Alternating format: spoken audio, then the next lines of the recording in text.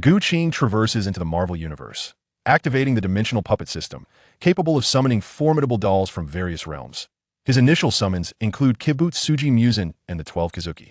However, this is merely the beginning. Forces lurking in the shadows emerge, including the witch cult, the Vongola family, the Espada, the Great Tomb of Nazarick, the Akatsuki, Godzilla, and the Land of Light. It is unclear when these clandestine powers began to infiltrate the Marvel Universe. The world is primarily shaped by films, with comics serving as a secondary influence. Chapter 1. Have you heard of demons? The darkness was profound, enveloped in an eerie silence. Walking through such a place, Coulson felt no trace of unease. Instead, he was remarkably composed, reflecting on the task assigned by the director. 2 months prior, a spate of violent murders had plagued various districts of New York. All victims exhibited signs of having been savagely bitten and even partially devoured. This was utterly perplexing. The crime scenes were situated in bustling urban areas far removed from the wilderness, and no ferocious animals had escaped from nearby zoos. It was difficult for anyone to fathom that a creature would dare invade human territory and hunt with such audacity. In the end, both the police and FBI investigators found no leads. This anomaly piqued the interest of S.H.I.E.L.D. They employed advanced technological resources and investigative techniques unavailable to ordinary departments. Yet ultimately, they yielded no results. Fury surmised that the matter was complex, and considering the societal impact of these cannibalistic incidents, he dispatched his most trusted subordinate, Coulson. Initially, Coulson did not take the situation seriously. S.H.I.E.L.D. was established specifically to address extraordinary events, and he had dealt with numerous supernatural occurrences. He thought this would merely be another case to resolve as an agent of S.H.I.E.L.D. However, regardless of the sophisticated investigative methods or advanced technology employed, after 2 weeks of inquiry, he found not a single clue. Meanwhile, the frequency of the incidents escalated, triggering significant social unrest. Under mounting public pressure, various departments, alongside S.H.I.E.L.D., intensified their investigative efforts, yet to no avail. As Coulson found himself at a loss, he decided to consult an old acquaintance.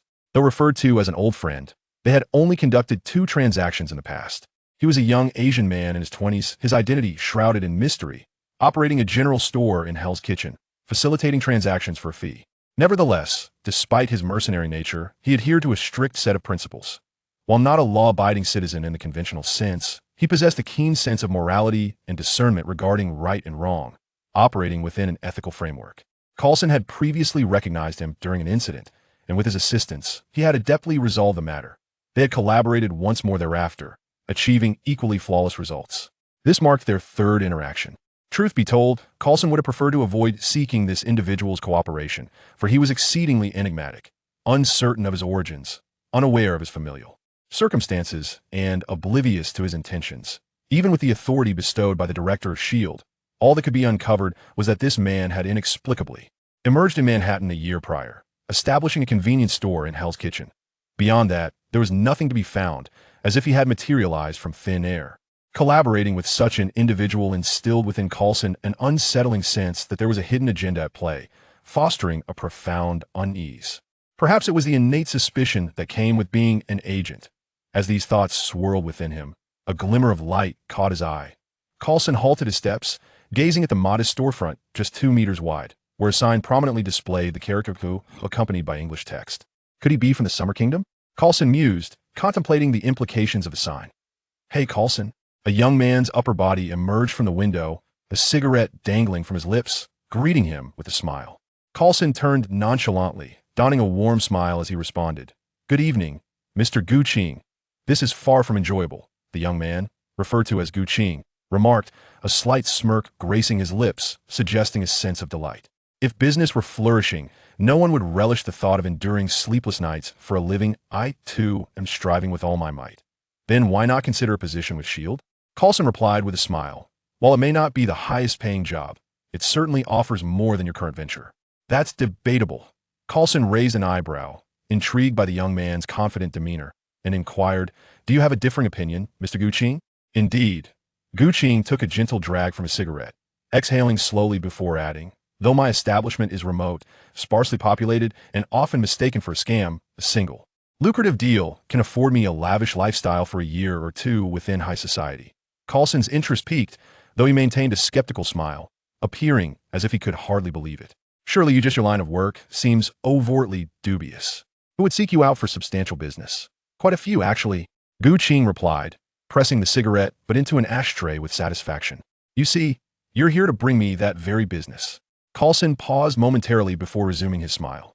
Are you aware of my purpose for coming, Mr. Gu Qing? The recent media frenzy surrounding the cannibalism cases. Then you possess some insider information? Not exactly insider knowledge, merely a few tidbits I happen to be aware of. With that, Gu Qing produced a card reader, stating, for $200,000, the information is yours. $200,000. Coulson gazed at him in astonishment, incredulous. Have you lost your mind? What information could possibly be worth such a sum? If it is not worth it, you may freeze my account at the bank. Gu Qing remarked nonchalantly, we have collaborated twice. Is there really no trust at all? We know nothing about Mr. Gu Qing. If you do not believe, then by all means. Gu Qing extended his right hand towards the alley, adopting a stance of indifference. Coulson fixed his gaze upon him. After a moment, he relented, saying, please wait. I need to request funding from above. Feel free. Gu Qing casually picked up a packet of sunflower seeds from the shelf and began to shell them with disinterest. Seeing this, Coulson took a deep breath and then retrieved his phone to call Fury. This is the situation. After explaining, there was a brief silence on the other end, before a deep voice responded, $200,000 can be allocated to him. But if the information is not worth that amount, let the bank freeze his account. Understood. Additionally, if possible, try to probe his sources of information. Got it. Once Coulson finished, the call ended abruptly. He lifted his gaze towards the youth who was casually shelling seeds while watching a variety show, seemingly unconcerned, and let out a deep sigh. The higher-ups have agreed. Coulson approached the window, took out his bank card, entered the password on the card reader, and then said, now, can we discuss the details? The money has arrived. Upon receiving the notification of the funds, Gu Qing displayed a friendly smile. Coulson, have you ever heard of ghosts? Chapter 2, The Threat Ghost? Coulson paused momentarily, his eyes widening in disbelief. Are you suggesting that the recent cannibalistic incidents are the work of a ghost? Indeed.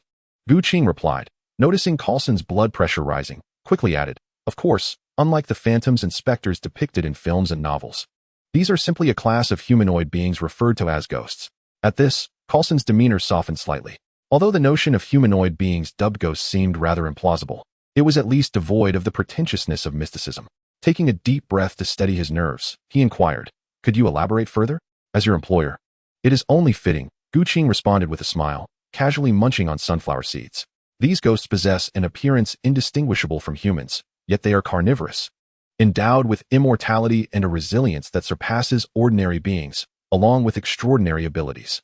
That sounds akin to vampires, Coulson remarked. Indeed, it bears a resemblance, Gu Qing admitted. Inhaling a puff of smoke.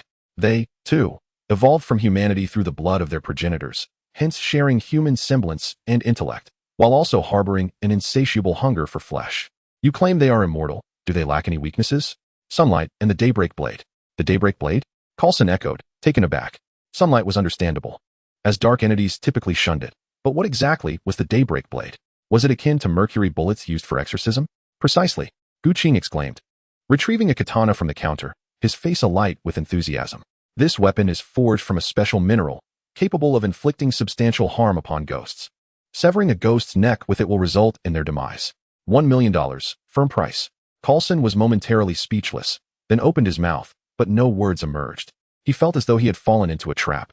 From the outset, the sale of ghost-related intelligence had seamlessly transitioned into a pitch for weapons to combat them, akin to a door-to-door salesman. However, I need to request funding from above, Coulson retorted, pulling out his phone to make a call. Such a weapon, possessing unique value, would surely be of interest to S.H.I.E.L.D, even if it wasn't the sole method to eliminate ghosts. $1 million required approval. It seemed Coulson's standing within S.H.I.E.L.D was rather limited. Apologies for my lowly status, Gu Qing teased. Propping his chin on his hand with feigned boredom, Coulson shrugged innocently, conveying a sense of helplessness. Is there a problem? A steady voice resonated from the other end of the line as the call connected. Well, here's the situation, Coulson explained. After a brief silence, the voice responded. Let me speak with him. All right. Coulson handed the phone over. Director Fury wishes to speak with you. Very well. Gu Qing nodded, accepting the phone. Director Fury. To what do I owe the pleasure? Do you possess a weapon sales certification? Gu Qing was momentarily taken aback, then narrowed his eyes. Are you threatening me? No. Merely stating the facts, Fury replied, his voice as steady as ever, yet his words often sent a chill down one's spine. It is illegal to sell weapons privately in the United States. What do you intend to do? $200,000. 2 million. 30. What did you say? This chapter is not finished. Click the next page to continue reading. Fury's eyes widened. He had dealt with the gray areas of the law more than once and possessed ample experience. He knew that wielding the legal stick would prompt the other party to consider the weight of S.H.I.E.L.D, thus making concessions. This tactic had always proven effective in the past. He had just employed it. However, upon hearing Gu Qing's response, he realized, to his astonishment, that the other party was not negotiating but rather increasing the price, doubling it outright. He could hardly believe his ears, thinking he had misheard. Coulson, standing nearby, felt the same. It was the first time he had witnessed someone daring to openly challenge S.H.I.E.L.D. Well, not the first time, actually. At that moment, S.H.I.E.L.D. was still known as the Department of Strategic Homeland Security, Defense, and Logistics, not yet fully visible to the public. With a low level of trust, and few people cared about them. However, knowing their identity and the nature of the organization, anyone bold enough to act in such a manner had to be a significant player capable of influencing the nation's economy or political landscape. And Gu Qing, a mysterious figure, whose identity card was even facilitated by them, a character involved in the gray market, dared to confront them. Did he truly believe S.H.I.E.L.D. was a charitable organization helping old ladies cross the street? I said 2 million. Gu Qing reiterated, his tone firm and non-negotiable. With just one call, your business could cease to exist. With just one call, your S.H.I.E.L.D. could vanish. Fury, Coulson, what the hell?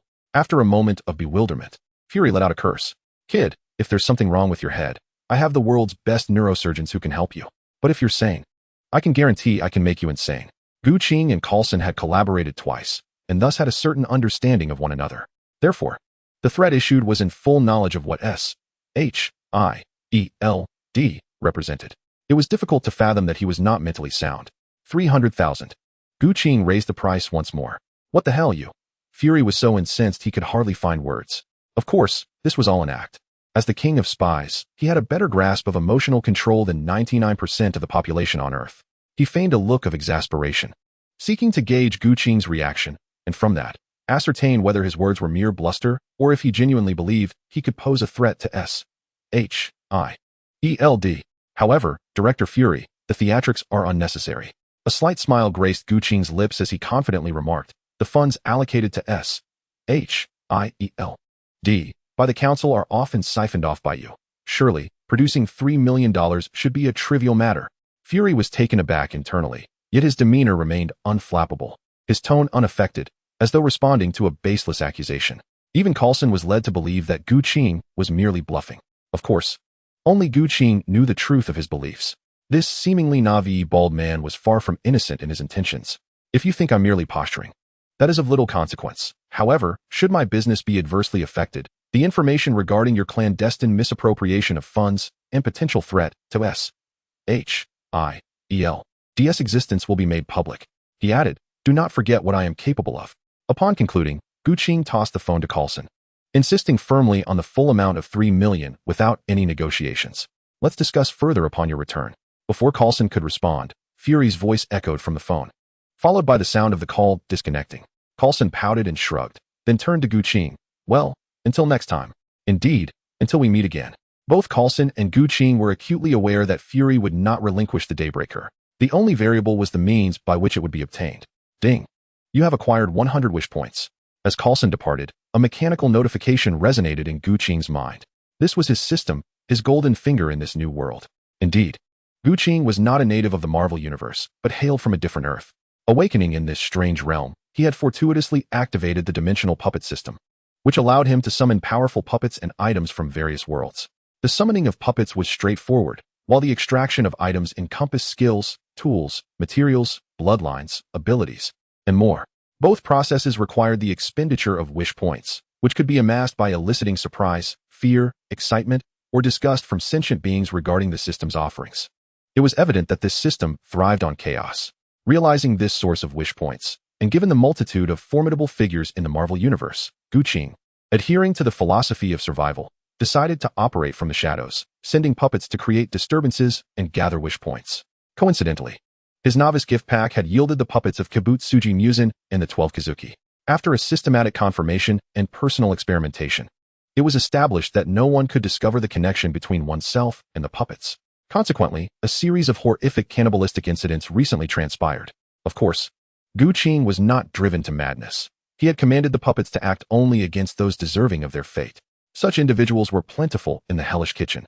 Opening the attribute panel, Gu Qing silently recited in his mind, and a remarkably simple window panel materialized before him. Host, Gu Qing, skills, mastery in swordsmanship. Breath of the Sun, items, Sun Wheel Blade. Puppets, Kibutsuji Musen, 12 Kazuki. Wish value, 1006. Level, 6 stars. The items refer to those extracted by the system. While the level system categorizes individuals based on their strength into various tiers, ranging from 9 levels, from strongest to weakest, each further divided into 10 stars. Through a lottery, Gu Qing obtained the Breath of the Sun and relevant swordsmanship, achieving a strength level comparable to that of the Winter Soldier and Falcon. Though he had never encountered them personally, and merely estimated their prowess based on films and the strength of Iron Man, leaving him somewhat uncertain. His wish value had surpassed 1,000 once more. Indeed, stirring up trouble was the key to rapid gains. Observing the wish value displayed on the panel, Gu Qing couldn't help but reflect. He had traversed into this world for a year, yet previously, due to concerns that a formidable being like the Ancient One might notice him through observing the future or timelines, he had been exceedingly cautious and refrained from making bold moves. Consequently, the accumulation of wish value had been remarkably slow. It was only 2 months ago, after the system's assurances and a series of experiments proved that no one could discover the relationship between him and the puppets, that he daringly allowed Musen and the 12 Kazuki to act freely. In these past 2 months, he had amassed over 10,000 wish value, which was more than tenfold his previous year's total. Both the Breath of the Sun and the Sun Wheel Blade had been obtained through this lottery of wish value.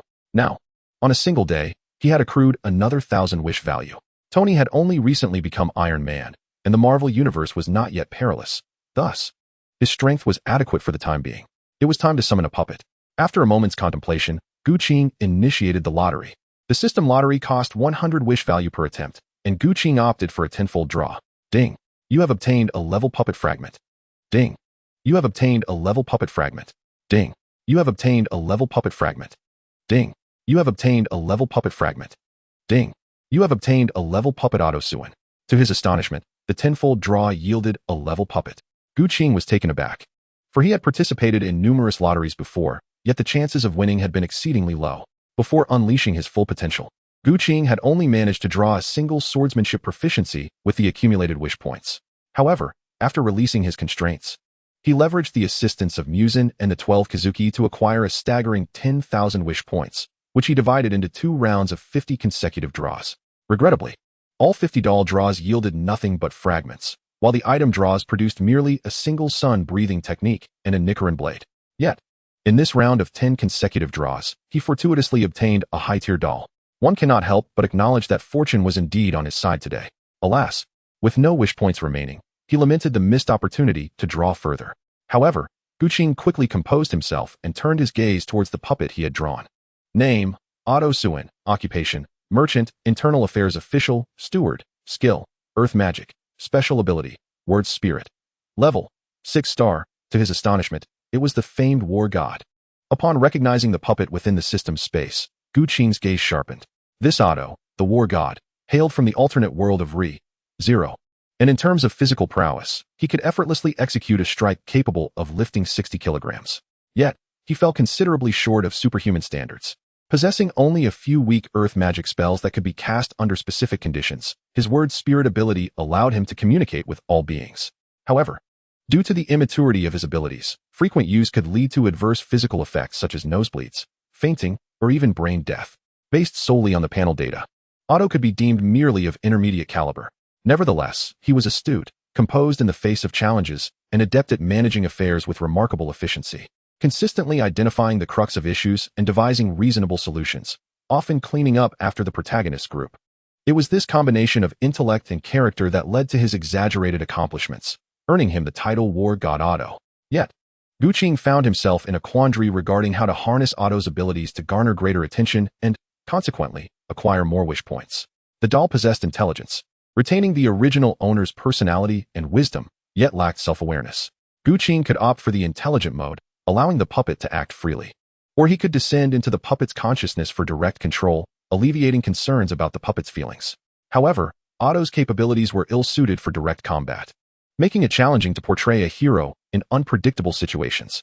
His personality also rendered him unfit for villainous roles, unable to orchestrate sensational incidents like the 12 Kizuki or Musen to attract attention. Should he resort to street performances? With Otto's ability to communicate with all beings, a street act would undoubtedly captivate audiences. Yet, such a performance might lead spectators to perceive it as mere beast taming, despite the awe and applause.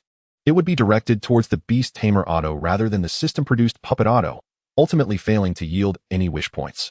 End of chapter. Bookmark for easy reading. Chapter 4. Blade Warrior S.H.I.E.L.D. Headquarters. Coulson was reporting to Fury on the current situation. After listening to Coulson's account, Fury pondered for a moment, realizing that it was no wonder they, along with the police, could find no clues. They had initially pursued the wrong direction. On the way back, I inquired at the archives. All homicides occurred during the night. Aligning with Guqing's assertion that spirits fear sunlight, Coulson added. Fury's gaze sharpened as he solemnly remarked, however, this alone does not allow us to ascertain the accuracy of Guqing's intelligence. We must retrieve surveillance footage from the vicinity of the crime scenes to identify any suspicious individuals, and then proceed with further investigation. I have already instructed the personnel in the archives to look into it. After a brief hesitation, Coulson continued, if Guqing's information is indeed accurate, how shall we combat these spirits? Dealing with super soldiers is one matter. With S.H.I.E.L.D's advanced technological arsenal, we can manage those who are not extraordinarily powerful. However, according to Guqing, spirits possess physical attributes far surpassing those of humans, along with immortality and other peculiar abilities. Under such circumstances, engaging them in combat seems utterly futile. Fury fell into contemplation upon hearing this. After a moment, he stated, first, we must locate the spirits. I will arrange for an expert in combating them to assist when the time comes. Additionally, since spirits are said to fear sunlight, we might experiment with ultraviolet ray spotlights to see if they prove effective. Understood. After accepting the orders, Coulson departed from the director's office, while Fury once again sank into thought. If Guqing's intelligence is correct, how did he come to know of such beings? And why does he possess weaponry capable of combating them? Moreover, regarding his accusation of my misappropriation of funds, was it merely an attempt to test the powerful? Or does he truly know something? If he does possess knowledge that poses a threat to S.H.I.E.L.D's existence, what could that information be? What initially appeared to be a mundane supernatural event now held unprecedented significance. These matters must be thoroughly investigated. Fury's gaze sharpened as he picked up the phone and dialed a number. Master Guqing. The one who bowed to Guqing was a medium-built young man with gray hair, a long, slender face, and a delicate demeanor. He was Otto Suin, the puppet recently summoned by Guqing. Otto, you will remain by my side as my assistant from now on, responsible for all matters, large and small. Concerning the convenience store, other tasks will be communicated later. Understood, my lord. I shall strive to fulfill my duties diligently, Otto replied earnestly. Guqing nodded slightly, thoroughly satisfied. Otto was not suitable for venturing out to cause disturbances, so Guqing decided to keep him close as an assistant, while he himself would take a more hands-off approach. After all, with Musen and the 12 Kizuki assisting in acquiring wish points, Otto's presence was not essential. I shall leave this matter in your capable hands. I am going out for a stroll. Rest assured, I will handle it with confidence, Otto assured, embracing the task. Manhattan, Greenwich Village. This is a wealthy enclave in New York, a tranquil town that lies a mere 20 minutes from the bustling heart of the city. Surrounded by verdant hills and lush greenery, one's heart finds peace within its embrace. Yet today, an unwelcome guest has arrived. He is a man of African descent, approximately in his 30s, sporting a buzz cut and donning sunglasses. His physique is robust, clad in military camouflage pants and a tank top, with two long swords slung across his back and a large caliber handgun holstered at his thigh. He is known as the Blade Warrior, a child of curses and an outcast, living solely for vengeance and devoid of a name. Here he stands. The Blade Warrior approaches a villa, his gaze intensely fixed upon the entrance. Lacking the ability to see through walls, he cannot ascertain the situation within. However, his sense of smell is extraordinarily acute, particularly attuned to the scent of blood, which he now detects in abundance. It permeates the air, rendering the villa akin to a slaughterhouse. Are they feasting on blood once more? A glint of cold determination flashes in his eyes beneath the sunglasses. Born of a mission, his mother was bitten by a vampire during his birth and succumbed to her fate. Thus, he emerged as a half-human, half-vampire, burdened with hatred and a singular purpose, to eradicate vampires, ultimately becoming a vampire hunter. He has vanquished countless vampires, possessing a profound understanding of their habits and characteristics. They are driven by an insatiable thirst for blood, reveling in the hunt of humanity. Yet, as humanity has risen to dominance in the world, the vampires have begun to retreat into the shadows, acting with caution. Nevertheless, there remain those who are brazen. They frequently weave elaborate lies to gather throngs of humans, only to indulge in bloody feasts, resulting in numerous deaths each time. I shall eliminate every last vampire, the Blade Warrior mutters to himself, before forcefully kicking open the door. However, what greets him is not the envisioned hell of bloodshed, but a hall ensnared in cobwebs, resembling a spider's lair. What is this? The Blade Warrior's eyes widen slightly. By his experience, this place ought to be stained crimson, reminiscent of a hellish scene. Why, then, is it merely a web-laden nest? Could it be that they are not vampires? Vampires, as depicted in fantastical lore, are not as extraordinary as they seem. Though they possess ageless bodies and strength that surpasses that of ordinary men, they lack the extraordinary blood magic often attributed to them. The complete covering of a villa exceeding 300 square meters in cobwebs is simply beyond the capacity of any vampire. No, even if it were possible, they would not engage in such behavior. Ultimately, these two entities are of entirely different natures. Who are you? At that moment, a sound emanated from the upper floor. The Blade Warrior glanced upward, only to behold a child standing behind the railing on the second floor. However, the Blade Warrior did not allow himself to feel any sense of ease due to the child's presence. Rather, every hair on his body stood on end, and he tensed completely. This child, judging by his appearance, appeared to be around 10 years old, clad in white garments with hair to match, and red spots adorning his face. If it were merely that, it would be unremarkable, even somewhat endearing. Yet, his eyes were peculiar. The pupils exhibited a dual-layered structure. The outer layer white, while the inner layer was blue, with two pitch-black dots residing within. The sclera was a ghastly crimson, reminiscent of flesh stripped of its skin, creating a profoundly terrifying visage. However, it was not merely his appearance that unsettled the Blade Warrior. Through his keen senses, he detected a horrifying aura emanating from the child, instilling in him an unprecedented sense of pressure. I am asking you a question. The child's voice rang out again, tinged with a hint of impatience. Having intruded into another's abode without a satisfactory justification, he declared, "Then you shall remain as sustenance." Indeed, a monster.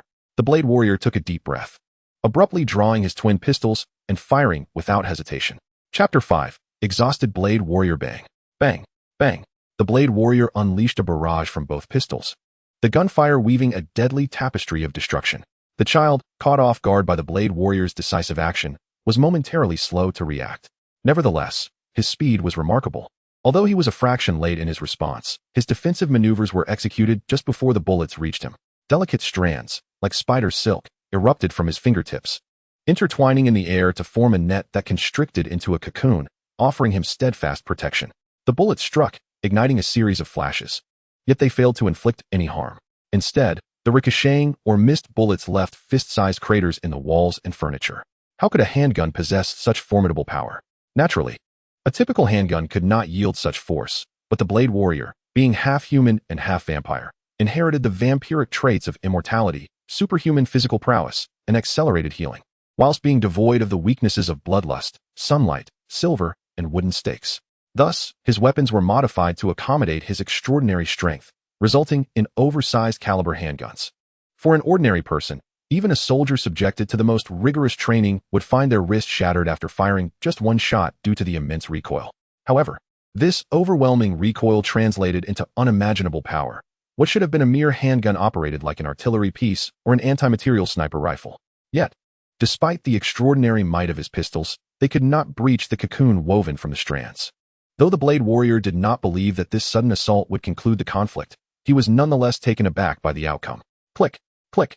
The last round of bullets was expended. The Blade Warrior swiftly holstered his pistols and charged into the room. He leaped onto the coffee table in a single bound, propelling himself upward with a powerful kick, grasping the hilt of his sword behind him as he ascended to the second floor to draw it and deliver a swift strike. The clash of dual blades against the cocoon erupted in a dazzling display of sparks, momentarily staggering the Blade Warrior backward from the recoil. Threads of silk retreated rapidly, the cocoon vanishing in the blink of an eye. The child, entwined with a web resembling a rope, flicked his wrist, sending the web soaring, expanding as it flew.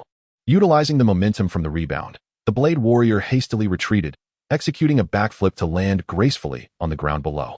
In an instant, the web whizzed past, shattering the railing into countless splinters that scattered across the floor.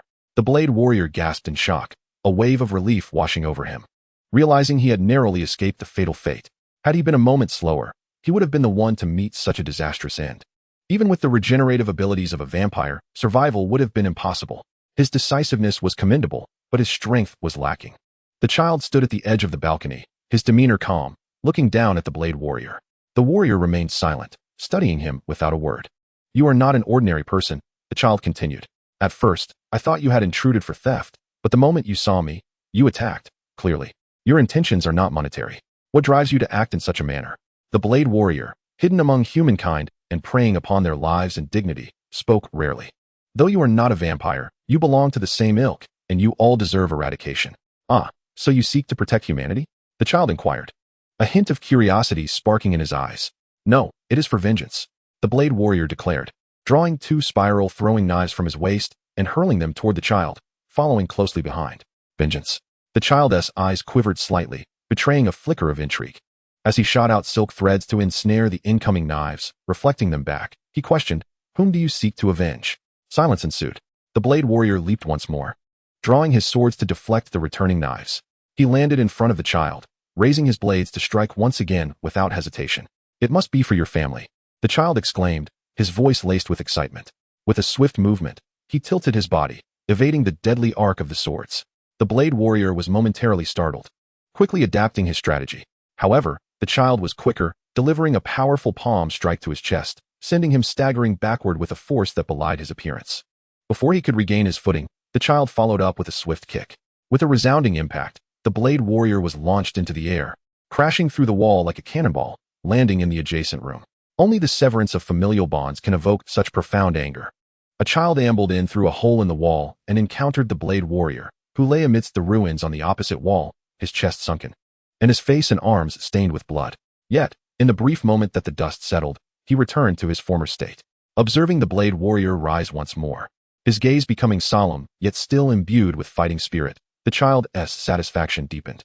The stronger the bonds of family, the greater the fury when lost, potentially leading to an overwhelming strength capable of annihilating one's enemies. Just how profound are these familial ties? The child's expression was filled with longing, his words gradually becoming frenzied, causing the Blade Warrior to perceive him as a formidable threat. He had encountered many deranged individuals before. Often, the more unhinged they were, the more unpredictable their actions became. A careless response could swiftly lead to downfall. "I am called Lei. Do you wish to become my family?" The Blade Warrior, poised for retaliation, momentarily froze, question marks appearing above his head. "I have always yearned for a true family, yet no matter how fervently I search, I cannot find one." Lei murmured to himself, "But you are different. You can channel your anger for lost kin into the desire for vengeance against your foes. Your bonds are genuine. Your words could indeed make you my true family." The Blade Warrior exhaled slowly, gazing at Lei with pity. Although he was unaware of Lei's past, he firmly declared, "I can assure you, I cannot become your family. That is of no consequence. I possess a remarkable talent for forging bonds," Lei replied, his demeanor seemingly returning to tranquility. "If you refuse, I shall first hang you up, sever your fingers one by one, and then proceed to do the same to your toes." Suddenly, the Blade Warrior interrupted him with decisive action, his dual swords transforming into streaks of white light as they slashed toward Lei. Whether Lei had not anticipated the sudden assault or for some other reason, he made no attempt to evade and was struck fiercely on the neck by the blade. However, with a resounding crack, the blade met his skin but could not penetrate. "Impossible!" the Blade Warrior exclaimed in astonishment.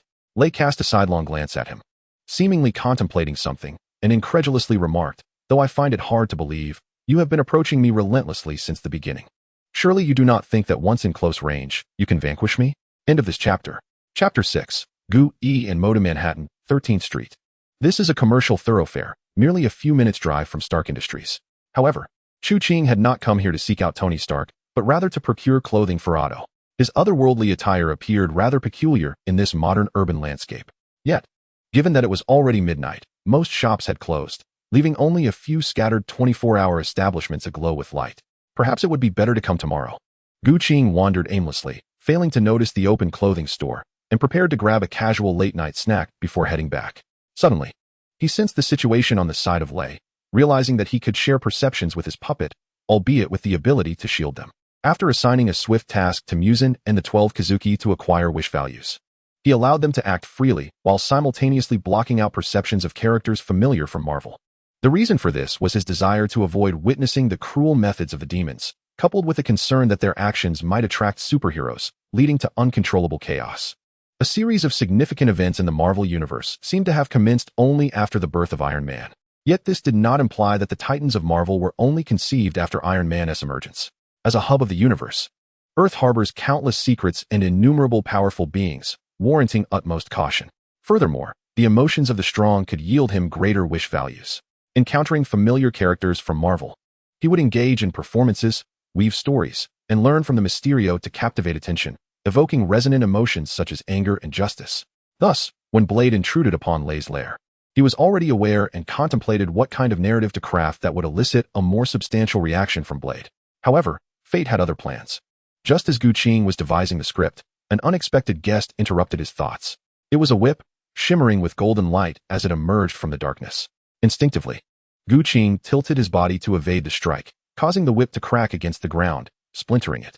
He cast a sidelong glance at the assailant lurking in the shadows, where only a pair of bright eyes were visible. Apologies, but the opponent was too shrouded in darkness. Clad in understated, muted robes, as if the entire figure merged seamlessly into the night. Despite not fully discerning the assailant's features, he surmised their identity without a moment's hesitation. Maximizing his pulmonary function and taking a deep breath, the air coalesced into a stream, drawn into his abdomen, and flowed with his blood into every limb, transforming into energy imbued with the essence of the sun. Breath of the sun, fourth form, phantom sun rainbow. With a resounding whoosh, flames ignited along the blade, illuminating the night. Gu Qing wielded the suddenly materialized Nichiren blade, leveraging the inertia of his body tilt to deliver a powerful slash. Carving a blazing ring of fire in the air, the intense heat scorching the very air itself. The assailant's right hand twitched, retracting the whip rapidly, merging it into a long staff which he positioned defensively before him. Clang! The blade struck the staff, producing a thunderous metallic sound. Thanks to the glow of the flames, Gu Qing finally beheld the face of his opponent. As he had imagined, it was a shaven-headed ascetic clad in monk-s robes, a master from Camartage, and the future mentor of Doctor Strange, Carl Amadeus Mordo. The staff in his hand was none other than the staff of the Living Tribunal. This chapter is not finished. Click the next page to continue reading. The two individuals, armed with weapons, engaged in a fierce struggle, yet neither could gain the upper hand. Just as they contemplated retreating to employ alternative techniques or spells, their hands inadvertently met upon their weapons. "Let this be the end," came a calm and composed voice. Startled, Gu Qing raised his gaze and beheld a bald woman clad in a beige monk's robe, smiling gently at them. Gu Yi. Although he had anticipated Gu Yi's arrival from the very beginning, and had surmised her presence since the appearance of Modu, the moment he laid eyes on her, he nearly uttered her name aloud. Fortunately, having prepared himself mentally in advance, he managed to conceal any signs of weakness before this Supreme Mage. Supreme Mage. Modu swiftly sheathed his weapon and bowed respectfully to Gu Yi. Gu Qing, for his part, withdrew his blade, feigning ignorance while remaining vigilant of the two. Gu Yi first nodded slightly to Modu, then turned her attention to Gu Qing. "Young man, there is no need to fear. I harbor no ill intentions." Upon hearing this, Gu Qing finally felt a sense of relief. He mused to himself, "It seems my plan has succeeded. The number of my puppets in the future will undoubtedly increase, as will the influence of the plays I direct. As a supreme mage, Gu Yi possesses the ability to observe the past, the future, and even parallel universes. She will certainly take note of my presence." Though the system might employ mysterious means to shield Gu Yi from discovering the connection between me and my puppets through temporal observation, I must engage frequently with my puppets and play significant roles in the dramas I create as a director. Thus, even if the truth cannot be directly uncovered, it can be inferred through reasoning. Therefore, probing is inevitable. How can I avoid revealing any flaws that might lead Gu Yi to perceive me as an intruder from a different dimension? The answer lies in becoming a hero. Gu Qing resolved that, regardless of the temptations that may arise, his connection with the puppets portraying malevolent roles would only be through the system's remote engagement. His only interaction must be as the hero who vanquishes them, standing firmly on the side of righteousness, even when indirectly providing intelligence. In this manner, whether through foresight or other means, they would only perceive the superhero Gu Qing. Of course, Gu Qing had long outgrown the age of Na'vi idealism and was not one to be overwhelmed by a sense of justice. Portraying a messenger of righteousness was beyond him, and such a role might even expose his vulnerabilities. Fortunately, he was not an evil person either. Thus, he chose to remain true to himself, embodying a dark hero unconstrained by the law, possessing his own moral compass regarding good and evil. Gu Yi's current demeanor perfectly attests to the fact that his future self adheres strictly to the rules he once established. Otherwise, her approach would not be one of mere testing, but rather direct confrontation. Who are you? Gu Qing, feeling a sense of relaxation, maintained a facade of vigilance as he scrutinized them. We are the sorcerers of Kamartaj. You may not grasp the significance of that. So let me rephrase. We are the superheroes who secretly safeguard the Earth's safety. Ah, I see. Gu Qing nodded, yet remained on guard, retorting, so, as superheroes, is it also to protect world peace that you choose to ambush me in the dead of night? It was merely a matter of curiosity that prompted my probing. Modu folded his life court staff and, addressing Gu Qing, expressed his apologies. Your power radiates with the brilliance of the sun. You cannot possibly be an ally of those dark entities. I sincerely apologize. Chapter concluded. In his demeanor, Modu exhibited genuine contrition, showing no trace of resentment towards Gu Qing's sarcasm. He was a man of rigid principles, unwavering once he had discerned right from wrong, impervious to external influences such as pride or personal attachments. Observing this, Gu Qing sheathed his daylight blade and, understanding the gravity of the situation, inquired, "What is it that you seek from me? This place is not suitable. Let us relocate."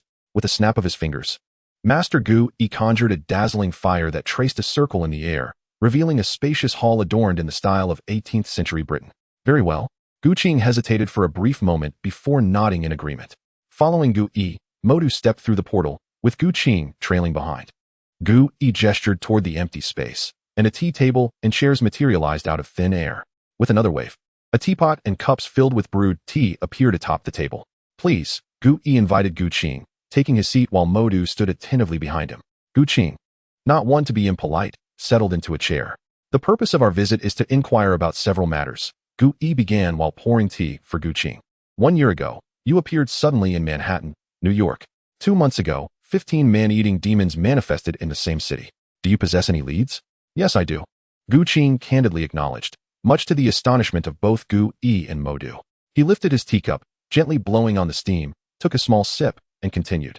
They are demons, beings from another realm. Gu Qing's willingness to openly share information stemmed from an unavoidable truth. As a corporeal traveler, not one who possessed another's body, he realized that while he might deceive the uncertain agents of S.H.I.E.L.D. regarding the multiverse's authenticity, it would be utterly impossible to mislead this supreme sorcerer who traversed the dimensions of the multiverse. No, it was not merely the professional deception that would fail. Even casual conversation would not escape her discerning insight. The supreme mage has lived for over 5 centuries, not in the seclusion of a cultivation novel, but through the vicissitudes of life, observing the multiverse and discerning the intricacies of human nature and the world. Perhaps there exist individuals capable of deceiving her. Yet certainly not this young man of merely 20 years. To feign cleverness with petty tricks before her would only lead to one's own downfall. It is far wiser to be forthright from the outset. However, speaking the truth does not equate to revealing the entire reality. Gu Yi is not an omniscient deity. She cannot foresee every detail. Between Gu Qing and her lies a chasm of information. As long as he remains discreet, she cannot possibly deduce the truth. Unfinished, the chapter beckons the reader to turn the page. Gu Yi lifted her teacup to her lips, yet hesitated to taste, lost in thought, or perhaps wandering through alternate dimensions, seeking clues or answers along different timelines. Yet, regarding the answer from another realm, both Gu Yi and Modu displayed no signs of surprise, clearly having anticipated this revelation. Could you elaborate on the specifics? After a moment of contemplation, Gu Yi refocused her gaze on Gu Qing, making her request. Certainly. Gu Qing replied with a slight smile, adopting the demeanor of a host. However, as a merchant, you must understand that knowledge comes at a price. Do you realize who stands before you? Gu Yi raised her hand to halt Modu's menacing gesture. She fixed her gaze on Gu Qing and stated, the exchange of giving and receiving must be equitable. Your request is quite reasonable. Thus, what do you desire as compensation? Money or valuable items will suffice. Though Gu Qing yearned for relics like the Book of the Emperor of Veshan, he recognized the impossibility of such a request. Moreover, accepting payment was merely a means to uphold his dual nature as a hero of both light and shadow. He rather wished for the world to know of the existence of the specter from another realm. Money? Gu Yi pondered briefly, then removed a ring from her left index finger. This is not a creation of a master craftsman, but rather a trinket I fashioned during my early studies of magic. It has the ability to quell anger and impulse, bringing about tranquility and serenity. Would this suffice as compensation? Let me see. Gu Qing took the ring, examining it carefully while discreetly having the system assess its value. Once he confirmed its authenticity, a satisfied smile spread across his face. Though it merely served to calm the spirit, it indeed bore the weight of 5 centuries. With some promotion, it could fetch an exorbitant price. Now, regarding the specters from another realm, they were once human. Gu Qing tucked the ring away, sitting upright and elaborating. In that world, approximately 1,000 years ago, a child was born with a congenital heart condition, nearly incinerated as a stillborn due to the circumstances of their birth. However, driven by an instinct for survival, the child managed to live on, albeit in a frail state, confined to bed rest. Upon learning of this matter, a benevolent doctor devised a prescription that not only liberated him from his frail state, but also bestowed upon him the gift of immortality and formidable strength that surpassed that of ordinary mortals. However, the price he paid was the eternal avoidance of sunlight and the necessity to consume human flesh for survival. Thus, he became the progenitor of all demons, known as Muzan Kibutsuji. After hearing this, Ancient One remained silent. Yet, Master Modu had his doubts. You dare to call that doctor benevolent? If he were truly kind, why would he create a potion that birthed demons? Furthermore, was the medical technology of that world so advanced that it could conjure such monstrosities a millennium ago? The doctor was indeed benevolent. His intention was never to create demons. Gu Qing lifted his teacup, taking a small sip to moisten his throat before continuing. The prescription was not the complete treatment process. Ironically, in the initial stages of treatment, Muzan's condition deteriorated rather than improved, leading him to believe he had been deceived, which resulted in him killing the doctor. Ultimately, the medical technology of that world was not so advanced. The doctor was an exception.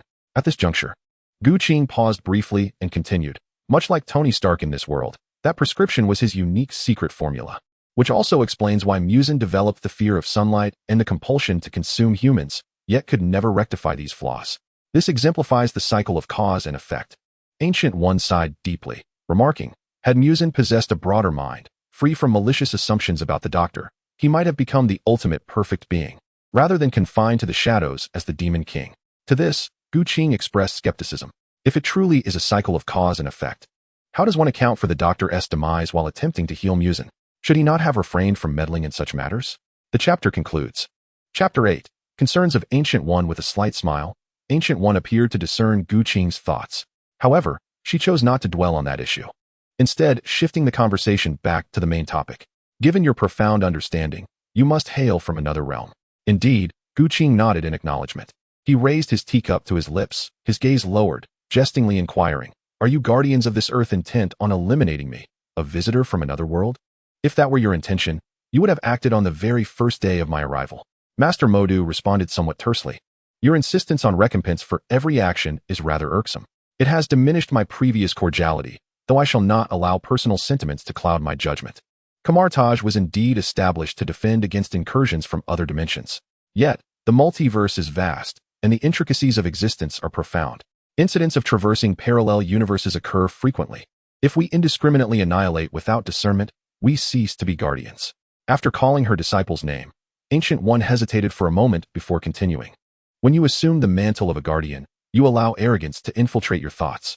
Do not let such emotions sway you, for they may render you vulnerable to external threats. Yes, Master. Modu's expression turned serious as he offered his apology. Gu Yi nodded slightly, then turned her gaze back to Gu Qing, stating, we are not guardians. We merely wish for the place we share to flourish eternally. You need not concern yourself. Gu Qing wished to retort, no, you are indeed guardians. But seeing Gu Yi's solemn demeanor, he instinctively nodded, refraining from further discussion on the matter. Redirecting the conversation, he remarked, I can sense your formidable strength. Beings of your caliber would not personally intervene in matters concerning mere specters, would you? What is it that you seek from me? Although those specters were not as potent as the otherworldly demons, they were certainly not insignificant. Gu Yi fixed her gaze upon Gu Qing's eyes and replied, initially, I paid you little mind. However, the subsequent emergence of those specters astonished me, for I could not trace their presence within the multiverse, nor could you. On the day Gu Qing traversed dimensions, Gu Yi sensed a temporal anomaly, acknowledging the existence of this traveler. Yet, at that moment, Gu Qing was merely an ordinary individual, and Gu Yi did not regard him with any particular significance until the appearance of the specters prompted her to re-examine the timeline and the multiverse. Thus, apart from discovering the specters and Gu Qing in the future timeline, she found no trace of them in any other realms of the multiverse. The individual she once presumed to be an ordinary person had, in the future, transformed into a figure of extraordinary power, wielding significant influence as a superhero. This was why she had taken the time to seek him out. Her concern did not lie in the havoc wrought by the specters in society, as she had articulated. While these specters were not insignificant, they did not possess the might of the otherworldly demons. It was the otherworldly demons that dictated her intervention. Gu-E would not act unless there was a catastrophic threat to humanity or Earth, only intervening if danger approached her doorstep. Her interest in Gu-Ching was not due to his connection with the specters from another realm, but rather her apprehension regarding unknown changes within the multiverse that she could not observe, which might lead to an influx of otherworldly beings or entities.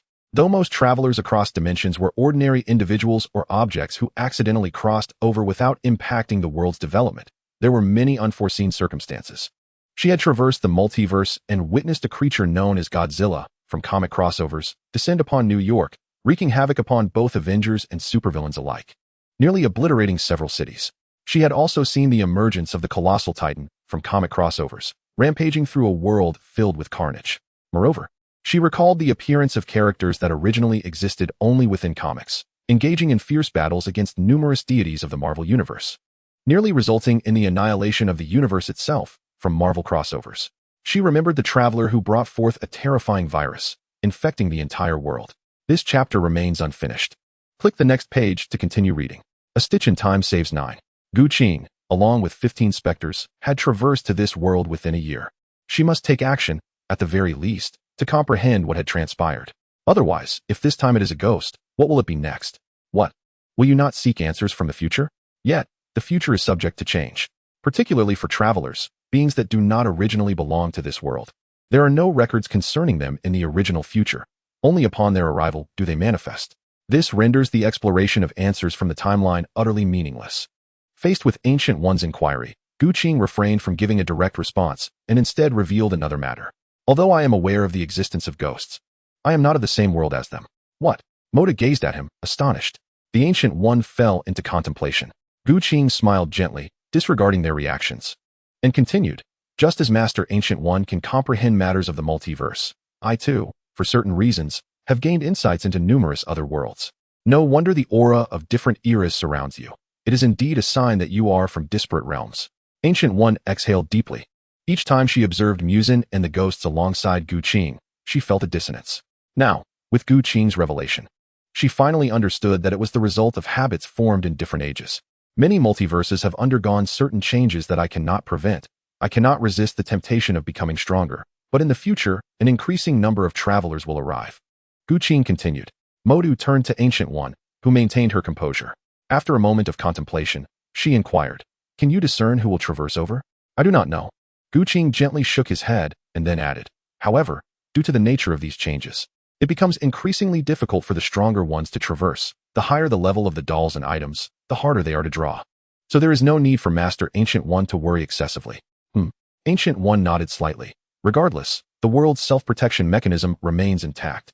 Should a formidable being invade, the world will respond, whether by suppressing the invader or by finding the destined individual to save the world, ensuring that the invader does not succeed so easily. In the Marvel Universe, there exist 5 primordial deities: Infinity, Oblivion, Death, Galactus, and Eternity. Except for Galactus, who represents a certain duty. The other 4 deities embody abstract concepts or are simply manifestations of the world itself. The world is akin to their body. When their body encounters issues, they will naturally seek remedies.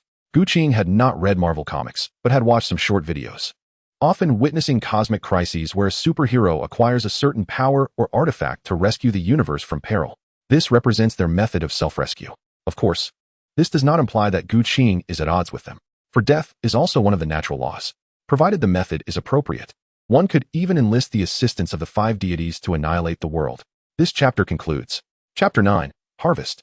Certainly, while it is possible to strategically utilize the rules to bring about the end of the world, Gu-Ching would never resort to such actions.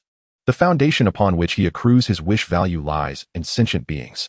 Among the sentient beings on Earth, aside from the uncertain existence of the Atlantean Sea Tribe, a few vampires, stray demons, and deities, only humanity remains.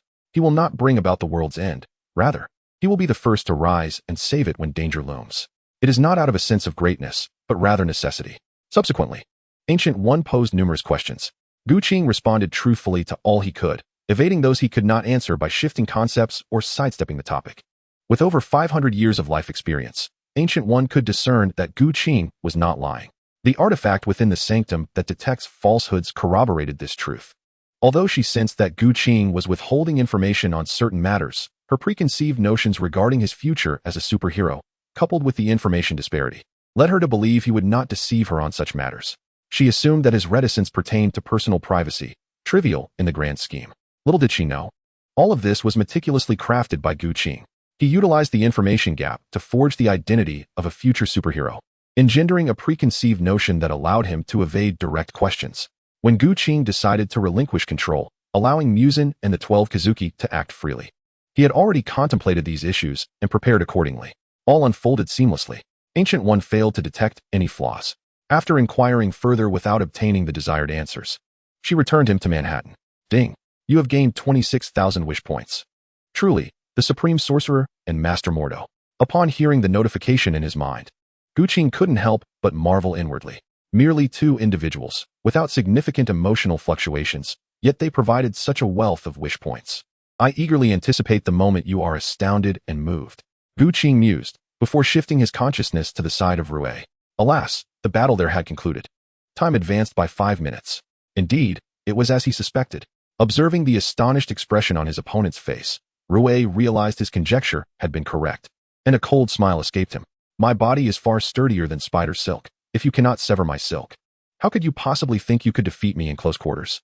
Blade Master spoke not a word, drawing back his sword. In the midst of retreat, he sheathed the blade and drew a handgun to fire. Rue made no attempt to evade, allowing the bullets to strike his body. The modified large-caliber handgun wielded tremendous power, leaving gaping holes in his form, which was harder than steel. Yet, as the bullets penetrated his flesh without exiting from the rear, the wounds began to heal instantaneously.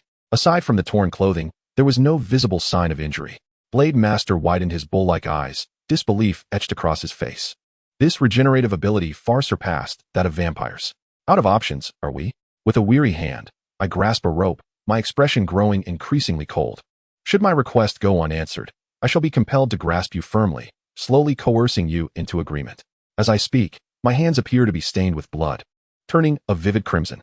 This blood-like hue seems to spread like a contagious virus, tainting the rope woven from delicate threads. The Blade Warrior senses a more oppressive and perilous aura emanating from me, one he knows all too well, as he often exudes it himself. Each time he hunts vampires, he unleashes this hunter's presence that instills terror in his prey, rendering them incapable of resistance. Had this monster not exerted its full strength previously? The Blade Warrior is struck with astonishment. Blood Demon Technique, Killing Net. With a surge of lethal intent, I flick my hands, releasing the rope that transforms mid-flight into an all-encompassing web. Then, I tighten it. Bang! The wall shatters into fragments. The Blade Warrior vanishes from sight, having escaped through the crumbling wall before the web descends. Possessing formidable control and lethal prowess, my silk technique, coupled with my resilient body and extraordinary physical strength, surpasses that of ordinary beings. Though the Blade Warrior is taciturn, he is remarkably composed. When silver bullets fail to hinder his opponent's regenerative abilities, he realizes this battle is destined for defeat and decisively retreats. Beep. You have gained 4,000 prayer points. Gazing at the history log detailing the prayer points contributed by the Blade Warrior, Gu Qing falls into contemplation. As a being of similar caliber, it is unusual for someone of his level to yield such a substantial amount of prayer points unless his emotional fluctuations are profoundly intense. Clearly, I have left a significant impression on him, muses Gu Qing. Humans instinctively reject concepts that surpass their understanding, labeling them as truth, yet when faced with the extraordinary, they often become paralyzed with disbelief. Presently, the Blade Warrior has yet to taste blood, his powers remain feeble, and he has neither vanquished the vampire empire nor battled his nemesis, Dracula. His understanding of dark beings is confined to the ordinary vampires who defy the empire's rules, hunting humans outside its bounds. Frankly, even an ordinary human army could handle such vampires. Thus, encountering someone like me, a lower moon from the 12 Kizuki, would naturally astonish him. Such a prime customer must not be let go easily. I must find a way to expose him to the might of upper moons and even Muzan, the Demon King. Although the Marvel Universe teems with superheroes and supervillains, it remains fundamentally a world of ordinary people. Their emotional turmoil, no matter how profound, can only yield a meager amount of prayer points. However, let us return first, for the lottery is about to commence again. Gu Qing glanced at the nearly deserted street, tightened his collar, and made his way back. S.H.I.E.L.D. Director's office. Coulson inserted the USB drive into the projector and pressed the switch. Instantly, the information was projected onto the wall. Coulson remarked, through the surveillance footage investigation, these 14 individuals have been spotted near the crime scene on multiple occasions and are the prime suspects. Fury gazed intently at the data displayed on the wall, his expression growing more serious. The images of 14 Asian individuals appeared, each exuding a distinct personality. Despite their modern attire, their faces, hands, and eyes bore various adornments, showcasing their individuality. Have you uncovered their identities? No, Coulson replied.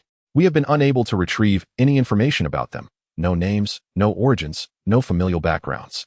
They only began to appear in the surveillance footage in New York 2 months ago. Just like Guqing, the chapter concludes here. Chapter 10, Analysis, Target Eye Indeed. It seems as if they have materialized out of thin air, leaving no trace of their previous existence. Coulson paused at this point, a contemplative expression crossing his face. He understood that Fury's inquiry regarding the similarity was not merely about their likenesses, but also whether there existed a connection between them, perhaps implying accomplices or the like. After all, these were individuals whose pasts S.H.I.E.L.D. had been unable to uncover. How could a mere informant possess such knowledge? Could it be that this has been a meticulously orchestrated drama directed against S.H.I.E.L.D. from the outset? Or might there be secrets hidden from S.H.I.E.L.D.'s understanding? Regardless of the scenario, it constituted an exceedingly perilous development that Fury would not permit. The 14 individuals in the surveillance footage appeared only at night or in shadowy areas, aligning with Guqing's assertion of their fear of sunlight. However, it remained uncertain whether their appearances were merely captured by nighttime or shadowy surveillance, or if they exclusively emerged in the absence of sunlight. Coulson continued his analysis. Yet, Guqing has previously collaborated with S.H.I.E.L.D. on 2 occasions. He is well aware of our capabilities and knows we can easily verify these results. Thus, the likelihood of him lying is minimal. However, Guqing can operate in sunlight. If the entities he speaks of indeed fear sunlight, it at least proves he is not one of them. Considering the nature of these entities that consume human flesh, it is difficult to envision a camaraderie between predator and prey. Thus, the probability of there being accomplices is exceedingly low, correct? Fury articulated the conclusion directly. Indeed. Coulson nodded slightly. While it is not entirely implausible from a perspective of human malice that they could be accomplices, both the data gathered and his judgments from their previous collaborations indicated that he could not possibly be someone who would ally with cannibalistic fiends. Yet, he was aware of these enigmatic figures, understood their characteristics, and even possessed weapons to confront them. However, he chose to sell weapons to us. If they were collaborators, why would he sell us weapons and weaknesses that could be used against his own allies? If his intention from the outset was to profit from selling information and arms, is that plausible? Coulson countered, stating that if it were a matter of hundreds of millions of dollars, it would be a different story. Yet, for him, earning a few $100,000 or a couple of million is hardly a challenge. Upon hearing this, Fury fell silent. During S.H.I.E.L.D.'s 2 collaborations with Guqing, one involved the case of Tony Stark being kidnapped and going missing in the Middle East. He provided the information that the mastermind is Obadiah. For just this piece of information, he received $30 million from both S.H.I.E.L.D. and Stark Industries. Such a person would never orchestrate a self-serving scheme for a mere few million. This basic logic, in the past, Fury would have never misjudged. However, from his earlier conversation with Guqing, he sensed the potential danger he posed to S.H.I.E.L.D., instinctively categorizing him as an adversary. The intelligence division of S.H.I.E.L.D. had not ceased its investigation into Guqing, although they had not uncovered his past. They were well aware of his daily activities. Coulson continued, stating that apart from conducting business at that small convenience store, he spent his time idly wandering around various leisure spots in New York without friends or acquaintances and had not inquired about any information. Nor did those he associated with possess any channels to obtain such intelligence. Are you suggesting that Guqing might possess an extraordinary ability akin to clairvoyance, enabling him to gather information while remaining at home? Coulson articulated the conclusion, simultaneously clarifying Fury's confusion. This possibility is substantial. After pondering for a moment, Fury concurred with Coulson's assessment, adding, however, that Guqing's suspicions still lingered and suggested dispatching someone to test him. I will prepare. Also, locate those 14 individuals immediately for verification. Understood. A rare visitor. In the dark alley, upon seeing the man clad in a tight black suit, Guqing's lips curled into a smile. My lord Gu Qing, you have finally returned. Otto exhaled in relief. Then continued. This person has matters to discuss with you. But he insists on speaking only to you. The chapter is not yet complete. Click the next page to continue reading. 1-2. Join the bookmark for convenient reading. It's fine. Allow me to handle this. Gu Qing retrieved a cigarette from his pocket, lit it, and gazed comfortably at the man before him. I remember you are one of Kingpin's associates, known as Bullseye, correct?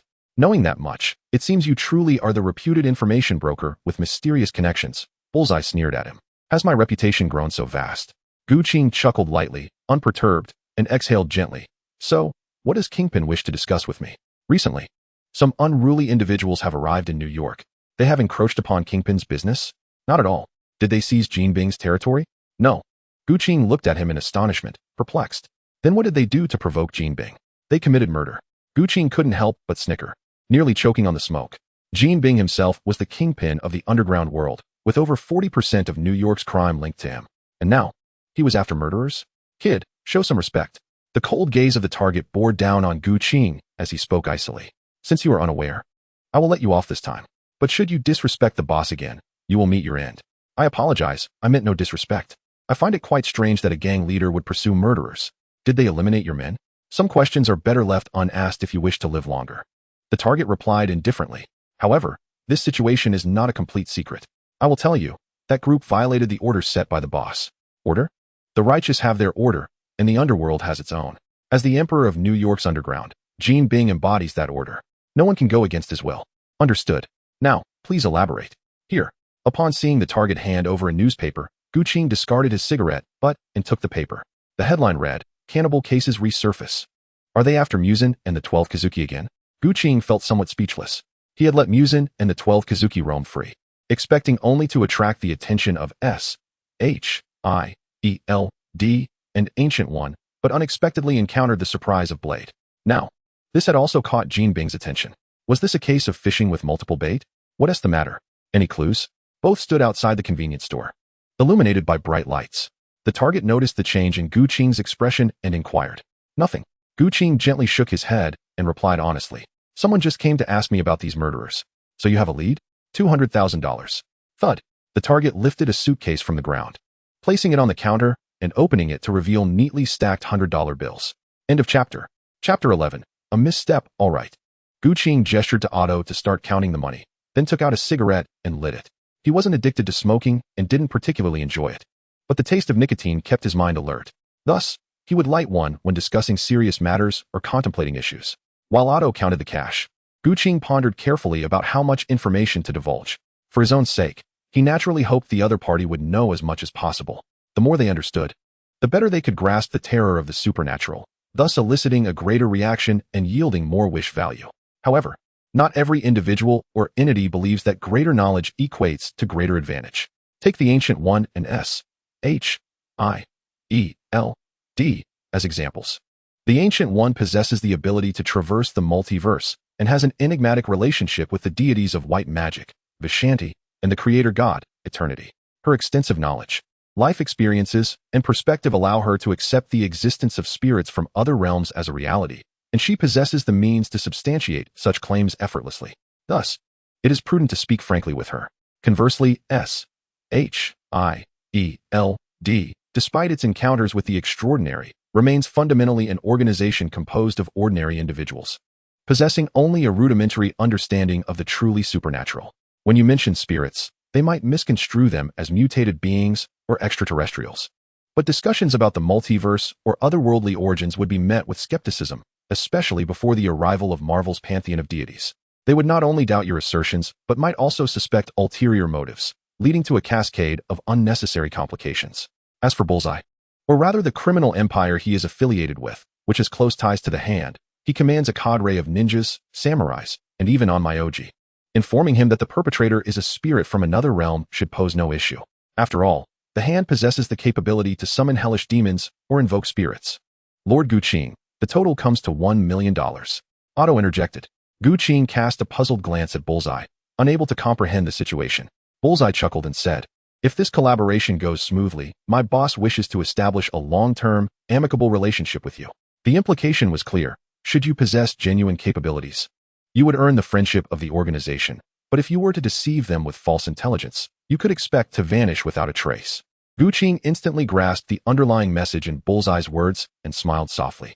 If the information were false, their pursuit would be futile, as money from Bullseye's organization is not easily obtained. Are you intending to reject my boss's goodwill? Bullseye remarked with a knowing smile. Gu Qing inhaled deeply from his cigarette, exhaling slowly, the smoke taking on a hazy quality under the light. Behind this veil of mist, his gaze turned cold. Do not overestimate your worth. I have engaged in this dialogue out of a belief in cordiality leading to prosperity. Had it not been business, your previous demeanor would have warranted a far more severe response. Is that so? I would relish the opportunity to witness how you intend to enact such retribution. Feeling the palpable hostility from his counterpart, Bullseye, rather than being perturbed, grew exhilarated. He was a quintessential villain, driven not by any profound rationale, but by a mere desire for violence and destruction. Yet, he could not afford to neglect the task set forth by his superior. Thus, after uttering that provocative remark, he promptly added, "Do not rush. Once I fulfill the task assigned by my superior, I shall return to address our grievances." With that, he dismissed the other with a curt gesture. Gu Qing extracted $200,000 from the box and unceremoniously tossed a flash drive into the container, directing it towards the target. Bold indeed. Rather than expressing anger, the target commended Gu Qing's audacity before departing with the box in hand. In his eyes, Gu Qing was already a dead man. It appears I have previously been overly discreet. Observing the figure vanish into the shadows, Gu Qing revealed a cold smile. Perhaps, the downfall of a criminal empire could provoke an even greater uproar. Otto, close the door and retire for the night. The chapter remains unfinished. Click the next page to continue reading. Although there were still 30,000 prayer points unutilized, leading to an insatiable itch, he resolved to defer his attempts until the morrow after an agonizing night of sleeplessness due to the pain of winning only fragments in the lottery. Fisk Tower. In the penthouse office of the building named after him, Jean Bing perused the intelligence forwarded by the target. The immortal Demon King, possessing an eternal lifespan, superhuman physique, a fear of sunlight, and a necessity to consume human flesh. As he sifted through the information, Jean Bing's expression grew increasingly grave, yet eventually, a smile broke through. Although the adversary was an unimaginable entity, there were corresponding rewards to this peril. Contemplating this, Jean Bing dialed a number, perhaps due to the late hour. The call took a considerable time to connect, and a hostile voice answered. "Fisk, calling at this hour, unless you have a compelling reason. Do not think I will easily spare you, even as the Emperor of the Underworld. Of course, Mr. Norman Osborn. Now what brings you to call? I have something of interest for you. I will send it to your email shortly for your perusal." With that, Jean Bing ended the call, a smile playing on his lips. The following day, Gu Qing awoke early, sporting dark circles beneath his eyes. Though abstaining from the lottery spared him the anguish of a non-lucky outcome, the restlessness of having money yet not participating kept him awake. What a miscalculation. Gu Qing sighed resignedly, then decided to engage in the lottery, beginning with 100 draws for figurines. Ding. You have obtained a fragment of a figurine. Ding. You have obtained a fragment of a figurine. Ding. You have obtained a fragment of a figurine. Ding. You have obtained a fragment of a figurine. Ding. You have obtained a fragment of a figurine. A series of notifications heralding the acquisition of figurine fragments chimed, and Gu Qing maintained an air of calm. This is the true system. He had long since acclimatized to it. Just as in yesterday's 10 consecutive draws, where he acquired a figurine, that was a private affair.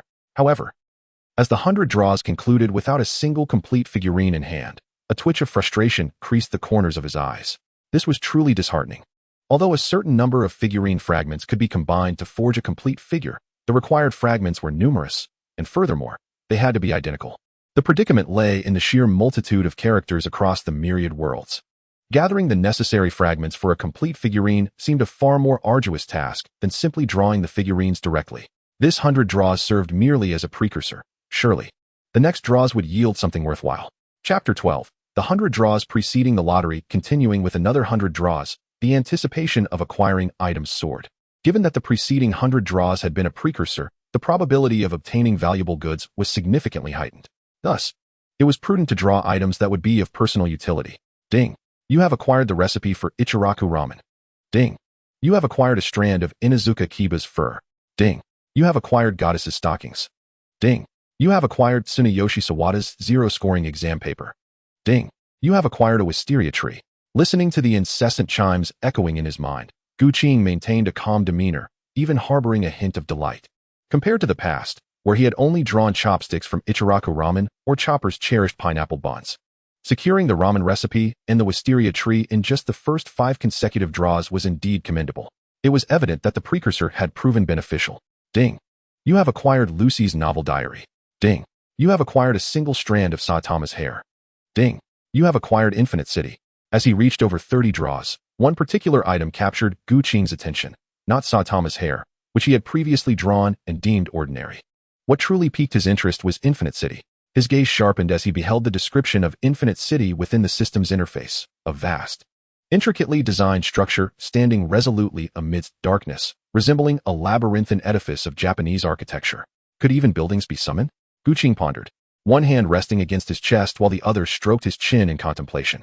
Infinite City, a creation of Musen Kibutsuji, was an expansive Japanese-style structure devoid of any extraordinary qualities. It was simply vast, with numerous rooms and a convoluted layout that could easily disorient anyone who ventured within without guidance.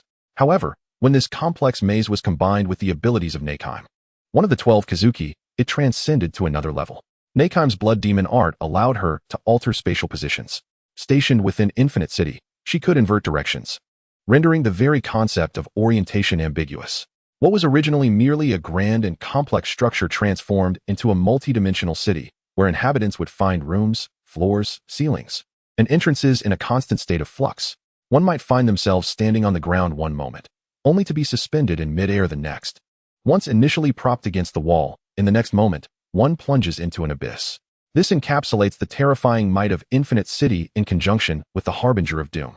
Should the Battle of Infinite City be reenacted within this realm, even a mere display of the city's marvels would surely evoke astonishment among the masses. Gu Qing had initially intended for Musen and the 12 Kazuki to wreak havoc externally, guiding them in such a manner that S.H.I.E.L.D.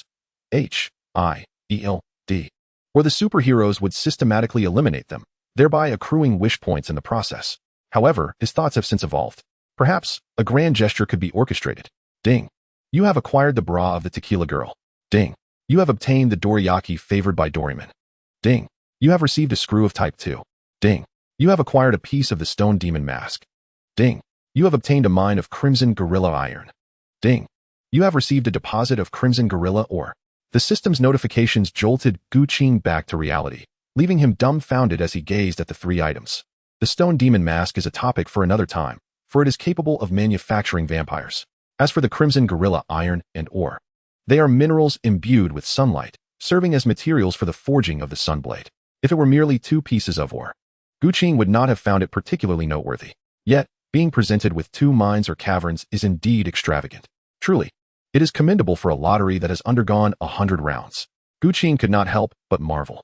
At the same time, a new plan began to take shape. If he could summon the Demon Slayer Corps and the Swordsmith Village, he could stage the enmity and grievances between demons and the Corps in the heart of New York City. Regrettably, after 100 draws, no other valuable items emerged. The forging secrets, Swordsmith Village, and headquarters of the Demon Slayer Corps were not drawn, though he did acquire 2 rather delightful trinkets. With 10,000 wish points remaining, he decided to draw for 5,000 in doll fragments. Ding. You have obtained a fragment of a rank doll. Ding. You have acquired a fragment of a rank doll. Ding. You have received a fragment of a rank doll.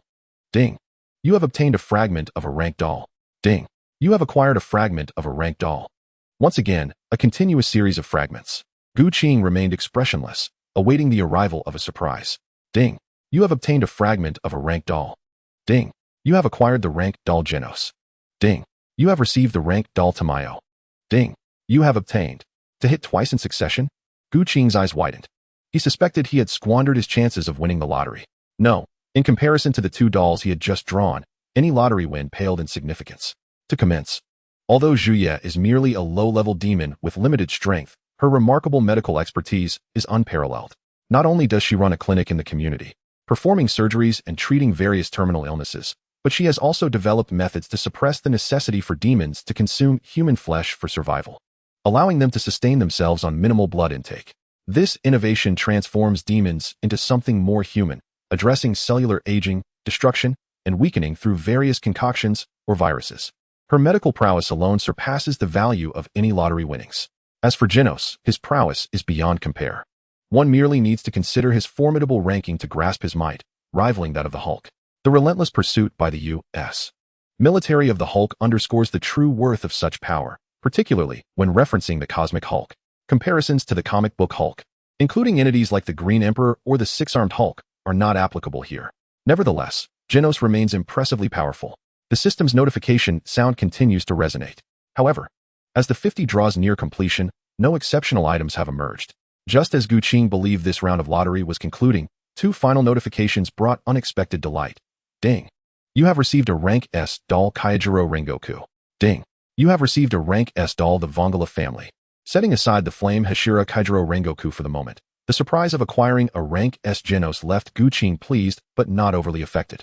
The Vongala family, being an entire lineage rather than an individual, sparked hope within Guqing as he directed his gaze towards the system space, where hundreds of yet-to-be-activated dolls lay neatly arranged. Indeed, he had drawn an entire family, akin to the initial gift of Muzan and the 12 Kizuki. It was truly a reward worthy of the 100 coins spent. The contract was dispatched on Friday, and it is anticipated that by tomorrow, the editorial office will update its status, encouraging those interested in investing to act swiftly. Chapter end. After a moment of jubilation, Guqing gradually regained his composure, contemplating the best way to arrange these dolls. First and foremost, Genos' elite combat capabilities and striking fighting style ensure that he will always be the center of attention, capable of garnering immense wish values. Particularly, his identity as a cyborg without a defined background makes him a target for various factions, potentially inciting further conflict and attracting even more scrutiny. Thus, the solution is to let him play to his strengths. After contemplating for a while, Guqing reached a decision. The dolls possess the intelligence, strength, character, and even memories of their original personas, with their every action aligned with their established identities, retaining the same aura. Should a doll be required to assume a role that contradicts its inherent characteristics, unless it is already designed as a method actor, the discrepancies in aura and subtle habits would inevitably reveal flaws. Guqing's characterization of Genos remains faithful to the original conception, with only minor alterations. Driven by a desire for vengeance against the mad robots that obliterated his hometown, he transforms into a mechanical being, fueled by an unwavering sense of justice, bent on eradicating evil wherever he encounters it. During his quest to locate these deranged machines, he inexplicably traverses into this world, losing his purpose and becoming momentarily disoriented. Ultimately, motivated by a desire to prevent his own tragedy from befalling others, he embarks on a journey of heroism. Although somewhat conventional, the narrative holds an appealing charm. After reflecting on the persona crafted for Genos, Guqing nods in satisfaction and proceeds to deploy him in Manhattan's Broadway. The deployment of characters is an inherent feature of the system, with a radius of 300 kilometers emanating from his location. Within this range, he can summon them back at will, albeit with a 1-month cooldown. Furthermore, the deployment radius can be augmented through the use of wish points. Guqing's decision to position Genos in Broadway is not without reason, as another significant event is approaching, allowing Genos to ride the wave of publicity. Having finalized Genos, his attention shifts to Kaijiro Rengoku and Tamayo, who will also be portrayed in their original forms. Kaijiro Rengoku, the Flame Hashira of the Demon Slayer Corps, is randomly deployed to the farthest reaches of the designated area. Meanwhile, Tamayo is placed in Hell's Kitchen, where Guqing envisions her opening a clandestine clinic to treat those unable to afford medical care or inconveniently distanced from hospitals. When the fateful battle at Infinity City unfolds, she will emerge to reenact her iconic moment of poisoning the Demon King. Next, the Vongala family comes into play. Comprising over 300 members, aside from the 10th boss Tsuneyoshi Sawada and his 6 guardians, there are also the assassination squad from Baryen, along with advisors such as Reborn, Colonello, Lol Murch, and others. Their strengths vary significantly, ranging from formidable to average. It is noteworthy that Tsuneyoshi and his 6 guardians have not experienced the time-altering events of their adulthood, unlike their younger selves in the anime, who were still in middle school. This discrepancy offers an explanation for their diminished strength. Having not been thrust into a desolate future a decade prior, they lacked the rigorous trials that would have elevated their abilities beyond their original historical trajectory. Even the most powerful Guardian, the Cloud Guardian, met his end during the confrontation with the Phantom Knight, while the Mist Guardian attempted to execute a coup against the enemy leader but was instead ensnared in a trap, nearly losing his very essence. Although their loss of the Vongala rings plays a part in their downfall, it is ultimately their own failure that led to this predicament. The chapter is not yet concluded. Please click the next page to continue reading. However, it must be acknowledged that even in Hell's Kitchen or the broader underworld of America, these arrangements are more than sufficient. After all, their rings and box weapons are revolutionary creations. Particularly noteworthy is the box weapon, which, according to the original text, represents a disparity akin to that between hot and cold weapons, although this distinction is utterly imperceptible in the narrative. You, the mafia that has traversed from another realm, have embarked on a quest to restore the glory of the Vongala family in this world, commencing your endeavors from the Harlem district. Following the assignment of tasks to the Vongala family, Guqing selected the deployment location. Harlem is renowned for its chaotic atmosphere, rivaling that of Hell's Kitchen, and may even surpass it. Each year, a multitude of Mexican and Latino immigrants, along with countless clandestine entrants, flock to this area, which is rife with undocumented individuals. Crimes such as theft, robbery, and human trafficking occur with alarming frequency. The most intolerable aspect is the rampant gang activity, with frequent gunfights erupting on the streets over drug and arms trades. Even the presence of military forces fails to alter this dire situation. Thus, it is indeed fitting for the Vongala family to establish their foundation here. Having resolved the matter of the dolls, Guqing turned his attention to the remaining 5,000 wish points. System, 5,000 wish points. Enhance physical abilities. Ding. Your strength has been upgraded to level 7 star. Ding. Your strength has been upgraded to level 8 star. As the system notifications echoed in his mind, Guqing felt a transformation within his muscles, growing stronger and more resilient. The enhancement of physical form, skills, probabilities of winning, range of deployment, and the expansion of system space all contribute significantly to the utility of wish points, far beyond these initial benefits. Even the strength of the dolls can be augmented. Though this proves to be an unwise investment, the 5,000 wish points could elevate strength from level 6 star to 8 star, but utilizing them for a lottery could yield dolls of equivalent or even superior power, along with a bounty of doll fragments.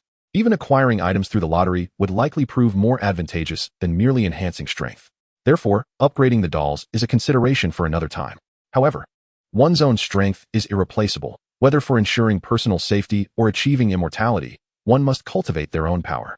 The so-called dolls and theatrics serve solely to bolster one's own strength, and Guqing is keenly aware of the priorities. Otto, change your clothes. We are going out for a meal. The Harlem district is characterized by its low, dilapidated buildings. The streets are filthy and reek, with few pedestrians in sight. In the early morning, the desolate streets are home to small groups of African Americans playing poker or practicing rap, occasionally interrupted by a passing car that stirs up clouds of dust, eliciting friendly greetings from those on the sidewalks.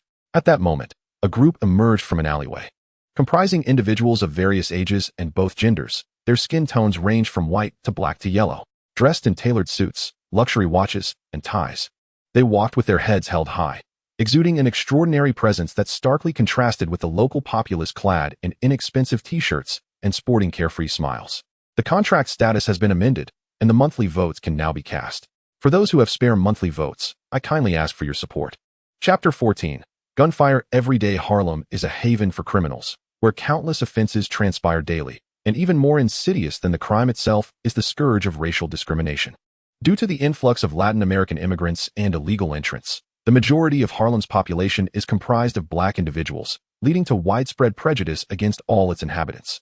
As a result of this demographic, external parties perceive discrimination against black individuals, consequently extending their biases to other races.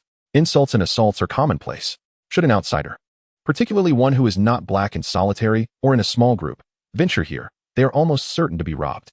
Even in the absence of money, they might find themselves stripped of their clothing in a humiliating manner.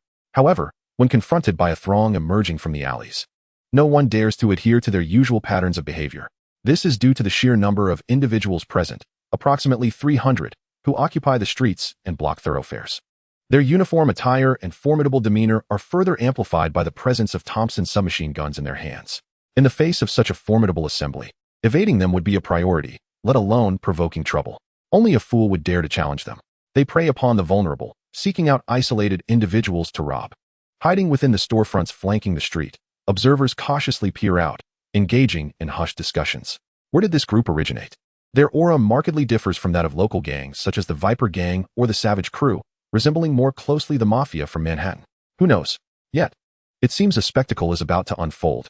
Indeed, over the years, external gangs have yearned to devour the influence here, yet none have succeeded, not even the U.S. military. Here they come. The members of the Savage Crew have arrived. On the opposite side of the street, an equal number of individuals has gathered. Most of them are black, clad in short-sleeved shirts that reveal various tattoos adorning their muscular arms or upper bodies, brandishing rifles such as the 16 or 47. Some particularly robust individuals are even adorned with ammunition belts, cradling heavy machine guns, exuding an aura of sheer ferocity. Eliminate them. The leader of the savage crew, a man with a muscular torso exposed, signaled as the two factions drew within approximately 200 meters. His subordinates scattered, seeking refuge in nearby alleys or directly entering buildings. Then unleashed a relentless barrage of firepower. The territory of Harlem has reached saturation, leaving no room for additional factions to vie for a share of the pie. Whether the opposition seeks peaceful negotiations or armed conflict, the inevitable outcome is a matter of life and death. In a confrontation on a narrow path, victory belongs to the brave, a truth well understood by many. The two factions approached each other along a straight street, where the first to strike would seize the advantage. The leader of the savage crew, without hesitation or regard for martial ethics, commanded his men to open fire. In an instant, gunfire erupted, echoing throughout the skies of Harlem. The enemy, a group seemingly emerging from nowhere and resembling members of the mafia, lay sprawled in pools of blood. Fire! Fire! Fire! Shouted the savage gang leader, wielding a heavy machine gun, while enthusiastically directing his men. His gang members, caught up in the frenzy, brandished rocket launchers. For 5 relentless minutes, the savage gang unleashed a barrage of gunfire, the ground littered with shell casings, while the streets were enveloped in smoke, revealing the outlines of those lying lifeless in their sanguine pools. Is this all you've got? The savage gang leader emerged from behind the wall, unable to suppress his maniacal laughter. Who gave you the audacity to come to Harlem with such pitiful skills? The street fell silent, save for the echo of the gang leader's derisive laughter. Suddenly, a voice interjected from behind, calm and unhurried, devoid of emotion. Indeed, with such incompetence, how have you managed to dominate this place? The raucous laughter abruptly ceased. The savage gang leader froze momentarily before spinning around to fire indiscriminately. To his astonishment, there were no enemies behind him, only his brothers writhing in agony within the bloodied ground. What is happening? The savage gang leader's eyes widened, panic creeping into his expression. It's an illusion. The flat voice resounded once more from behind. Once again, he turned to fire, determined to avoid a repeat of the earlier debacle. But as he whirled around, he was met with a sudden descent. A steel fork pierced his shoulder, pinning him to the ground by sheer inertia. Don't move. Don't move. Don't move. A figure clad in a suit appeared behind every member of the savage gang, their Thompsons aimed at vital points. What is going on? Confusion washed over the faces of the gang members as they stood frozen, bewildered. It wasn't he until one suited assailant struck a gang member to the ground with the butt of his weapon that the rest reacted, hastily discarding their arms and crouching defensively. What in the world is this? Who are you? The savage gang leader, having failed to rise, glared with clenched teeth at the man who stood upon his chest, pinning him to the earth.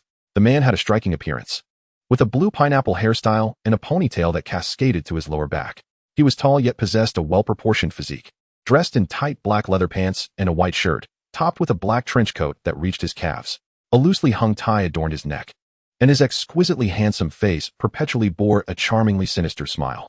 What draws the most attention are his blood-red eyes, marked by the character, their sinister gleam sending shivers down one's spine. The lesser beings must recognize their place, resigning themselves to their roles as mere extras. Why ask so many questions? As if they were of great significance? The leader of the barbarian gang, filled with fury, found himself at a loss for words. 4. The other party regarded him with a smile, those enigmatic crimson eyes instilling a sensation of being scrutinized by the depths of hell. Skull. A steady voice resonated from behind. The one referred to as Skull glanced back, spotting a mixed-blood youth with golden hair and orange eyes standing 3 meters away, his skin a shade of yellow. Behind him stood a peculiar group, clad in bizarre attire, yet emanating an overwhelming presence. Skull maintained his smile, casually inquiring, "What is it? Allow me." The youth spoke in a calm manner, yet his tone bore an undeniable authority. "Then by all means, take the lead." Skull brandished his trident, stepping aside with a smile. Upon seeing the youth, the leader of the barbarian gang immediately sensed the commanding aura that emanated from him. "I am Tsuneyoshi Sawada, the 10th leader of the Vongala family." The youth, with a composed gaze, addressed the leader of the barbarian gang after his introduction, stating, "From this moment forth, Harlem belongs to the Vongala. You may choose to submit or refuse. Regardless, the Vongala respects your choice. However, whether we bring you destruction or prosperity is also ours to decide. And I hope you can extend that respect to us." The chapter concludes with Tsuneyoshi's voice, devoid of inflection, as if he were discussing inconsequential matters. Yet, the leader of the barbarian gang felt an unprecedented weight upon him, for this was a choice between life and death, although the other appeared to honor his decision. In truth, there was no real choice to be made. Nevertheless, he felt a deep reluctance. The barbarian gang stood as one of the three dominant powers in Harlem, and he was the most influential leader in this territory, now compelled to bow to an inexplicable force. Thus, he declared, "I choose to submit." The leader of the barbarian gang lowered his head to Tsuneyoshi. No matter his reluctance, he could not alter the situation of being disarmed. Even if he could change it, he could not comprehend the circumstances that had shifted from absolute advantage to utter defeat in mere moments. This mysterious power, beyond his understanding and without means to counter, left him no option but to yield. Excellent. Tsuneyoshi nodded indifferently, then turned his gaze forward. Now, go and announce to all factions in Harlem, submit or face death. I require an answer within 1 hour. The dilapidated, low buildings, the filthy, foul-smelling streets of Hell's Kitchen, the area with the highest crime rate in the nation, bore striking similarities to Harlem, at least on the surface. However, that was merely an illusion. Although both are synonymous with filth, chaos, and even backwardness, it would be somewhat inaccurate to assert that Hell's Kitchen enjoys a relatively better state of security. After all, in terms of crime rates, Hell's Kitchen holds the dubious distinction of being the highest in the entire nation. However, the racial discrimination prevalent in other areas is not as severe here, and the atmosphere among rival gangs is comparatively more relaxed. Unlike Harlem, where one might often witness robberies, thefts, and even gunfights in broad daylight, the disorder in Hell's Kitchen primarily stems from poverty, with most crimes occurring in secluded areas during the night. If one adheres to the prudent practice of locking their doors upon returning home and refrains from wandering about aimlessly after dark, they are unlikely to encounter any misfortune. Yet, it is this very environment that has given rise to a peculiar profession. Enter Hamline, a disheveled old man in his 50s, a notorious drunkard who also fancies himself a doctor, albeit an unlicensed quack. Unlike many fictional portrayals of rogue physicians, he is not a tragic figure whose medical credentials were revoked due to misfortune. Instead, he is a self-taught charlatan, possessing only the most rudimentary knowledge of medicine and a few basic first-aid techniques. Nevertheless, he navigates his way through life with surprising ease. In a slum like Hell's Kitchen, where the majority cannot afford health insurance or the exorbitant costs of medical care, people have little choice but to either purchase over-the-counter medications or endure their ailments, often seeking out black market practitioners like Hamline. Despite his scant medical knowledge and his penchant for excessive drinking, Hamline attracts a steady stream of patients. This is particularly true for those with criminal records, who, even if financially well off, dare not set foot in a legitimate hospital and thus turn to him or other illicit practitioners for treatment. This morning, at 6 o'clock, Hamline was once again inebriated. The previous night, he had performed a grueling surgery, expending considerable effort to extract a bullet from a patient's kidney. Although his lack of expertise resulted in the organ being half-rotten, he managed to save the man's life, allowing him to rely on the remaining kidney for the rest of his days. Exhausted from the operation, Hamline found it impossible to endure without a drink. Suddenly, a knock echoed through the air. Grabbing his bottle, he took a hearty swig before staggering toward the door, mumbling, "Coming, no need to knock." With a creak, the door swung open. Standing in the narrow alleyway was a demure and graceful young woman. Her gentle eyes resembled a soft pink mist, and her lips, vibrant and red, starkly contrasted with her pale complexion. Judging solely by her skin and visage, she appeared quite youthful, yet her attire exuded an air of dignity and composure. Clad in a kimono adorned with delicate lavender branches and vibrant red blossoms, she resembled an elegantly refined noblewoman. Hamline felt a spark of clarity amidst his inebriation. He opened his imperfect mouth, poised to speak, but instead, a belch escaped him, the scent of alcohol permeating the air, rendering him profoundly embarrassed. I apologize. I had a bit too much to drink this morning." "No matter." The woman placed her hands on her lower abdomen, a faint smile gracing her lips. "I have come to inquire about something." What is it?" "I have heard that you, doctor, often indulge in alcohol before surgeries. Is this true?" "Indeed," Ham readily admitted. Seemingly concerned that the woman might doubt him, he added, "This is common knowledge throughout Hell's Kitchen. If you don't believe me, feel free to ask anyone." "I believe you, doctor." The woman's smile blossomed further as she continued. "I have also heard that you frequently cause patients to die. I am not a deity. It is entirely normal to have fatalities." After speaking, Ham tilted his head back, taking a swig of alcohol, then squinting through bleary eyes. He swayed slightly as he regarded her. "If you seek to pick a fight, there is no need to beat around the bush regarding my past. This is Hell's Kitchen. It is already a stroke of luck to escape the clutches of illness. Yet you wish to receive the services of a legitimate hospital?"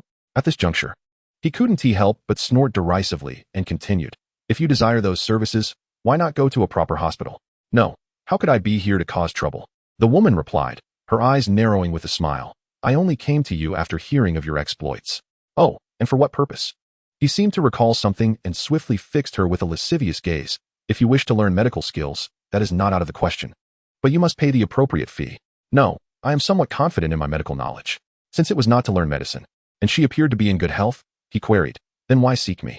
I have heard that during surgeries, you secretly remove patients' organs to sell to the mob. Is this true? Upon hearing this, Ham's expression shifted dramatically, his voice turning sharp. Where did you hear such rumors? From your patients, of course. As she spoke, the woman raised her right hand and, like a blade, pierced Ham's abdomen. The searing pain obliterated his drunkenness. His eyes widened in shock, unable to meet her gaze with confidence.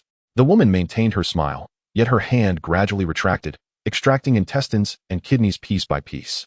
Doctor, there are 30 victims whose organs you have stolen, all awaiting transplants. Your supply is insufficient. The chapter concludes here. Chapter 16. The Merchant of Death. Impressive, Otto. Gazed Gu Qing, taken aback by Otto, who had donned a sharply tailored suit. His deceptive appearance led her to subconsciously perceive him as slight of build, yet in reality, he stood nearly 6 feet tall. Coupled with his business endeavors, Otto's physique was well-toned. Though not as robust as a brawny giant, he was tall and upright. A veritable clothes hanger. Upon donning Gu Qing's exquisite suit, Otto's demeanor transformed dramatically, shifting from that of a meek victim to an imposing figure of societal elite. Wearing such attire for the first time felt somewhat unfamiliar, and as he turned to face the mirror, his awkwardness shattered the image of the aloof, handsome idol. Gu Qing could only sigh in exasperation. At least he looked handsome for a fleeting moment. Let us make do for now. We'll purchase something better after we eat. All right, let us go, Gu Qing called out, leading the way downstairs. This was a 2-story building with a dual storefront. The ground floor housed shops and a warehouse, serving as the dining area, while the upper floor was designated for sleeping, studying, and bathing. The front faced the bustling street, while the back opened into a narrow alleyway. During the day, when Gu Qing had no particular plans and wished to avoid wandering aimlessly, he would open the front door to sell convenience store items. In the evening, he would utilize the back window to accept commissions. Naturally, he was a laid-back individual, opening for business solely based on his whim. Currently, he intended to venture into Manhattan to procure daily necessities for Otto, thus preparing to exit through the small back door. However, just as he unlocked the door, turning the handle to create a small opening, a wildcat-esque cry pierced the air. Gu Qing, be careful, Otto exclaimed, his face suddenly pale, as he forcefully pushed Gu Qing aside and retreated, utilizing the momentum. In the next moment, a grenade was hurled through the crack of the door.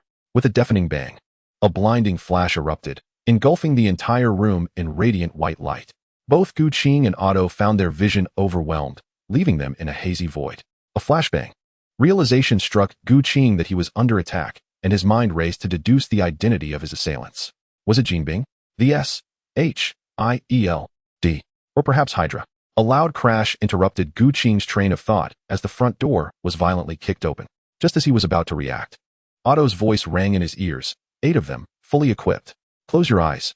Without a shred of doubt or hesitation, Gu Qing conjured a grenade into his hand, pulled the pin, activated it, and threw it, all in one fluid motion. As the intruders who had just burst through the door raised their weapons, they spotted the grenade rolling towards them and instinctively dove for cover. The explosion was thunderous, flames and shockwaves erupting forth, sending the 3 closest to the blast careening through the air, while the others struggled to regain their aim amidst the tumult. Gu Qing retrieved his sun wheel blade from his system space, ready to charge out and engage in combat. His vision had yet to fully recover, presenting him with only shadowy outlines, but he was intimately familiar with the alley behind him. Through sound and indistinct figures, he discerned the positions of his foes. Open fire. The trained elite, despite their inability to aim accurately, recognized this as an opportunity for counterattack and unleashed a hail of bullets towards the entrance. To be continued. It must be said that their decision was astute, successfully thwarting Gu Qing's opportunity to emerge and wreak havoc. However, they overlooked another individual. Otto concealed himself behind a wall, pressing his hands onto the ground as he summoned mana within him. Elder Earth. Dina is the earth magic incantation from Re-0, while Elder denotes the rank of magic, which is categorized into 4 levels, from lowest to highest. They are Air, UR, and AR. Otto wielded the 2nd level of earth magic. Suddenly, the ground trembled slightly. The assailant lost their footing, ultimately toppling over. Seizing the opportunity, Gu Qing dashed out. With a series of swift strikes, blood spattered, staining the walls and floor a deep crimson. Yet, Gu Qing did not slay them. He merely severed their tendons to prevent any further mischief. As for the copious amount of blood, that was undoubtedly due to the severing of major arteries. Thud! The sun-will blade plunged into the ground beside one of the assailants' heads. Guqing looked down upon him with a cold smile, stating, "At the rate you bleed, you shall perish within 3 minutes. Therefore, answer my question, and I shall staunch your wounds." "I will say nothing," came the reply. "And what of you?" Guqing turned his gaze towards the others. Silence was their only response. Yet, sometimes, silence speaks volumes. Guqing had discerned what he desired in his heart, a smile gracing his face. "Then let this be your farewell." With a swift motion, the blade fell. There was no hesitation, no tremor in his hands. As he struck true to the vital point, delivering a lethal blow, Guqing flicked the blood from his sword and turned to Otto, who had approached the doorway. "It seems we cannot play together today. The aftermath is yours to handle." "I understand, Lord Guqing." Otto's voice turned frigid, his expression devoid of warmth. Casting aside any semblance of weakness, Guqing furrowed his brow slightly, but ultimately chose silence.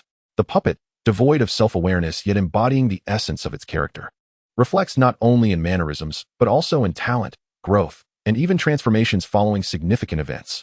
Otto, a fundamentally kind-hearted individual, though not so benevolent as to be attacked without retaliation, found it hard to accept the act of taking a life when his opponent was already subdued.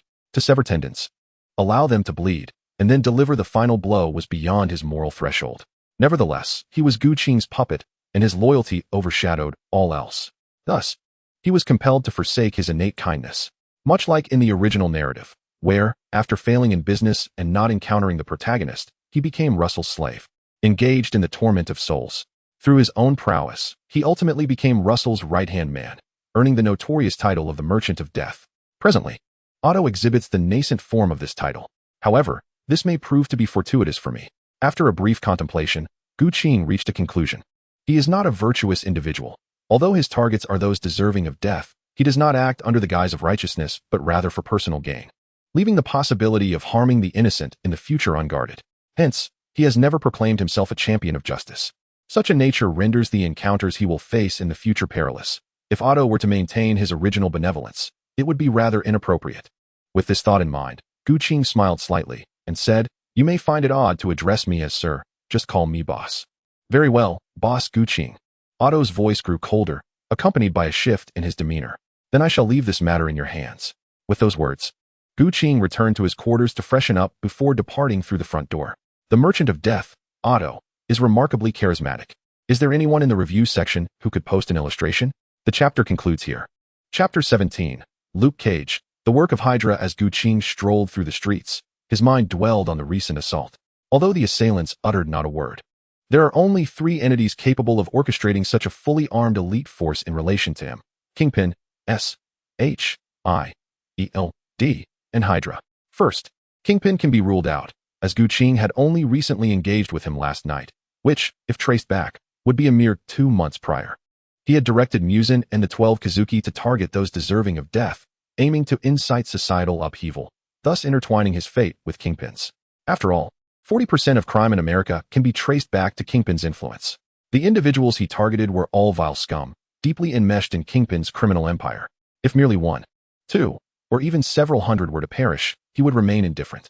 However, the crucial point is that the casualties continue to rise, occurring with increasing frequency, exhibiting an unwavering resolve to eradicate every last one. From Kingpin's perspective, most of these deceased individuals are connected to his organization. Could this not be interpreted as an assault on his power? Therefore, when Guqing commanded Muzan and the 12 Kizuki to target those deserving of death and provoke societal turmoil, he inevitably forged enmity with Kingpin. Yet, Kingpin remains unaware that Guqing is the orchestrator behind these events. Their true intersection only occurred yesterday. Guqing had rebuffed Kingpin's goodwill and clashed with Bullseye. Whether Kingpin would harbor resentment and retaliate against him remains uncertain, but Bullseye, the loyal servant to his own desires, would undoubtedly not let Guqing escape unscathed. Thus, it is entirely plausible that the assailants were indeed Kingpin's operatives. Regrettably, despite the abundance of loyal assassins under the command of Jean Bing, they would never be utilized against someone as insignificant as himself. The attackers, unflinching in the face of death, were unwaveringly devoted to their organization. Hence, Jean Bing can be dismissed. Likewise, S.H.I.E.L.D is also ruled out. Guqing had already collaborated with S.H.I.E.L.D thrice, and coupled with his insights gleaned from previous media portrayals, He had grown quite familiar with them, although their conversation last night was somewhat unpleasant. He had divulged tidbits of information that piqued their curiosity, undoubtedly inviting further probing. Yet, such inquiries would merely be tests, not attempts to silence him. The modus operandi of these individuals starkly contrasted with that of S.H.I.E.L.D, allowing for their immediate exclusion. Upon eliminating both Jean Bing and S.H.I.E.L.D, only Hydra remains. Gu Qing lacked direct ties to Hydra. However, their infiltration of S.H.I.E.L.D was evident. Though not yet complete, they had sufficiently permeated its ranks. Thus, any connection to S.H.I.E.L.D also implied a connection to Hydra. The first two collaborations with S.H.I.E.L.D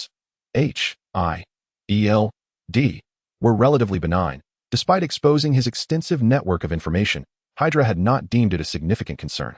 However, after revealing insights related to the supernatural last night, Gu Qing transformed in their eyes from a mere well-informed informant to someone who understood the truth of the world, or even as an extraordinary being possessing the ability to procure intelligence. This was undoubtedly a troubling development for Hydra, particularly as he had threatened Fury, implying that a single call could dismantle S.H.I.E.L.D. To outsiders, this might have seemed nebulous, but for Hydra, who orchestrated the plan, it likely prompted immediate thoughts regarding Gu Qing is aware of their operational strategies. Logically, neither Fury nor Coulson would allow a third party to overhear their discussions. Yet, who could ascertain whether their conversation was being monitored? It is worth noting that in the original narrative, Fury had evaded Hydra's surveillance by faking his own death. Thus, Hydra had ample reason to consider eliminating him. The operational style of the elite armed unit bore striking similarities to Hydra's methods. Nonetheless, even upon discerning that Hydra was the mastermind, Gu Qing remained unfazed, eagerly anticipating their next assault. As long as trouble came his way, he would possess the perfect justification to showcase his prowess.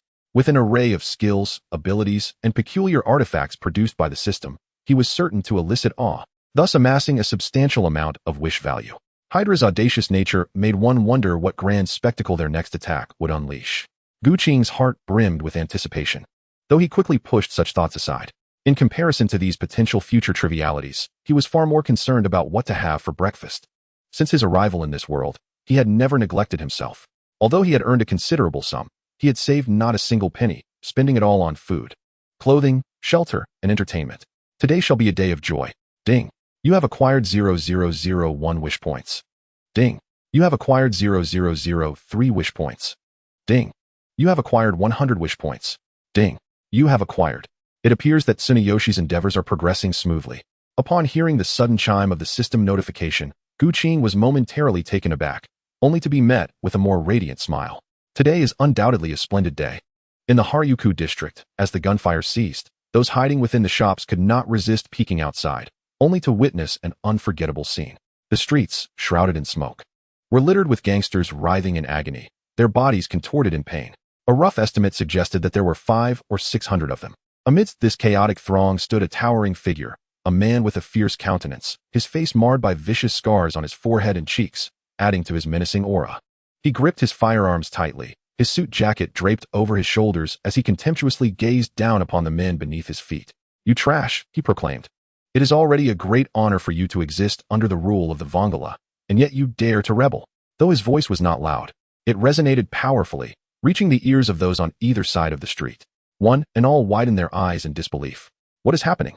Has this man single-handedly defeated 500 or 600 fully armed gangsters? Even Rambo could not achieve this. It is utterly outrageous.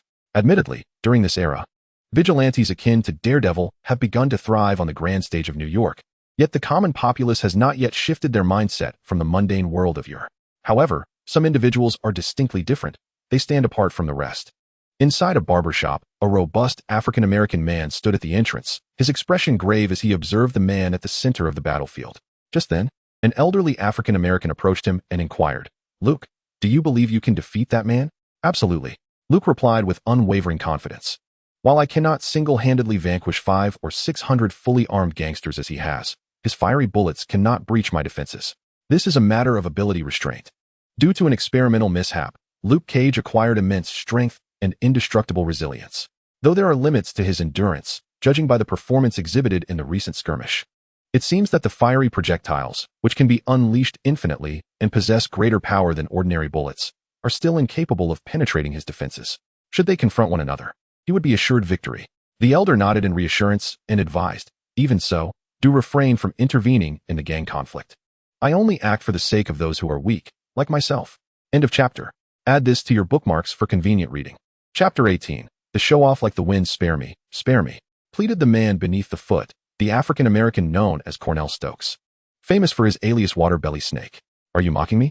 The man wielding a firearm wore an expression of displeasure as he raised his right hand, aiming the pistol at the forehead of the water python. You have chosen destruction, and now you opt for surrender. I am not one to negotiate to such an extent. Please, spare me. To hell with you.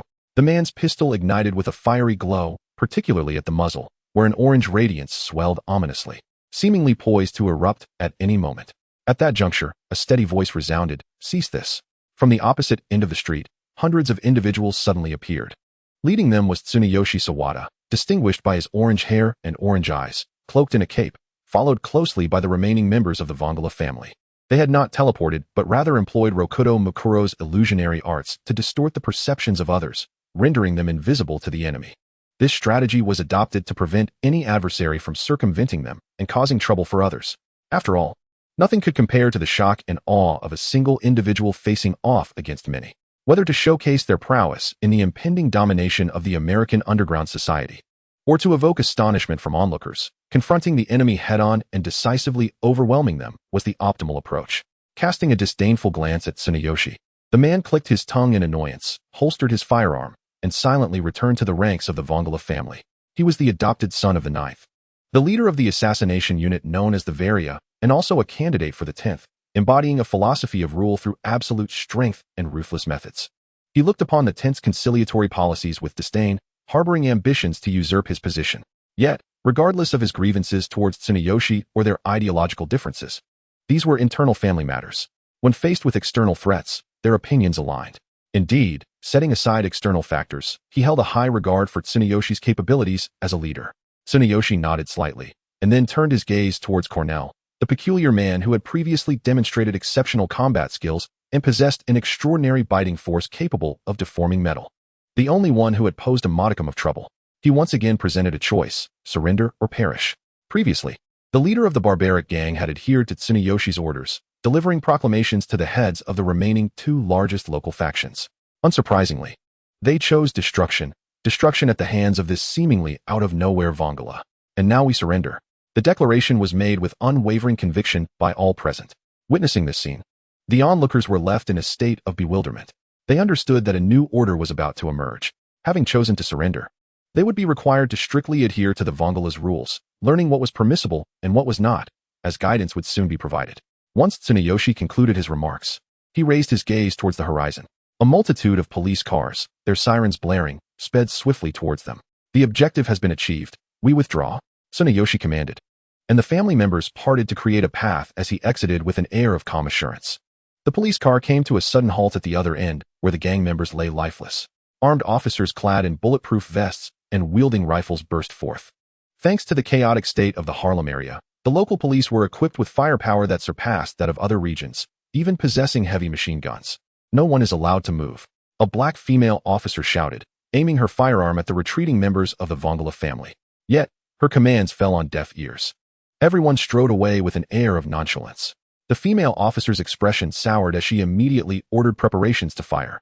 All the officers disengaged their weapon safeties, focusing intently on their targets, poised to transform their adversaries into mere riddled corpses at the command to fire. However, the order remained elusive. They exchanged bewildered glances, noticing the female officer's astonishment as she gazed ahead. Following her line of sight to the rear of the Vongola family, they beheld a striking man brandishing a trident. Facing them directly, "Silence," the man commanded, raising his right index finger to his lips, a devilish grin adorning his face. And in his blood-red eyes marked with the number 6, purple flames flickered. All breaths hitched, as though an unseen force had gripped their hearts. But they soon regained their composure. "Fire? Flames? Is that truly what I see?" One murmured. "No, you are not mistaken. I see it too." The writing in his eyes might have been a result of colored contact lenses, yet the flames that danced were beyond any mere optical illusion. Suddenly, the number in the man's eyes shifted from 6 to 1. Instantly, a dense fog enveloped the sunlit street, obscuring all visibility. "Let us coexist harmoniously from now on," spoke Rokudo Makuro, his lips parting as he turned to follow the others. "Stay vigilant." The female officer snapped to attention, issuing commands, though she yearned to charge forward. The thick fog rendered their firearms useless, and the peculiar abilities exhibited by the enemy instilled a sense of trepidation, keeping her at bay. A gust of wind swept through, dispersing the mist. The street lay desolate, void of any presence. The officers exchanged glances, feeling as though they had slipped into a dream. Yet, gazing upon the aftermath of the gunfight strewn across the pavement, they understood that this was no illusion. "This is serious," the female officer remarked, her countenance grave as she watched the Vongala family members vanish from sight. TSK, Makuro Rokudo truly knows how to make an impression. Guqing sat on the subway heading toward the downtown area, yet his consciousness remained tethered to the events unfolding in Harlem, absorbing the entire spectacle. Tsunayoshi showcased formidable power while exuding an effortless demeanor, making the world aware of the Vongala family's might, yet leaving them in the dark regarding the full extent of their capabilities. This ambiguity dramatically elevated his prestige, netting him a remarkable 1,600 prayer points. Indeed, it was merely 1,600. Despite the remarkable success of the Vongala family in their pretentious endeavors, they had amassed only 1,600 wish points. The mechanism for generating wish points is predicated on the strength of one's abilities and the intensity of one's emotions, the greater the prowess and sentiment, the higher the yield of wish points. However, the individuals present were merely ordinary people, whose profound emotions could only contribute fractional amounts. Were it not for the presence of Luke and the water serpent, he might not have even reached 1,000. Yet, this was merely the beginning.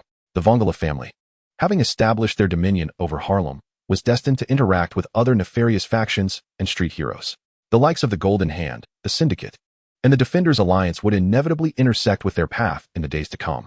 Furthermore, the strength displayed by the Vongala today would undoubtedly attract the attention of official bodies. Organizations such as S.H.I.E.L.D, the military, and Hydra would soon join the fray, bringing forth formidable individuals, thereby increasing his harvest exponentially. The ensuing events promised to be riveting. A faint smile graced Guqing's lips. The chapter concluded, marking a moment of anticipation. Chapter 19, An Illusion at the S.H.I.E.L.D headquarters in the Triskelion building. Nick Fury was engrossed in paperwork when a sudden knock interrupted him. "Come in," he replied without lifting his gaze. The door swung open, and Agent Hill rushed in, urgency evident in her demeanor. "Fury, we have a situation." Fury paused, momentarily taken aback, then raised his eyes to meet Hill's, surprise etched across his face. Hill was one of the few level 10 agents in S.H.I.E.L.D, privy to numerous extraordinary matters, and she was known for her composure and poise in crises. It was the first time in many years that Fury had witnessed her in such a state of disarray, stirring both curiosity and a sense of gravity within him. He promptly inquired, "What has transpired?" "There has been a gang shootout in Harlem," Hill responded, sifting through the documents in her hands. Fury settled back in his chair, patiently awaiting her elaboration. Hill, being a level 10 agent and his assistant, would not come to him over a mere occurrence of gang violence in a locale known for such incidents. There must be something particularly significant at play. Otherwise, she would not have rushed in without proper preparation to brief him. "Found it," Hill exclaimed after a thorough search, retrieving a USB drive and inserting it into the projector on the desk. As the machine whirred to life, she explained, "This footage is from half an hour ago. A group of unknown mobsters, claiming to be the Vongala family, has arrived in Harlem, declaring their intent to dominate all local gangs. They then engaged in a firefight with the 3 largest gangs in the area. Here is the surveillance footage." Fury nodded slightly, turning his attention to the images projected onto the wall. On the dilapidated, crumbling streets, 2 factions emerged, approximately 600 in number, all brandishing firearms as they approached one another. One faction is primarily composed of robust black men, their attire exuding an air of ferocity. In stark contrast, the other group appears rather peculiar. They don black suits and top hats, resembling characters from a film about the mafia. This assembly includes individuals of diverse ethnicities, men and women, young and old alike. The presence of various ethnicities is not particularly alarming. After all, some gangs emphasize brotherhood and camaraderie, fostering an environment devoid of discrimination. Gender is of little consequence as well. Although women in the underworld are a rarity, they do exist, and some even ascend to leadership positions. However, the inclusion of an elderly man and a child is rather excessive. Especially striking is the infant, seemingly no more than a year old. clad in military camouflage and wielding an anti-tank sniper rifle far larger than himself. This is utterly absurd. It appears almost surreal. Are we certain he isn't brandishing a foam toy gun? Furthermore, there stands a gentleman, leaning on a ceremonial cane, reminiscent of European nobility, who seems to struggle even with walking. Are we sure he isn't en route to a gala rather than preparing to engage in a gang confrontation? Moreover, the astute Fury observes that many among this group are unarmed, particularly those at the forefront, who seem to be the leaders. Each one is barehanded, adorned with ostentatious rings. Are they genuinely prepared for a confrontation? Fury is overwhelmed with the urge to comment, yet the multitude of absurdities leaves him at a loss for where to begin. The gang led by the black men is known as the Savage Gang, while the opposing side is the Vongala family, as Hill elucidates. Upon hearing Hill's explanation, Fury, though aware that a twist is imminent, cannot suppress his desire to voice his skepticism, asking, "Are you certain this isn't a film shoot?" "I initially thought the same," Hill replied earnestly, "but I assure you, it is not." Unfinished, the chapter beckons readers to turn the page to continue. All right. Fury, confronted with Hill's unwavering assurance, had no retort and turned his gaze back to the projection. At that moment, the footage displayed a fierce exchange of gunfire. The Savage Gang, leveraging their firepower, struck decisively, leaving their adversaries without the means to retaliate. In a mere 5 minutes, they annihilated their opponents without suffering any casualties. Is this it? Fury once again cast a bewildered glance at Hill. While the violent gang shootout resulting in over 300 fatalities is undeniably a grievous incident, S.H.I.E.L.D. is an organization established to address supernatural phenomena, not merely a U.S. agency. Without a compelling justification, the United States would never delegate such matters to them. Let us continue watching, Fury insisted, redirecting his focus to the footage. The leader of the Savage Gang stood triumphantly before his followers, celebrating their victory. At that moment, a blurred figure emerged behind him, gradually becoming more defined, revealing a striking young man with long hair tied into a ponytail, brandishing a trident. Fury furrowed his brow. Seizing the remote to rewind the footage, he sought out the young man with the trident among the members of the Vongala family before the shootout commenced. In the second row, 6 individuals walked in tandem. Ahead of them was a young man draped in a black cloak, his demeanor composed, with striking orange hair and eyes, reminiscent of a leader. Perched upon his shoulder was an infant clad in a black suit. Could there be at least 8 others like him? Fury's expression turned grave. The Mafia is a criminal organization that places immense value on power and status. Their appearances and engagements adhere strictly to a hierarchy dictated by these attributes. If this group indeed belonged to the Mafia, the foremost figure must undoubtedly be the most esteemed and powerful leader, while those walking alongside him would be core members, subordinate to the family head. Given that one core member exhibited extraordinary abilities, it stands to reason that the remaining 6 possessed similar prowess. After all, what justified their presence in such proximity? Contemplating this, Fury meticulously scrutinized the appearances of the other 6 core members, committing their details to memory before resuming the playback. The young man materialized from thin air, abruptly appearing behind the Mafia boss. Fury replayed the footage repeatedly, attempting to discern any clues, but after a dozen viewings, he found nothing. Reluctantly, he continued watching.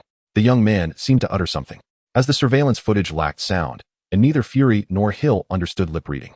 They were oblivious to the young man's words. However, the Mafia boss heard him and swiftly turned to fire, unleashing a barrage of bullets. As a result, the enigmatic young man dissipated like mist, while the gang members behind suffered grievous casualties. The Mafia boss was thrown into a state of panic.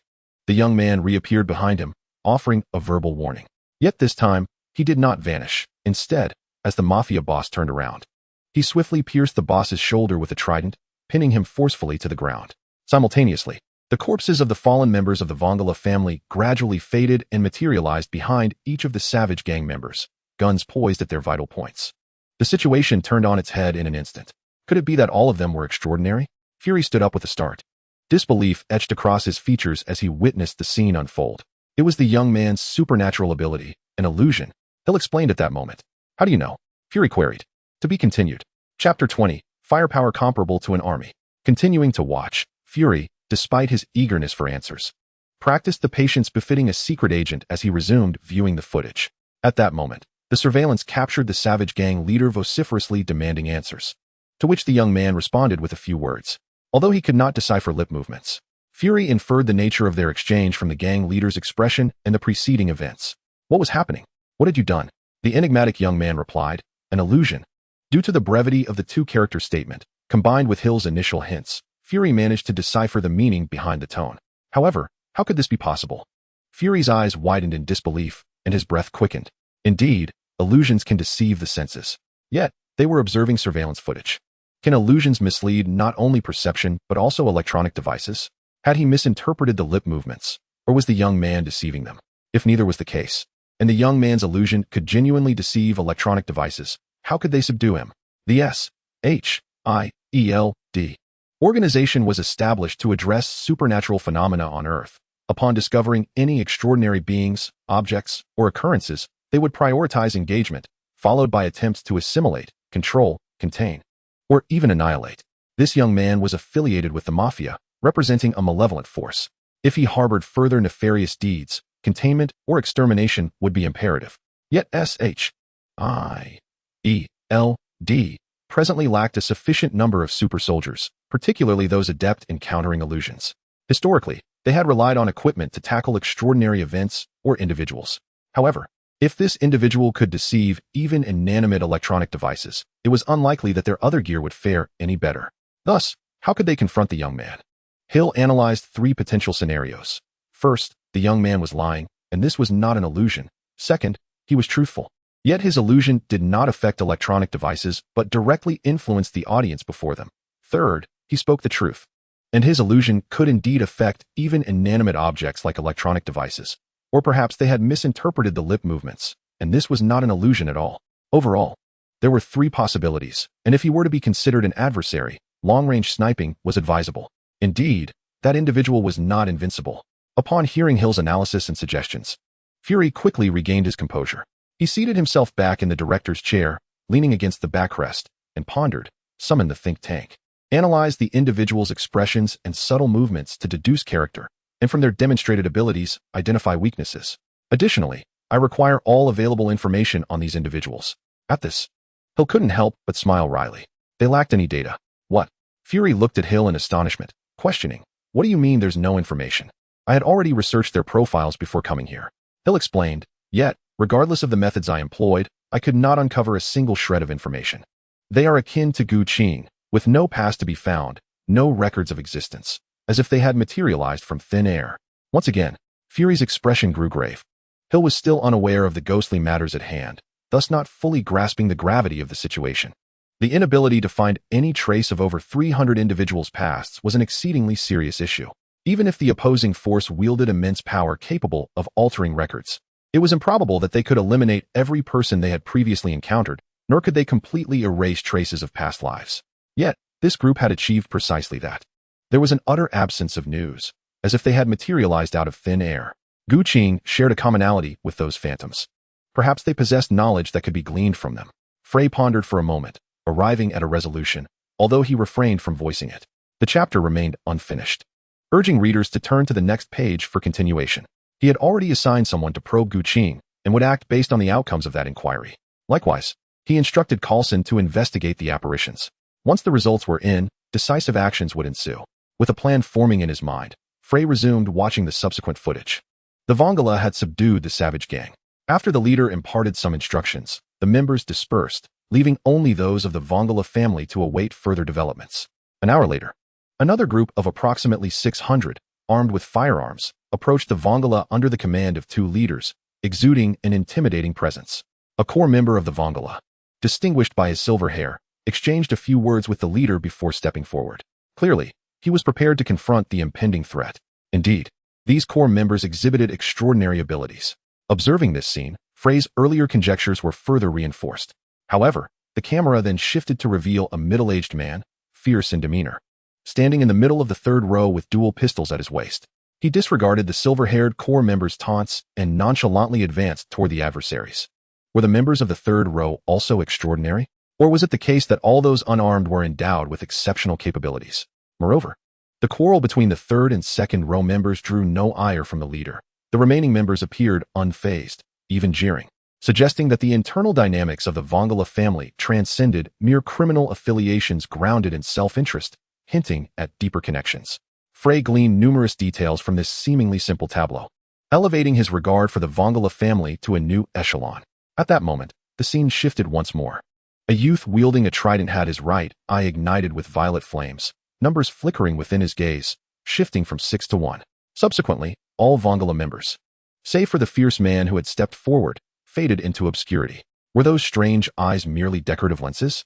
What did the burning violet flame signify? And what of the numerical transformation in his eyes? What did 6 represent, and what of 1? If 6 and 1 existed, did the numbers in between also hold significance? A torrent of details flooded Frey's mind, accompanied by a multitude of questions. Yet, there was little time for contemplation, for the two factions had already engaged in combat. The sudden disappearance of the Vongala members left the members of the Serpent Gang and the gunfire negotiators momentarily stunned. Seizing this opportunity, the man unleashed a fierce assault. A solitary figure, wielding 2 pistols, stands unperturbed. He raises his firearm, flames of orange licking the air, and opens fire. With each shot, he laughs maniacally, advancing forward as the orange-hued bullets rain down like a barrage, instantly obscuring the entire street. Fury watches in astonishment. Such firepower rivals that of an entire army, surpassing even that of the Punisher. Chapter 21. We are justified in our defense. The Punisher, a retired Marine, embarks on a path of vengeance against the underworld after his family falls victim to gang violence. At the onset of his crusade, the outside world remains oblivious to the identity of the assailant. They merely deduce, based on the number of slain foes and the chaotic scene, that an army is responsible. Yet, the truth reveals that he stands alone. The Punisher possesses an unparalleled mastery of firearms, capable of single-handedly equating the strength of a battalion when adequately armed. Now, another has emerged, demonstrating a similar prowess, armed not with heavy artillery, but with 2 handguns. Ordinary pistols, or even rifles, cannot achieve such a rate of fire. The intense heat would surely melt the barrel. Fury observes the man weaving through the crowd, firing indiscriminately with fiery bullets that strike every adversary. His expression turns grave, pondering whether this extraordinary skill stems from the individual innate ability or the weapon's functionality, or perhaps a combination of both. Uncertainty lingers, yet this individual is undeniably formidable. As Hill concludes, the recorded skirmish comes to an end, lasting less than 3 minutes. Given the number of enemies, even with perfect accuracy, the man would have fired over 600 rounds in that brief span. Should he have wielded a Gatling gun, it would be less astonishing. However, he utilized handguns, an unfathomable feat beyond the rapid-fire capability. His agility is equally remarkable. Fury reflects. Amidst a throng of hundreds, he effortlessly evades surrounding bullets and close-quarter assaults, retaliating seamlessly, each shot meticulously avoiding vital targets. Whether this prowess arises from personal skill or weaponry, his agility and precision undoubtedly qualify him as a super soldier. Indeed, his offensive is overwhelming. Even through the recording, one can feel the suffocating pressure of his assault. Hill nods in agreement. Fury's gaze fixates on the man in the footage, and he speaks gravely. This individual is undoubtedly on par with the earlier youth, perhaps even possessing a greater audacity. The Vongala family is stronger than anticipated. At that moment, the scene shifts once more. As the police arrive, the Vongala members retreat in an orderly fashion. The illusionist youth, serving as the final cover for their withdrawal, conjures a shroud of mist, rendering the street a realm of obscurity. For Fury and Hill, this spectacle elicits little surprise, having already witnessed his capabilities. Taking a deep breath, Fury inquires, where are the Vongala members now? Have we gleaned any information regarding their whereabouts? They have taken over an abandoned church in the 10th district, currently undergoing renovations, seemingly preparing to establish it as their headquarters. As for their intentions, Hill hesitated for a moment before stating, the information gathered from the Savage Gang, the gunfire negotiators, and the Viper Gang suggests they are preparing to become the rulers of the underworld. Is that all? Fury looked at Hill in astonishment. Hill nodded affirmatively, indicating that was indeed the case, though it might also be a ruse orchestrated by the Vongala family. Deploy more personnel to closely monitor the movements of the Vongala family, ascertain their objectives, and determine their origins. Understood. After receiving the command, Hill exited the office. Fury slumped back in his chair, letting out a deep sigh. With so many formidable supernatural beings within the Vongala family, their aims could not merely be to become the kings of the underworld. Such an endeavor would be trivial for them, who would set an easily achievable goal as their ambition. No one. At most, it would be something they accomplish effortlessly. Contemplating this, Fury couldn't help but sigh once more. He retrieved the quantum communicator Carol had left behind when departing from Earth, gazing at it for a long while before putting it away. The situation had deteriorated significantly, yet it had not spiraled completely out of control. Utilizing this device was still premature. However, preparations for potential chaos must be made. The Avengers' plan needs to be expedited. Otto was handling a corpse for the first time, yet he seemed to possess an innate talent for it, proceeding with an almost instinctual proficiency. encountering no uncertainties. In fact, the process was executed with remarkable skill. Using earth magic, he dug a grave, buried the body, and then summoned numerous scavenging creatures from the soil with spoken incantations to consume the remains.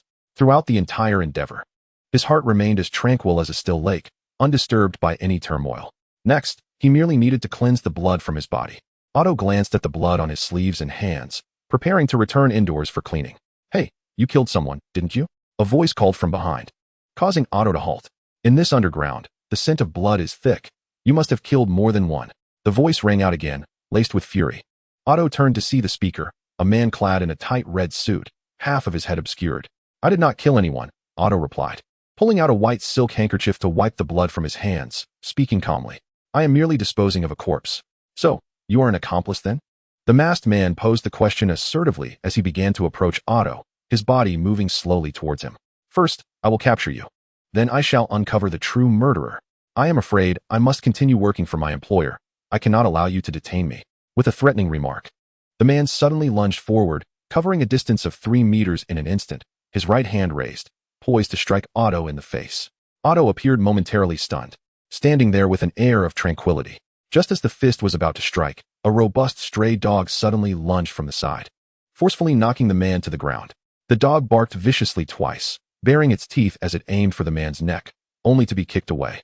The man rose to his feet, instinctively pursuing Otto. However, upon standing, he was confronted by a menacing pack of stray dogs and cats, their fur bristled and teeth bared, effectively blocking his path. "Are you the Night Devil?" Otto inquired calmly. "I read your story in the newspaper last night, where you were hailed as a hero fighting against crime and upholding justice. Are you controlling these cats and dogs?" The Night Devil did not respond to Otto but instead posed a question, or rather, a confirmation. In such circumstances, the truth was evident. If the individual could command cats, dogs, or even other animals, he was no mere criminal dealing with crime scenes, but rather a supervillain. "I offer them a week's worth of food in exchange for their temporary loyalty," Otto explained, noticing the shock on the Night Devil's face. He gently shook his head. "There is no need to concern yourself with that. I am not your enemy. These armed individuals barged in intending to kill us, but were ultimately met with retribution from my boss. We acted in self-defense." Chapter 22. Eavesdropping. The true identity of the Night Devil is that of a blind lawyer named Matt Murdock. In his youth, he suffered an accident that robbed him of his sight. However, his other senses became remarkably acute, particularly his hearing, which is extraordinary.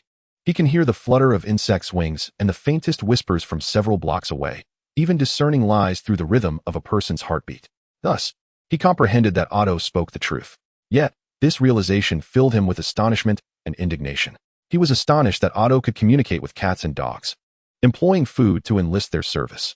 Indignant that someone so young could exhibit such calmness toward the act of killing, even if he merely handled corpses. To remain so composed indicated a troubling familiarity with such matters. How many times must one experience such events to appear so nonchalant?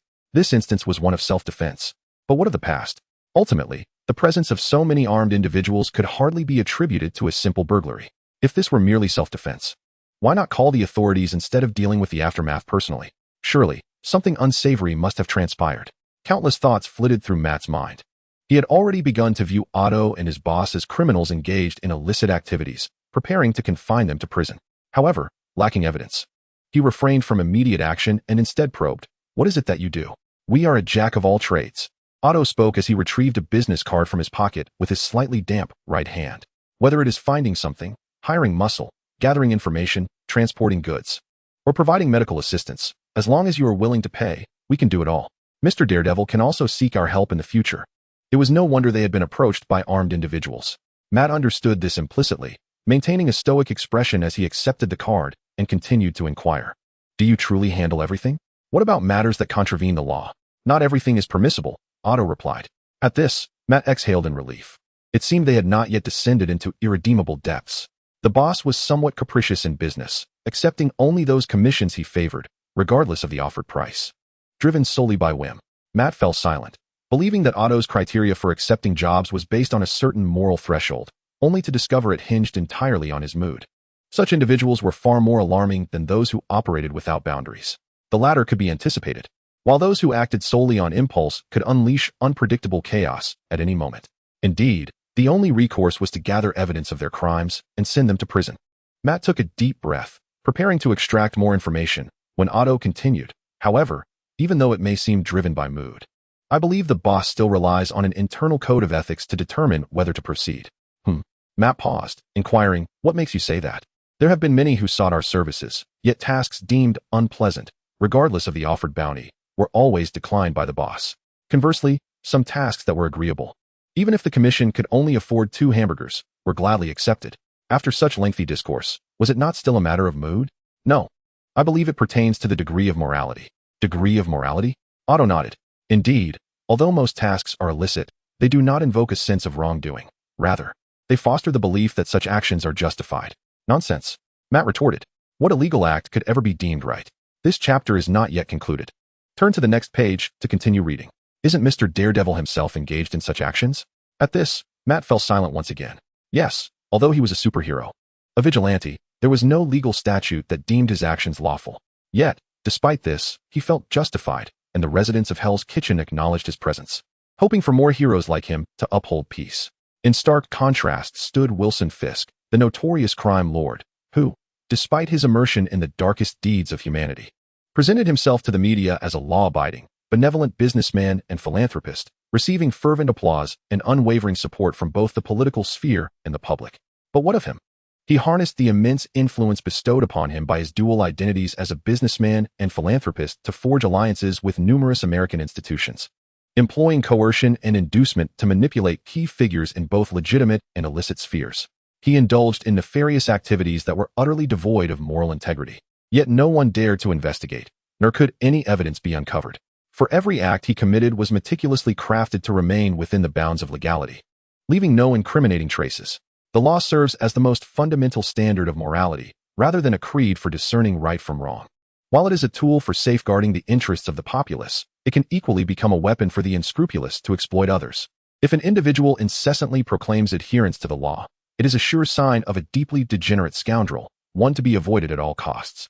In summary, should there be a need in the future, one might consider visiting this establishment. Who knows, perhaps the proprietor may take an interest? After Otto finished speaking, he turned and returned to the shop, with the cats and dogs dispersing autonomously. Matt lingered in silence for a moment before vanishing into the shadows. He did not stray far, choosing instead to perch atop a building across the street, eavesdropping. This establishment, the all-purpose shop, appeared to diverge from initial expectations. It was not a den of avarice willing to commit any atrocity for wealth. Yet, whether it was benevolent or malevolent remained uncertain, prompting him to seek further understanding. He activated his radar mode, inundated by a cacophony of sounds, listening intently to every movement within the shop. However, he remained oblivious to the presence of several birds perched on the rooftop, fixated upon him.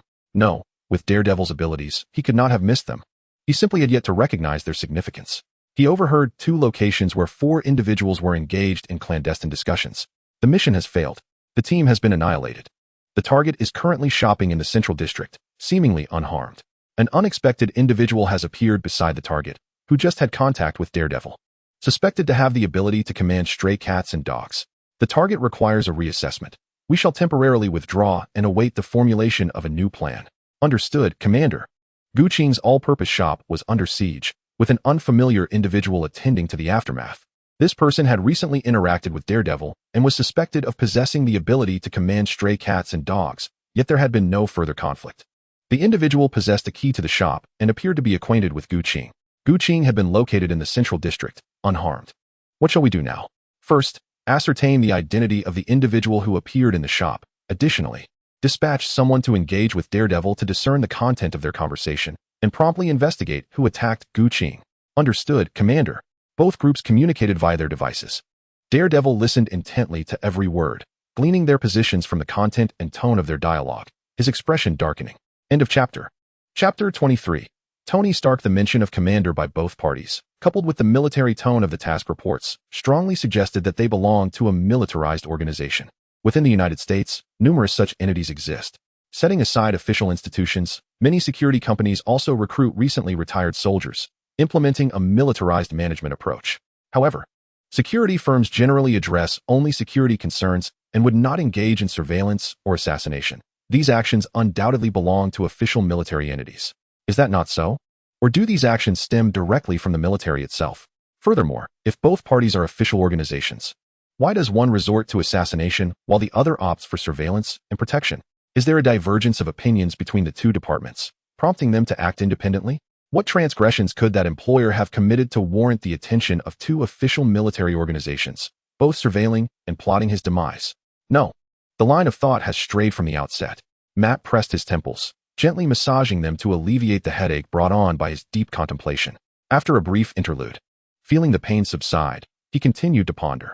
If these are indeed official organizations, why resort to assassination within their own country? Shouldn't they issue an arrest warrant and apprehend the individual directly?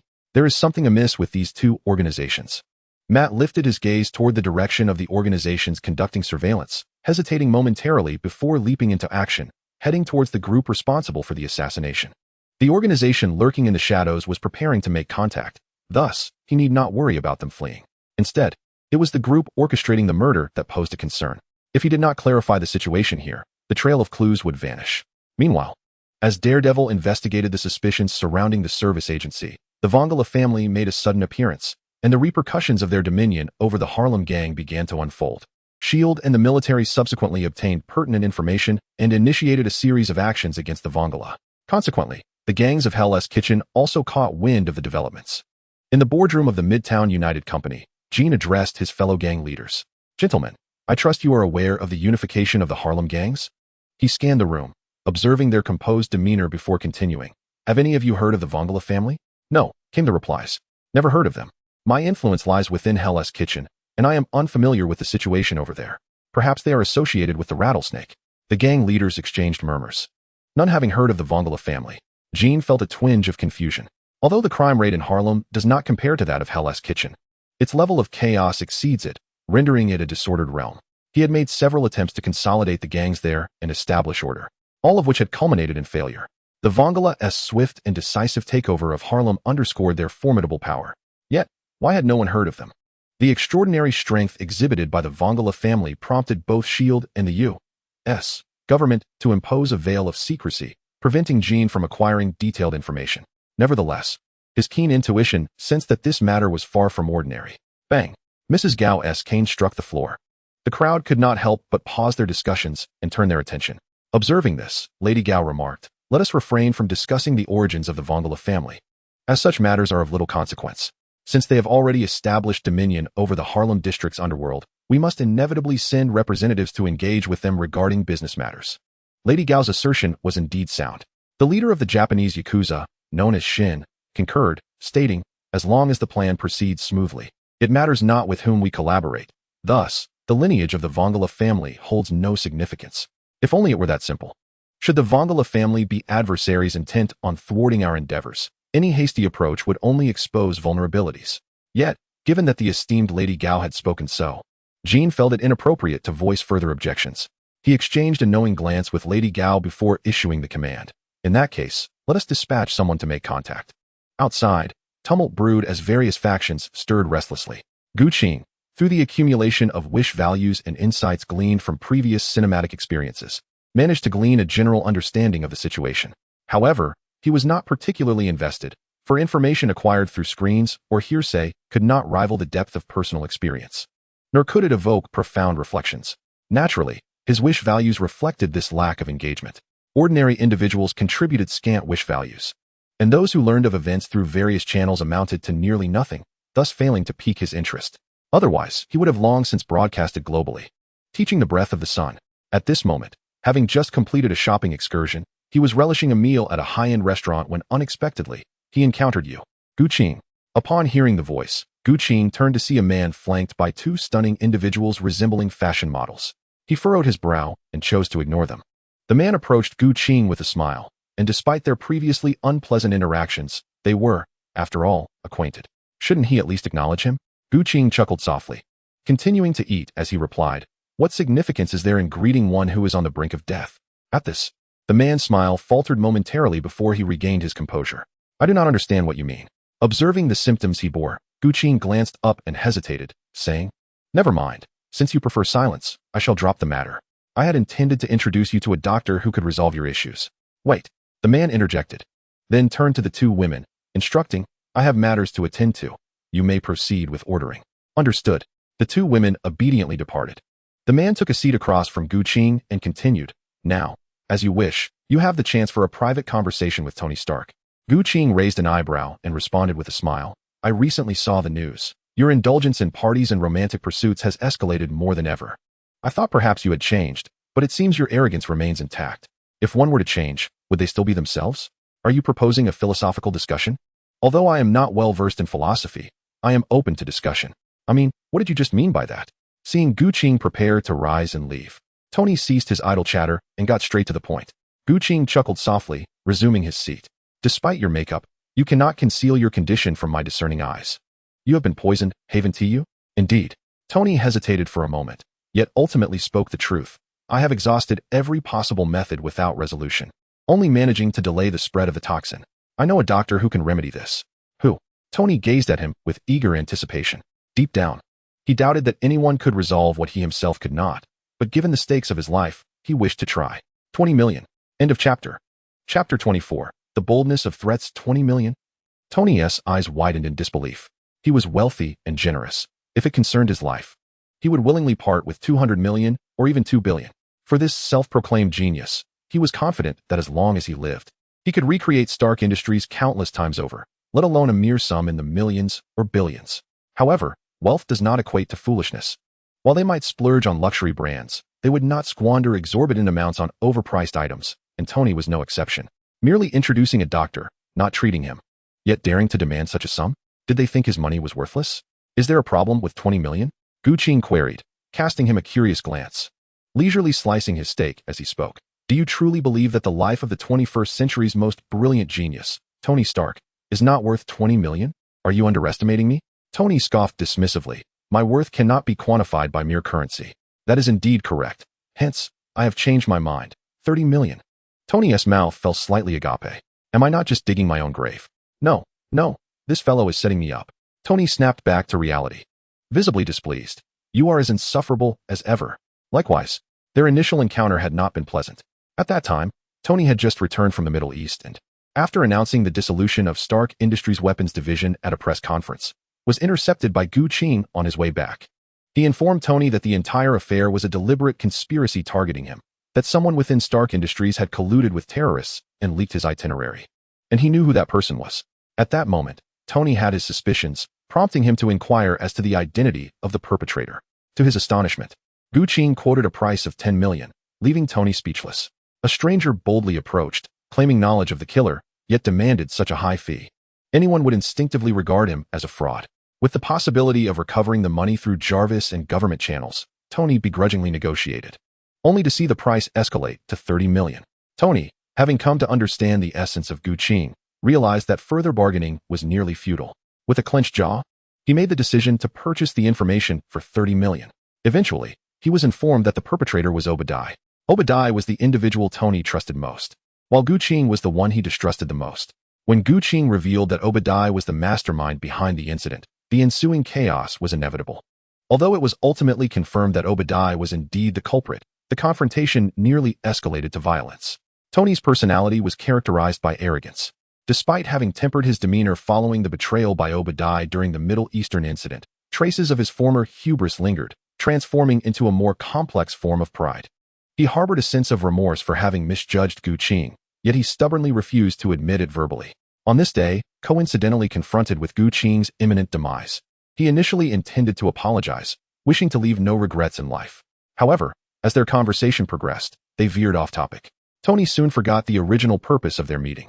Observing Gu Qing leisurely enjoying his meal, exuding an air of confidence, he felt a surge of irritation. Nonetheless, reflecting on his own circumstances, he exhaled, conceding, "Very well. 30 million. Please provide me with the doctor's contact information. She neither uses a mobile phone nor an email. I will take you directly to her." Agreed. Just as they were about to depart, Coulson arrived with 7 or 8 agents, blocking their path. Tony turned to Gu Qing, who shrugged in resignation. He then faced Coulson, inquiring, "What is the meaning of this?" "I apologize for interrupting your meal, Mr. Stark," Coulson began, expressing regret before continuing. "Your friend, Gu Qing, is suspected of murder, and we need to take him in for questioning. Do you have an arrest warrant?" "This is the documentation," Coulson replied, producing a certificate issued by the police department and handing it to Tony. He then addressed Gu Qing. "Mr. Gu, we have collaborated in the past and are somewhat acquainted. I do not wish to resort to force. I hope you will cooperate. Gu Qing glanced at him, then surveyed the agents behind him with a cold smile. What if I choose not to cooperate? Then I must apologize, Coulson stated, drawing his firearm. The agents behind him followed suit, encircling Gu Qing. Wait, Tony shouted. Coulson looked back, puzzled, and asked, Is there something else, Mr. Stark? I have a question for him. Just a moment. Without waiting for Coulson's consent, he turned to Gu Qing. Did you truly commit murder? In self-defense. All right, I understand. Tony nodded, then tore the arrest warrant in half. Coulson, taken aback and momentarily stunned, shouted, What are you doing? Tony tossed the fragments of the arrest warrant into the soup bowl and smiled gently at him, saying, I'm afraid if you wish to apprehend him, you'll need to return with a proper warrant. Tony, spare me the nonsense. If you have anything to discuss, take it up with my legal team. Coulson fell silent. Observing this, a smile spread across Tony's face as he turned to Gu Qing and said, Shall we depart? Indeed. Gu Qing nodded, pushing aside the agent blocking his path, ready to leave with Tony. Although he could handle the situation himself, he preferred to avoid trouble and relished the opportunity to take a break with Tony's assistance. Halt! Just as they were about to exit the restaurant, Coulson's voice echoed behind them, followed by the sound of a gun being cocked. The two men were compelled to stop. Tony turned around, his face a mask of fury as he confronted Coulson, demanding, What is your agency up to? Are you attempting to harm me and my friend? We are merely performing our duties, Mr. Stark. Should you feel your rights have been infringed, you may have your legal team file a complaint against us in court. Coulson maintained a stoic demeanor, his tone unwavering. Moreover, we have received intelligence suggesting that someone is after Mr. Gu Qing's life, and our actions are aimed at ensuring his safety. Tony glanced at Gu Qing. Allow me to handle this, Gu Qing said, slowly approaching Coulson while loosening his tie, a smile gracing his face. Coulson, we might as well consider ourselves friends, wouldn't you agree? Certainly, provided Mr. Gu Qing can behave as a law-abiding citizen. We shall remain friends. No, that is not what I meant. Gu Qing stopped 8 paces from Coulson, discarding his tie. What I mean is, you should have some understanding of me by now. Coulson, puzzled by Gu Qing's inquiry, pondered briefly before responding, Yes. And do you consider me a person who enjoys posturing? No. At this, Gu Qing's smile broadened. Then let me demonstrate why I dare to threaten Fury and S.H.I.E.L.D, the breath of the sun. To be honest, while I have encountered S.H.I.E.L.D numerous times in various Marvel narratives, where Tony nonchalantly dispenses millions as if they were mere trinkets, in the films and the S.H.I.E.L.D television series, Coulson must apply for funding exceeding 100,000, and sums in the millions are deemed significant, requiring multiple layers of scrutiny before approval. Tony, indeed, is generous and unconcerned about money, yet he is not one to squander it. Many seek his sponsorship, but if he deems them unworthy, he will invest not a single cent. The chapter concludes here. Chapter 25. The breath of the sun. Inhale, exhale. The air coalesced, swirling like a misty dragon as it was drawn in and expelled through mouth and nose, causing the temperature in the vicinity to rise swiftly, overpowering even the central air conditioning of the restaurant. This transformation was too conspicuous. The 7 agents' expressions shifted dramatically, their bodies tensing, poised to fire at a moment's notice. Coulson's expression shifted dramatically as he shouted, Mr. Gu Qing, do not act impulsively. If you resort to violence now, there will be no turning back. My conviction is steadfast, devoid of any doubt, and thus I hesitate not. Gu Qing gazed at him with resolute determination, a mist swirling between his lips and nostrils, the air around him warped by the intense heat. What does this signify? It signifies that I shall unreservedly pursue what I have resolved. As Gu Qing spoke, his left leg slightly advanced, his body tilting to the right, his hands poised before his right shoulder. Then, the sun wheel blade materialized in his grip, transforming into a dual-handed stance, resting the blade's spine upon his shoulder. Prepared to strike. Gu Qing's obsidian eyes shimmered with a golden hue, reminiscent of a blazing sun. As he fixated on Coulson, I shall inquire once more. Do you truly intend to apprehend me? Coulson swallowed hard, his complexion growing increasingly uneasy. He recognized the gravity of the situation. This was a trial. Assessing Gu Qing's reaction to capture to gauge his attitude towards the law. Should Gu Qing comply, it would indicate that despite his extraordinary powers, he still held respect for the law, posing no threat to society, a potential ally to be recruited. Conversely, should he resist, the severity of his defiance would determine his threat level, subsequently dictating how to manage him. Coulson had contemplated the possibility of Gu Qing acquiescing and following them. He had imagined him expressing outrage and cursing at them. He had even considered the chance of flight. Yet, he had never envisioned that Gu Qing would neither flee nor curse, but rather confront them head-on. However, representing S.H. S.H.I.E.L.D, and the law. Coulson found himself in a precarious position. If he were to relent now, the authority of the law would remain unmanifested. He was already in a dilemma. He shifted his parched throat and pleaded, "Gu Qing, do not proceed in this manner. This is a situation you have instigated. Do not portray it as though I am coercing you." Gu Qing replied coldly, "Gu Qing, this is not worth it." At that moment, Tony finally grasped the situation, urgently advising, "I assure you, you will be unharmed. Please, do not resort to violence." Gu Qing cast a sidelong glance at him and let out a light, cold laugh. "No need." Coulson took a deep breath, resolutely fixing his gaze upon Gu Qing, commanding, "Seize him." With the order given, 7 agents cautiously advanced, weapons drawn. "Is that so?" A flicker of disappointment crossed Gu Qing's eyes. He slowly closed his eyes, then reopened them, his captivating gaze bursting forth, instilling fear. Coulson and the other 7 agents momentarily froze. It was in that brief instant that Gu Qing made his move. Breath of the Sun. 11th form, dragon head of the solar halo. The fiery serpent danced along the blade's edge, weaving through the crowd before ultimately returning to the sword's core. Standing behind, Tony merely witnessed Gu Qing's form flicker and vanish, accompanied by a wave of scorching heat, reappearing behind Coulson, unleashing an explosive surge of heat that sent nearby tables and Coulson's group flying. Is this for real? Tony's eyes widened in astonishment. The speed reached a level beyond human comprehension, and the explosive effect produced by the cold weapon resembling a miniature missile head truly instigated an existential crisis. The distant onlookers, engrossed in the spectacle, were left utterly astonished. Chime. You have acquired 001 wish value. Chime. You have acquired 001 wish value. Chime. You have acquired 001 wish value. Chime. You have acquired 10 wish value. This chapter is not finished. Click the next page to continue reading. 1-2. Add bookmark for convenient reading. Chime. You have acquired 200 wish value. Chime. You have acquired 700 wish value.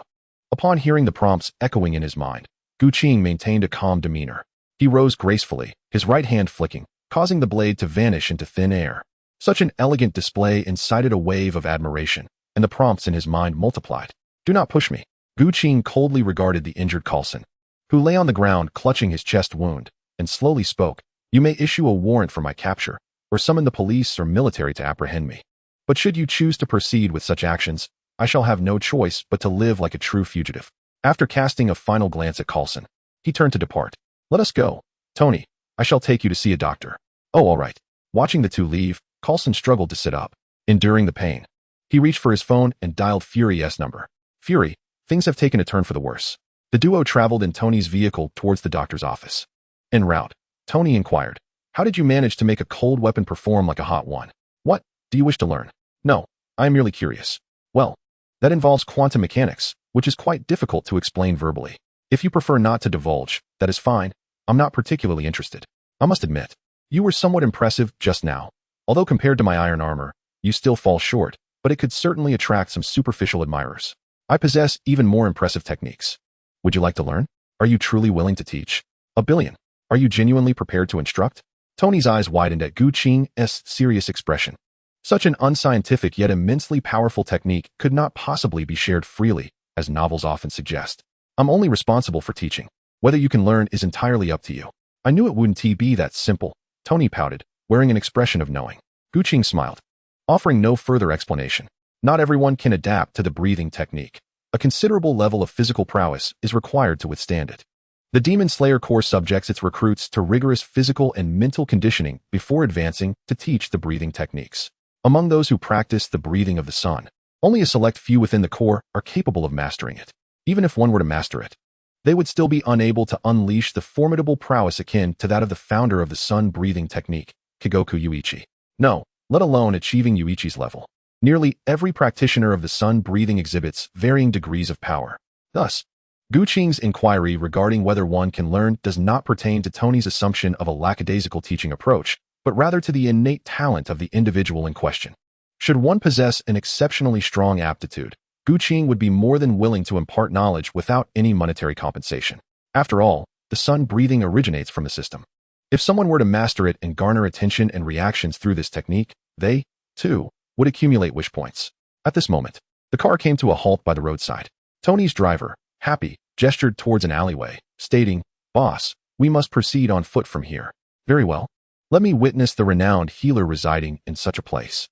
Chapter 26. The group alighted from the vehicle and entered the dimly lit alleyway. It was narrow and littered with refuse, a foul stench pervading the air, causing Tony and Happy to cover their mouths and noses, their brows furrowed in discomfort. After walking for a while, Tony could no longer endure the unpleasantness. He hurried forward, observing Gu Qing, who appeared unfazed and seemingly unaffected by the surroundings, and questioned loudly. Are you sure you haven't taken a wrong turn? Not at all. Gu Qing casually glanced at him and replied nonchalantly before turning back to continue walking. Tony, clearly dissatisfied with this response, pressed on. But a renowned healer living here? Isn't that a bit absurd? Aren't they concerned about infections? She has her own methods. Gu Qing replied without even turning his head, prompting Tony to frown. Just as he was about to voice his thoughts, Happy's eyes lit up with excitement, exclaiming, I know. I understand what's going on. Huh. Both men turned to him in surprise, especially Gu Qing, who looked thoroughly befuddled. Just that morning, he had summoned Shuyu, and he himself was not entirely familiar with her medical abilities, yet Happy seemed to have it all figured out. That person must be a disciple of a reclusive master, now completing their training and preparing to descend the mountain for experience. However, due to a lack of formal training and certification, they cannot work in a hospital, which is why they operate a clinic in such a place. Gu Qing opened his mouth, unsure of how to respond. Tony, equally bewildered, interjected. What nonsense are you talking about? If she truly possesses such abilities, wouldn't it take just a few days to obtain a certification? You don't understand. This is called playing the pig to eat the tiger. If she were to acquire a medical license, no one would question her. How then could she astonish others and compel them to regard her with newfound respect? Tony, evidently struggling to comprehend such reasoning, turned to Gu Qing, inquiring whether the situation was indeed as Happy had described. If so, he would need to consider whether to seek treatment from this so-called esteemed healer, as it appeared to him that she was the one in need of healing. Happily gazed at Gu Qing with eager anticipation, hoping his conjecture would be validated. During the last encounter, when Gu Qing intercepted the vehicle to negotiate with Tony, she exhibited formidable personal prowess. Consequently, Happy delved into related materials and inadvertently stumbled upon Chinese web literature, which captivated him to the extent that he now approached every Asian he encountered with utmost humility and courtesy. Fearing an outburst of a dog's I cannot see a person's worth, followed by a severe beating alongside Tony. Yet, amidst this caution, he also fantasized about meeting a sage, gaining profound knowledge, and eventually transforming into a superhero who would champion justice. Confronted by their differing gazes, Gu Qing took a deep breath, casting a peculiar look at Happy before replying. She is not merely pretending to be a pig to eat the tiger. She has only just arrived in New York today and has yet to find a place to stay, hence her temporary presence here. Is she the legendary disciple of a hermit sage? No, she is the sage herself, adeptly mastering the Tai Xian needle, capable of reviving the deceased and mending broken bones effortlessly. Wow, that is astonishing. Does she still accept apprentices? I'm not sure about that. Please, do sing her praises on my behalf. Ah, absolutely, certainly. Observing their light-hearted banter, it seemed almost genuine, causing Tony's eyelids to twitch. He had just learned through Jarvis about the concepts of pretending to be a pig to eat a tiger and the Tai Xian needle, realizing that Gu Qing was merely jesting. However, Happy was too engrossed in the role. He was beyond redemption. Should I consider a change of drivers? The alley grew increasingly narrow and secluded. Yet, as it became more remote, the foot traffic dwindled and litter was sparse. Although it remained cramped and antiquated, the foul odor from outside had dissipated. Upon arrival, Gu Qing halted before a rusted security door. Tony and Happy stood behind her, surveying the surroundings of the dilapidated apartment building from the 1970s, 8 stories high with an exterior staircase, heavily rusted, leaving them uncertain if it was still in use. The walls were riddled with cracks, sparking concerns about a potential collapse at any moment. At that moment, the door swung open. A woman appeared, smiling as she regarded them. May I ask whom you are seeking? Tony and Happy stood transfixed at the sight. The woman wore a vividly colored kimono, her hair elegantly styled in a bun at the back of her head, complemented by delicate features and fair skin, exuding a grace that was ethereal. However, their astonishment stemmed not from her beauty. Being the owner of Stark Industries and its driver, they had encountered many stunning women. Rather, it was the alarming sight of the woman, who was drenched in blood, not merely a trickle, but a significant amount. Her kimono and visage were vividly stained, contrasting starkly with her pale complexion, creating a strikingly eerie and seductive appearance. Noticing the expressions of the two men, the hostess revealed a hint of apology on her face and gently remarked, I apologize. I have just completed an autopsy and have not yet had the chance to clean up before attending to you. I hope you can forgive my oversight. Not at all. Not at all, Tony responded, snapping back to reality and hastily gesturing that it was of no consequence. What was unusual about a doctor having blood on them? Is it abnormal to have blood? Then please, come in. I have just acquired this place today, and it is still filled with the belongings left by the previous owner. It may be somewhat disordered. Not a problem. As the group followed the hostess into the house, they soon discovered the extent of the disarray she had mentioned. Discarded bottles of alcohol, an ashtray overflowing with cigarette butts, remnants of food emitting an unpleasant odor, and a sofa piled high with unwashed clothes made the interior resemble a refuse heap. This led Tony to question whether this doctor could truly remedy his affliction. Although appearances can be deceiving, he struggled to fathom how someone living in such squalor could possibly unravel the toxins that plagued him. The operating room is through here, the hostess said as she guided them further inside, introducing herself in the process. My name is Shai, and I am an unlicensed physician. You are here to treat this gentleman, correct? Has he informed you of his condition? Tony hesitated for a moment, pointing at Gu Qing as he asked. The gentleman's poisoning is quite evident. If I couldn't discern that, I wouldn't be in the business of healing others, Shai replied, shaking her head. Her voice remained soft throughout, imparting a sense of warmth. Upon hearing this, Tony felt a surge of hope. We've arrived at the operating room. Entering a dimly lit small chamber, Shai seemed unaffected by her surroundings as she switched on the light, revealing the environment within. Tony and Happy could not help but gasp in horror, once again taken aback. The room was not large, approximately 40 square meters, yet it felt cavernous. In the center lay a bed, presumably an operating table, stained a dark crimson with blood, remnants of flesh still clinging to its surface. However, it was not the gruesome bed that left Tony and Happy in shock, but rather the array of macabre items displayed around the walls. In the center stood the bloodied surgical table, alongside an old rack and a spotlight. The rack cluttered with blood-spattered surgical instruments.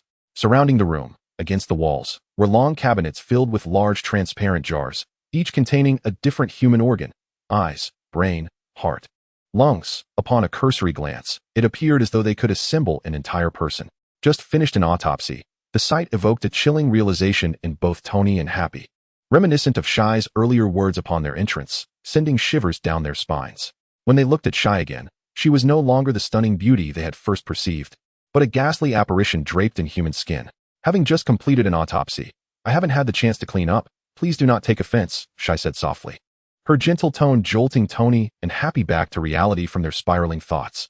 They gazed at Shai, who remained the same gentle and virtuous woman. Yet her beauty appeared otherworldly, accentuated by the blood. Looking around, although the atmosphere still felt eerie and unsettling, they no longer felt the intense dread reminiscent of a horror film. They exchanged glances, sensing a hint of confusion in each other's eyes. Could it be that they were too timid? Was there something amiss? Noticing their prolonged silence, Gu Qing inquired. No problem, Tony instinctively replied. However, he quickly reconsidered and corrected himself. No, there is indeed a problem. If I decide to undergo treatment later, it absolutely cannot be here. It must be in a facility that is well-equipped and pristine. Perhaps tools 1T even be necessary, Shai interjected, observing Tony's puzzled expression and immediately clarifying. Mr. Tony's situation is quite unique. A fragment of shrapnel is lodged in your chest, necessitating a device to prevent it from penetrating further. Yet that very device is continuously generating toxins that corrode your body. To resolve this issue, you must either remove the shrapnel or enhance the device to cease toxin production. Otherwise, even if the poison is neutralized, you will continue to suffer from toxicity. Tony stared at Shai, dumbfounded, his mouth agape for a considerable time before incredulously asking, How do you know about my condition? Tony, is this true? Happy gazed at him in disbelief upon hearing his admission. I'll explain later. Tony replied with a glance at him, then turned back to Shai. How do you know my condition? I have never disclosed my health status to anyone, save for the late Ethan. No one else should be privy to this information. How can you be so well informed? Ethan was the one who had installed the electromagnet in Tony's chest in the Middle East, saving his life. Yet he had perished while escaping a terrorist hideout, leaving no opportunity to inform anyone else, and Tony had never shared his plight with anyone. Thus, it seemed impossible for anyone to know. Meeting Tony's intense gaze, Shai smiled slightly, by scent and sound. The metallic odor of rust mingles with your blood. I can hear the sound of blood striking against metal fragments within your veins. Your blood has been tainted by some element, producing an indescribable stench that even scavengers would avoid. Ding. You have gained 100 wish points. Ding. You have gained 360 wish points. Tony's mouth fell open in astonishment as he regarded Shai. He had never encountered someone so remarkable, capable of perceiving such a wealth of information through mere smell and sound. Wait, stench. Suddenly recalling something, Tony raised his arm to sniff his fingertips. then pulled down his collar to sniff again. Moments later, he stared at S.H.I.E.L.D, questioning, "Why can't I detect any foul odor? Are you trying to deceive me? If that is how you feel, so be it." S.H.I.E.L.D gently shook her head, dismissing him. She entered the room to fetch water and began to clean up the mess. Tony, aware that his harsh words had caused her discomfort, conceded, "All right. It seems I was overly suspicious. Do you have a way to resolve my issue?" "Yes, but it is quite challenging," she replied.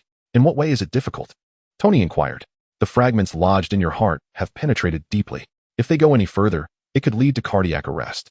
Removing even a small piece could result in ruptured blood vessels, causing massive hemorrhaging and death within mere seconds. Current medical techniques cannot repair blood vessels in such a brief time frame, especially considering there is more than one fragment in your heart. I am well aware of my own body. I do not need you to enlighten me. Just tell me what I must do," Tony said, his voice tinged with irritation. This predicament had troubled him for a long time, and he had refrained from sharing it with those close to him for fear of causing them distress. He bore the constant threat of death alone, living each day in trepidation. He had had enough. S.H.I.E.L.D glanced back at him, then resumed her cleaning of the surgical table. "As I mentioned earlier, altering the device in your chest could change your situation. But I am not well versed in such high technology, and it is evident you cannot do it either. Therefore, the only option left is to remove the fragments through medical intervention. However, even I cannot repair multiple damaged blood vessels within seconds. Conventional methods are simply impractical." "Conventional methods?" Tony noted her choice of words, raising an eyebrow. "If conventional methods are unfeasible, does that mean unconventional methods are viable?" "Precisely." S.H.I.E.L.D stood up, tossing the towel into the basin, and turned to face Tony directly. "Do you possess a reason to wish to live, even if it means no longer being human?" "Not being human." Tony and Happy stared at S.H.I.E.L.D, perplexed. S.H.I.E.L.D turned away to wash the blood-stained towel, watching the water turn crimson. "I lack the ability to repair multiple damaged blood vessels within seconds, and no doctor in this world possesses such capability. Thus, the patient must be endowed with greater vitality, enabling them to survive even with damaged vessels." "Are you suggesting body modification?" Tony and Happy still did not grasp S.H.I.E.L.D'S meaning, attempting to interpret it in their own limited understanding. "Body modification?" S.H.I.E.L.D paused, then couldn't help but laugh. "In a way, even a ghost could be considered a form of body modification." "A ghost?" Tony inquired. "A being transformed from a human," S.H.I.E.L.D explained. 1,000 years ago, a frail individual, unable to rise from bed, became a ghost through the use of certain substances, gaining immortality and surpassing the limitations of human life and strength. If you do not mind becoming a ghost, I can facilitate that transformation for you. Recently, there has been a promotion for double monthly tickets. The chapter concludes here. Chapter 28. Indeed, I am a ghost. Ding. You have received 200 wish points. Ding. You have received 500 wish points. Upon hearing the prompts in his mind and observing the astonished expressions on Tony and Happy's faces, Guqing revealed a satisfied smile. Tony, a genius with an inflated sense of self-worth, rarely alters his opinions on matters he deems certain. However, as a scientist, he possesses a belief in the empirical. Before the emergence of various fantastical beings in the Marvel Universe, he would have dismissed the notion of ghosts outright. Yet, Guqing first introduced him to a remarkably skilled physician under the guise of healing, thereby elevating the authority of Zhuye. Subsequently, she demonstrated the ghost's acute sensitivity to blood, showcasing Zhuye's extraordinary abilities, and finally revealed the existence of ghosts from a scientific perspective. After this layered exposition, even Tony harbored no doubt and readily accepted the existence of ghosts. After all, while it is difficult for individuals to believe in the supernatural, the idea of a being transformed through scientific means into a ghost is not entirely implausible.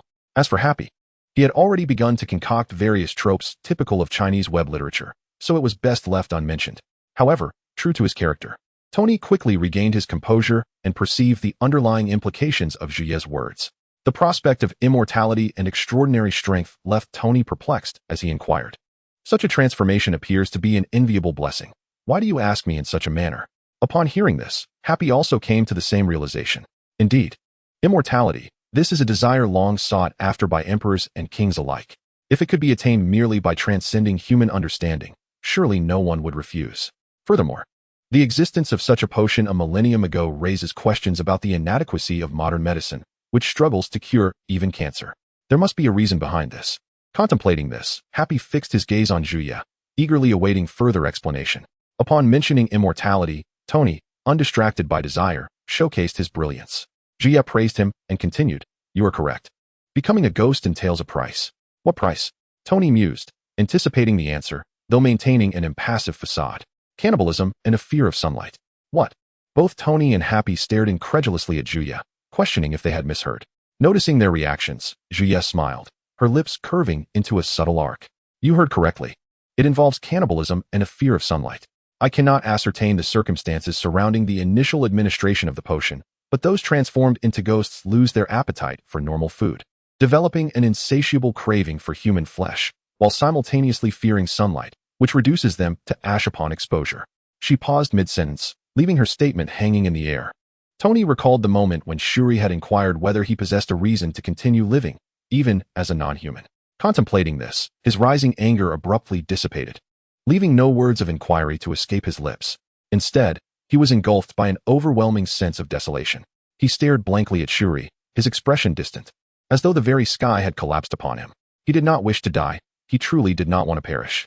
He was Tony Stark, the most brilliant scientist of this century, the chairman of Stark Industries, and the most renowned heir in the world. He had a glorious life ahead to savor, and he had yet to confess his feelings to Pepper, whom he adored. The thought of death was unbearable. With such profound reluctance and dissatisfaction, one could imagine the immense courage he summoned to accept death with equanimity. This chapter is not finished. Click the next page to continue reading. And now, Gu Qing had bestowed upon him a flicker of hope for life, reigniting his yearning to live. Yet, he soon realized that this so-called hope merely cast him from the brink of death into an abyss. The sensation of transitioning from darkness to light, only to plunge back into despair, was indeed excruciating, enough to drive one to madness. Tony yearned to roar, to scream, to vent his frustrations. But upon lifting his gaze, he saw the ever-familiar Happy, the hopeful Gu Qing, and the resolute Shuri presenting a remedy. Perhaps this is enough, he thought. Let it be. I shall live out my remaining days splendidly. In that moment, Tony felt as though his soul had departed, leaving him utterly drained. Do not be hasty in despair, Mr. Stark, came Shuri's voice once more. Tony raised his head, gazing at her lethargically, devoid of any hope. Since the transformation into a demon was induced by pharmaceuticals, it suggested that such a change was symptomatic of humanity and could be ameliorated through medication. Shuri calmly stated, through centuries of research, I have developed a remedy to eliminate the symptoms of cannibalism. It merely requires the intake of a small amount of fresh blood. Upon hearing this, a spark ignited within Tony, and he regained his vigor. Although the idea of blood consumption and an aversion to sunlight were difficult conditions to accept, the very fact that a remedy for cannibalism could be discovered meant that solutions for bloodlust and fear of sunlight could also be devised. Even if Shuri could not achieve this, once transformed into a demon, he would possess the gift of immortality and could begin anew in his studies. He could not fathom that his brilliant mind would fail to unravel such mysteries. Moreover, blood could be procured from hospitals, and the inability to bask in sunlight could be countered with a fully encompassing suit of iron armor, which would neither trouble others nor impede himself. At that moment, Tony felt an overwhelming sense of boundless joy. Yet, how do you know so much about events that transpired 1,000 years ago? Happy posed a pivotal question. Taken aback, Tony was suddenly struck by realization. Indeed, how could one possess such intimate knowledge of events from a millennium past, even if records have been passed down through generations? After such a lengthy period, there are bound to be some discrepancies. Furthermore, individuals of this era, upon encountering something so mystical, would likely first consider the stories that have circulated rather than delve into discussions about its authenticity. So, how is it that Tamayo possesses such profound knowledge? Wait, she just mentioned having conducted research for several centuries. As if recalling something significant, both Tony and Happy simultaneously turned their gazes toward Tamayo. Could it be that you are the one who transformed into a demon 1,000 years ago? Certainly not, Tamayo decisively refuted. Yet, before the two could breathe a sigh of relief, she raised her right hand, revealing her smooth, alabaster arm. Although I am not the individual who became a demon a millennium ago, I am indeed a demon. With these words, she extended her left hand and drew 5 deep crimson gashes across her porcelain right arm. However, before Tony and Happy could register their astonishment, those 5 wounds healed at a visibly rapid pace. Ding! You have gained 500 wish points. Ding! You have gained 2,000 wish points. Hearing the notifications in their minds and observing the two in a state of shock, Gu Qing's lips curled into a smile once more. End of this chapter. Chapter 29. Please kill Muzan Kabutsuji. People often discuss matters that transcend common knowledge with great enthusiasm. Yet, when confronted with such extraordinary phenomena, the reaction is often one of fear rather than excitement. At this moment, Tony and Happy exemplified this reaction. After all, Tamayo had previously stated that demons consume humans, while she had also mentioned formulating a potion to suppress the urge to devour. The eerie environment reminiscent of a crime scene incited a sense of dread, leading Tony and Happy to instinctively feel as though they had fallen into a horror movie trap. However, after the initial fright, they noticed Tamayo merely standing at a distance, smiling at them without any further action, which allowed them to exhale in relief. Then came the awkwardness. Here was Tony Stark, the illustrious owner of Stark Industries, the most renowned heir in the world, the greatest genius scientist of the 21st century, and the superhero Iron Man, feeling intimidated by a mere female demon. How utterly humiliating. Ahem. Tony cleared his throat and broached the topic. I understand the situation clearly. Now, what kind of reward do you seek? After speaking, seemingly concerned that Tamayo might misunderstand, he hastily added, what I mean is, as a demon who has lived for centuries and possesses remarkable medical skills, you must have accumulated considerable wealth. Surely, your desired compensation is not as simple as mere money. Indeed, Tamayo smiled at Tony and replied, before we discuss the reward, I must clarify that the formula to transform a person into a demon has long been lost. I can only convert you by sharing my blood, which contains the cells of a demon, thereby transforming you. However, this will also mean that a portion of my power will be transferred to you. In other words, you will have to pay a significant price to undergo this transformation, correct? Tony thought that Jia was merely trying to increase the stakes, and thus replied nonchalantly, no worries. Just name your price. If I find it worthwhile, I will agree to the transaction. Jia did not rush to respond. Instead, she fixed her gaze upon him, making Tony feel increasingly uncomfortable. When he wondered if there was something on his face and reached to check, she finally spoke. I need your assistance in killing Kibutsuji Musen. What? Tony, having been momentarily distracted, did not catch her words clearly. Jia, her smile vanishing, reiterated with a grave demeanor, I need your help to kill Kibutsuji Musen. This time, Tony comprehended her request. However, he did not hastily agree but instead inquired, who is this Kibutsuji Musen? Let me be clear. I will not harm others merely to ensure my own survival. If that individual is not exceedingly wicked, then we need not discuss further. You need not worry about that. Juya responded, a smile returning to her face. After all, I have some understanding of you, which is why I made such a request. Hearing this, Tony glanced at Guqing. Don't look at me like that. Guqing shrugged innocently, pouting, I'm merely observing who has needs and trading with them. This has nothing to do with me. All right. Taking a deep breath, Tony temporarily accepted Guqing's perspective and turned back to Jia.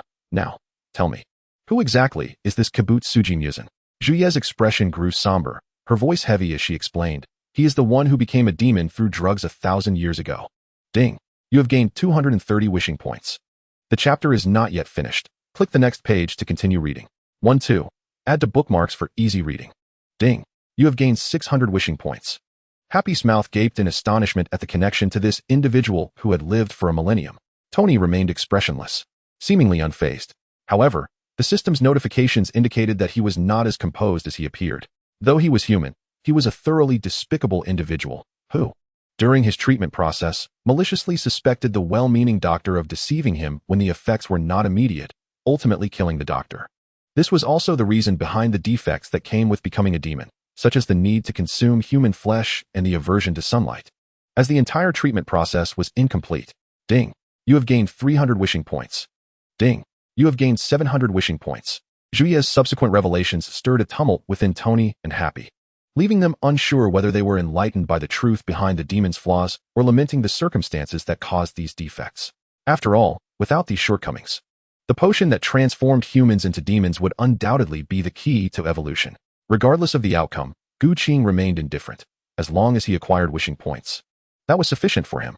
Simultaneously, he was satisfied with the gradual build-up and unveiling of the truth to reap the rewards. Indeed, directly showcasing the might of a demon may evoke the greatest sensory shock, thus reaping the utmost value of spiritual offerings. However, what follows such a harvest? Once one has witnessed such staggering phenomena, their perception expands, making it challenging to respond to anything beneath that level of awe. It is akin to reaping a substantial bounty, after which one can no longer continue the harvest unless something even stronger and more extravagant is displayed. Should one's spiritual offerings fail to ensure the continuous summoning of more formidable and exaggerated figures or artifacts, a significant stagnation in growth is likely to ensue. Therefore, seizing every opportunity for gain, engaging in a steady and sustainable harvest, is the true path. Kibutsuji Musen, with his volatile temper and ruthless demeanor, becomes uncontrollable after his transformation into a demon, regarding himself as a superior being and viewing humanity merely as sustenance. Yet, paradoxically, he harbors a morbid obsession with immortality, exhibiting profound cowardice and a fear of death, being particularly averse to anyone suggesting he appears gravely ill or nearing his end. In his quest for eternal life, he tirelessly seeks a means to overcome his aversion to sunlight. Ultimately, he discovers in his physician's notes a herb known as Blue Horizon that purportedly addresses his dilemma. Yet this herb is undocumented in the world, with only the physician aware of its location or cultivation methods. In pursuit of the Blue Horizon, Muzan has manufactured a multitude of demons from his own blood to aid in the search. This process has persisted to the present day, resulting in countless transformations into demons and innumerable lives consumed, with no sign of cessation even now. Ding. You have acquired 500 spiritual offerings. Ding. You have acquired 2,000 spiritual offerings. After hearing Tamayo's explanation, Tony and Happy's emotions oscillated, leaving them in a state of turmoil. The tale of a demon king who has survived for millennia, the cannibalistic demon clan, and the elusive Blue Horizon, as recounted by Tamayo, unfolds like a fantastical narrative, challenging belief. Yet, the embodiment of demon stands before them in Tamayo, compelling them to accept its veracity. However, Tony was not easily deceived.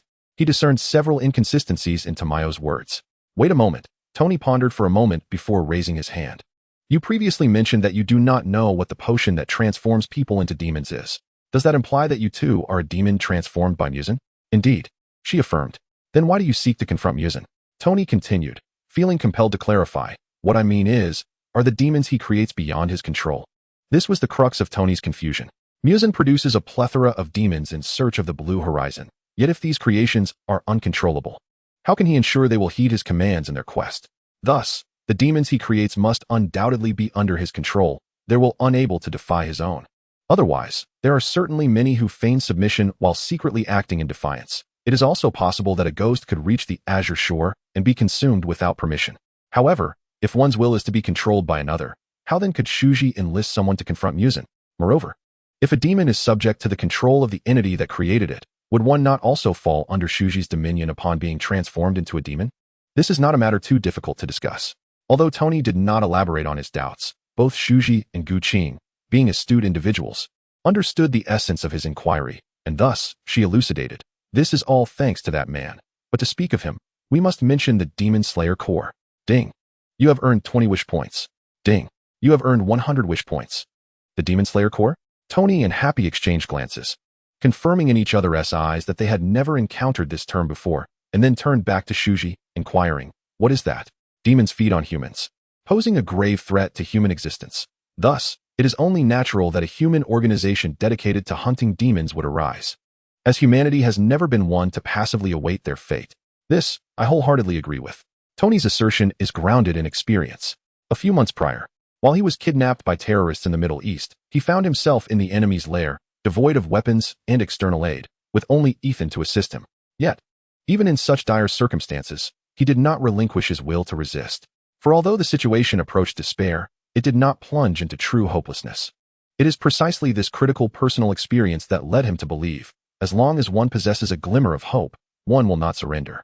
So, this Demon Slayer Corps is indeed an organization of humans dedicated to hunting demons? Happy promptly inquired. Precisely, Shuji affirmed, nodding her head. The Demon Slayer Corps was initially formed in response to the chaos wrought by demons. A group spontaneously assembled by those who had suffered losses at the hands of these fiends. Later, with the sponsorship of the esteemed Pantheon, it evolved into an organization aimed at exterminating the Demon King Muzan. It seems that the wealthy of that era were not entirely devoid of merit. Tony could not help but express his thoughts. The affluent of this era are predominantly capitalists, whose hearts are often dark. They would rather burn their wealth as fuel for amusement than extend a hand to support the impoverished, let alone fund an organization like Pantheon that serves all of humanity. Not entirely devoid of merit? Shuji seemed to recall something, a hint of a smile gracing her face. The heads of the Pantheon lineage have indeed been commendable. Yet their formation of the Demon Slayer Corps was not as noble as one might imagine, though their actions are certainly deserving of the term great. Could it be that they sought the power of demons or the gift of immortality? Happy speculated, drawing parallels to narratives found in light novels. This is not the case. Shuji gently shook her head in denial, providing no further explanation as she returned to the topic at hand, continuing her discourse on the Demon Slayer Corps. Despite the support from the Tsuchimikado clan, which afforded ample logistics and superior equipment, as well as skilled swordsmen and warriors to instruct them in the art of combat, they remained merely ordinary individuals. The notion of slaying the Demon King was far beyond their capabilities. Even dealing with ordinary demons proved to be an arduous task. Tony and Happy nodded in agreement. If every demon possessed the remarkable regenerative abilities exhibited by Shuji, then relying solely on the ancient weaponry of humanity would render victory an impossibility, especially considering that demons possessed strength that surpassed that of mere mortals. Though their resolve never wavered, progress was minimal until the emergence of that great figure 400 years ago. That figure? His name was Yoriichi Tsujikuni, Shuji declared.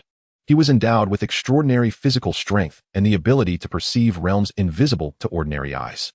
He also developed a breathing technique known as sun breathing, which significantly enhanced human agility. Ding! You have gained 30 wish points. Sun breathing? Tony momentarily paused, then turned to Gu Qing. If he recalled correctly, the peculiar technique this individual had employed in the restaurant had indeed involved the chant of sun breathing. Could it be? Don't look at me. I am not Yoriichi Tsujikuni. Gu Qing interjected, instantly discerning Tony's thoughts and cutting through his musings. I have no connection to Yoriichi Tsujikuni or the Demon Slayer Corps. My knowledge of sun breathing stems from entirely different circumstances. I never suggested you were related, Tony replied with a hint of impatience, shifting his gaze back to Shuji, eager for more details. Yet, he had already surmised that Yoriichi Tsujikuni was undoubtedly linked to the Demon Slayer Corps, not only due to Shuji's exposition but also because Gu Qing had just associated sun breathing with both Yoriichi and the Corps. Shuji nodded and continued. Yoriichi Tsujikuni's wife and their unborn child fell victim to the malevolence of demons, which compelled him to embark on a quest to eradicate them. In the course of this endeavor, he learned about the Demon Slayer Corps and chose to join their ranks. Discovering that the members of the Corps were merely ordinary people, he selflessly imparted all his skills to them. Yet, only a select few could master sun breathing, and even those who did were unable to wield its power to the same extent as he. Consequently, he created various breathing techniques tailored to the unique strengths of each individual, allowing the Demon Slayer Corps to reach new heights and gain the means to confront demons. Ding! You have gained 100 wish points. What an extraordinary and magnificent figure. He is akin to the Chosen One in a novel, Happy exclaimed, his heart swelling with admiration. However, Tony remained unfazed. With his arms crossed over his chest and an expression of boredom, he impatiently inquired, I have already grasped the greatness of Yoriichi Tsujikuni. What relevance does he hold to my questions? Shinobu smiled gently, seemingly unfazed by his brusque demeanor, and slowly remarked, I have shared all this merely to illuminate the formidable prowess of Kigakuni Yoriichi, providing context for what is to follow. Yes, I understand now. You may proceed. After joining the Demon Slayer Corps, Yoriichi encountered his ultimate target, Muzan Kibutsuji, after countless years. As Shinobu reminisced, her eyes glimmered with nostalgia, as if her spirit had transcended time to that fateful day, one I shall never forget. It was a day of despair, when I believed vengeance was eternally beyond my grasp. Yet, upon facing Yoriichi, that figure, once deemed invincible, was effortlessly vanquished in a singular stroke. Even Muzan was taken aback. The extraordinary speed, strength, and reflexes of Yoriichi eclipsed those of even the most adept members of the Demon Slayer Corps, rendering them akin to infants in comparison. His self-healing abilities, which he held in such esteem, faltered beneath the onslaught of Yoriichi's crimson blade. Had it not been for Yoriichi's insistence on confronting Muzan, that fearsome demon would have met his end then and there. However, this very inquiry provided Muzan with a fleeting opportunity for escape. Seizing the moment of Yoriichi's distraction, he fragmented his body into over 1,800 pieces, fleeing in myriad directions. Despite Yoriichi's relentless efforts to eradicate him, he managed to obliterate only about 1,500 of those fragments, while the remaining 300 evaded capture. Muzan, utilizing the remnants of his corporeal form, concealed himself in the shadows to regenerate, daring not to reveal himself until after Yoriichi's demise. During Muzan's period of recuperation from this grievous setback, I successfully developed a substance to liberate myself from his control. Notification: you have acquired 300 wish points. Notification: you have acquired 3,000 wish points. Happy was rendered speechless, while Tony's jaw dropped slightly. Although he had gleaned from Shinobu that demons possessed powers and lifespans beyond human comprehension, his understanding of their superiority was limited, save for witnessing Shinobu's healing abilities.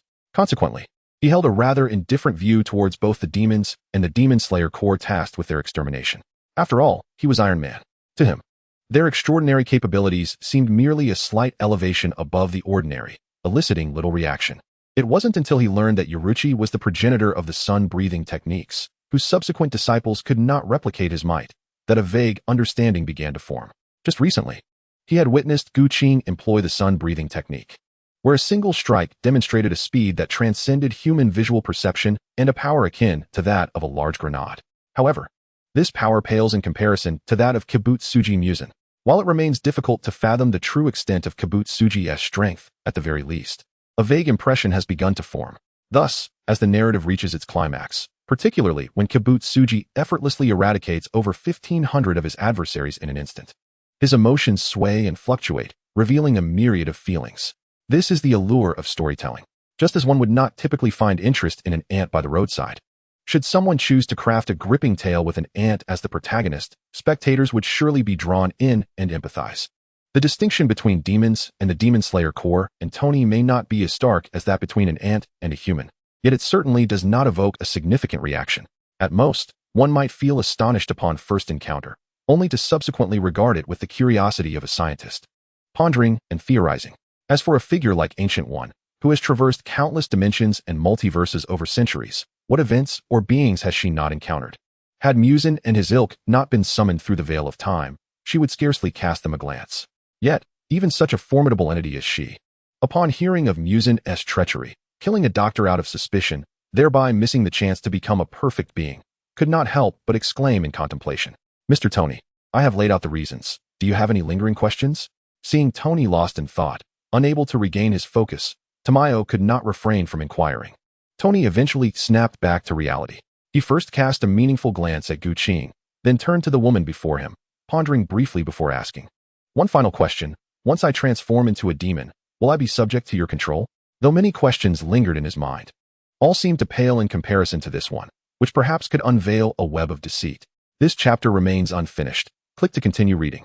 Perhaps from the very beginning, the other party merely sought to dominate him, with all that had been spoken merely a fabrication. Perhaps he had fallen into their snare from the outset. Clearly, upon hearing Tony's inquiry, the others began to surmise his thoughts. Is this true? Happy gazed at Tamayo in disbelief, his eyes brimming with hope. He wished for this to be false, that it was not an elaborate ruse devised to ensnare Tony. Whether it was his fantastical experience that satisfied his literary inclinations or his affection for Tony, hoping for an improvement to his gravely afflicted body, it mattered not. In response to Happy's query, Guqing merely smiled gently, saying nothing. As the intermediary who brought Tony to seek a doctor, he too bore considerable suspicion. Anything he might say could only invite further doubt, so he chose silence. Meanwhile, Tamayo gazed at Tony, perceiving the resolve within his eyes to uncover the truth. If a satisfactory answer could not be provided here, it was evident that this matter would not conclude easily. Indeed, who in this world could tolerate being ensnared by a hidden adversary? Moreover, this individual is one of the wealthiest magnates in the world, a brilliant scientist, and a superhero. Even though he is on the brink of death, he would eliminate any threats to ensure that those around him can live in peace after his demise. Indeed, after a moment of contemplation, Shuji slowly nodded in acknowledgement.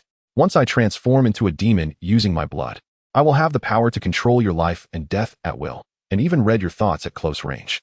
This ability is shared by Musen and the demons he creates, albeit with greater potency. I see.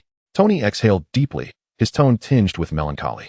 Yet, he swiftly regained his composure, resolutely gazing at Shuji. Given your honesty, I shall consider this as the cost of treatment rather than a trap you have set. Therefore, let us part ways. With that, he turned and walked towards the exit. Wait. Hearing the shout from behind, Tony halted but did not turn around, merely awaiting the other's next words. I have developed a potion to sever this connection, so I must apologize. I do not trust you, Tony stated bluntly before exiting the clinic. Happy bowed apologetically to Shuji and followed suit. Guqing chuckled softly and also pursued them. This outcome was anticipated. Given Tony's character, it was inconceivable that he would become a demon, even without the controlling factor. He would undoubtedly seek to understand the nature of these beings before undergoing transformation, and upon grasping what a demon truly is, he would undoubtedly refuse. After all, he is Tony Stark, a superhero. The chapter concludes here. Chapter 32. The truth beneath the hidden world. Tony and Happy, unfamiliar with the route, could only follow Guqing at a leisurely pace. However, upon departure, they moved swiftly without this hindrance. When Guqing caught up to the two, they had already exited the alley and approached the car, preparing to open the door and depart. Wait, Guqing called out, stepping in front of the vehicle and extending his right hand. What about my payment? You still want compensation? Happy glared fiercely. You nearly turned Tony into a puppet under someone else's control, and you still wish for. Enough, Happy. Tony raised his hand to stop the ever-loyal driver and bodyguard, Although the situation has evolved unfavorably, he indeed introduced me to a doctor capable of curing me. It is merely that I chose not to undergo treatment. He fulfilled his duty admirably. However, there is no room for however. A deal is a deal. Even if you were taken advantage of, you can only blame your own carelessness. No one forced you into this. Hey, are you implying that I deliberately deceived you? Gu Qing crossed his arms, visibly displeased. Who knows what could have transpired?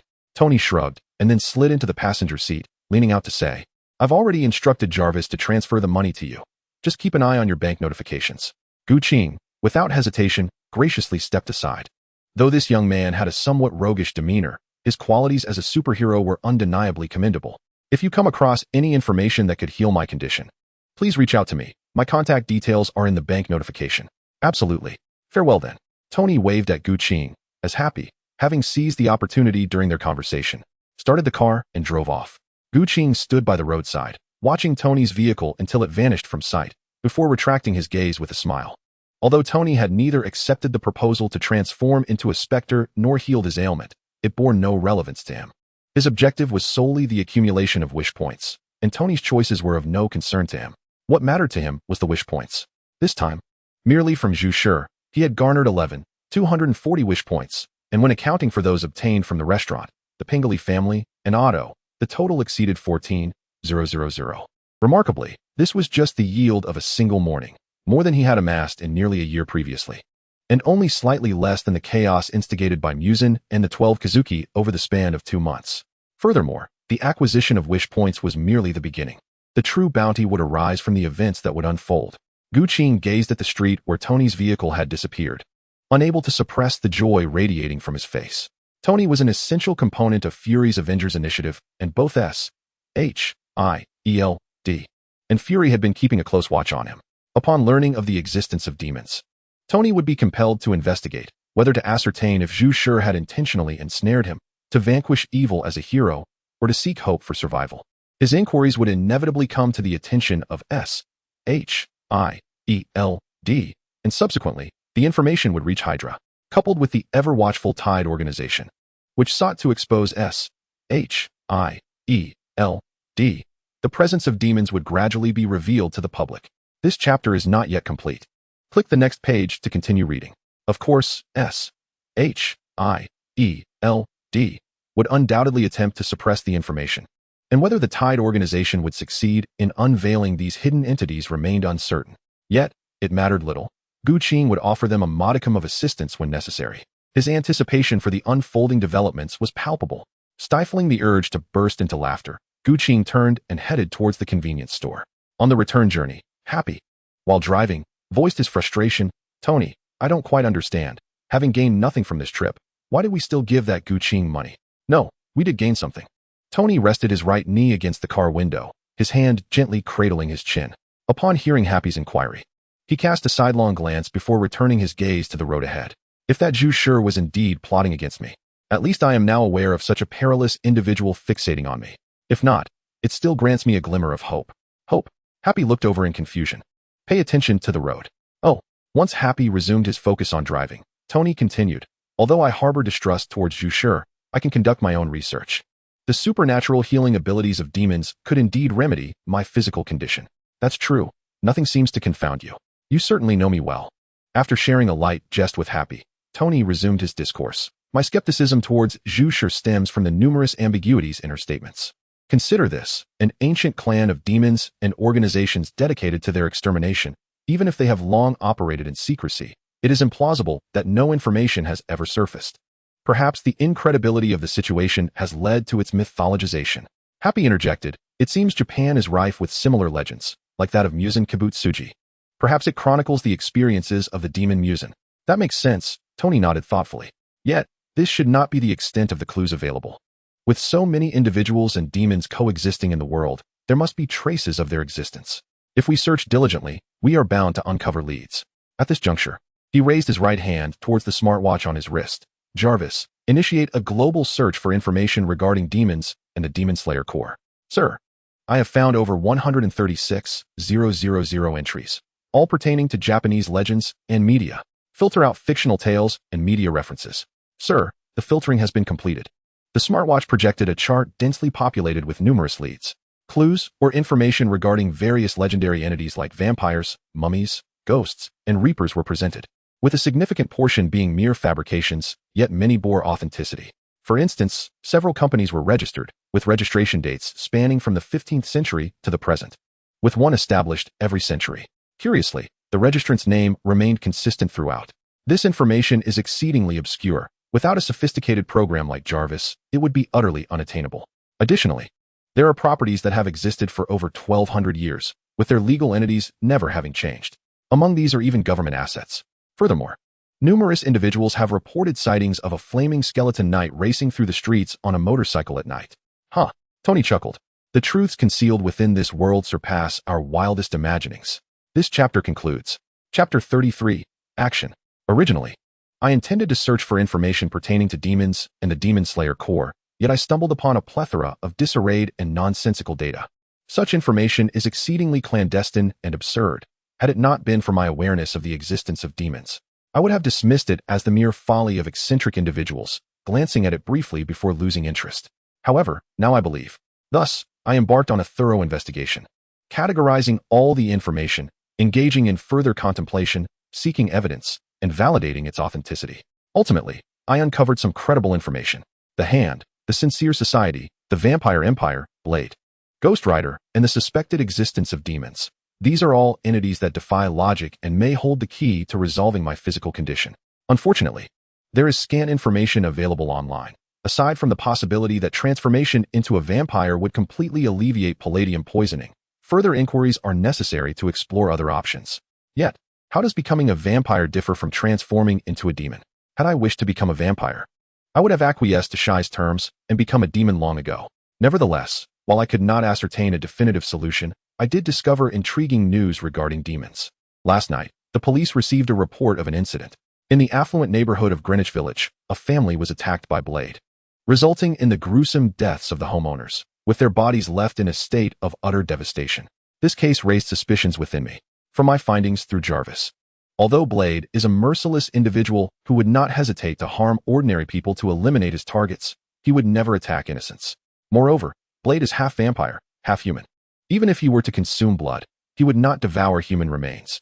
Thus, the true assailant must be someone else, and Blade most likely entered to hunt down the perpetrator, ultimately bearing the blame. But who could the real culprit be? Having recently learned about demons from S.H.I.E.L.D, the impression remains vivid. Therefore, upon seeing the mention of devoured corpses in the case file, my mind instinctively turned to demons. Jarvis, please connect me with the New York Police Department. I wish to delve deeper into this case. I declared. The information available online is too sparse. I require further insights from the police department. While I conducted my investigation, Coulson returned to S.H.I.E.L.D headquarters to report to Fury. That encompasses the entirety of the situation. Understood, Fury mused. However, if this is the case, it is not entirely dire. Indeed, it is not too grim, Coulson responded, visibly relieved. Although he had suspected from the outset that the individual possessed extraordinary abilities, he was taken aback to discover that, in addition to his powers of information acquisition, he could conjure objects out of thin air and exhibited extraordinary speed, strength, and skill, truly a perilous combination. If such a person were to commit malevolence, the calamity they could unleash would be unfathomable. Your concerns are unwarranted. Fury cast a sidelong glance at him and remarked, if he were a law-abiding citizen, he would not resist your arrest. If he is not law-abiding, yet harbors no intent to do evil, he would not be swayed to the dark side merely by this confrontation. Furthermore, he is aware that our arrest is fundamentally protective in nature. Should he indeed be a wrongdoer, he would persist in his malevolence regardless of this provocation. Though the reasoning is sound, the moment he drew his blade, it sent a chill down my spine. As he spoke, Coulson unfastened his jacket, revealing his body wrapped in bandages, a long gash running from his left shoulder to his right abdomen. In but an instant, he had inflicted such a deep wound on the 8 agents positioned around us, including myself, and I genuinely feared that a person of such caliber might be driven to the side of evil. Yet, it appears your worries were unfounded. Indeed, he had shown restraint. Although the wound was severe, it was superficial, merely a flesh wound. I comprehend now. We must elevate that individual's file to a higher classification, marking him as a person to be avoided. This chapter is not complete. Click the next page to continue reading. Add bookmark for easy reading. Coulson, upon receiving his orders. Fury gave a slight nod and then shifted the topic, inquiring, and what of Tony? Where has he followed Gu Qing? All that is known is that he drove to Hell's Kitchen, parking for an extended period at the intersection of 10th and 50th Streets. While he himself accompanied Gu Qing into an alleyway, the particulars remain unknown. Have Natasha investigate their whereabouts. Understood. There is a new individual in his establishment. Have we ascertained his identity? No. Coulson shook his head with a wry smile. Currently, we only know through Daredevil that he goes by Otto Suin, but his origins, arrival time, and family circumstances remain entirely untraceable, much like Gu Qing and that mysterious figure, akin to the Pendley family. Sighing deeply, Fury exhaled slowly. Both of them are like this. It's unclear what their connection truly is. After a moment of contemplation, Fury continued. We must apprehend one of them to glean the truth. As for those 14 individuals suspected of being ghosts, have we traced their whereabouts? Yes, Coulson pondered. Through surveillance footage and on-site tracking, we have located 6 of them, one of whom encountered the Punisher last night. And the outcome? Unknown, Coulson replied softly. They battled in a villa in Greenwich Village. No one witnessed the specifics of the encounter, though residents of nearby villas reported seeing him crash through a wall in his escape. So, does that imply he was defeated? A grave expression crossed Fury's face. Although the Punisher's reputation may not be prominent, he is not a secret within S.H.I.E.L.D. His formidable prowess is well acknowledged. Even a formidable warrior endowed with the shared virtues of both vampires and humans could only flee when faced with such terrifying foes. The likelihood of this being true was considerable. As Coulson spoke, a weight settled within him. If even a being as extraordinary as Blade could only retreat, could they, mere mortals, truly contend with the adversary? And if they could, at what cost would it come in lives lost? Contact Blade. I require intelligence on the enemy. Understood. Also, summon Hill to my office. Certainly. Shortly thereafter, Hill arrived at the office. Director Fury, you summoned me? What is the status with the Pendley family? Fury inquired directly. They're still in the process of renovating the abandoned church in Harlem. Send someone to make contact with them. If possible, explore the prospect of collaboration. Got it. As Hill departed, Fury retrieved the quantum communicator that Carol had entrusted to him, scrutinizing it intently. After a long pause, he sighed. I hope things haven't deteriorated to the point of necessitating this device. End of chapter 34. Destruction and submission in the Harlem district, within an abandoned cathedral. Once a Catholic church now left to ruin due to historical neglect, everything lay in disrepair. However, with the arrival of the Pendley family, a transformation began. Though they were a mafia, their craftsmanship rivaled that of the finest engineers and builders. Remarkably, an infant named Will D ingeniously utilized the steel from the cathedral's basement to construct a marvelous machine capable of efficiently recycling waste and converting it back into its most basic materials. Subsequently, the family members donned the guise of laborers, dismantling and reconstructing the church, and by noon, the outline of a villa garden began to emerge. Such infrastructural prowess left even the most esteemed builders in awe. James Wesley, tasked with negotiating a partnership with the Pendley family, was utterly astonished. With such talents, why settle for being mafia? Establish a construction company and bid for projects like presidential offices or buildings for renowned billionaires. Wouldn't that yield greater profits than engaging in crime? Despite his urge to voice this opinion, Wesley recalled the instructions from Kingpin, raising his hands as he approached the Pendley family. Members of the Pendley family noticed him. A silver-haired man stepped forward, declaring, "This is now the headquarters of the Pendley family. State your name and purpose." Upon hearing this peculiar and somewhat eccentric proclamation from the silver-haired gentleman, Wesley felt an ominous premonition rise within him. This journey would not unfold smoothly. Uncontrollably, a slight twitch formed at the corner of his mouth. However, the thought of the task assigned by Gene compelled him to approach with determination. I am James Wesley, the general manager of the Midtown United Company, here to discuss a collaboration on behalf of the esteemed leaders of Hell's Kitchen. I am Tsuneyuki, the right hand of the 10th generation.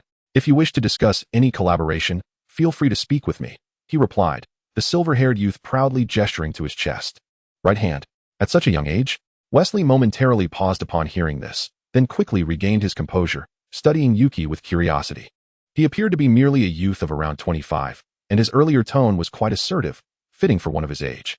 This suggested that he was not merely youthful in appearance, but genuinely young.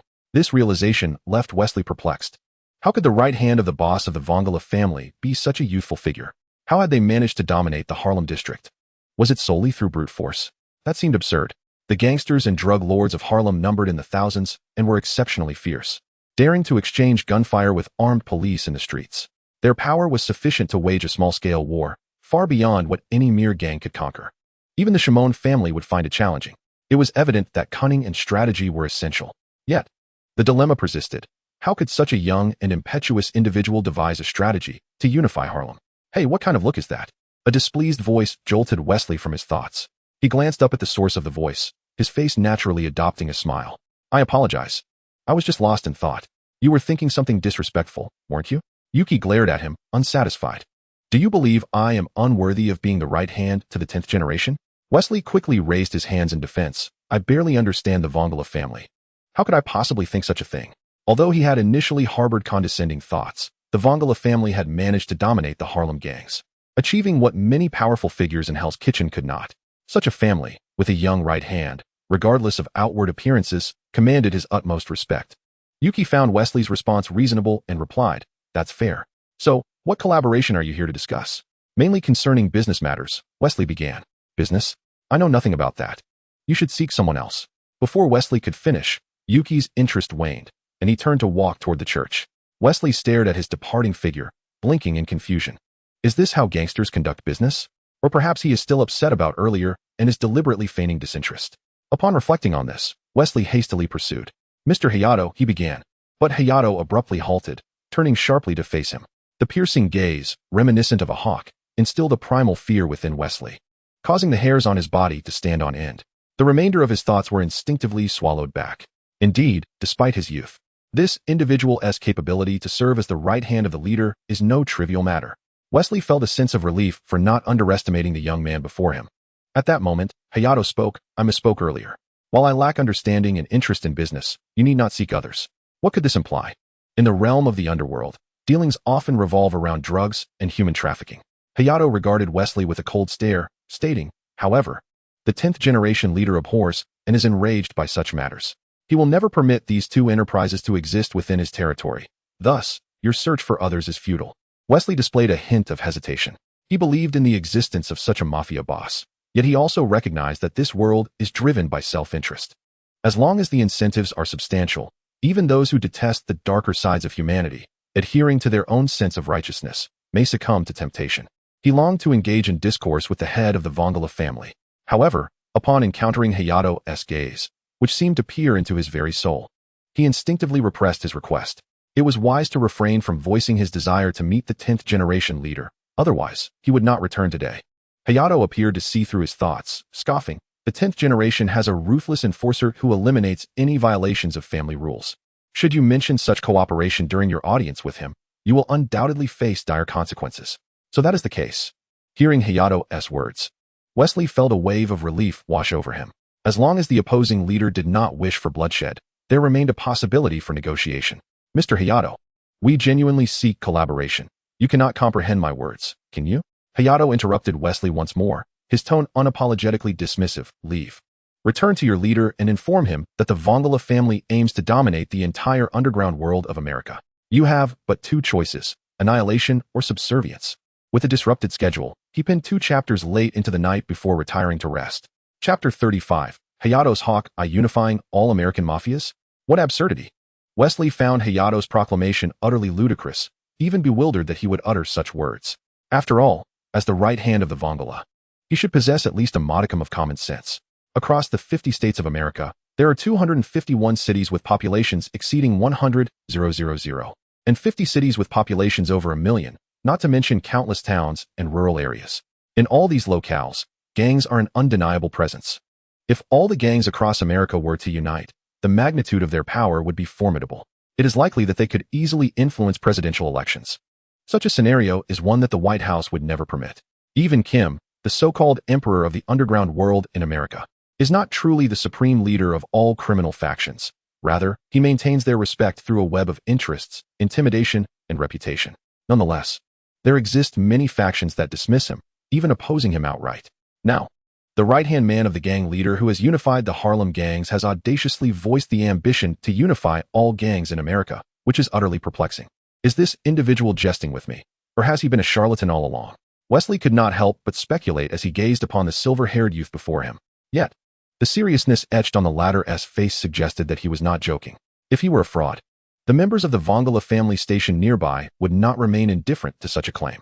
Thus, either he is genuinely Navi, or this entire scenario has been orchestrated by the leader of the Vongala family.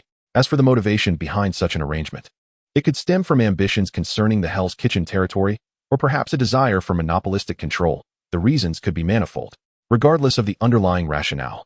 Persisting in this engagement could prove perilous. Wesley inhaled deeply, nodded, and said, "Very well, since you have stated it so. I shall relay your words to the leaders of Hell's Kitchen."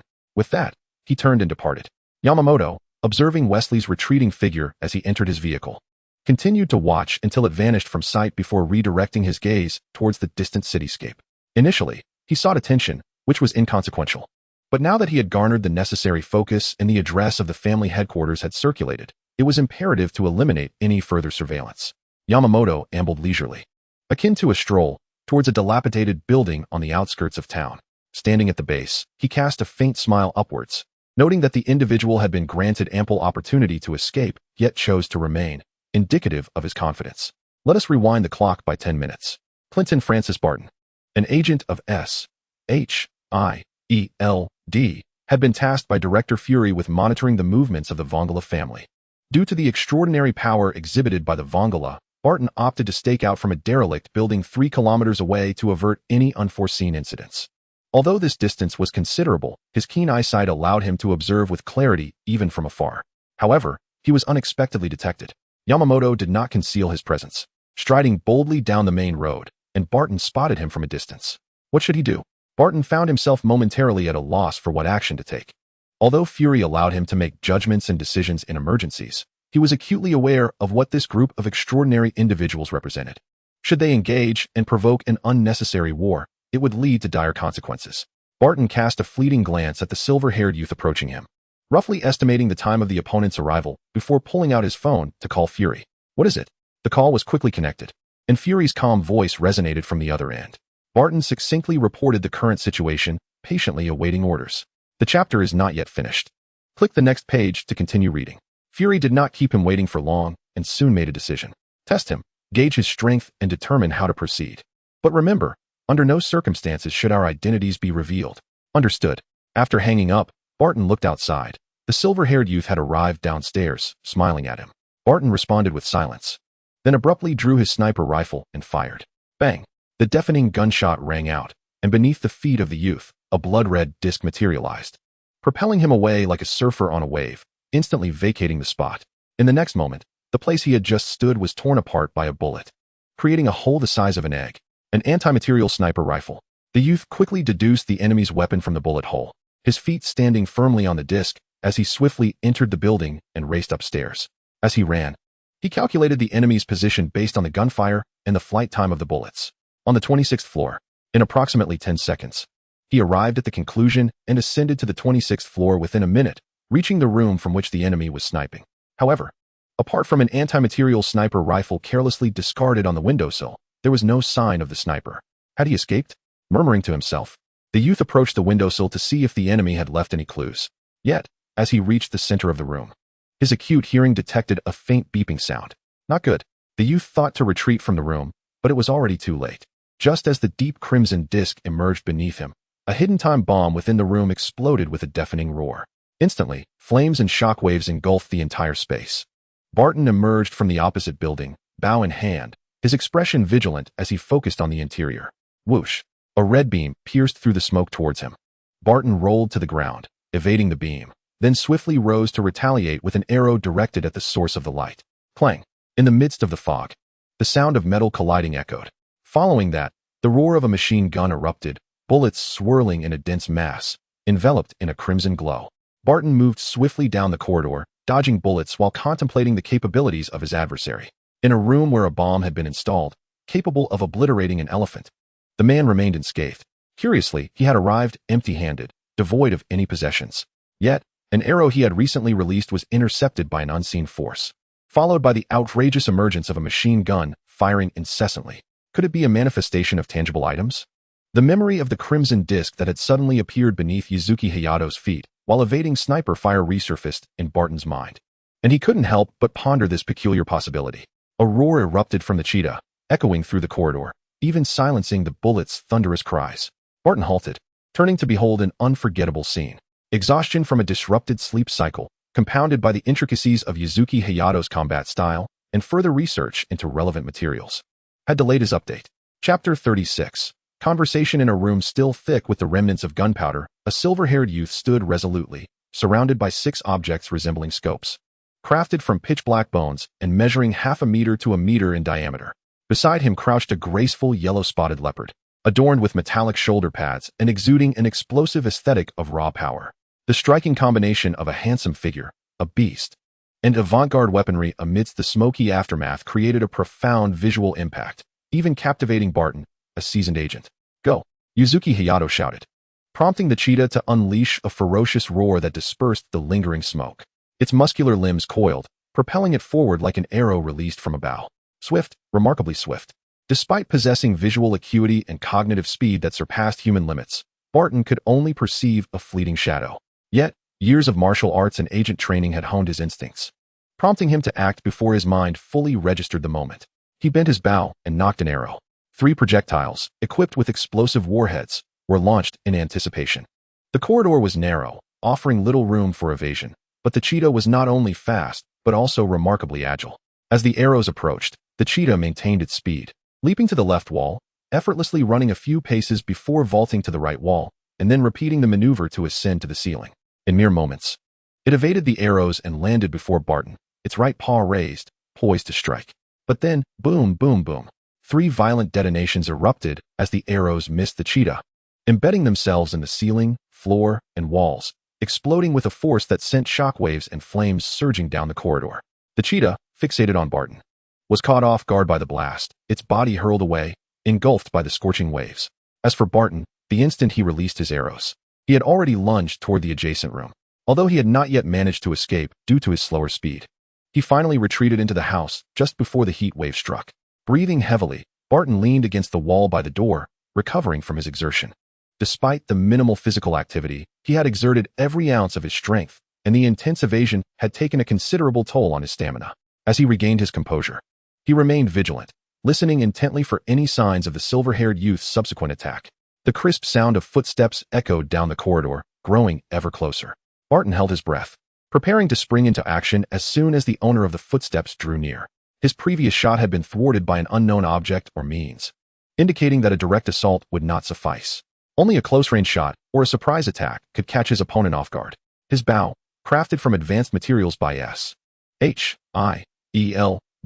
possessed greater firepower than an anti-material sniper rifle, capable of piercing through a tank's armor. At close range, even an extraordinary being would struggle to react in time. However, just as the silver-haired youth was about to enter the optimal shooting range, the footsteps ceased. What was happening? Why had he stopped advancing? Had he sensed danger or discerned Barton's intentions? The unexpected halt at this critical juncture heightened Barton's anxiety. "You are truly impressive."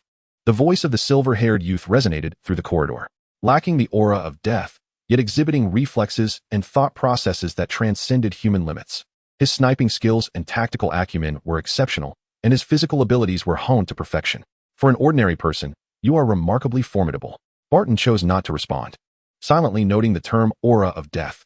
"To express my respect, allow me to introduce myself. I am Gakudera Hayato, the right hand of the 10th leader of the Vongala family, and also the guardian of the 10th generation storm." Gakudera Hayato, the 10th, guardian of the storm. Barton mentally recorded these keywords. After a brief moment of hesitation, he called out, "Apologies, the title of 10th leader is something I can comprehend, but I've never heard of the guardian of the storm." This was a perilous move, as it was highly likely that his opponent was attempting to lure him into revealing his position by speaking out deliberately. Nonetheless, in pursuit of intelligence on the Vongala family, Barton willingly forfeited the opportunity for a surprise attack and exposed his location, fully aware of the potential trap. Yet, he was no novice without a plan. The instant he finished speaking, he dashed out of the room, intending to flee to the opposite house. However, as he burst into the corridor, his peripheral vision caught sight of the silver-haired youth standing at the far end, motionless and seemingly devoid of any intent to attack. Barton was compelled to pause, locking eyes with him in the corridor. A faint smile of reassurance graced Tsuneyoshi's face as he spoke. "I am aware that you are deliberately probing for information. I understand the anxieties of those who stand behind you." However, Tsuneyoshi's demeanor abruptly shifted to one of displeasure, his tone thickening. "If you wish to inquire, simply ask directly. What purpose does it serve to lurk in the shadows, monitoring our every move? If it were as easy as you suggest, things would be different."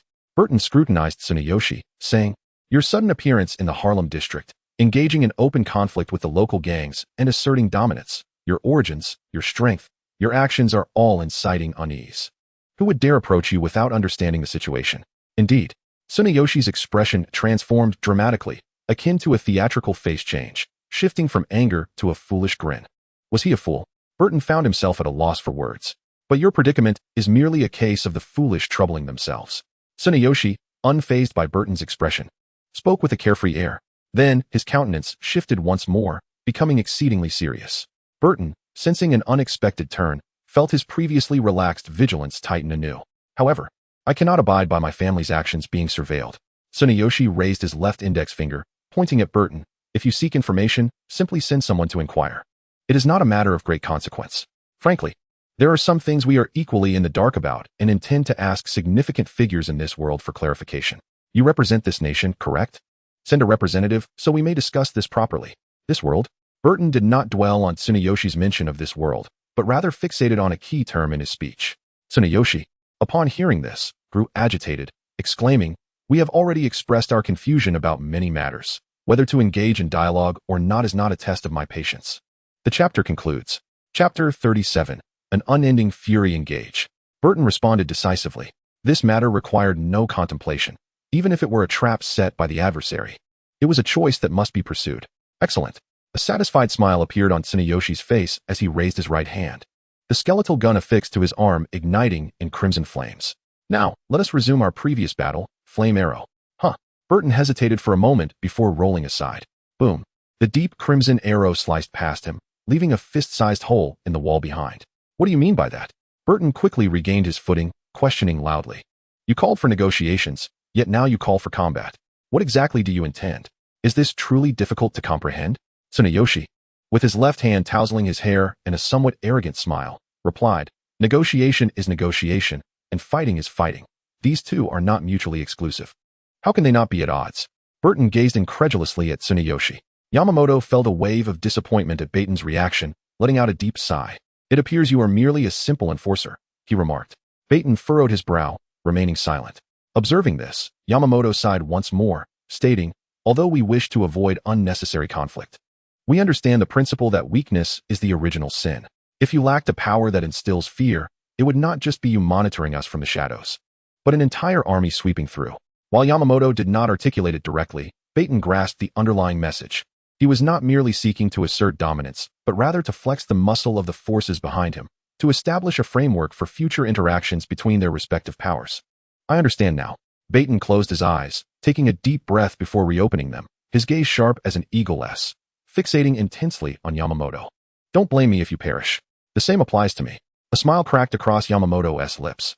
In that moment, both moved simultaneously, drawing their bows, knocking their arrows, pulling the strings, and releasing in a seamless motion that took less than a second. Burton demonstrated what it meant to be a master archer through his actions. Yet, Yamamoto was even swifter. He merely raised his right arm, aiming the skeletal gun affixed to his forearm, and fired. The crimson arrow and explosive missile shot forth, intertwining in the air as they pursued their respective targets. Boom, boom. The explosions echoed one after another, yet neither sustained any harm. Burton evaded the fiery arrow by tilting his body at the last moment, while Yamamoto had employed a weapon resembling a crosshair made of black bones to shield himself. Witnessing this, Burton's heart sank.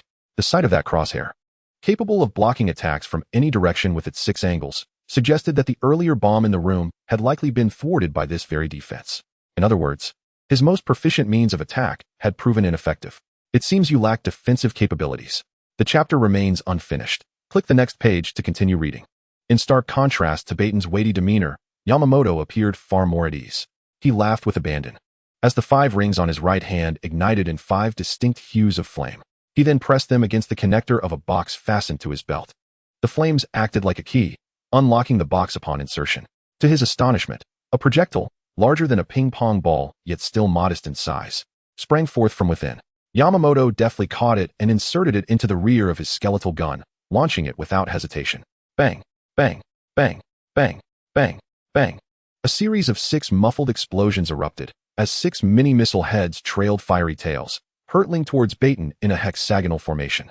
Burton's pupils contracted sharply. Without a moment's hesitation, he turned to flee. Remaining composed, he surveyed the obstacles ahead while listening intently to the whistling sounds behind him. At the critical moment of the missile's descent, He altered his trajectory, narrowly evading the ensuing explosions. Though he narrowly escaped the explosion unscathed, the shockwave forcefully propelled him against the wall, leaving his internal organs reeling in discomfort. Nevertheless, he resolutely suppressed the agony and rose to his feet immediately. In that fleeting moment before he turned to flee, he witnessed S.H.I.E.L.D launching a missile, only to swiftly open another box, from which a belt of machine gun ammunition sprang forth. The time taken to evade the missile was ample for his adversary to link the ammunition and commence fire. If he did not hasten his retreat, he would likely be riddled with bullets. As anticipated, no sooner had Barton made his escape than a relentless hail of gunfire tore through the wall. He sprinted, evading the onslaught of bullets. The enemy's machine gun was formidable, capable of shredding through brick walls, and within this derelict building, finding suitable cover proved exceedingly difficult. Fortunately, the vastness of the structure afforded him ample space to maneuver. "Are you going to run indefinitely?" S.H.I.E.L.D called out, maintaining his barrage while deftly maneuvering on a red circular disc. 6 scopes hovering around him to guard against hidden threats.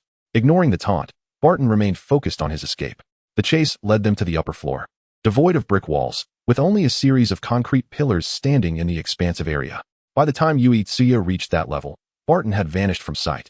However, he was certain that in such a brief interval, his opponent could not have fled far and was likely hiding behind one of the pillars. A sinister chuckle escaped S.H.I.E.L.D's lips. "You believe I would enter to seek you out, only for you to ambush me in close quarters, do you?" Though it was difficult to fathom that a marksman of your caliber would possess any prowess in melee combat, the world does harbor prodigies skilled in various domains. Thus, I shall afford you no opportunity. With that declaration, he opened another box, from which he retrieved a bomb, deftly catching it and inserting it into his skeletal gun before firing indiscriminately into the room. A crimson beam shot forth, splitting into a network resembling root-like tendrils, enveloping nearly half of the space. With a cacophony, the pillars fractured, and the floor trembled as if on the verge of collapse. Unperturbed, S.H.I.E.L.D opened yet another box and prepared to fire again. A deep crimson arrow, imbued with blazing flames, launched forth, seemingly guided, as it veered in midair, circumventing the concrete pillar to strike at the rear. S.H.I.E.L.D skillfully directed the flaming arrow to weave around the pillars, sweeping through the space with devastating precision. Subsequently, he opened another box from his belt, which was adorned with 16 compartments, each containing a distinct weapon. Aside from the mobility-enhancing disc, 6 defensive scopes, and the agile cheetah for free attacks, there were 8 ammunition boxes, each crafted with unique attributes of the deathly flames, eliciting various effects. S.H.I.E.L.D, the guardian of the Tempest, wielded the most destructive and disintegrating force of the Tempest's deathly flames. However, he possesses 5 distinct attributes that can be combined to unleash various attacks. By incorporating the cloud attribute, he executes a splitting attack with proliferative effects. With the rain attribute, he administers a calming, armor-piercing strike, and with the lightning attribute, he delivers various hardened munitions that are continuously fired from his hands without a moment's respite, reminiscent of an endless tempest sweeping through the entire building. This chapter concludes with the title Victory and Defeat. Boom, boom, boom.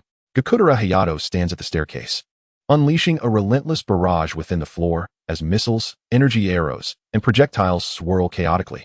In an instant, the cacophony of cannon fire erupts, smoke fills the air, and an endless wave of pressure engulfs the flames, shaking the entire structure. Victory. Gakudera silently concludes this battle in his mind. Under such overwhelming firepower, without adequate defensive measures, there is no refuge, regardless of one's south hiding place. Yet at that moment, Barton emerged from behind, more accurately, from the upper level of the staircase. He had witnessed Gakudera's combat style and firepower during their previous skirmish.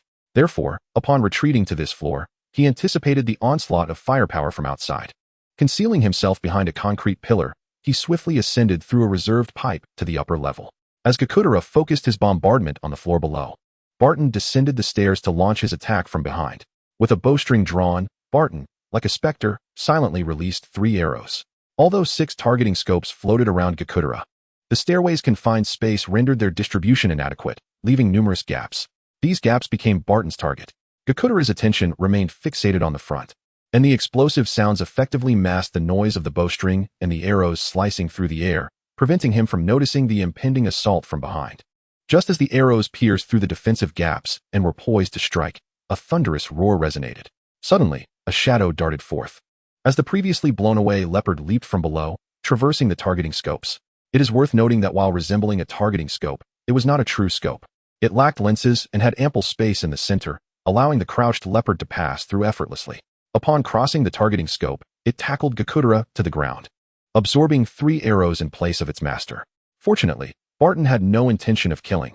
Thus he had only fired standard armor-piercing arrows without explosive effects, merely penetrating the leopard's shoulder, waist, and thigh.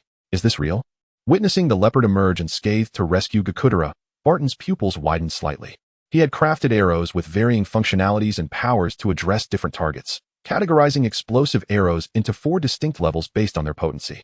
Previously, when confronting the leopard, the most powerful explosive arrows were employed. Given the enclosed and narrow corridor, the destructive force of the explosion was maximized.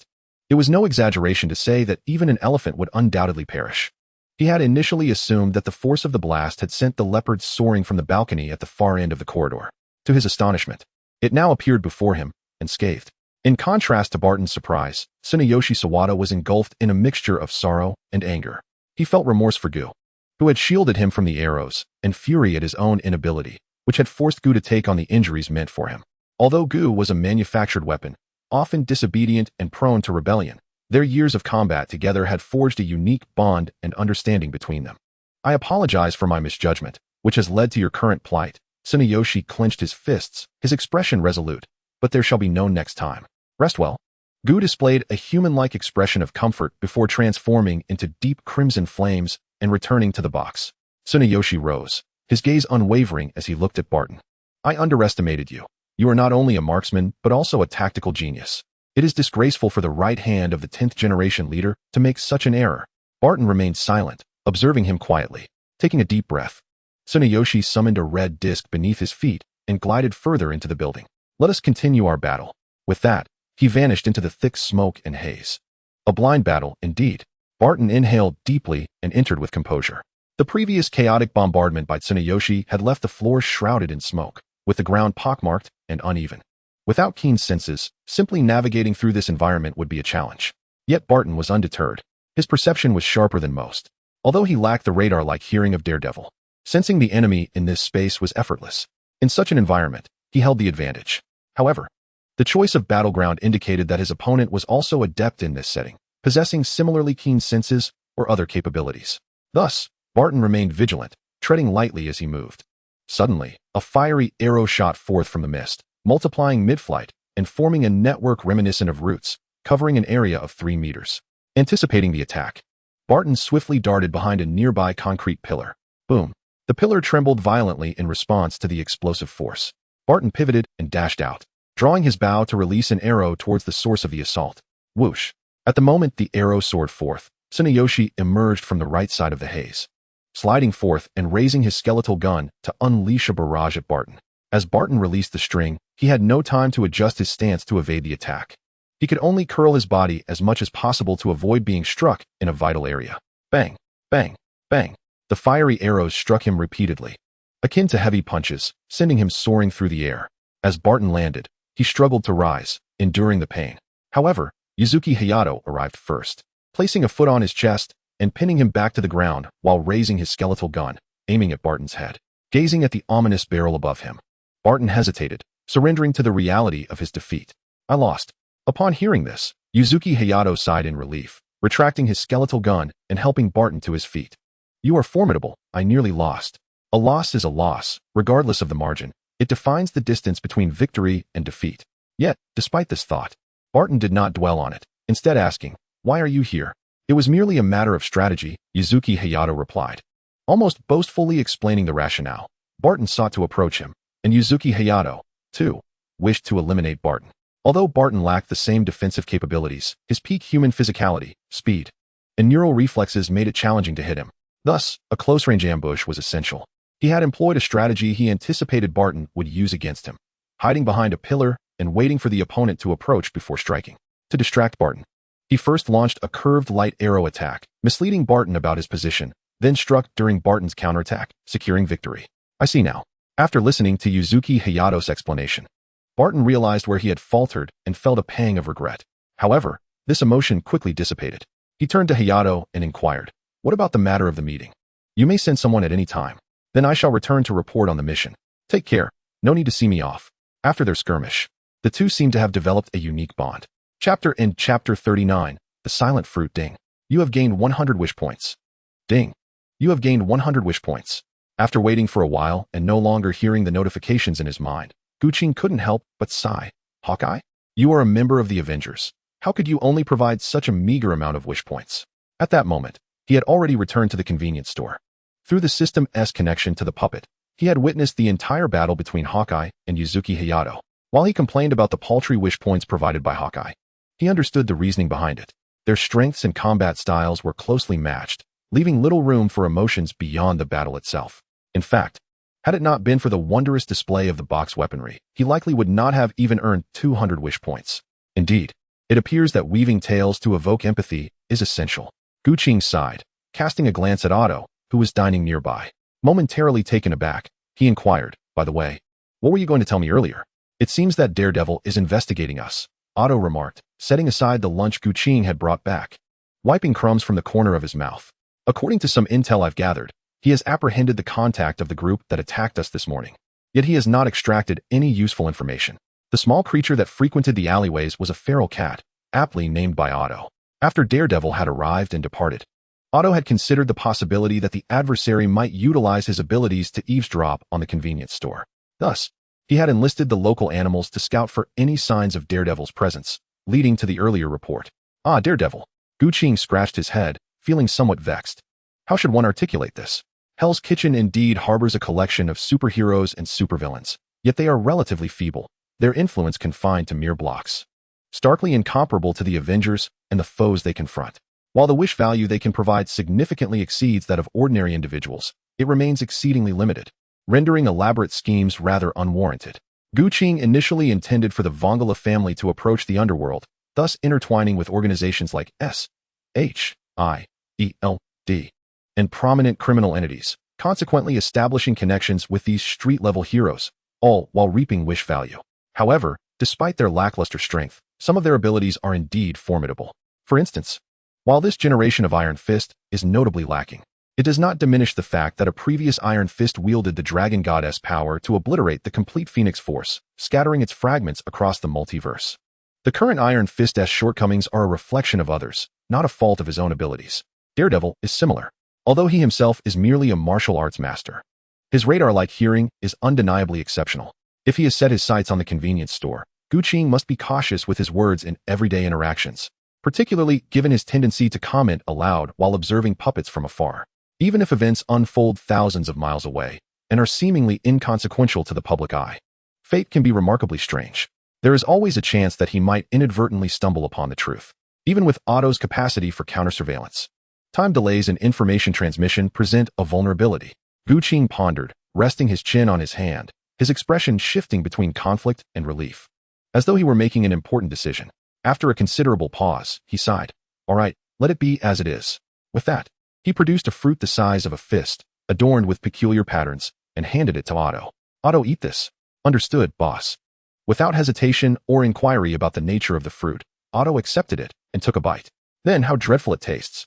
At the very moment he consumed it, Otto's complexion turned ashen. This chapter is not yet complete. Click the next page to continue reading. Just one bite is sufficient, Guqing remarked, observing Otto with curiosity. Do you feel any changes in your body? Changes? Otto replied, raising his arms in confusion as he scrutinized his physique. Then, seemingly sensing something, an invisible barrier unfurled. Suddenly, all was silent. The flow of air, the rustling of a stray cat rummaging through a trash bin, the shouts and footsteps of people, every sound from the outside world vanished. It appeared to be a success. Guqing nodded in satisfaction. From now on, he would maintain this soundproof barrier in the store, merely shielding the internal sounds from escaping while allowing external sounds to enter. Understood, boss, Otto nodded, and without any visible effort, the external sounds resumed their intrusion. The silence fruit, hailing from the world of One Piece, grants its user the ability to become a mute while bestowing peculiar powers. The wielder of the silence fruit can create an invisible wall akin to a soundproof barrier, preventing external sounds from entering or internal sounds from escaping. Most crucially, this ability requires minimal physical exertion. Even when activated continuously for 24 hours, it imposes no burden, perfectly countering the powers of Daredevil. This was one of the two useful items Guqing had drawn last time. Now, he need not worry about that individual. Guqing nodded with satisfaction and began to experiment with it. In the conference room on the top floor of the Midtown United Company, The leaders of the Hell's Kitchen Mafia had all gathered, and the atmosphere was palpably tense. Did he truly say that? After hearing Wesley's account, Lady Gao inquired, prompting the translator beside her to render her words into English. Wesley quickly affirmed, yes, those were his exact words. I did not embellish them in the slightest. Humph. Merely a group of newly emerged mobsters daring to utter such statements. Scoffed the Japanese mafia boss, Shin. Disregarding our dignity is one thing. But to claim they will unify all the American gangs? Who do they think they are? This is not the time for such discussions. The Russian mafia boss, Vladimir, interjected. My subordinates rely on human trafficking and transport for survival. The Vongala family forbidding these trades effectively cuts off my livelihood. You need not worry, it will be resolved. Lady Gao narrowed her eyes, a glint of coldness flashing through her murky gaze. As one of the 5 fingers of the hand, she had lived for 5 centuries and had witnessed countless storms. The Vongala's prohibition on drug trafficking and human trade obstructed her vengeance and longevity. She could not let this matter rest. Given the resolute stance of the opposition, it appeared that negotiations would be futile. After a moment of contemplation, Jean remarked, however, they are a mafia that unified the Harlem gangs through brute force. Engaging in combat would likely yield little success. I have heard that the sister of the water serpent is a councilwoman in Harlem. Wesley spoke up at this moment. Jin's eyes brightened, revealing a confident smile. It seemed he had found a solution. There is no need for excessive debate regarding combat abilities. The performances across different works inherently vary, particularly given the stark contrast between film and animation. Furthermore, certain works exhibit contradictions due to the author's inconsistent settings, leading to divergent assessments of character strengths and making it difficult to reach a consensus. To ensure a smoother narrative, everything shall adhere to the parameters established in this book. Chapter 40. Fallen in a deserted factory on the outskirts of Washington, an Asian woman introduced herself. I am Melinda May, an agent of S.H.I.E.L.D. here due to the recent cannibalism cases. Upon hearing her purpose, the Winter Soldier narrowed his eyes. He was familiar with S.H.I.E.L.D, having interacted with Fury in the past.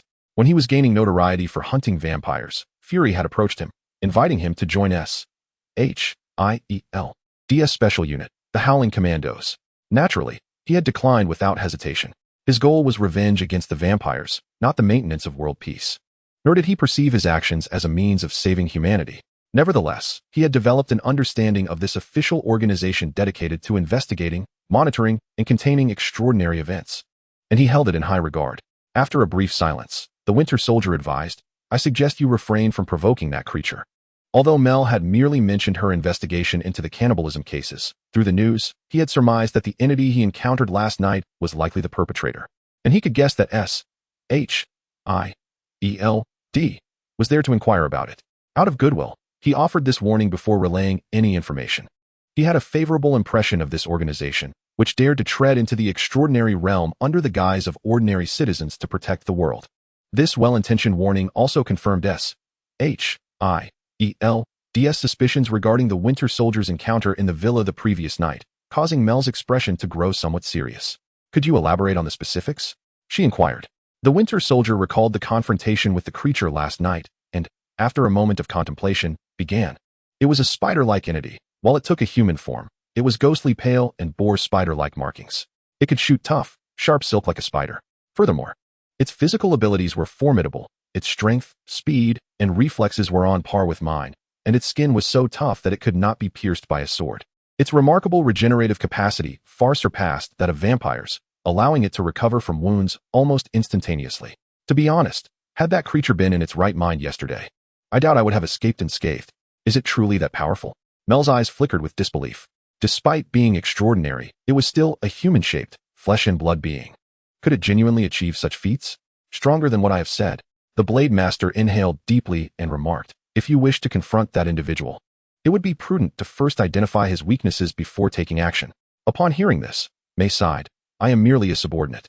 How we proceed ultimately rests on the decisions made above us. If those in charge choose to recklessly sacrifice numerous agents' lives, there is little I can do. She had already retreated to a secondary role, engaged in administrative duties, yet was called upon by Fury to liaise with the Blade Master. Although this signified her superior's trust in her abilities, she sincerely did not wish to continue living this way. I can only wish you good fortune, the Blade Master shrugged, expressing his helplessness. And you? May inquired, gazing at the Blade Master. In the face of such an adversary, do you intend to avoid him in the future or devise a means to confront him? Is that even a question? A cold smirk appeared on the Blade Master's face. May nodded, indicating her understanding, and continued, Fury asked me to inform you that there could be at least 13 more of such beings, and he is currently planning actions against those entities. Your assistance may be required. Ghosts. The Blade Master pondered over May's revelation, stating, It seems you possess considerable information about these individuals. We are not idle. We have already identified some of their vulnerabilities. Will you join us when the time comes? Temporary collaboration is acceptable, he replied. Then we shall be in touch. Indeed. At the S.H.I.E.L.D. headquarters in the Tri-Crescent building. The chapter is not yet concluded. Click the next page to continue reading. After recounting the entire situation from start to finish, Barton closed his mouth and patiently awaited Fury's response. Fury rested his right hand on the desk while contemplating with his left hand on his chin. After a considerable pause, he regained his focus and addressed Barton. I understand the specifics. I will arrange the negotiations. If there is nothing else, I shall take my leave. Thank you for your hard work, Agent Barton. Barton nodded, refraining from further comments, and turned to exit the office. After watching him leave, Fury turned to Hill. Prepare yourself. I will personally meet with the 10th leader of the Vongala family tomorrow. Isn't that too perilous? Hill remarked. None of us can ascertain whether their so-called negotiations are genuine or a trap. It cannot possibly be a trap, Fury asserted confidently. Aside from the insane, human behavior, regardless of strength, follows certain patterns. We may be overcomplicating matters. He added, and even if it were a trap, what of it? Behind S.H.I.E.L.D. stands the United Nations Security Council. Should the director fall, another can be appointed without consequence. Hill was rendered speechless. As time slowly passed, the hour hand soon approached midnight. Is 15,000 wish points worthwhile? Gu Qing glanced at the data on the system panel, pondering for a moment before deciding to proceed with the lottery. He opted to test the waters with 5,000 wish points to draw items. Currently, there are not many prominent figures in Marvel, and the figurines used for attracting attention and earning wish points are temporarily sufficient, so Gu Qing directly began to draw items. As the wish points were deducted, a series of system notifications echoed in his mind. Ding. You have obtained Aizen's hair gel. Ding. You have obtained Orange's glasses. Ding. You have obtained Naruto's goggles. Ding. You have obtained. As is often the case, most of the drawn items were worthless. However, this time, many of them were items previously used by certain celebrities, which held significant collectible value for avid fans. Yet, drawing on past lottery experiences, Gu Qing remained unfazed. As long as he drew enough, good items would eventually appear. However, this time he miscalculated. After 50 draws, not a single valuable item emerged. All were failures. Could it be that he was too fortunate last time, and now he had plummeted into misfortune? Gazing at the pile of useless items in the system space, Gu Qing's mouth twitched. No, it was merely 50 draws. That did not signify anything. Previously, 100 draws only yielded the sun breathing and mastery of swordsmanship. Unwilling to succumb to superstition, Gu Qing resolved to continue the lottery. Suddenly, the system's notification sound resonated in his mind. Ding. Your one-star figurine Furuya has perished. Having engaged 2 moderators to manage the book reviews, he planned to check the reviews weekly and focus on writing. One of the moderators was a longtime reader who had followed him since his first unsuccessful book, while the other was a prominent writer from a neighboring community. Recruited for assistance, alleviating concerns about arbitrary bans or silencing. This chapter concludes. Add to bookmarks for easy reading. Chapter 41, Ghostwriter. Dead? Upon hearing the notification in his mind, Gu Qing was stunned for a long time before comprehending, his gaze flickering with disbelief. It was not that he considered Furuya's strength unbeatable, but rather that he shared a connection with the figurine, allowing him to sense its condition. If a significant change occurred near any figurine, he would immediately feel it, even without active perception. Yet, until the system message arrived, he had sensed nothing amiss. As if everything had been perfectly fine before suddenly collapsing. In other words, Furuya was slain before it had a chance to react, and its formidable regenerative abilities did not come into play. Only under such circumstances would Gu Qing remain oblivious. However, who in Marvel could accomplish such a feat?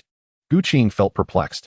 So far, the number of formidable beings in Marvel could be counted on one hand, yet there were still several capable of swiftly eliminating Furuya. For instance, the Hulk, as well as the advanced sorcerers from Kamartaj, or the powerful beings among the Inhumans.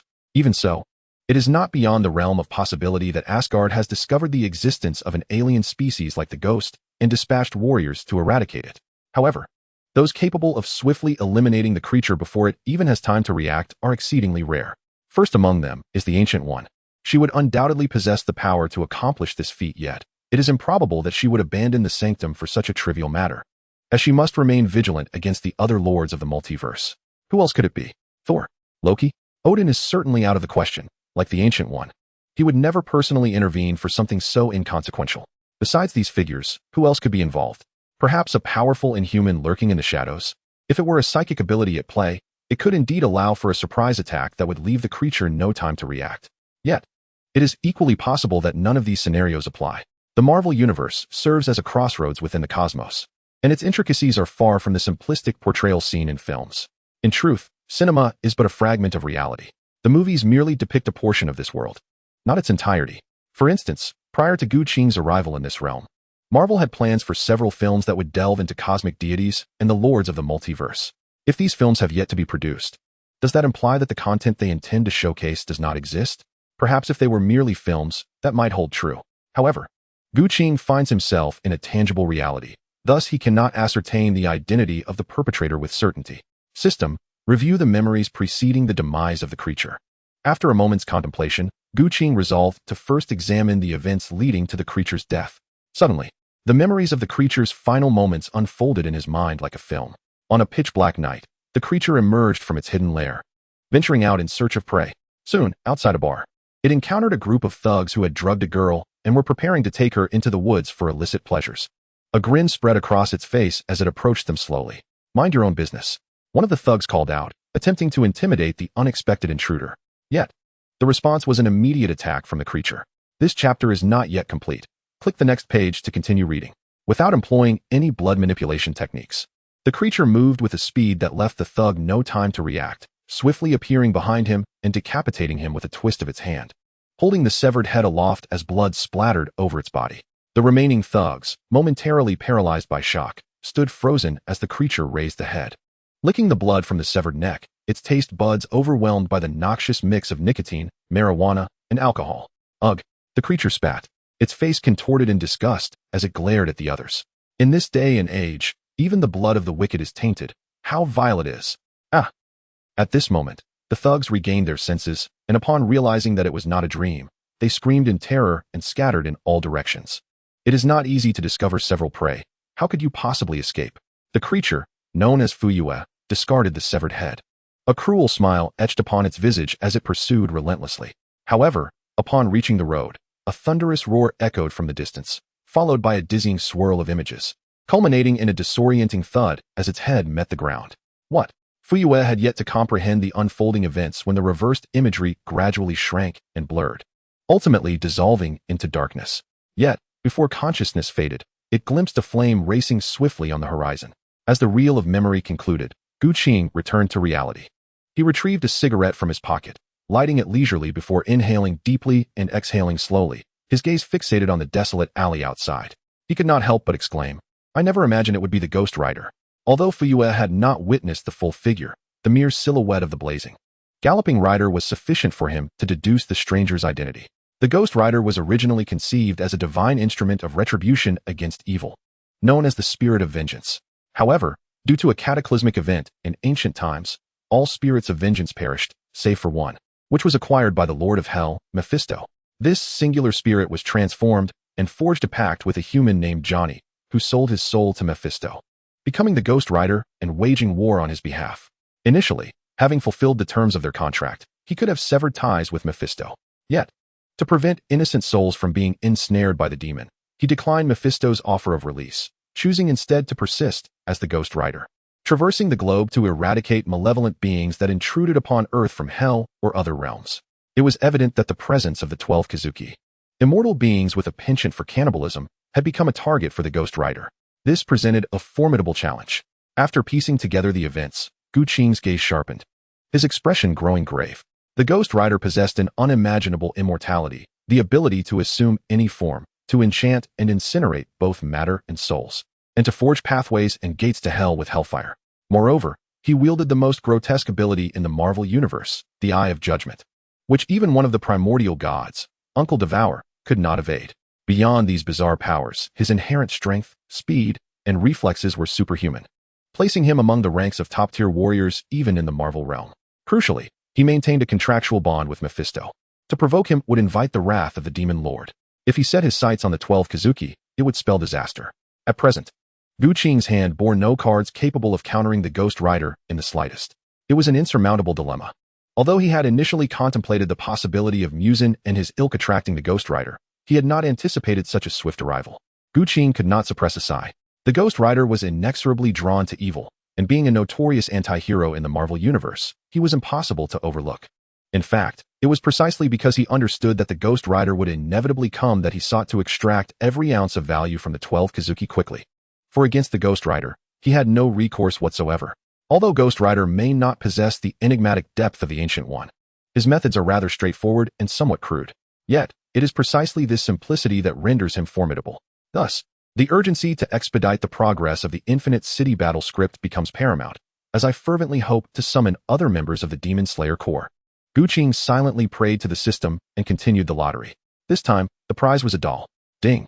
You have obtained a level doll fragment. Ding. You have obtained a level doll fragment. Ding. You have obtained a level doll fragment. Ding. You have obtained a level doll fragment. The system's notifications echoed persistently in his mind, yet not a single complete doll was acquired. However, as the process had only just commenced, Gu Qing remained patient, awaiting the forthcoming rewards. Ding. You have obtained a level doll fragment. Ding. You have obtained a level doll fragment. Ding. You have obtained a level doll fragment. Ding. You have obtained a level doll fragment. Moments later, 100 draws concluded. Unfortunately, none of the desired Demon Slayer Corps members appeared, only one level doll and another level doll. Name, Yushiru, race, demon, occupation, medical assistant. Craftsman, skills, mastery of medicine.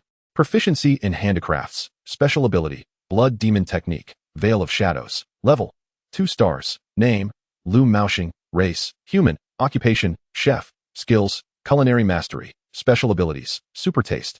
Taste memory, imagination, taste projection.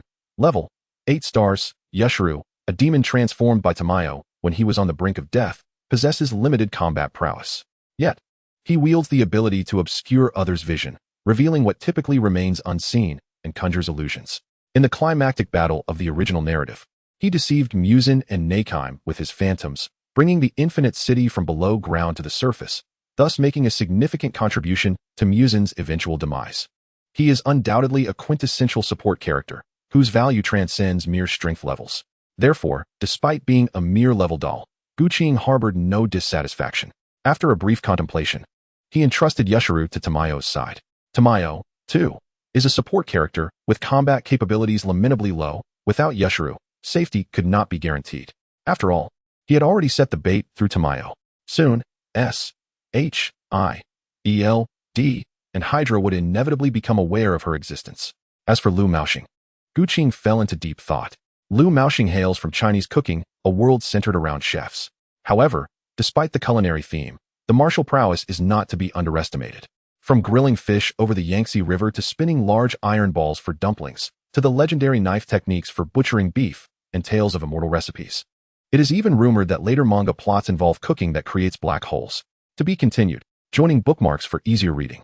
It remains a mystery whether cooking with a black hole is a culinary innovation or if a dish has inadvertently birthed one.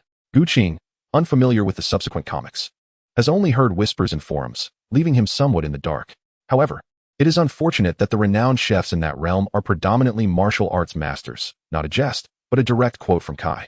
Yet, the protagonist resembles a chef more than anyone else. Though endowed with a robust physique, he lacks combat prowess and does not exceed the capabilities of an ordinary human. Nonetheless, despite his lack of fighting ability, his culinary skills could potentially earn him a substantial amount of wish value from common folk should he decide to open a restaurant, possibly rivaling the worth of high-ranking puppets. Though ordinary individuals cannot provide as much wish value as the strong, their sheer numbers could guarantee a steady stream of income, provided the business thrives. Moreover, even the formidable require sustenance. With an astutely chosen location for the restaurant, he might accumulate more wish value than even the 12 Kizuki or the Vongala family. Such plans require meticulous consideration. The night passed without incident. The following morning, Gu Qing awoke as usual, opened his establishment, and indulged in leisure. Meanwhile, on the other side, Fry, accompanied by Barton, ventured early to the abandoned church in Harlem. Following a day of renovation by the Vongala family, what was once a dilapidated structure now resembled a resplendent European palace. The surrounding disordered wilderness had been transformed into a courtly garden. As Fry walked, doubt clouded his mind. Was this the illusion of that young man? He posed the question with a tone of certainty. Approximately 300 individuals had managed to create such grandeur within a single day. He could scarcely fathom how it was accomplished. Regrettably, it appeared to be true. Barton gently shook his head, sharing his assessment.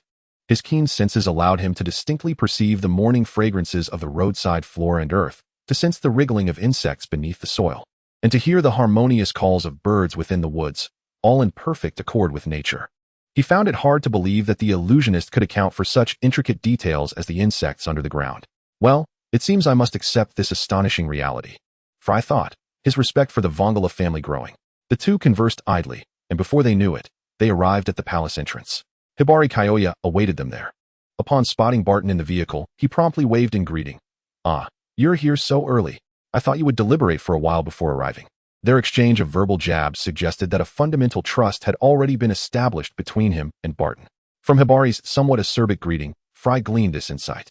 Having been given the opportunity, how could they possibly squander it? Barton unfastened his seatbelt and, with a cheerful demeanor, alighted from the vehicle. He approached Hayato and introduced. "This is Nick Fury, the director of S.H.I.E.L.D, my superior." To think the boss would come in person. Hayato, slightly taken aback, scrutinized Fury before extending his right hand with noble etiquette.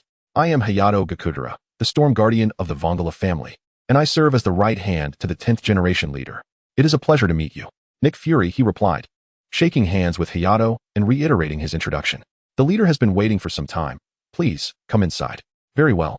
With a nod from Fury, Hayato led the way into the palace. Barton and Fury exchanged glances and followed closely behind. The trio strolled through a corridor adorned with reliefs, statues, and oil paintings.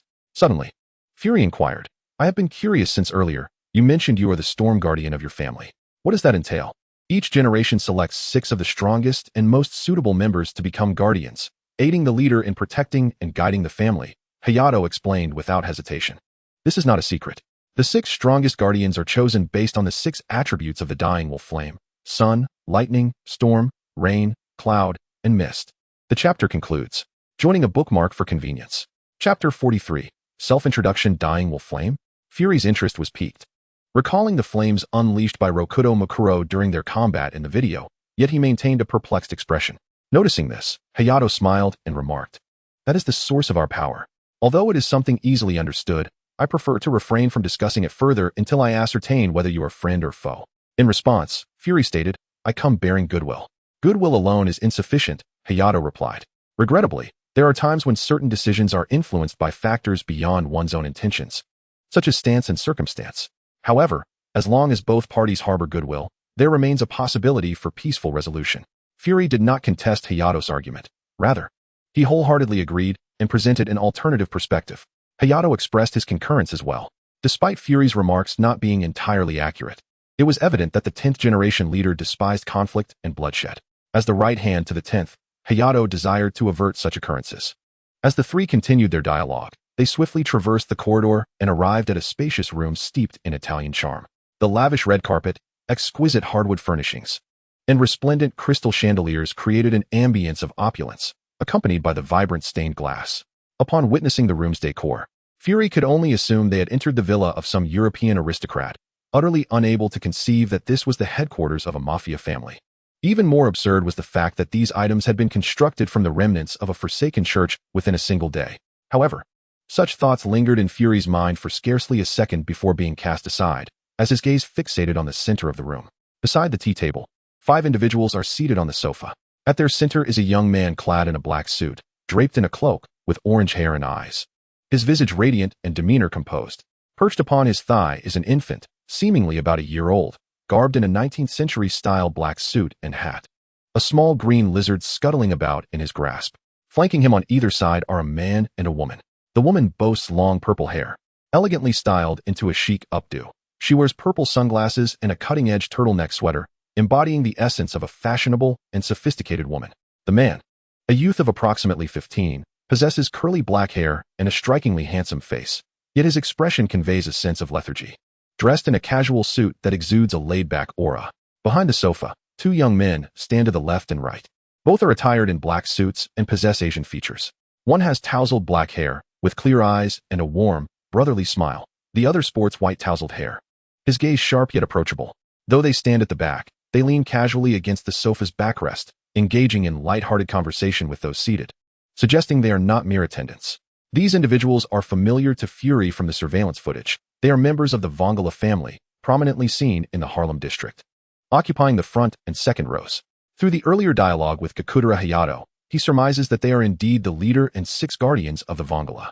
The closeness between the leader and his aides suggests that the Vongala family is not merely a criminal organization sustained by fear and self-interest. Witnessing this scene, Fury's conviction about his earlier conjectures regarding the surveillance footage deepens. The 10th, they have arrived. At this moment, Gakudera Hayato enters, greeting those present. The assembled individuals turn to him, their mirth dissipating, replaced by a grave demeanor. The orange-haired youth, referred to as the 10th by Gakudera, rises and extends his right hand towards Fury, introducing himself. Welcome to the Vongala headquarters. I am Sawada Tsunayoshi, the 10th leader of the Vongala family. Nick Fury. Fury's introduction is succinct, as if uttering more could be perilous. After their handshake, they take their seats across from the tea table. Tsunayoshi introduces the others. This is our Mist Guardian, Kuriko Skull, our Lightning Guardian, Lumbo, our Sun Guardian, Sasagawa Ryohei, and our Rain Guardian, Yamamoto Takashi. He pauses before continuing. Aside from the Cloud Guardian, Yukari Kiya, and the Mist Guardian, Rokudo Mukuro, who are uninterested in these matters and did not attend, all senior members of the Vongala family are present. Please feel free to voice any proposals you may have. Why are there 2 Mist Guardians? After Batten's inquiry, he pointed at the infant perched on Gakudera's lap and continued. Moreover, is it appropriate to have an infant present at such a crucial meeting? What makes my presence here less acceptable? The baby lifted its head, revealing an adorable visage, and with a surprisingly youthful voice, proclaimed audaciously, I am the world's foremost assassin, Reborn, the mentor of the 10th leader of the Vongala. Wait, the baby is speaking? Both Fry and Batten stared in disbelief at Reborn. Initially, they found the infant's portrayal of a killer from the last century to be dissonant, but now, they were utterly astounded as it spoke fluent English like a peculiar prodigy. This is utterly outrageous. Isn't a baby of this age supposed to be in the early stages of babbling? What are you looking at? Do you hold me in contempt? Reborn's tone was irate, as a lizard resting on his hand glimmered and transformed into a handgun, which he grasped firmly. Instantly, Fry and Batten's expressions transformed into ones of sheer astonishment, as if they had glimpsed divinity. Why would one feel apprehensive when threatened with a handgun by an infant? After all, this Reborn is undeniably adorable. It seems I have been underestimated. Reborn appeared genuinely perturbed, his chubby cheeks puffed up in indignation. Gakudera gently cradled him and murmured, Reborn, cease this mischief. Well, since you have said so, I shall grant them a reprieve. With that, he fell asleep in Gakudera's arms, resembling a true infant, his tiny nose bubbling and expanding with each gentle breath. Gakudera smiled knowingly, and then turned his gaze towards Fry and Batten, saying, Kuro and Makuro have unique circumstances. They cannot be assessed separately. As he spoke, he looked towards Kuro, who, understanding the cue, slightly removed his sunglasses to reveal mismatched eyes, one purple and the other red. Within the crimson orb lay the Chinese character for 6. Upon seeing this eye, Frey's mind involuntarily conjured the image of Makuro, causing his pupils to involuntarily constrict. Well then, the introductions are complete. Let us proceed to the matter at hand. Chapter completed. Fry nodded, resting his hands on the armrest of the sofa, arms crossed before his chest, attentively listening. Despite harboring numerous questions, such as the nature of the death energy flame, the significance of the various guardians, the situation of this infant, and the identity of the dual gun wielder, he understood that the current foundation of trust was merely based on mutual intentions to cooperate, making it improbable for them to disclose such profound secrets. In fact, probing too hastily might incite suspicion, jeopardizing the fragile trust they had painstakingly established. I am aware of your curiosity, and we too wish to ascertain certain matters, Gakudera stated solemnly, fixing his gaze upon Fry. However, before we formally exchange intelligence, I must confirm one thing. Can you, or the force behind you, legitimately represent this nation? Fury blinked in confusion. He turned to his companion Barton, who appeared equally perplexed, and then redirected his gaze to Tsuna, inquiring, What do you mean by asking that? It's quite simple, Tsuna replied. I prefer not to engage in discussions only to be besieged by troublesome institutions afterwards. Understanding dawned upon Fury, and he responded earnestly, the S.H.I.E.L.D. I represent is affiliated with the United Nations and possesses unequivocal authority over supernatural events. While we cannot act on behalf of this nation, I assure you that as long as you adhere to the laws of the land, no department will trouble you. I see, Tsuna chuckled softly. However, we are the Mafia. Adhering to the law is quite impossible for us. Fury fell silent. Faced with Tsuna's candidness, he was at a loss for words.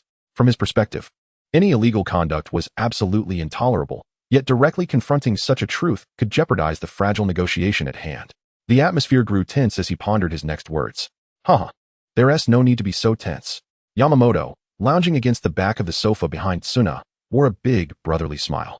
Though we are the Mafia, we do not intend to sever our ties with the rules of human society. It's quite simple. When issues arise, we will address them accordingly. They did not view themselves as superior beings looking down upon others. Although both Fury and Barton were dissatisfied with this response, they chose not to dwell on it. As more pressing matters loomed. Very well, Fury said after a moment's contemplation, nodding. May I pose my questions now? Please do. As he spoke, Fury fixed his gaze intently on Tsuna's eyes, as though seeking to discern the truth of his answers through his expression. However, using eye contact to detect deception is rather absurd.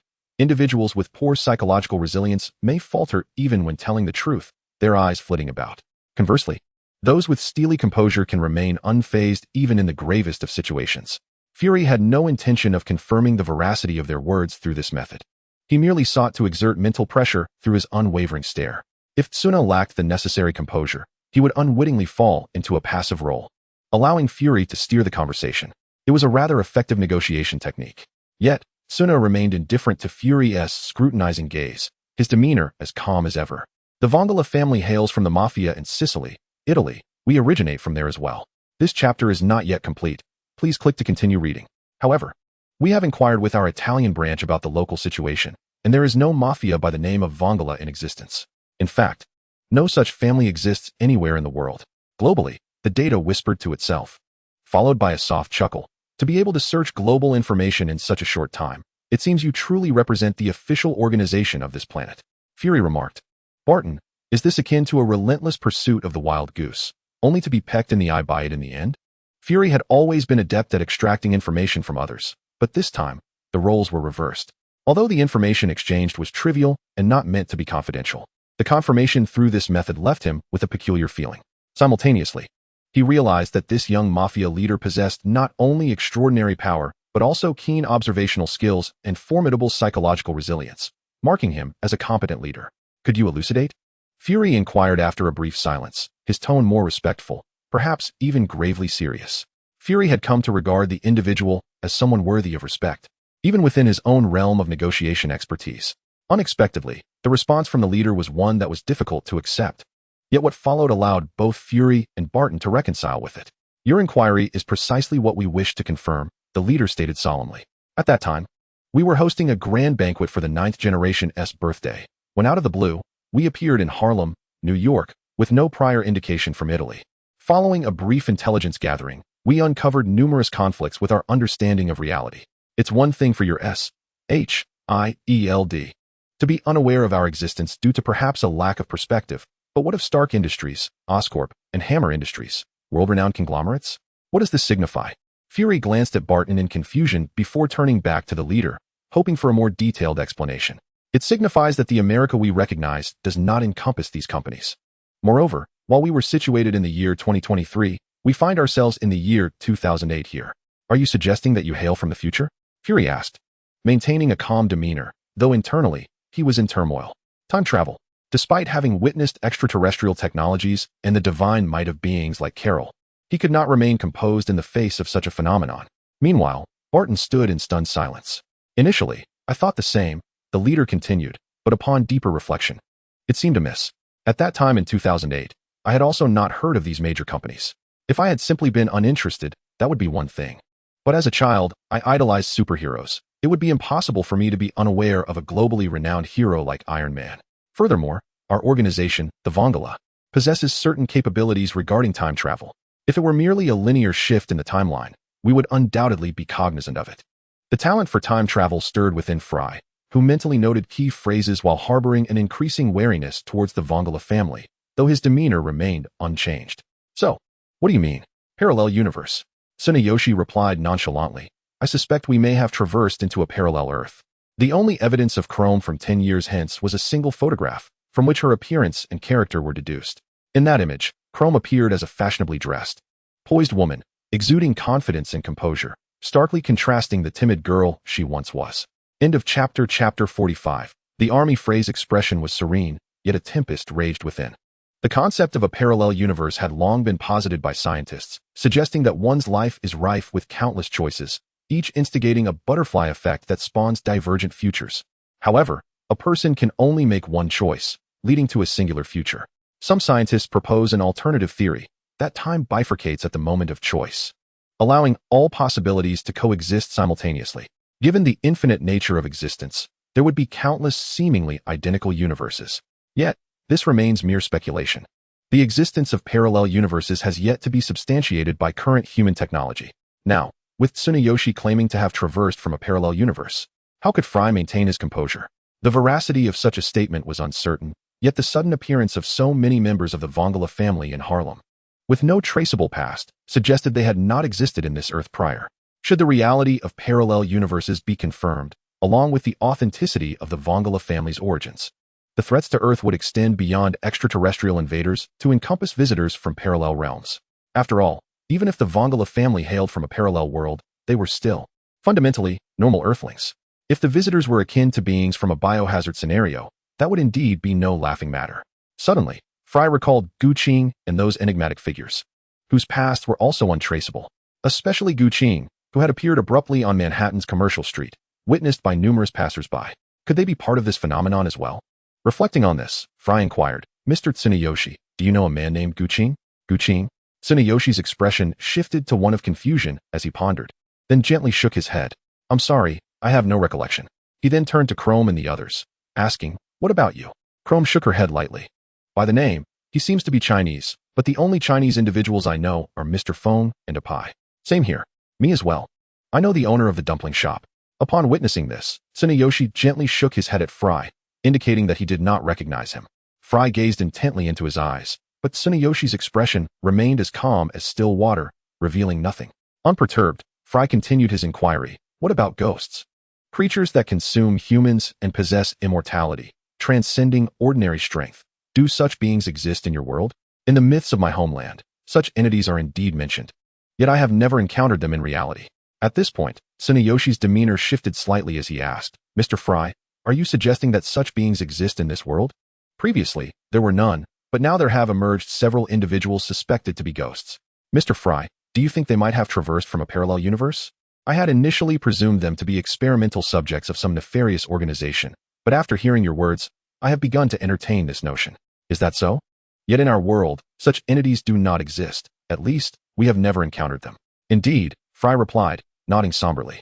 The lack of a satisfactory answer left him somewhat despondent, but he did not lose sight of his purpose for being there. Redirecting his gaze back to Tsunayoshi, he stated, I have gathered ample knowledge regarding your origins. Although these matters cannot be substantiated, their relevance pales in comparison to the powers you possess.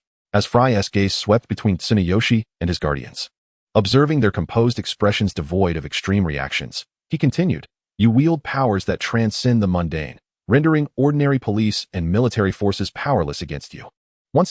At this point, Tsunayoshi interrupted Fry, his eyes resolute as he declared, we are indeed part of the mafia, that is beyond dispute.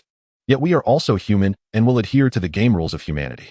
Game rules, rather than laws, he clarified, emphasizing that they should not be constrained by the superficial governance meant to regulate ordinary individuals. They play within the confines of rules applicable to other gangs, which also pertain to them. Fry, being an astute individual, immediately grasped Tsunayoshi's implication and nodded in acknowledgement. That is self-evident. But your ambition to unify all mafia in America is not permissible. At this, Tsunayoshi chuckled softly. Mr. Fry, yes? Have you ever heard the saying, failed leaders seek to dominate others, while capable leaders are sought after for guidance? Upon hearing this, Fry fell silent. After a moment, he replied, if you can achieve such heights, then becoming the President of the United States would pose no challenge. I have no interest in running for president. I am part of the mafia, Tsunayoshi responded with a naive smile, leaving Fry momentarily perplexed about his true nature. After a brief silence, he rose and said, I will make introductions with various departments in America. As long as you refrain from misconduct, trouble will not find you. Your legal identification will be delivered to you shortly. Then I shall leave it to you, Director Fury. Gakudera shook hands with Fury and personally escorted him out.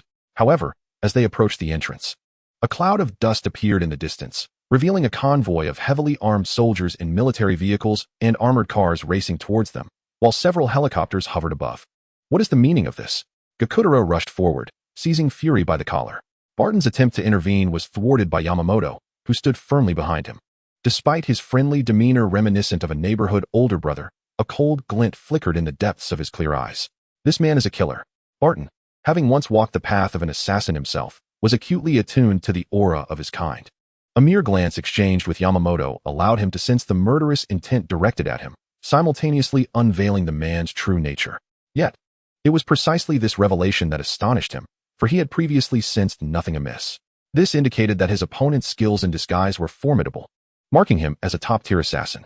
Barton cast a sidelong glance at the other Guardians, but refrained from acting rashly. That was not my arrangement. Despite being gripped by the collar, Fury remained remarkably composed. He explained, if I intended harm against you, why would I not wait until after my departure to allow them to attack? Would that not place myself in peril? Upon hearing this, Godzilla realized the truth and promptly released Fury, apologizing. My apologies. Quite all right, Fury replied with a wave of his hand, indicating that he bore no ill will. As he adjusted his collar, he continued, let us not act impulsively. There may have been a misunderstanding. I shall inquire further.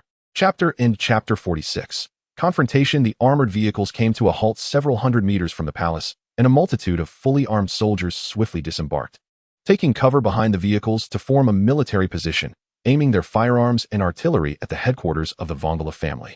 Above, military helicopters circled ominously in the sky. Members of the Vongula family, in turn, brandished their weapons, utilizing the buildings as shields to confront the encroaching soldiers. However, the firearms, predominantly Thompson submachine guns and Chicago typewriters, paled in comparison to the modern precision of the American military, akin to beggars before an emperor. Nevertheless, each member wore a calm expression, betraying no anxiety over their seemingly inferior equipment or the prospect of defeat in battle. Fury noted this and held a higher regard for the strength of the Vongula family. Listen, you are surrounded. You have 5 minutes to exit the building and surrender. Listen, you are surrounded. You have 5 minutes to exit the building and surrender. Listen, you are surrounded. You have 5 minutes to exit the building and surrender. The helicopters broadcasted their ultimatum, and Godzilla turned to Fury with an unperturbed expression. If you have a way to stop them, act swiftly. Otherwise, I shall resort to my own methods. Do not act impulsively. I will seek clarification on the situation. Fury cast a penetrating glance at Godzilla before raising his hands and advancing toward the opposing forces. Hill, I need to ascertain the instigator of this military operation. The information was relayed through a concealed Bluetooth earpiece, emanating from a Quinjet veiled among the clouds above. A hastily assembled rescue team swiftly initiated a call for inquiries. Meanwhile, Fury, flanked by 2 soldiers, approached the military encampment and stood before a general, approximately 50 years of age, whom he recognized. With a tone of incredulity, he exclaimed, Brigadier General Talbot, what on earth are you doing? Talbot, who had been poised to greet Fury, bristled in response. I am the director of the Department of Defense, personally commissioned by the President at the White House. As a Brigadier General, I am not obliged to inform you, an irrelevant party, of my actions. I am engaged in a critical mission. I, too, am undertaking a significant mission. Talbot retorted, I fail to comprehend why the President places his trust in you, an operative not belonging to the United States, nor do I wish to know the nature of your endeavors. However, in the interest of our nation, I must proceed with my actions. Your conduct will only bring calamity to America and to humanity at large. Fury, undeterred, vehemently gestured towards Talbot, declaring, I have already notified the pertinent departments prior to my arrival. This matter falls under the jurisdiction of S.H.I.E.L.D. I have received no such notification, Talbot replied. All I am aware of is that a gang is engaged in a gunfight in Harlem, a grievous affront to American authority. City Councilor Maria has explicitly demanded the apprehension of these criminals. Maria? Fury paused, contemplating who this so-called Maria was. Just then, Hill's voice came through the earpiece.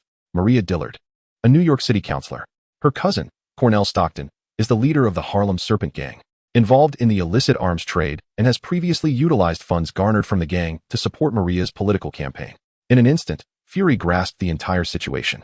The Vongula family had descended upon Harlem, subjugating the local gangs and severely undermining the interests of Cornell and Maria, who were leveraging her position as counselor to strike against the Vongula family. What a wretched individual.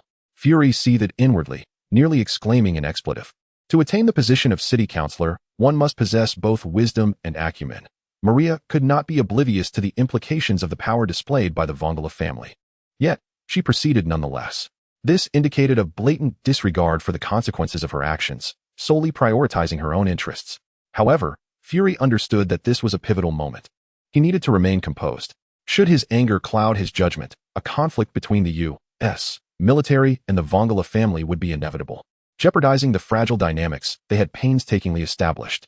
Taking a deep breath, he instructed Hill, immediately notify the Department of Defense and urge them to cease this military operation. Additionally, get me in contact with Maria. Understood. Hill's voice echoed through the earpiece, and Fury felt a slight sense of relief, only to be met with Talbert's disdainful tone. With merely 2 minutes remaining, should you fail to persuade Maria, I shall command the troops to open fire. Talbot wore a comfortable smile, seemingly relishing the prospect of Fury's imminent defeat. Do you not comprehend that if I falter, your fate is sealed? Fury retorted with irritation. Talbot dismissed his discontent as mere bluster, laughing heartily, and displayed his watch to Fury, indicating there was a minute and a half left. Damn it, Fury exclaimed, ready to unleash a tirade upon Talbot when Hill's voice crackled through his earpiece, revealing that the Pentagon's calls had gone unanswered, but they had managed to contact Maria.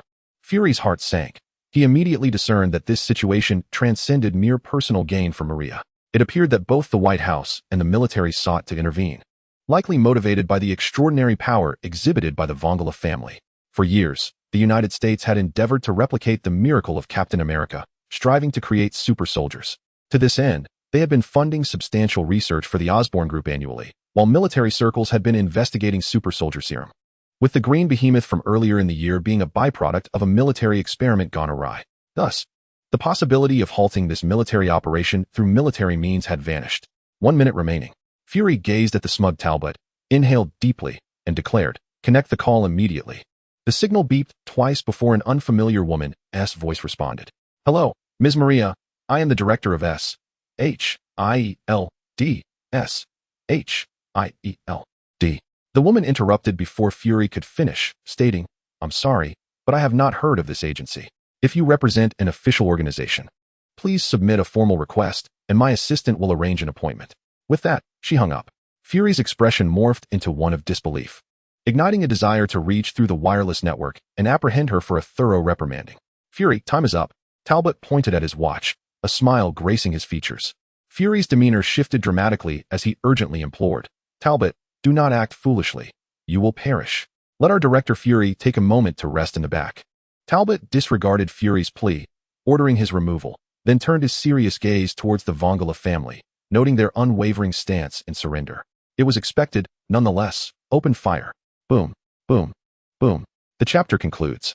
Chapter 47. An unusual war missiles soared, cannons roared, and the entire palace was enveloped by modern artillery fire. Positioned at the palace entrance, Barton instinctively sought shelter, but upon observing the Vongala family standing calmly, unperturbed by the chaos, he realized something profound and widened his eyes in astonishment. Could it be that they regarded even this level of saturation assault with disdain? However, this notion was swiftly nullified as the artillery struck, reducing the palace to ruins while members of the Vongala family screamed, either blasted away or buried beneath the collapsing debris. The indignation surged within Barton's heart. As he grappled with the absurdity of the situation, these individuals, seemingly inept, were masquerading with an air of superiority. Frustrated and on the brink of unleashing a torrent of curses, he was overtaken by the gravity of the moment. The instinct to save trumped the urge to scold, prompting him to grasp the shoulder of Yamamoto and urge him to seek refuge. "We must find a place to hide." However, Yamamoto remained steadfast, unmoving. "What are you doing? Are you seeking death?" Barton snapped, only to find Yamamoto exuding a comforting aura, reminiscent of a friendly neighbor, as he reassured, "Do not fret. This is merely a world constructed by Kuromu." A constructed world? Barton turned his gaze toward Kuromu, the poised and elegant guardian of mist, who had, at some point, removed her sunglasses, revealing the number 5 in her right eye. The intelligence provided by Fury before his surveillance mission rushed back to him, and he suddenly comprehended the truth. This was all an illusion. Yet, was it truly an illusion? Barton gazed out into the chaos. The cacophony of artillery echoed as flames and shockwaves raged, reducing the opulent palace to ruins. The searing heat, gentle breezes, and the palpable sensation of debris striking his skin rendered everything so vividly real. Was this really an illusion? He continued to survey the battlefield, where countless souls were ensnared by the explosions, their anguished cries piercing the air.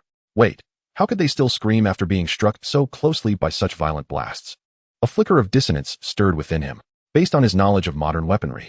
Those caught in such close-range detonations would surely meet their end before a sound could escape their lips, though there might be rare exceptions.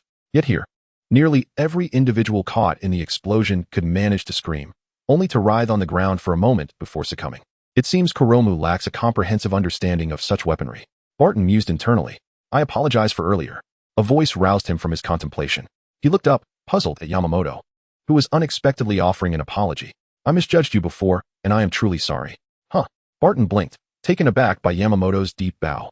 What was this? Wasn't he part of the mafia? Such politeness was utterly confounding. Are you still angry? Yamamoto inquired, his eyes searching for a response. If you remain upset, I can only.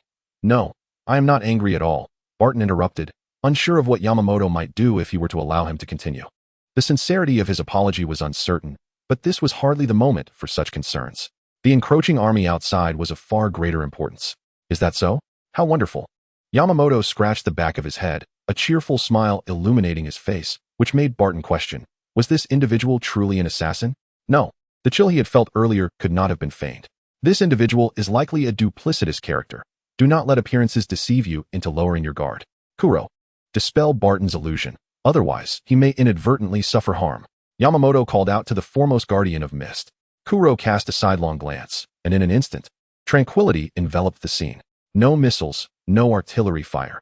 Only the distant American troops, as if in a theatrical performance, executing the general's commands with an air of surrealism. Manipulating various devices and weaponry in a void of reality. This spectacle struck Barton as absurd. Yet, simultaneously, he felt a profound trepidation regarding the power of the Vongala family. He had assumed that the other guardians would be of the same caliber as Gakudera Hayato. Even those with extraordinary abilities were not beyond reason.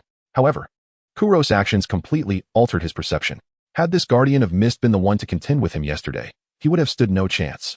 After all, even if the environment could not perfectly synchronize with reality, those subtle dissonances would be nearly imperceptible without a reminder. Moreover, even if one noticed them, there would be no means to decipher them. It appears that the 6 guardians of Vongala are all distinct types of extraordinary beings.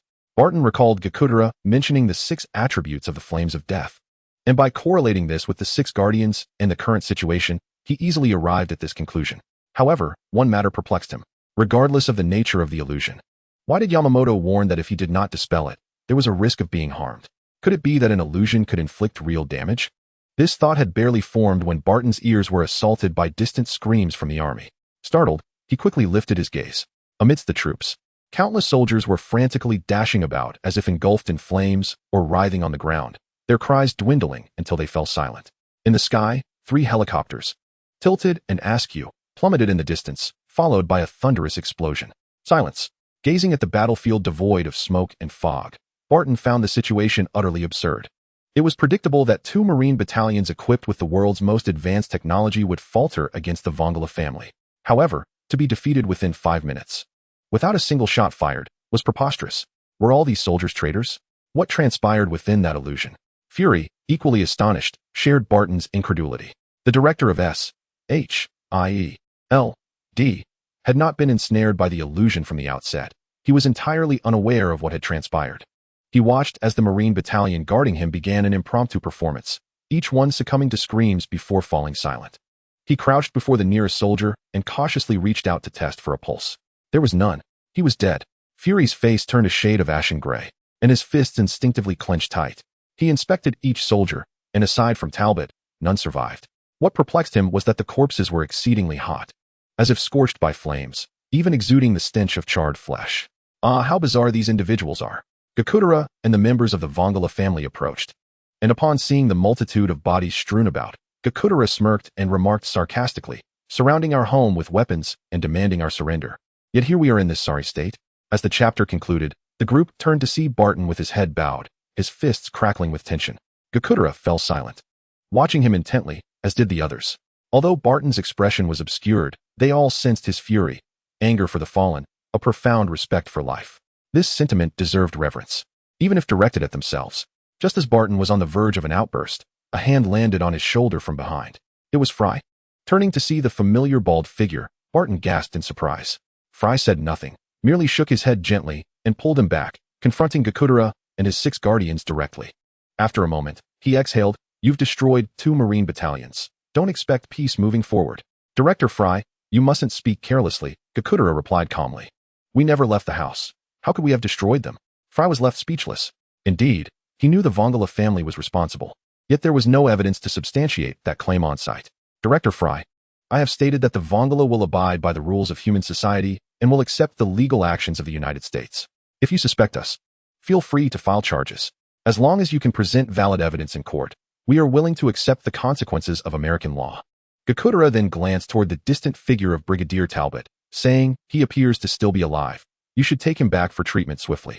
Perhaps useful clues can be uncovered. Fry understood immediately. The fact that they were so generous as to allow him to take back a survivor indicated they were unconcerned about evidence being found. And Talbot's survival might even be a strategic move to demonstrate their power to the United States. However, knowing this left Fry with no recourse. Meanwhile, a Kuan-style fighter jet loomed high above in the clouds, equipped with missiles capable of razing the area to the ground, initially intended as a threat should negotiations fail. A means of ensuring a safe escape, or, if necessary, a mutual destruction with their adversaries.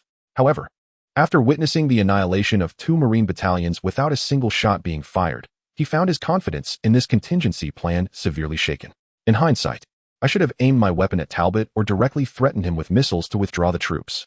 At this moment, Fury felt a twinge of regret. He had entertained this notion previously. The relationship between S.H.I.E.L.D. and the White House was amicable. Yet the interactions with various departments under its aegis were fraught with tension and even hostility, particularly with the military and similar institutions. Before the establishment of S.H.I.E.L.D., they were the world's police, with America reigning supreme. Now, however, S.H.I.E.L.D. had assumed that mantle. Although this specialized agency was formed to confront threats both terrestrial and extraterrestrial, many in the military believed such a prestigious role should be fulfilled by the United States alone, rather than a nebulous organization funded by the United Nations. Consequently, the military had relentlessly pursued the creation of super soldiers and the development of more advanced weaponry, with annual budgets escalating year after year, never relinquishing their ambition to supersede S.H.I.E.L.D. Given such a fraught relationship, if Fury were to direct his firearm at a director of the Department of Defense, a general commissioned by the president himself, or aim missiles at American forces on U.S. soil, even if provoked, he would undoubtedly provoke a disastrous response from those hostile to S.H.I.E.L.D. in the U.S. government. Yet now, the situation had deteriorated even more than his previous concerns had anticipated. If he had managed to thwart Talbot back then, the worst he would have faced would have been dismissal from his position as director of S.H.I.E.L.D.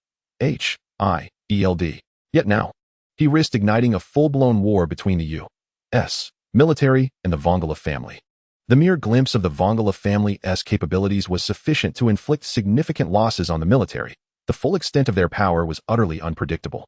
After all, the Vongala family was not merely a force of extraordinary might. They also exhibited an advanced technological prowess in weaponry and hinted at the possibility of time travel, rendering conventional approaches utterly inadequate. Ultimately, he had underestimated the Vongala family, believing that no matter the outcome, it could not be worse than the consequences of threatening a military brigadier general. Instead, the Vongala had swiftly eradicated everyone, leaving the military with no time to surrender. In the end, it was a lack of power that proved detrimental. Had they been stronger, they would not have been so reactive. Fury took a deep breath. Pulling his thoughts back from the abyss of contemplation to the present, he cast a meaningful glance at Suna and remarked, I hope the Vongala will honor the agreements made during today's discussions. The Vongala family is known for their integrity. Let us hope so. Fury slipped his hands into his pockets and walked towards the car, instructing, Barton, bring General Talbot along. Hill, inform the White House and request that S.H.I.E.L.D. take over the subsequent matters. Yes, the convenience store, everyone was gone. Gu Qin gazed out at the bustling street, his expression tinged with melancholy. He seldom refrained from wandering aimlessly today. Instead, he remained at home, devoted to overseeing the shop, unencumbered by distractions. He was acutely aware of the real-time conditions of each puppet, as well as the matters concerning the Vongala. From the commencement of negotiations initiated by Fury, to the arrival of the troops, culminating in Kuelim's use of illusions to commit murder, he grasped the unfolding situation instantaneously. He had the power to prevent Kuelim from killing, yet he chose not to intervene. He understood that such events were inevitable. From the day he allowed the atrocities of Muzan and the 12 Kizuki to transpire for his own desires, he foresaw this day would eventually arrive. even if he imposed restrictions on the targets deemed deserving of death. This is because human desires are insatiable. The moment he took the first step for the sake of prayer value, he would inevitably take larger second and third steps ad infinitum. Perhaps, in the end, he would annihilate all multiverses to attain a similar pinnacle. The so-called limitation of targets deserving death was merely self-deception or a means to assuage his conscience as he stepped forth from a moral and legal standpoint. After all, he was neither a born killer nor a deviant. He had previously existed within an orderly society, incapable of committing murder with an unflinching demeanor. Naturally, when contemplating murder, one must be prepared for the prospect of being killed in turn. This applied not only to him, but also to the American troops. The United States, as the architect of rules, stood imperiously, designating all dissenters as guilty and capable of rendering judgments at will. Thus, when the rules are shattered, who defines the evil? And who enacts the punishment? It would, of course, be the new architects of rules. And only the powerful can establish such rules. Gu Qing produced a cigarette, ignited it, inhaled slowly, and exhaled languidly, his expression returning to its natural state. 600 soldiers contributed 6,003 in prayer value, while Patton contributed 1,006. And Fury contributed 2,001. Yet another 100 consecutive draws awaited. In Chapter 49, the Emperor of the Sea. Ding. You have obtained a level puppet fragment. Ding. You have obtained a level puppet fragment. Ding. You have obtained a level puppet fragment. Ding. You have obtained a level puppet fragment. The opening was once again a succession of puppet fragments, a routine to which Gu Qing had long since acclimatized, calmly savoring his cigarette. Ding. You have obtained a level puppet fragment. Ding. You have obtained a level puppet fragment. Ding. You have obtained a level puppet fragment. Ding. You have obtained the puppet Emperor of the Sea. Upon hearing the sudden announcement from the system, Gu Qing's gaze shifted, fixating on a centenarian clad in a purple tang suit, gaunt as a twig, with a face riddled with wrinkles and blemishes. Concurrently, his information panel materialized. Name, Gua Haiwang. Race, human. Occupation, martial artist. Skills, mastery of martial arts. Energy dissipation, turtle breathing technique. Special ability, none. Level, 7 stars. It is indeed him. Upon reviewing the newly summoned doll, Gu Qing was momentarily taken aback. This individual, hailing from the world of Baki the Grappler, epitomizes the pinnacle of martial prowess in that realm. Despite his ordinary, century-old physique, he can effortlessly unleash his ultimate martial techniques, creating spiderweb-like fissures of approximately 5 meters in diameter in reinforced concrete walls with a mere wave of his hand. His martial arts far surpass those of Captain America, who represents the zenith of the Marvel Universe, not as a slight against Marvel, but as an undeniable truth. In the Marvel cosmos, the concept of supremacy is intrinsically linked to the notions of power and development, the latter being inextricably tied to science. Thus, everything within Marvel, both natural and supernatural, bears the imprint of scientific influence. For instance, the magic of Kamar-Taj cannot directly manifest desired effects through raw magical energy. Rather, one must construct various tools using magical energy and employ those tools to achieve the intended results. Consequently, one observes sorcerers conjuring weapons for combat rather than hurling adversaries with pure energy. They create portals for traversal, yet cannot physically cross through with mere magical force. And Doctor Strange may manifest rope-like constructs for binding, yet cannot directly imprison foes. This principle extends beyond sorcerers to deities, the divine beings of the 9 realms. Each extraordinary in their own right, also exhibit the shadow of technology in both their magic and divine powers. The creator god, for instance, can effortlessly forge a weapon capable of obliterating a planet with a single strike, yet he himself cannot accomplish such destruction in one blow. The legendary pantheon of deities comprises colossal, planet-sized automatons. Given this context, the evolution of close-quarters combat techniques cannot encompass the fantastical notions of martial will or the ability to strike mountains and rivers, as all actions must adhere to the laws of mechanics, resulting in tangible, visceral confrontations. Whether mortals roll up their sleeves for a fight, or whether divine entities, multiversal gods, or omnipotent beings engage in combat, the essence remains the same. In close combat, all must grapple similarly, sleeves rolled up, delivering blows to one another. The distinction lies merely in the scale of force. Mortals may wield bricks, while celestial beings may hurl planets, and multiversal gods might manipulate entire galaxies. Ultimately, it is simply a matter of varying levels of power. In terms of technique, there is little difference. This elucidates why Captain America, an extraordinary warrior enhanced by the super soldier serum, stands as the pinnacle of combat technique within Marvel. In this world, skill is independent of strength. Guo energy dissipation technique transcends conventional understanding, verging on the realm of superhuman abilities. To be continued. 1-2. Should the two engage in close combat? Even with his shield capable of absorbing and reflecting impacts, Captain America would find himself at a significant disadvantage. Indeed, Captain America epitomizes the pinnacle of combat skills, encompassing all forms of warfare, not merely confined to hand-to-hand combat. Were it not for a mere tournament setting, the outcome of a life-or-death confrontation would remain uncertain.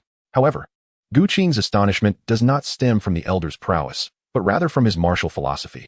Martial arts is not merely about strength, but rather the means by which the weaker protect themselves. In the original narrative concerning the renowned martial prowess of China over 4 millennia, during the battle against the Sea King, this living embodiment of the Chinese martial arts canon narrowly escaped death by feigning demise through the technique of turtle breathing. Yet, post-battle, he proclaimed himself the victor. Some viewed him as shameless, claiming victory despite having feigned death. Others believed that surviving what should have been fatal constituted his triumph. Regardless of external opinions, he firmly regarded this as a victory for martial arts. For he confronted a natural predator, while he himself was merely a frail centenarian, struggling even to hold a bowl of rice. Throughout, he defined himself as a weak individual wielding the weapon known as martial arts, steadfastly adhering to the belief that martial arts serves as a shield for the oppressed. He is a genuine master of martial arts, not a reckless individual seeking to showcase strength through violence. Gu Qing found himself at a loss as to how to proceed with such an elder. Although this man wed and fathered children at around a century of age, and at over 130 still engaged in tournaments against extraterrestrials, he truly remained just an elderly man, proposing a rematch a century hence despite his frail condition. His muscles had atrophied, his bones had diminished, and even lifting a bowl felt burdensome, leaving one to wonder how much longer he could endure. Perhaps he should establish a martial arts school to impart his knowledge. After a moment of contemplation, Gu Qing arrived at a decision. Guo, a master of all martial techniques spanning 4 millennia of Chinese history, is a living repository of martial wisdom. Unlike the strictly regulated breathing techniques that require rigorous training, opening a martial arts school to gather disciples would be most fitting. Subsequently, Gu Qing directed his focus back to the system lottery. Unfortunately, this time, his 100 draws yielded only Guo.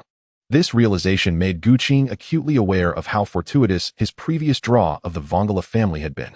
Nevertheless, with the prayer value accumulating swiftly, he remained optimistic, believing that as long as he drew sufficiently, results were inevitable.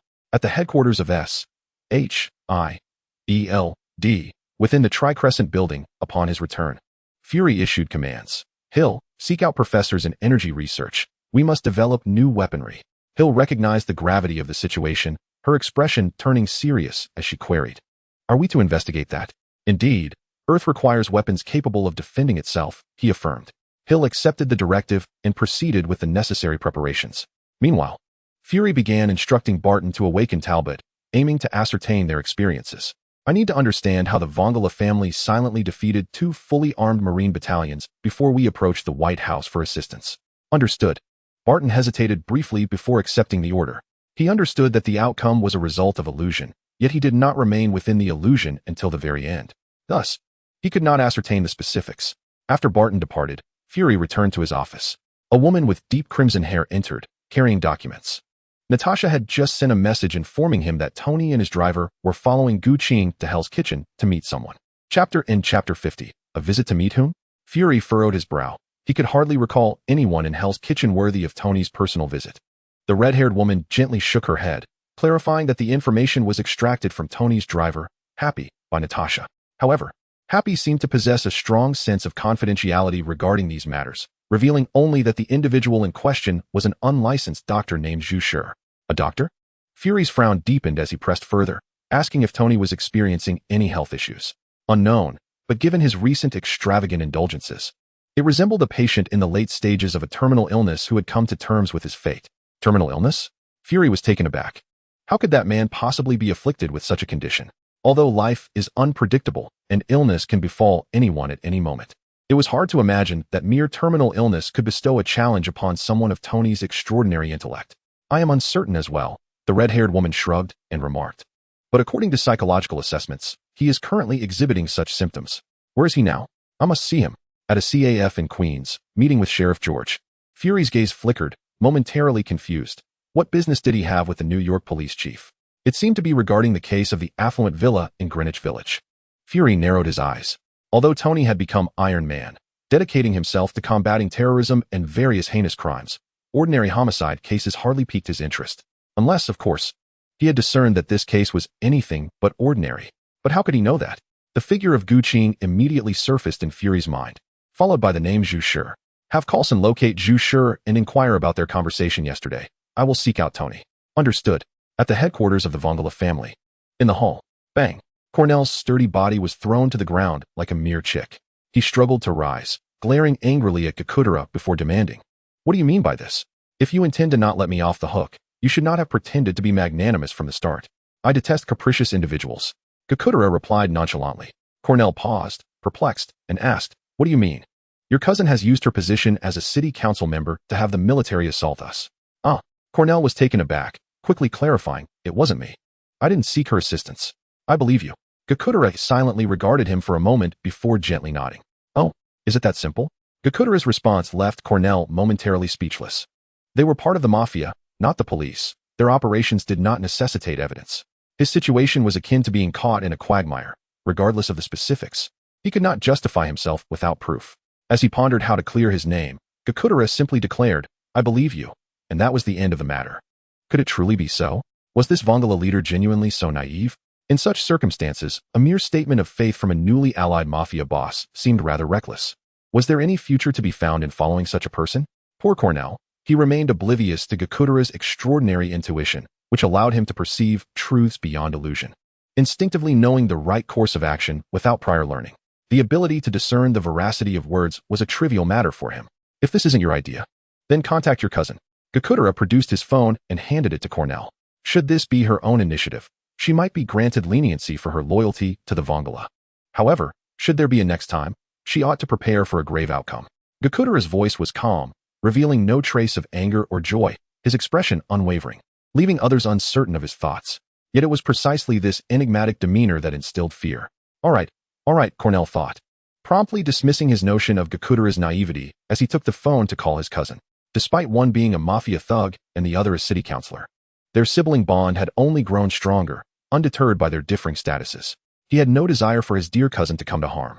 The call connected swiftly, and soon the matter was clarified. Maria did not withhold any details from her brother. It was Jean Bing. After hanging up, Cornell's face flushed with rage. He had used funds from smuggling arms to assist Maria's campaign for city council, and somehow, Jean Bing had learned of this and possessed evidence. Jean Bing. He had not anticipated such a rapid response. Yamamoto could not suppress a cold smirk. He had just declined Jean Bing's overtures the previous day, and now 2 battalions of elite American troops had arrived. Truly an operation worthy of the title Underworld Emperor. If it were an ordinary mafia, they would struggle to withstand such a blow. Jean Bing was perilously dangerous. Gakudera mused, we must eliminate him swiftly. Fetch Hibari and Makuro. We shall confront him at once. Yet, it might already be too late. Just as Gakudera finished speaking, Makuro Rokudo entered with a smile. Evidently having guessed from the onset that Jean Bing was orchestrating this situation. How infuriating. That scoundrel had acted independently once more. Gakudera's irritation was palpable. Such was the style of the Guardian of the Cloud. Ribbern adjusted his hat and continued, however, with this in mind, it seems unlikely that we can capture Jean Bing, especially considering our opponent is an exceptionally cunning individual. Perhaps one of you should assist. There might still be a chance. Gakudera's gaze swept across the group. I'll go. Yamamoto Takashi cheerfully raised his hand. Kurumu also stood from the sofa. I'll join as well. I might as well do some shopping at the mall. Does Lord Makuro wish to accompany us? I have no interest in such matters, he replied. Then it shall be the 2 of you. Gakudera pondered. Now that I think about it, the idea of deploying everyone earlier was rather thoughtless. We have just eliminated 2 squads of American forces. Mobilizing everyone now might provoke certain individuals. Then let us proceed, came the response. In the Central District, at the Zhongqing United Company building, the automatic glass doors slid open with a chime. A man, dressed impeccably in a suit, with a stern visage and an extraordinary presence, entered with poise. His striking appearance left the receptionist momentarily entranced, only snapping back to reality when he bypassed her and headed directly to the elevators. Sir, entry is prohibited without an appointment with upper management. The man halted, casting a sidelong glance at her, and calmly replied, I am not here for business. I am here to settle a score with Jean Bing. With that, he resumed his unhurried stride forward. The receptionist, taken aback, quickly grabbed the phone to make a call. Chapter 1. Have you heard of ghosts? The darkness was profound, and silence reigned. As he walked through such a place, Coulson felt no trepidation. Rather, he was exceedingly calm, his mind reflecting on the task assigned by the director. 2 months prior, a series of murder cases had been reported throughout New York, each victim exhibiting signs of having been savagely bitten and even gnawed upon. This was utterly astonishing. The crime scenes were located far from the wilderness, amidst bustling urban life, and no large predatory animals had escaped from the nearby zoo. It was hard for anyone to conceive of an animal daring to invade human territory and hunt so brazenly. Ultimately, the police and investigators found no leads, which drew the attention of S.H.I.E.L.D, utilizing advanced technology and forensic methods unavailable to regular departments. Their investigations yielded no results. Fury deemed the situation far from simple, and considering the societal impact of the cannibalistic incidents, he dispatched his most trusted subordinate, Coulson. Initially, Coulson was unfazed. S.H.I.E.L.D was specifically established to address extraordinary events, and he had dealt with many supernatural occurrences. This would merely be another case to resolve as an agent. However, despite employing investigative techniques far surpassing the current global standards and utilizing cutting-edge technology, after 2 weeks, he found not a single clue. During this time, the frequency of the incidents escalated, provoking significant societal unrest. Under the pressure of public opinion, various departments and the S.H.I.E.L.D. agency intensified their investigative efforts. However, they still found no leads.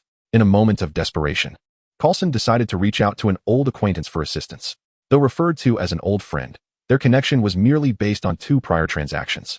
This individual was a young Asian man in his 20s, shrouded in mystery, who owned an all-purpose shop in Hell's Kitchen, where he facilitated various transactions for a fee. Despite his mercenary nature, he adhered to a code of ethics. While not a law-abiding citizen in the traditional sense, he possessed a personal moral compass that distinguished right from wrong. Coulson had first encountered him during an incident that he had managed to resolve flawlessly with the young man's assistance. They had collaborated once more, achieving another perfect resolution. Now, this marked their 3rd engagement. Frankly, Coulson would have preferred to avoid seeking this individual's help, given the enigma surrounding him. His origins were unknown, his family situation was a mystery, and his intentions remained unclear.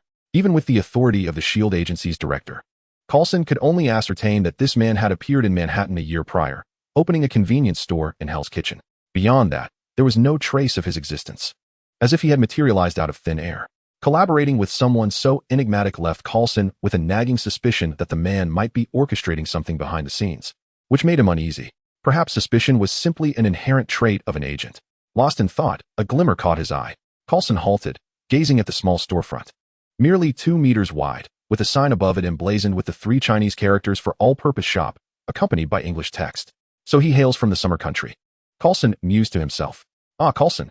A young man's upper body emerged from the window, a cigarette perched between his lips, a smile gracing his features as he regarded Coulson. Maintaining his composure, Coulson turned to face him, offering a warm smile as he greeted, "Good evening, Mr. Gu Qing."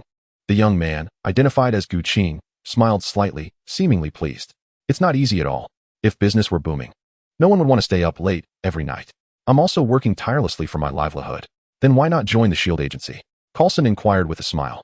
"While it may not be the highest paying job, I assure you it offers more than your current endeavors." "That's not necessarily true," Gu Qing replied, his confident smile unwavering. Coulson raised an eyebrow in curiosity, asking, "Do you have a differing opinion, Mr. Gu Qing?" Gu Qing took a slow drag from his cigarette, exhaling leisurely before responding.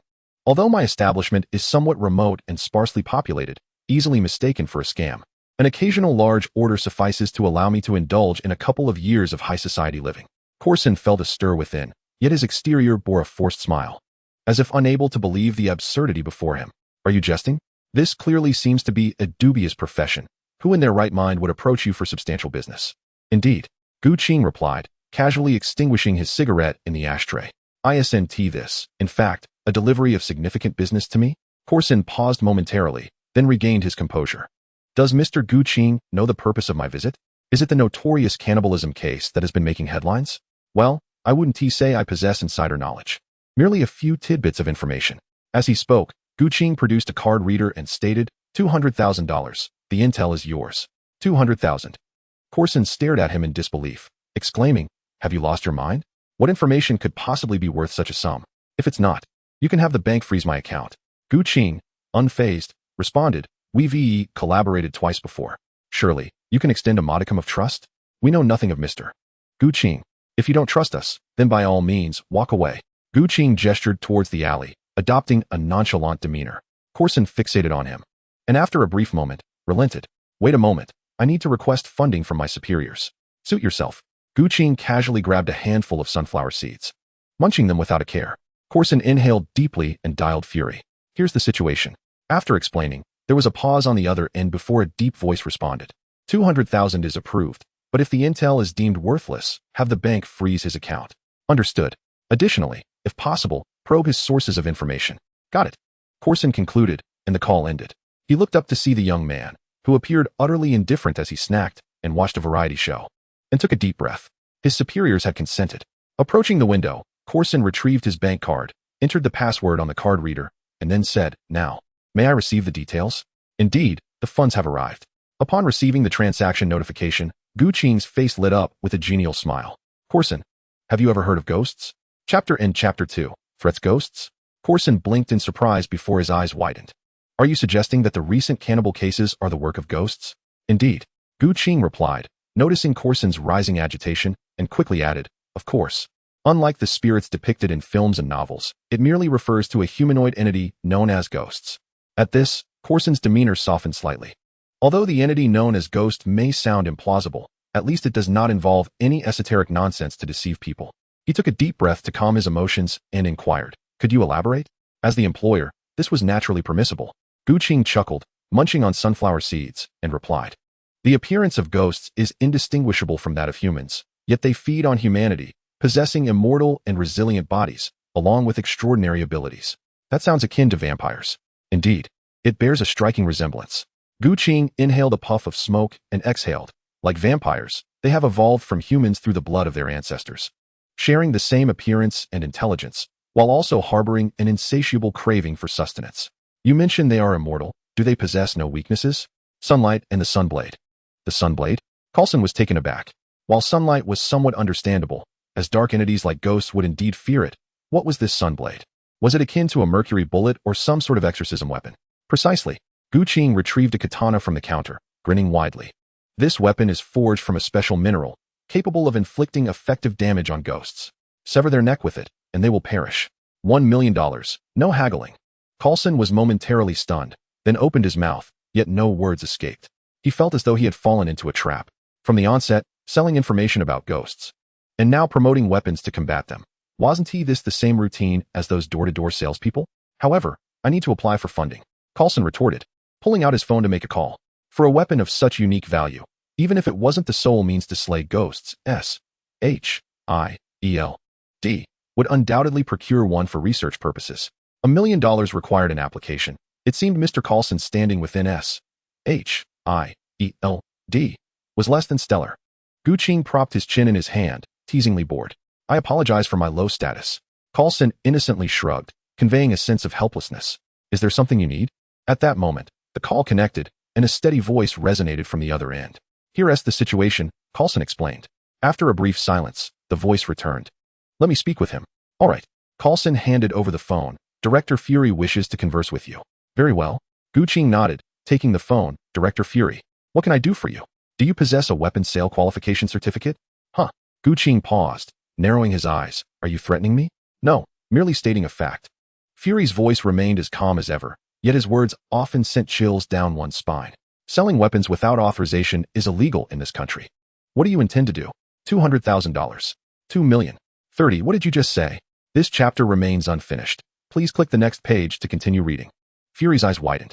He had dealt with gray industries skirting the edges of legality numerous times, and his extensive experience taught him that brandishing the law as a threat would compel the opposing party to consider the might of S.H.I.E.L.D, thus yielding to his demands. This tactic had proven infallible in the past. He had just employed it moments ago. Therefore, upon receiving Guqing's response, he instinctively began to negotiate. Halfway through his words, he suddenly realized that the other party was not bargaining with him, but rather raising the stakes, doubling the price outright. He could hardly believe his ears, thinking he must have misheard. Coulson, standing beside him, was equally astonished. It was the first time he had witnessed someone audacious enough to openly challenge S.H.I.E.L.D. Well, perhaps not the first. The current incarnation of S.H.I.E.L.D D, was still known as the Strategic Homeland Intervention, Enforcement, and Logistics Division, and had yet to fully present itself to the public eye. With a reputation that was hardly commendable, not many took them seriously. However, those who dared to act defiantly, once they understood the nature of the organization, were invariably individuals capable of influencing national economics or political trajectories. And Gu Qing, a figure of dubious origin, whose very identification had been facilitated by them, a player in the gray market, had the audacity to oppose them. Did he truly believe S.H.I.E.L.D. was a charitable organization aiding the elderly across the street? I said 2 million. Gu Qing reiterated, his tone resolute and unmistakable, leaving no room for negotiation. With just one phone call, your business will crumble. With just one phone call, S.H.I.E.L.D. will cease to exist. Fury and Coulson were both taken aback. What the hell? Fury exclaimed after a moment of confusion. Kid, if you have a mental issue, I happen to know the world's finest neurosurgeon who can assist you. But if you are of sound mind, I can assure you, I can make you unwell. Having collaborated with Coulson on 2 occasions, Gu Qing had a measure of understanding regarding the true nature of S.H.I.E.L.D. Thus, the threat he issued was unfathomable unless he was indeed unhinged. 3 million. Gu Qing proposed, refraining from the exchange of insults and merely escalating the price once more. What the hell, you? Fury was rendered momentarily speechless by his anger. Naturally, this was all a facade. As the king of spies, his emotional control surpassed that of 99% of the populace. His display of exasperation was a ruse to gauge Gu Qing's reaction, to discern whether the latter was merely blustering or genuinely believed he could threaten S.H.I.E.L.D. Director Fury, let us dispense with the theatrics. Gu Qing remarked, a slight smile gracing his lips, his tone imbued with confidence. The funds allocated to S.H.I.E.L.D. by the Security Council are routinely siphoned off by you. Securing $3 million should be well within your means. Wouldn't you agree? What do you mean? Fury felt a jolt of surprise within, yet his expression remained unwavering, his tone unchanged, as if encountering a baseless accusation was merely a typical response. Even Coulson was led to believe that Gu Qing was bluffing. Of course, whether he genuinely thought so was a matter only he could discern. This seemingly naive man with a balding head was not as innocent as he appeared. You may think I am merely posturing, but should my business suffer? The information regarding your clandestine misappropriation of funds, which could potentially threaten the existence of S.H.I.E.L.D., will be made public. He added, do not forget what I am capable of. As a novice in this realm, I seek your support and encouragement. As per the usual practice, there will be 2 chapters daily before the official release, and further discussions on additional content can occur thereafter. Having concluded his statement, Gu Qing tossed the phone to Coulson, demanding the full sum of 3 million, without any negotiations. Returning to the matter at hand was imperative. Before Coulson could react, Fury's voice resonated through the line, followed by the sound of the call being disconnected. Coulson sighed, shrugged, and then looked at Gu Qing, signaling a future meeting. Indeed, they both understood that Fury would never relinquish the Daybreak Blade. The only variable was the method employed. Ding. You have acquired 100 wish points. After Coulson's departure, a mechanical notification echoed in Gu Qing's mind. This was his system, his golden key to traversing worlds. Indeed, Gu Qing was not a native of the Marvel Universe, but rather hails from another Earth. Awakening one day, he found himself inexplicably transported to this realm. Fortunately, he activated the dimensional doll system, allowing him to summon powerful dolls and items from myriad worlds.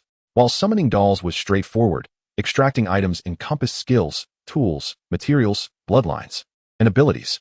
Both doll summoning and item extraction required the expenditure of wish points, which were accumulated through eliciting surprise, terror, shock, excitement, or disgust from sentient beings regarding the system's offerings.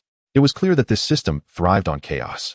Upon understanding the sources of wish points, and recognizing the multitude of formidable entities within the Marvel Universe, Gu Qing adopted a strategy of remaining in the shadows, allowing the dolls to incite turmoil to gather wish points. Coincidentally, his novice gift had yielded dolls of Kibutsuji Musen and the 12 Kizuki. After confirming through the system and personal experimentation that no one could trace the connection between himself and the dolls, recent horrific incidents of cannibalism began to unfold. Of course, Gu Qing was not devoid of sanity. He had instructed the dolls to act solely against those deserving of their fate. Such individuals were plentiful in the Hell's Kitchen. Opening the attributes panel, Gu Qing silently chanted, and a remarkably concise window appeared before him. Host, Gu Qing, skills, mastery of swordsmanship, breath of the sun, items, sun wheel blade, dolls, Kibutsuji Musen, 12 Kazuki. Wishing value, 1006. Level, 6 stars. The items refer to those drawn by the system, while the level system categorizes individual strengths into various tiers. From strongest to weakest, there are 9 levels, each further divided into 10 stars. Guqing, through a lottery, acquired the breath of the sun and associated swordsmanship, achieving a level comparable to that of the Winter Soldier and Falcon. Although he has never encountered these two, he estimates their prowess based on cinematic portrayals from his past life and the capabilities of Iron Man, leaving him somewhat uncertain. His wishing value has once again surpassed 1,000, affirming that engaging in activities yields swift rewards. Upon seeing the wishing value displayed on the panel, Guqing could not help but reflect. It has been a year since he traversed into this world. However, due to concerns that powerful beings like the Ancient One might notice him through future observations or timelines, he has remained cautious, refraining from making bold moves. Consequently, the accumulation of wishing value has been rather sluggish. It was only 2 months ago, after assurances from the system and a series of experiments confirming that no one could discern the connection between him and the dolls, that he boldly allowed Musen and the 12 Kazuki to act freely. In these past 2 months, he has amassed over 10,000 wishing values, significantly more than the previous year's total. Both the Breath of the Sun and the Sun Wheel Blade were obtained through this lottery of wishing values. Now, within just a single day, he has gained another 1,000 wishing values. Tony only became Iron Man last month, and the Marvel Universe is not yet perilous. His current strength suffices for the time being. It is time to summon a doll. After a brief contemplation, Guqing initiated the lottery. The system draws at a cost of 100 wishing values per attempt, and Guqing opted for 10 consecutive draws. Ding. You have obtained a fragment of a level doll. Ding. You have obtained a fragment of a level doll. Ding. You have obtained a fragment of a level doll. Ding. You have obtained a fragment of a level doll. Ding. You have obtained a level doll. Auto Suen. To his astonishment, the 10 consecutive draws yielded a level doll. Guqing was somewhat surprised. His previous attempts at the lottery yielded a remarkably low success rate. Prior to loosening his restrictions, he had only won a mastery of swordsmanship from the wishing values he accumulated, after granting freedom to Musen and the 12 Kazuki. The wishing values amassed in 2 rounds of 50 consecutive draws resulted solely in fragments, while the item draws yielded only 1 Breath of the Sun and 1 Sun Wheel Blade. Yet, this time, with a mere 10 draws, he directly obtained a level doll. One must admit, his luck today was exceptional. Alas, lacking wishing values now, he lamented that he could not draw again. However, he quickly composed himself and turned his gaze towards the chosen puppet. Name, Auto Suen. Occupation, Merchant, Interior Minister. Steward, Skills, Earth Magic, Special Ability, Word Spirit. Level, 6 star. It is indeed the War God. Upon discerning the figure within the system space, Guqing's focus sharpened slightly. This Auto, the War God, hails from a world that begins anew. In terms of physical prowess, he could effortlessly outmatch a 60-kilogram grip with a single strike. Yet he remains significantly inferior to superhumans. He possesses a few feeble earth magic spells that can only be cast under specific conditions, and his ability to communicate with all things through word spirit is noteworthy. However, due to the immaturity of his capabilities, excessive usage can impose a toll on his body, leading to adverse effects such as nosebleeds, fainting, or even brain death. Judging solely from the panel data, he barely qualifies as a level standard. Yet, his intellect is sharp, and he remains composed in the face of challenges, adeptly managing affairs with meticulous organization. He consistently identifies the crux of issues and devises rational solutions, frequently cleaning up the messes of the protagonist and their companions. It is precisely this character and intellect that have culminated in his exaggerated feats of valor, earning him the moniker War God Auto. Yet, Guqing finds himself in a quandary regarding how to harness Auto's abilities to garner greater attention and thus accumulate wish points. The puppet possesses intelligence, retaining the personality and wisdom of its original master, yet lacks self-awareness. Guqing can opt for intelligent mode, allowing the puppet to act freely, or can descend his consciousness into the puppet for direct control. Consequently, there is no need to concern himself with the puppet's feelings. However, Auto's abilities are ill-suited for direct combat. Playing the role of a hero would be challenging amidst unforeseen circumstances. His temperament also does not lend itself to portraying a villain, making it impossible for him to execute sensational crimes akin to the 12 Kazuki and Musen to attract attention. Should he perform on the streets? With Auto's capacity to communicate with all things, such a street performance would undoubtedly generate an explosive response, attracting a multitude of spectators. Nevertheless, this would lead the audience to perceive it as a beast-taming act. Even if there were awe and applause, it would not be directed towards the system-produced puppet Auto, but rather the beast-tamer Auto, thereby failing to yield wish points. End of Chapter 4. Blade Warrior at the headquarters of S.H.I.E.L.D. Coulson was briefing Fury on the situation. Humanoids with characteristics of ghosts? After listening to Coulson's report, Fury pondered for a moment. No wonder neither we nor the police have been able to uncover any clues. It appears the initial investigative direction was fundamentally flawed. On the way back, I inquired at the archives. All the homicides occurred at night, aligning with Gu Qing's assertion that ghosts fear sunlight, Coulson added. Fury's gaze sharpened as he spoke solemnly, yet this alone does not suffice to ascertain the accuracy of Gu Qing's intelligence. We must retrieve the surveillance footage from the vicinity of the incident to identify any suspicious individuals, followed by a thorough investigation. I have already instructed the records department to commence their inquiries. After a brief hesitation, Coulson continued, if Gu Qing's information proves to be accurate, how shall we contend with the demon? Addressing merely super soldiers would be manageable. With S.H.I.E.L.D's array of advanced technological equipment, we can handle all but the most formidable adversaries.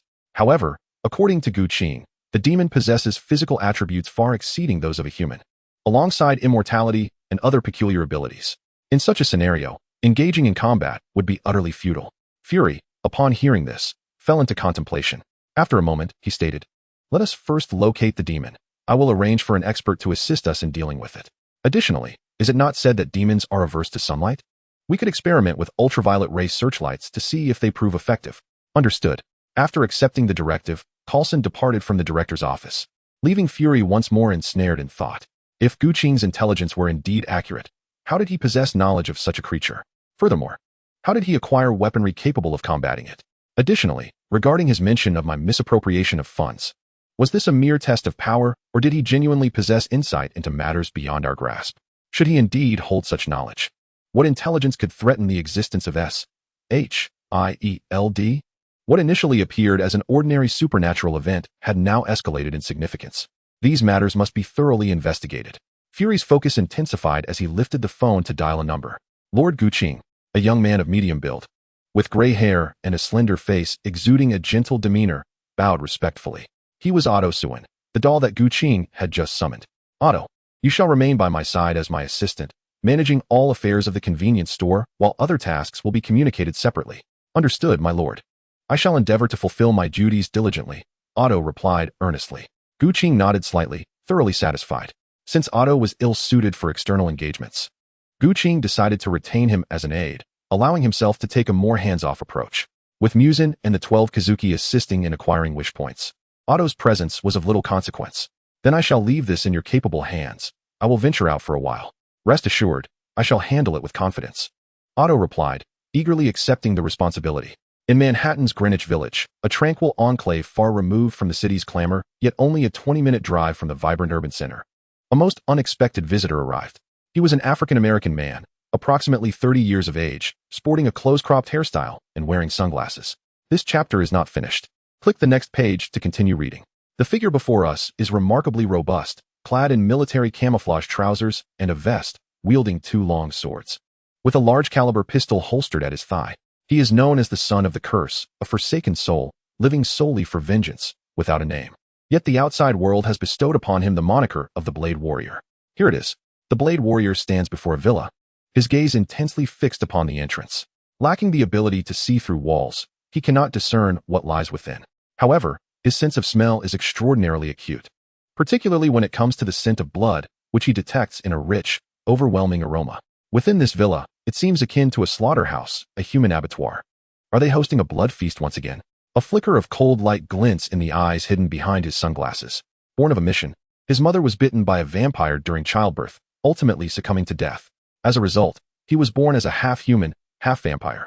From the very beginning, he has carried the weight of hatred, tasked with the extermination of vampires, ultimately evolving into a vampire hunter. He has slain countless vampires, possessing a deep understanding of their habits and characteristics. They possess an insatiable thirst for blood, reveling in the consumption of humanity. Yet, as humanity has ascended to dominance, the vampires have begun to retreat into the shadows, operating covertly. Still, there are those who remain audacious. They frequently employ various deceptions to gather large groups of humans, only to unfurl their blood feasts, resulting in numerous fatalities each time. I will eradicate all vampires. The Blade Warrior mutters to himself in a low tone before forcefully kicking open the door.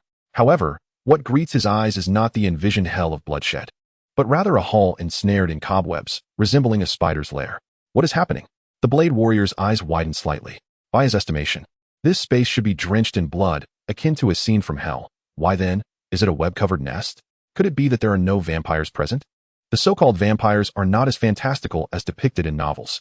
Though they possess immortal flesh and strength surpassing that of ordinary humans, that is the extent of their capabilities. They do not wield extraordinary blood magic. The complete ensnarement of a villa exceeding 300 square meters in webs is not something a vampire could accomplish. No, even if they could, they would not. In essence, these two entities are not of the same ilk. Who are you? At that moment, a voice emanates from above. The Blade Warrior looks up to see a child standing at the railing of the second floor. Yet, the Blade Warrior does not allow himself to relax simply because the figure before him is a child. Instead, every hair on his body stands on end, his entire being tensed. The child appears to be around 10 years old, with white hair and attire, and red spots adorning his face. If it were merely this, it would be inconsequential, even somewhat endearing. However, his eyes were peculiar, with a dual-layered structure to the pupils. The outer layer was white, while the inner layer was blue, containing two pitch-black dots within. The scara was a ghastly blood red, resembling raw flesh, which was extraordinarily terrifying. Nevertheless, it was not solely his appearance that was alarming. Within the razor-sharp senses of the Blade Warrior, the child emanated a terrifying aura that instilled an unprecedented pressure upon him. I am inquiring of you. The child's voice resounded once more, tinged with a hint of impatience. Having intruded upon another's abode without a satisfactory reason, he would be left to serve as sustenance. Truly a monster. The Blade Warrior inhaled deeply, swiftly drawing his twin pistols and firing without hesitation. Chapter 5. The Exhausted Blade Warrior. Bang. Bang. Bang. The Blade Warrior unleashed a barrage of gunfire, the bullets weaving a lethal rain of destruction. The child, caught off guard by the Blade Warrior's decisive action, was a fraction slow to respond. Yet, his speed was remarkable. Despite his momentary hesitation, his defensive measures were executed before the bullets could reach him. Delicate threads shot forth from his fingertips, intertwining in the air to form a protective web, which then tightened into a cocoon, safeguarding him within. The bullets struck the surface, sparking a cascade of fire, yet they could not inflict the slightest harm. Conversely, ricocheting bullets and missed shots left fist-sized holes in the walls and furniture. How could handgun bullets possess such immense power?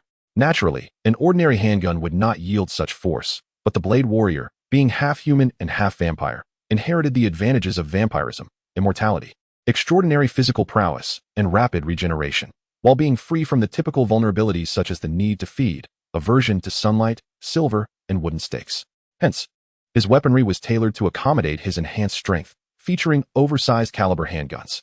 For an average individual, even a soldier rigorously trained to the peak of human capability would shatter their wrist with a single shot due to the tremendous recoil.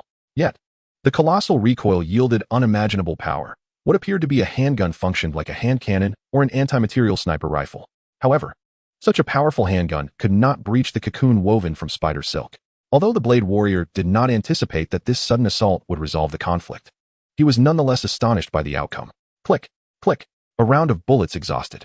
The Blade Warrior swiftly holstered his pistols and charged into the room.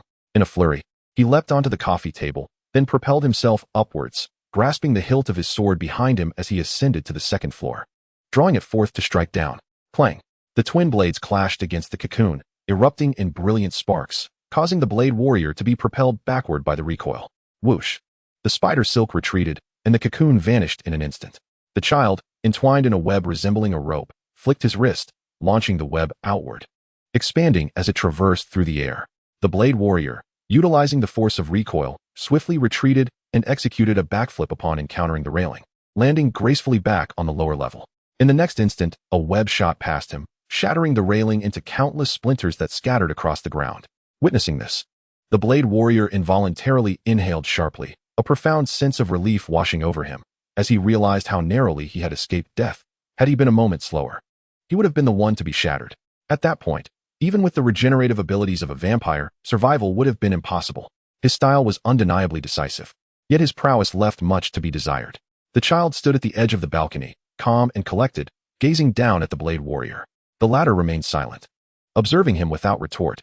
"You are not an ordinary person," the child continued. "Initially, I presumed you had intruded for robbery, but upon seeing me, you attacked without hesitation.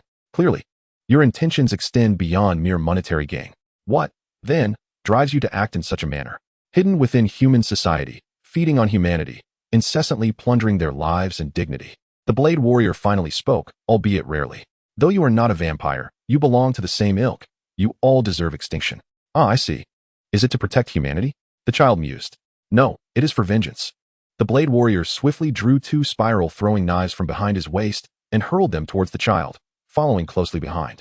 Vengeance. The child's eyes flickered with intrigue. Unfinished, the chapter beckoned readers to the next page. As he shot out webs to ensnare the spiraling blades and redirect them, he inquired, "Whom do you seek revenge against?" Silence ensued. The Blade Warrior leapt once more, drawing his twin swords to deflect the incoming knives, landing before the child on the second floor. He raised his blades again, unhesitatingly preparing to strike down. "It must be for your family." The child's voice hinted at excitement. At that moment, he deftly maneuvered to evade the blades by slipping through the gap between them.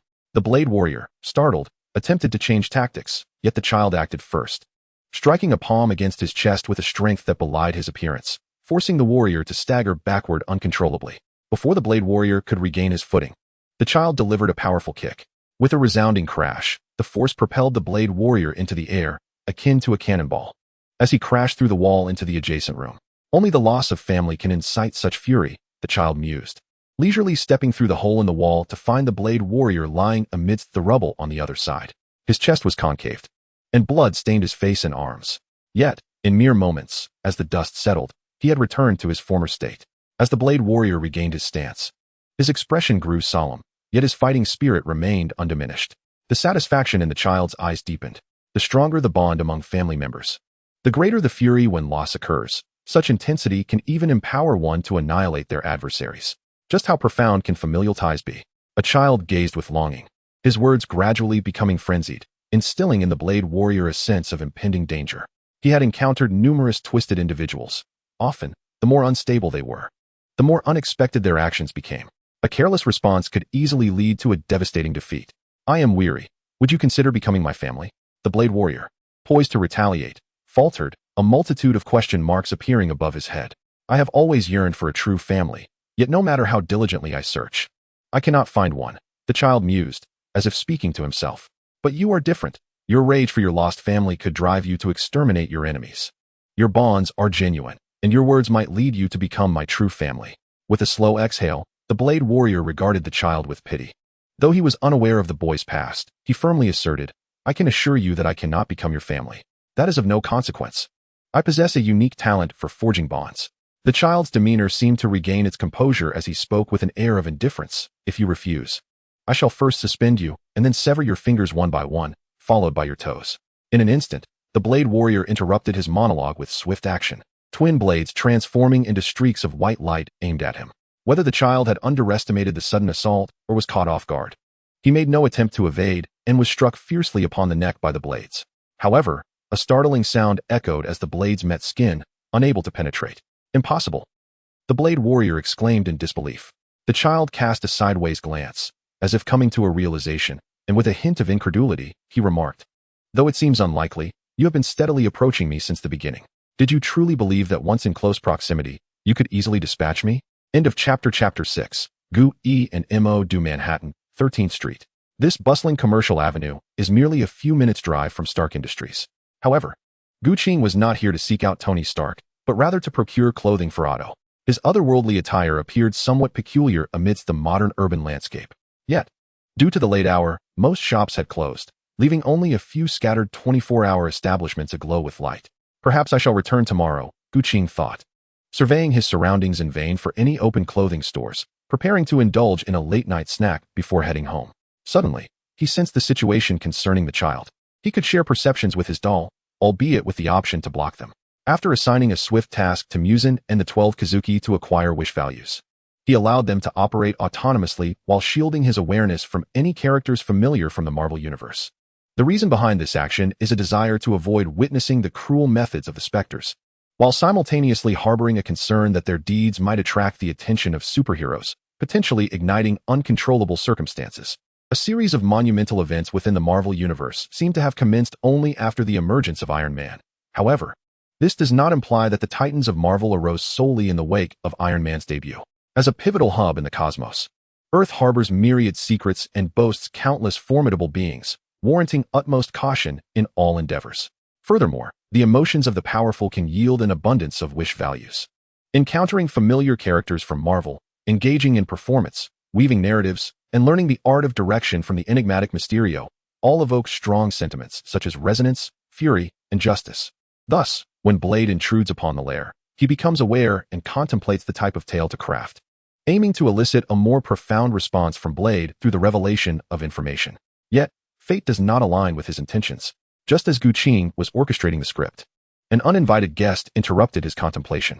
A whip, shimmering with golden light, emerged from the darkness. Instinctively, Gu Qing inclined his body to evade the whip, which struck the ground with a resounding crack. He cast a sidelong glance at the assailant cloaked in darkness, revealing only a pair of bright, large eyes. Apologies. The figure was too enshrouded in shadow, donned in a muted, unassuming robe, as if merging with the very darkness itself. Even without a clear view of the assailant's visage, Gu Qing discerned their identity. Without a moment's hesitation, he maximized his pulmonary capacity and inhaled deeply. The air coalesced into a stream that flowed into his abdomen, subsequently coursing through his veins, transforming into solar-imbued energy. Breath of the sun, form of the four. Mirage of the sunlight rainbow. With a resounding blast, flames ignited along the blade, illuminating the night. Grasping the suddenly materialized sun-wheel blade, Gu Qing leveraged the momentum of his body's inclination to deliver a powerful strike, carving a fiery ring reminiscent of the sun in the air.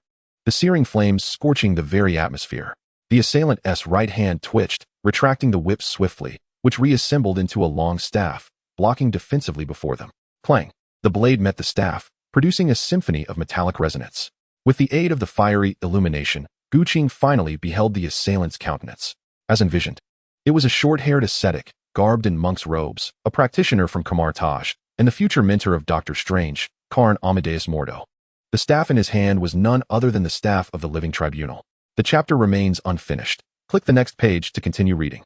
1-2. Add to bookmarks for easy reading. The two, wielding their weapons, engaged in a stalemate, neither able to gain the upper hand. Just as they prepared to withdraw their weapons and employ alternate techniques or spells, their hands met upon their arms. Let this suffice. The voice was calm and composed. Gu Qing was taken aback, lifting his gaze in astonishment to behold a bald woman clad in a beige monk's robe standing beside them, smiling at the two.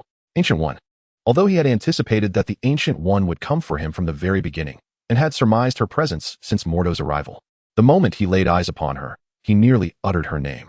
Fortunately, having prepared himself mentally in advance, he managed to conceal any signs of vulnerability in the presence of this esteemed sorceress.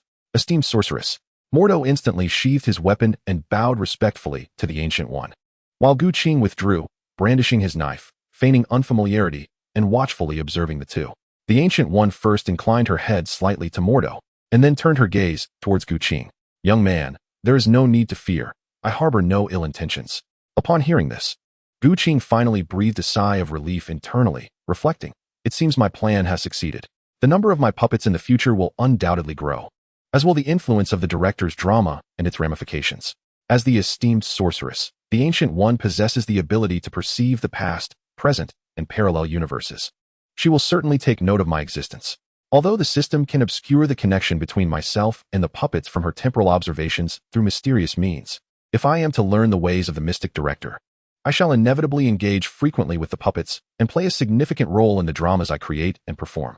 Thus, even if the truth cannot be directly uncovered, it is plausible to deduce certain issues through reasoning. Therefore, testing the waters becomes imperative. But how can I avoid revealing any flaws, so as not to be perceived by the Ancient One as a pest from another dimension? The answer lies in becoming a hero. Gu Qing established a rule for himself. Regardless of the temptations, his connection with puppets portraying villainous roles must only be through the system's remote manipulation. The only interaction would be with the heroes who vanquish them. Even if indirectly providing intelligence, it must be from a position of righteousness. In this manner, whether through future observations or other means, even if suspicions arise, they would only perceive the superhero Gu Qing. Naturally, Gu Qing had outgrown the phase of youthful idealism and was not a paragon of justice. Portraying a messenger of righteousness was beyond his capabilities and could lead to revealing flaws. Fortunately, he was not an evil person either. Thus, he decided to portray a character unbound by the law, a dark hero with his own moral compass regarding good and evil. The Ancient One's demeanor at that moment perfectly affirmed that his future self would adhere strictly to the rules he had initially set. Otherwise, She would not merely probe, but would have acted decisively. Who are you? Gu Qing, while relaxing internally, maintained a vigilant exterior, concealing his emotions. We are the sorcerers of Kamartaj. You might not grasp that, so let me rephrase. We are the superheroes who secretly safeguard the Earth's safety. I understand now. Gu Qing nodded, maintaining her vigilance, and sarcastically remarked, So, as a superhero, your midnight assault on me is also aimed at safeguarding world peace? I simply had a few questions in mind, which prompted me to test you. Modu folded the scepter of the Court of Life and offered an apology to Gu Qing, saying, Your power radiates with the brilliance of the sun. You cannot possibly be an ally of those dark creatures. I am truly sorry. The chapter concludes here. In Chapter 7, the storytelling, Modu's demeanor was genuinely apologetic, showing no sign of resentment despite Gu Qing's mockery. He was a rigid yet sensible individual. Once he determined right from wrong, he remained unperturbed by external factors such as pride or personal feelings. Observing this, Gu Qing sheathed her sunblade and knowingly inquired, So, what business do you have with me? This place is not suitable. Let us find another. Master Gu snapped his fingers, and dazzling flames traced a circle in the air, revealing another realm. A spacious hall adorned in the style of 18th century Britain. Very well. Gu Qing hesitated for a moment before nodding in agreement. Following this, Gu stepped through the spatial gateway, with Modu closely behind, and Gu Qing followed last. Gu gestured with his hand, and a coffee table and chairs materialized out of thin air. With another wave, a teapot filled with freshly brewed tea and cups appeared atop the table. Please, Gu invited Gu Qing, then took a seat, while Modu stood attentively behind him. Gu Qing, feeling no need for formality, sat down without hesitation. We have come to ask you a few questions, Gu began as he poured tea for Gu Qing. 1 year ago, you appeared mysteriously in Manhattan. 2 months ago, 15 man-eating fiends manifested in New York. Do you possess any clues regarding these events? Yes, I do know. Gu Qing readily admitted, leaving Gu and Modu astonished. He lifted the teacup, gently blowing away the steam before taking a sip, and continued, They are demons. Beings from another world. Gu Qing's candid acknowledgement was unavoidable. After all, he had traversed realms in his physical form, not through possession. While the S.H.I.E.L.D might still harbor doubts about the multiverse's authenticity, deceiving a supreme sorcerer capable of traversing multiple dimensions was an impossibility. Not only could he not deceive her on professional matters, but even in casual conversation, she would see through any pretense.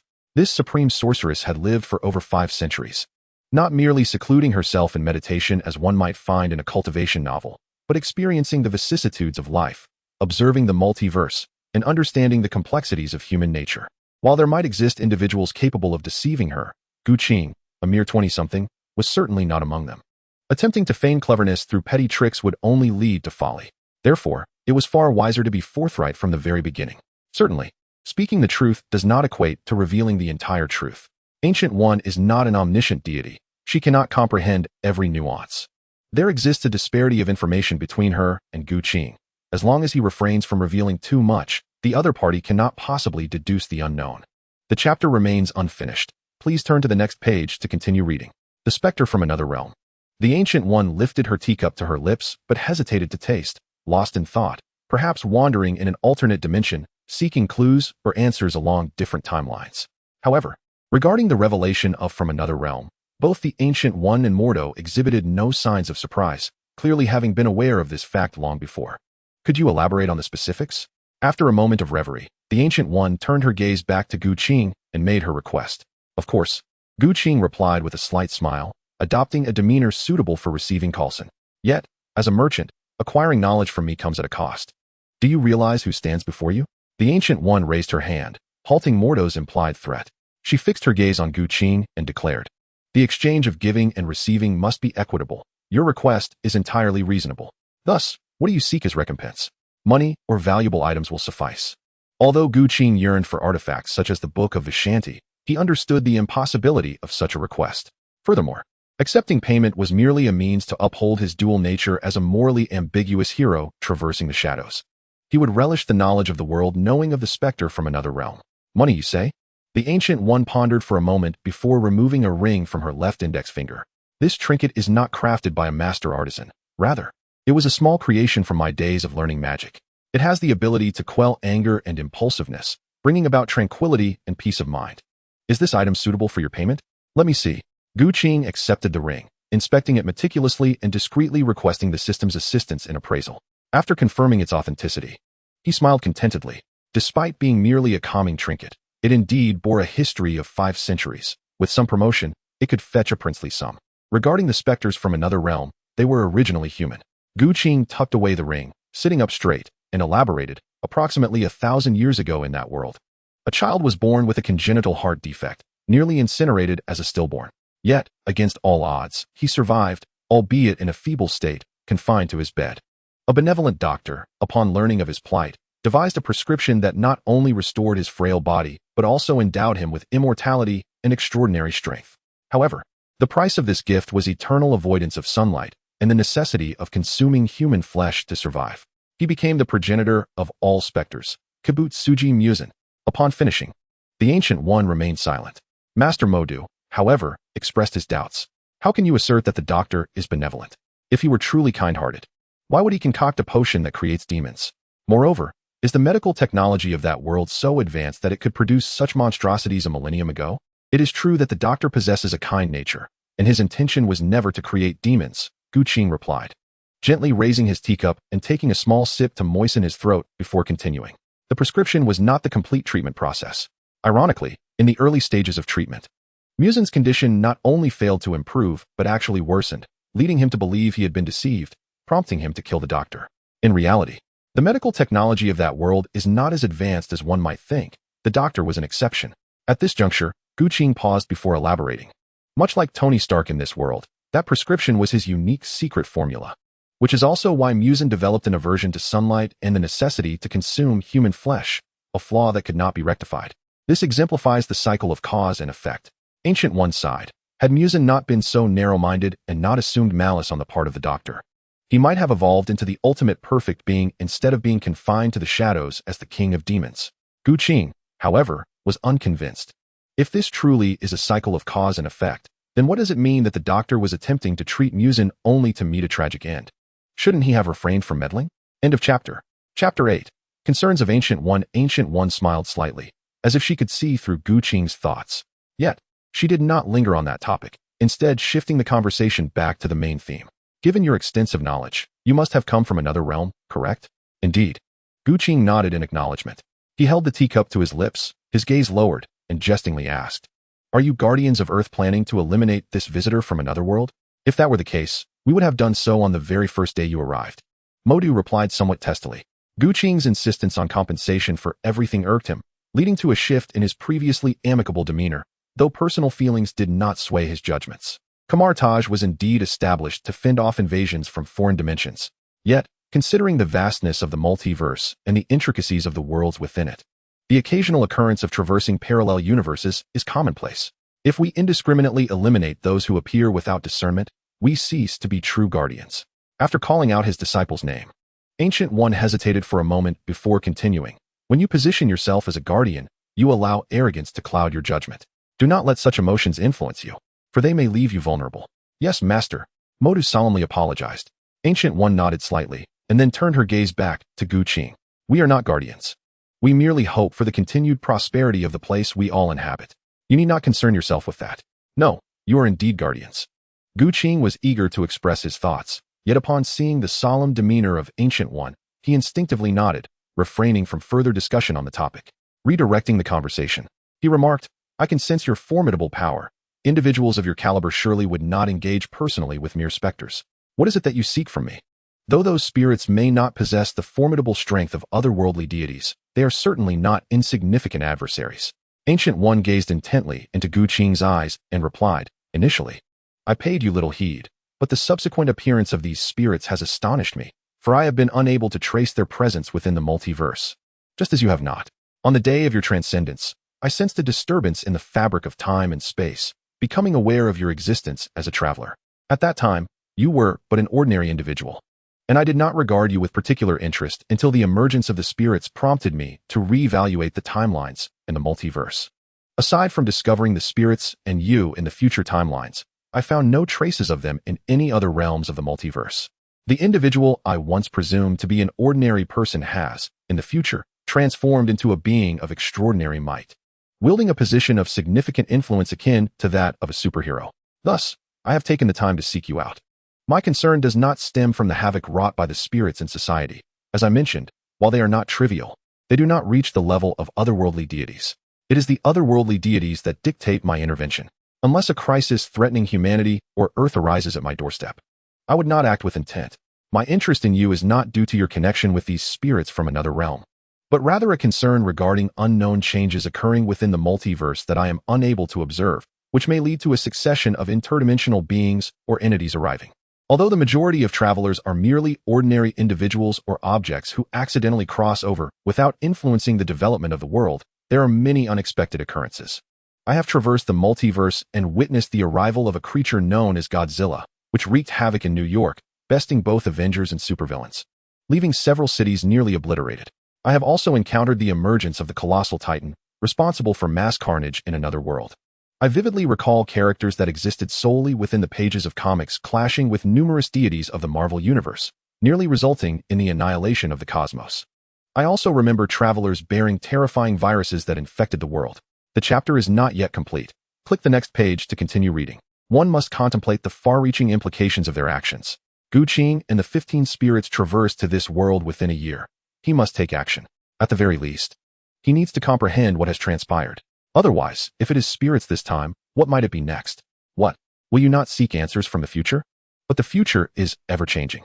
Particularly concerning those traversers who originally do not belong to this native world, their future was devoid of any records until their arrival. This renders the exploration of answers from the timeline utterly futile. When faced with Ancient One's inquiry, Gu Qing refrained from providing a direct response and instead mentioned another matter. While I am aware of the existence of spirits, I am not of their realm. What? Moda gazed at him in astonishment. Ancient One fell into contemplation. Gu Qing chuckled softly, disregarding their reactions, and continued, just as the Ancient One can comprehend the matters of the multiverse, I, for certain reasons, am privy to knowledge of many other worlds. No wonder the essence of time surrounding you differs. It truly signifies that you are not of the same world. Ancient One exhaled deeply. Each time she observed Muzin and the spirits alongside Gu Qing, she felt a sense of dissonance. Now, with Gu Qing's revelation, she finally understood that it stemmed from the habits and influences of different eras. Numerous multiverses have undergone certain transformations. I cannot hinder them. I cannot resist the allure of becoming stronger. Yet in the future, an increasing number of traversers will arrive, Gu Qing elaborated. Modu looked towards Ancient One, whose demeanor remained unchanged. After a moment of contemplation, she inquired, "Can you foresee who will traverse here?" "I do not know." Gu Qing gently shook his head, then added, "However, due to the nature of these changes, the stronger the individual, the more challenging it becomes for them to traverse. The higher the level of dolls and items, the harder they are to obtain. So Ancient One need not be overly concerned about what you fear."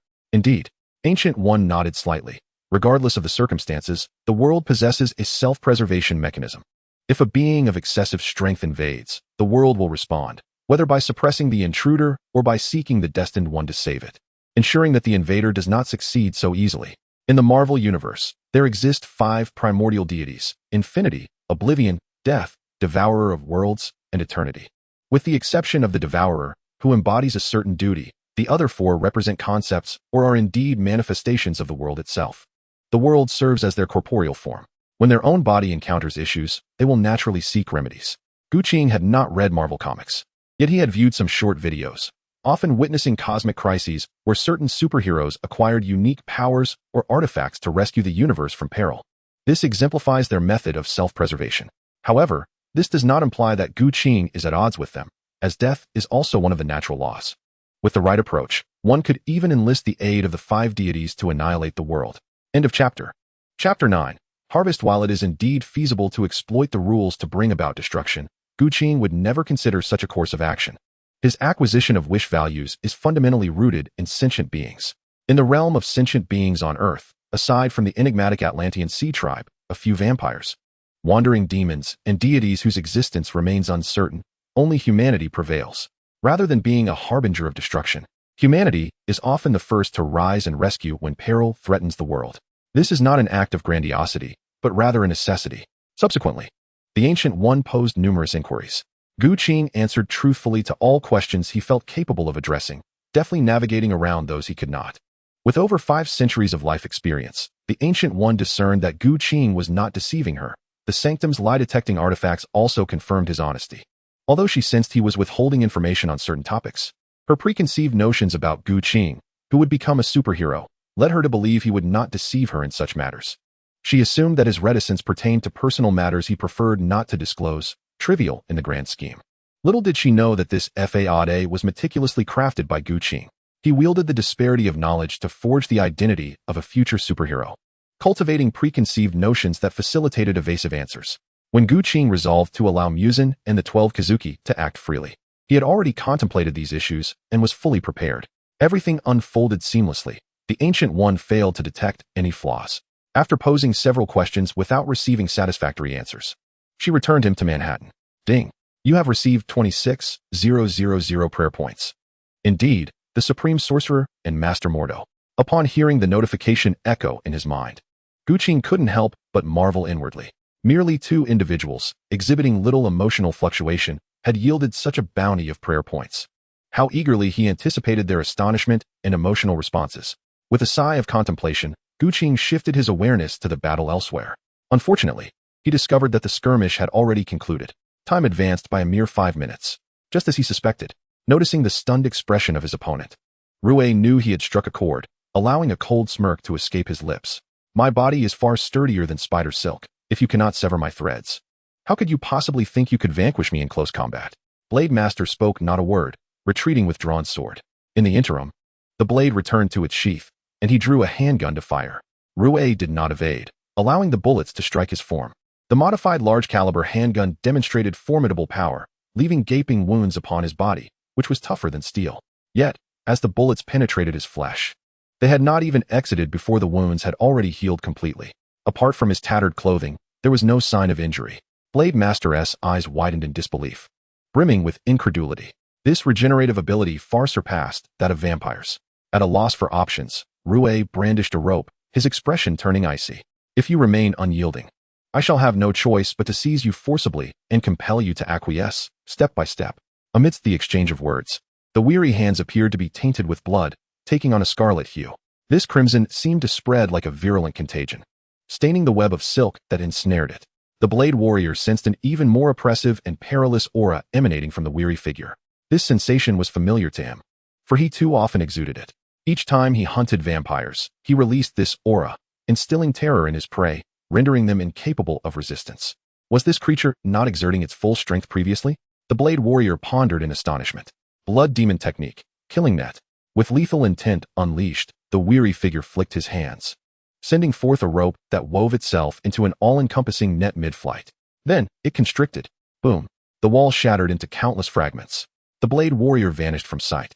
He had fled, breaking through the wall before the web descended. Possessing formidable control and lethality through his silk techniques, coupled with a resilient physique that surpassed ordinary strength, and seemingly proficient close combat skills, the Blade Warrior, though terse in speech and direct in action, was a remarkably composed individual. Realizing that silver bullets could not stifle his opponent's regenerative abilities, he recognized this battle was one destined for defeat. Thus, he decisively abandoned the fight and retreated. Ding. You have earned 4,000 wish points. As Gu Qing perused the historical records of the wish points contributed by the Blade Warrior, he fell into deep contemplation. The Blade Warrior belonged to the same echelon as he did, and it was atypical for someone of such caliber to yield such a substantial amount of wish points unless their emotional turmoil was profound. It seemed that the figure of Lei had left a significant impression on him. Gu Qing mused quietly. Humans instinctively reject phenomena that exceed their understanding, deeming them as truths. Yet, when confronted with such realities, they often find themselves in a state of bewilderment. At present, the Blade Warrior had yet to taste blood. His strength remained feeble. He had not eradicated the vampire empire, nor had he clashed with his nemesis, Dracula. His comprehension of dark entities was still limited to the ordinary vampires who flouted the empire's rules and preyed upon humans. Frankly, even a standard human army could contend with such vampires. Encountering a being like Lei, a lower moon of the 12 Kazuki, would naturally evoke shock. Such a high-quality patron could not be overlooked. One must devise a means to expose him to the might of the upper moons and the formidable Muzan, the Demon King. Although the Marvel Universe is rife with superheroes and supervillains, it remains predominantly comprised of ordinary individuals. Their emotional fluctuations, no matter how profound, yield only minimal wish points. Nonetheless, it was time to return. The opportunity for a lottery awaited. Gu Qing glanced at the nearly deserted street, tightened his collar, and made his way back. S.H.I.E.L.D. Director's office. Coulson inserted the USB drive into the projector and pressed the switch. Instantly, the information was projected onto the wall. Coulson remarked, "Through the surveillance footage investigation, these 14 individuals have appeared multiple times near the crime scene, making them the prime suspects." Fury gazed at the displayed information, his expression sharpening. It was a collection of images depicting 14 Asian individuals, each possessing a distinct personality. Despite their modern attire, their faces, hands, and eyes bore various adornments, exuding individuality. "Have you uncovered their identities?" Fury inquired. "Unfortunately not," Coulson replied. "We have no records on them, no names, no backgrounds, no family details. They first emerged in the surveillance footage in New York about 2 months ago. Just like Guqing." Coulson paused, his face clouded with contemplation. He understood that Fury's inquiry about similarity extended beyond mere comparisons. It hinted at the possibility of a connection, perhaps suggesting a camaraderie. After all, these were individuals whose pasts remained elusive even to S.H.I.E.L.D. How could a mere intelligence broker like Fury have gleaned such information? Was it conceivable that this was a meticulously orchestrated performance aimed at S.H.I.E.L.D. from the outset? Or could there exist a hidden agenda unbeknownst to them? Regardless of the scenario, it represented an exceedingly perilous development that Fury could not allow to transpire. The 14 individuals in the surveillance footage were seen predominantly at night or in shadowy locales, aligning with Guqing's stated aversion to sunlight. However, it remained uncertain whether they were merely captured on camera during the night or if they only ventured into lightless spaces. Coulson continued his analysis. Yet Guqing has collaborated with S.H.I.E.L.D. on 2 occasions. He is well aware of our capabilities and knows we could easily verify these findings. The likelihood of him lying is minimal. Nevertheless, Guqing is capable of operating in sunlight. If he claims that ghosts fear the sun, it at least implies he is not a ghost himself. Given the nature of predation, it is difficult to conceive a relationship of companionship between prey and predator. In other words, the possibility of them being accomplices is exceedingly low, correct? Fury stated decisively. Indeed, Coulson nodded slightly.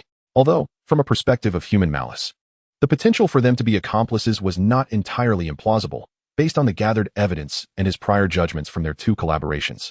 It was clear that Guqing was not the type to ally with cannibalistic fiends. Yet, he possessed knowledge of these seemingly spontaneous individuals, understood their characteristics, and even had the means to combat them.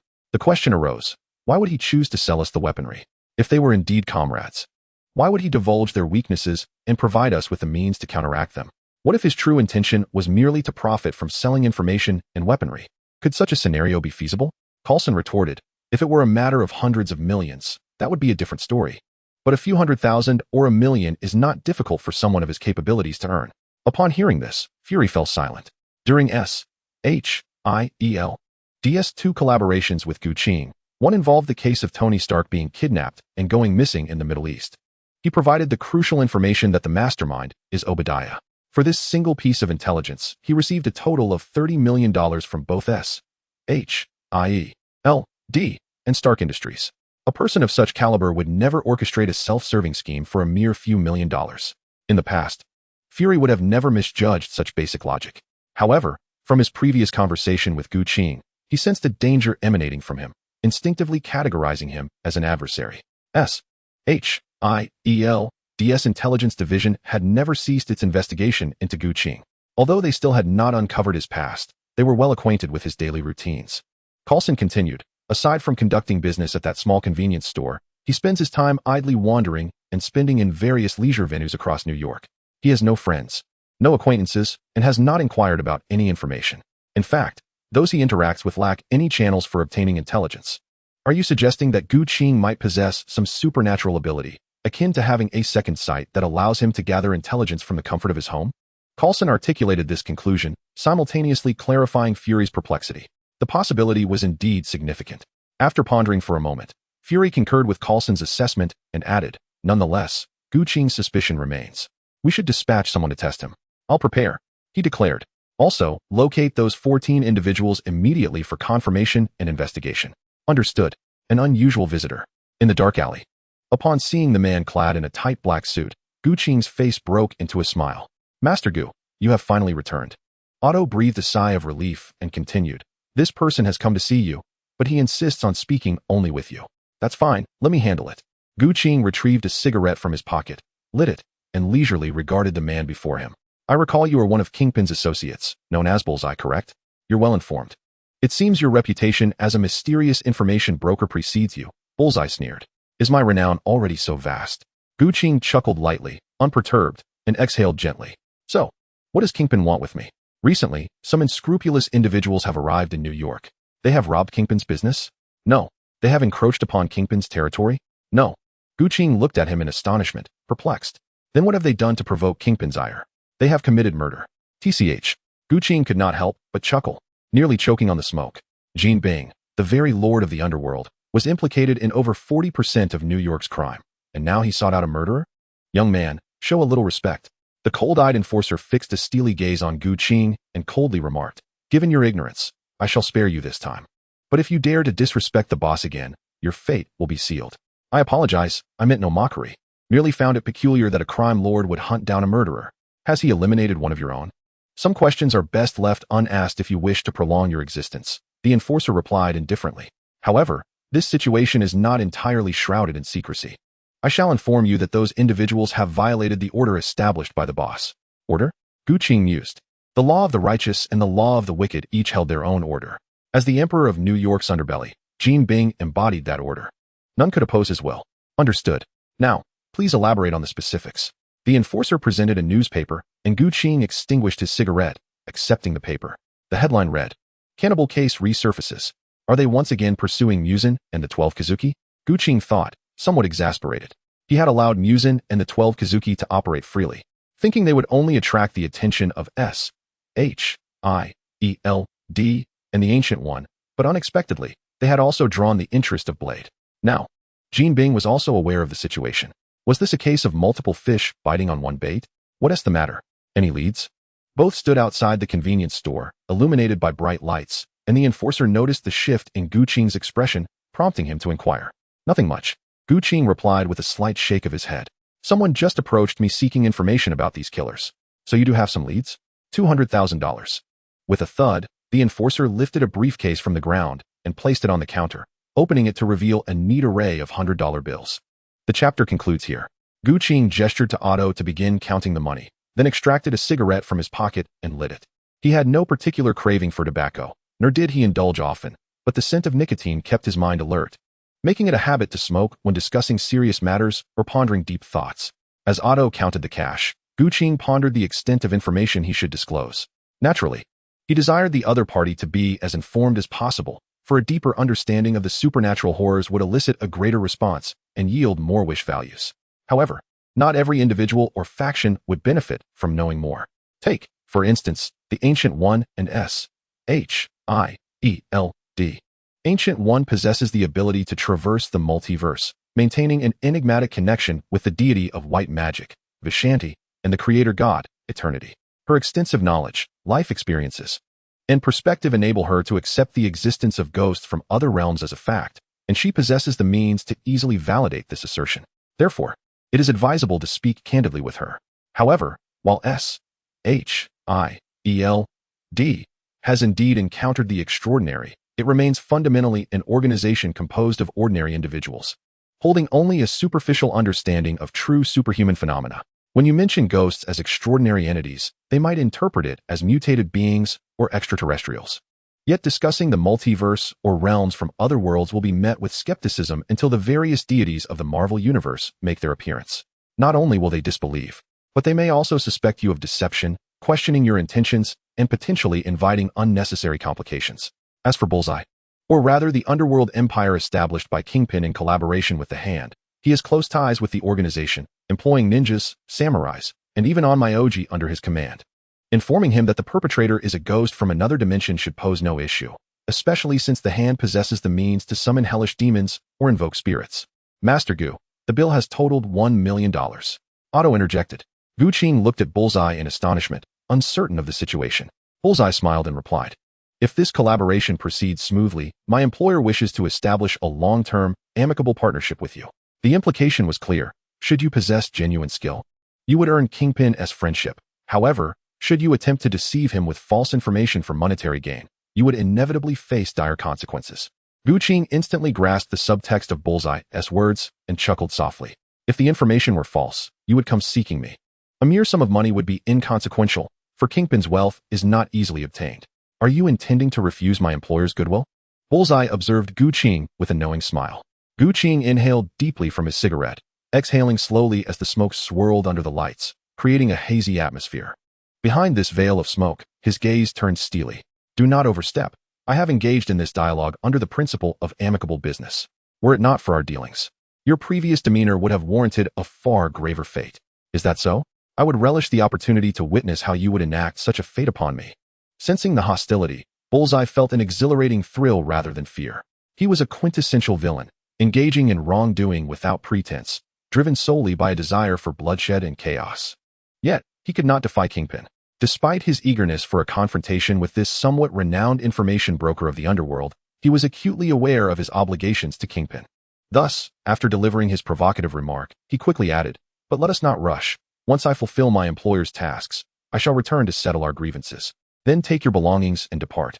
Gu Qing emptied a suitcase containing $200,000 and unceremoniously tossed a USB drive to the target. Bold move. The target, far from being angered, praised Gu Qing's audacity before departing with the suitcase. In his eyes, Gu Qing was already as good as dead. It seems I had been overly discreet before.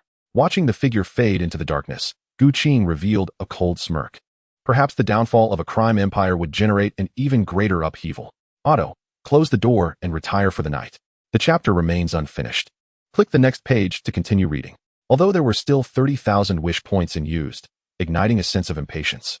After experiencing the heartbreak of drawing nothing but fragments and losing sleep over it, he decided to wait until morning for the next draw. Fisk Tower. In the top-floor office of the building named after him, Jean Bing was reviewing the intelligence sent by the target.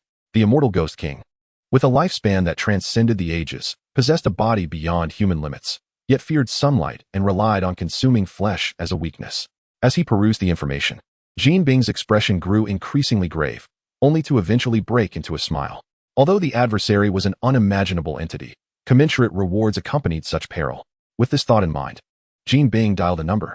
Perhaps due to the late hour, it took a while for the call to connect, and an unfriendly tone greeted him. Fisk. Calling at this hour, if you lack a good reason, even as the ruler of the underworld, do not expect me to let you off easily. Of course, Mr. Norman Osborn. So, what business do you wish to discuss? I have something you might find intriguing. I will send it to your email shortly. You can review it yourself. With that, Jean Bing hung up, a smile playing on his lips. The following day, Gu Qing, sporting dark circles under his eyes, rose early. Although refraining from drawing would spare him the agony of bad luck, the allure of unused wealth kept him awake. What a blunder. Gu Qing sighed in resignation and decided to draw, starting with 100 pulls for figurines. Ding. You have obtained a fragment of a rank figurine. Ding. You have obtained a fragment of a rank figurine. Ding. You have obtained a fragment of a rank figurine. Ding. You have obtained a fragment of a rank figurine. Ding. You have obtained a fragment of a rank figurine. A series of notifications indicating the acquisition of figurine fragments rang out, yet Gu Qing remained composed. This was the true system. He had grown accustomed to it. After all, yesterday's 10 consecutive draws had yielded a rank figurine, albeit from a private server. However, upon concluding the 100 pulls without securing a single complete figurine, a twitch of irritation betrayed him. This is utterly outrageous.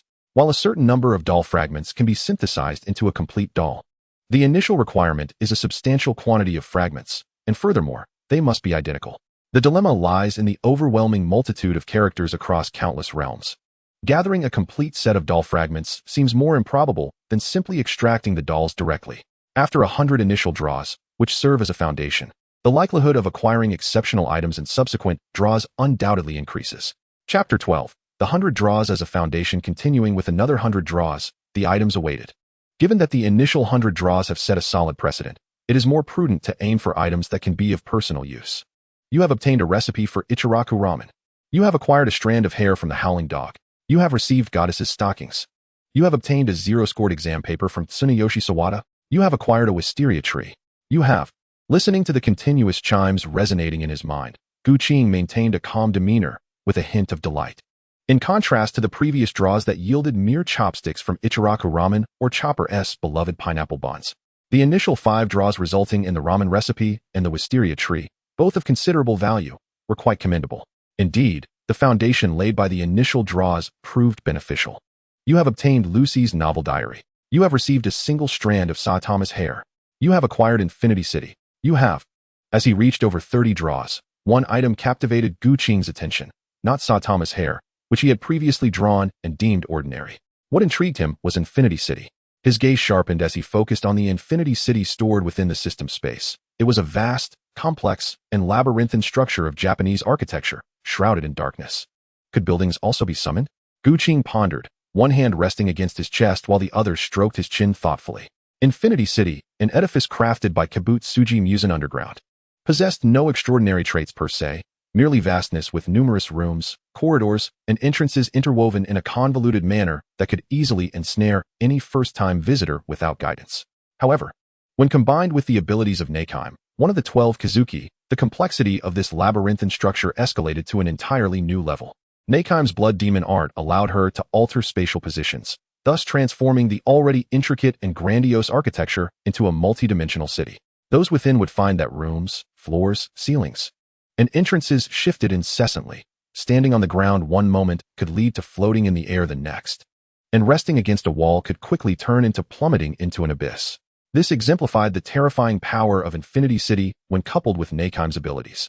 If the Battle of Infinite City could be recreated in this world, even merely showcasing the wonders of this city would surely evoke awe among the masses. Guqing had initially intended for Musen and the 12 Kizuki to wreak havoc outside while he guided the events, allowing the S.H.I.E.L.D.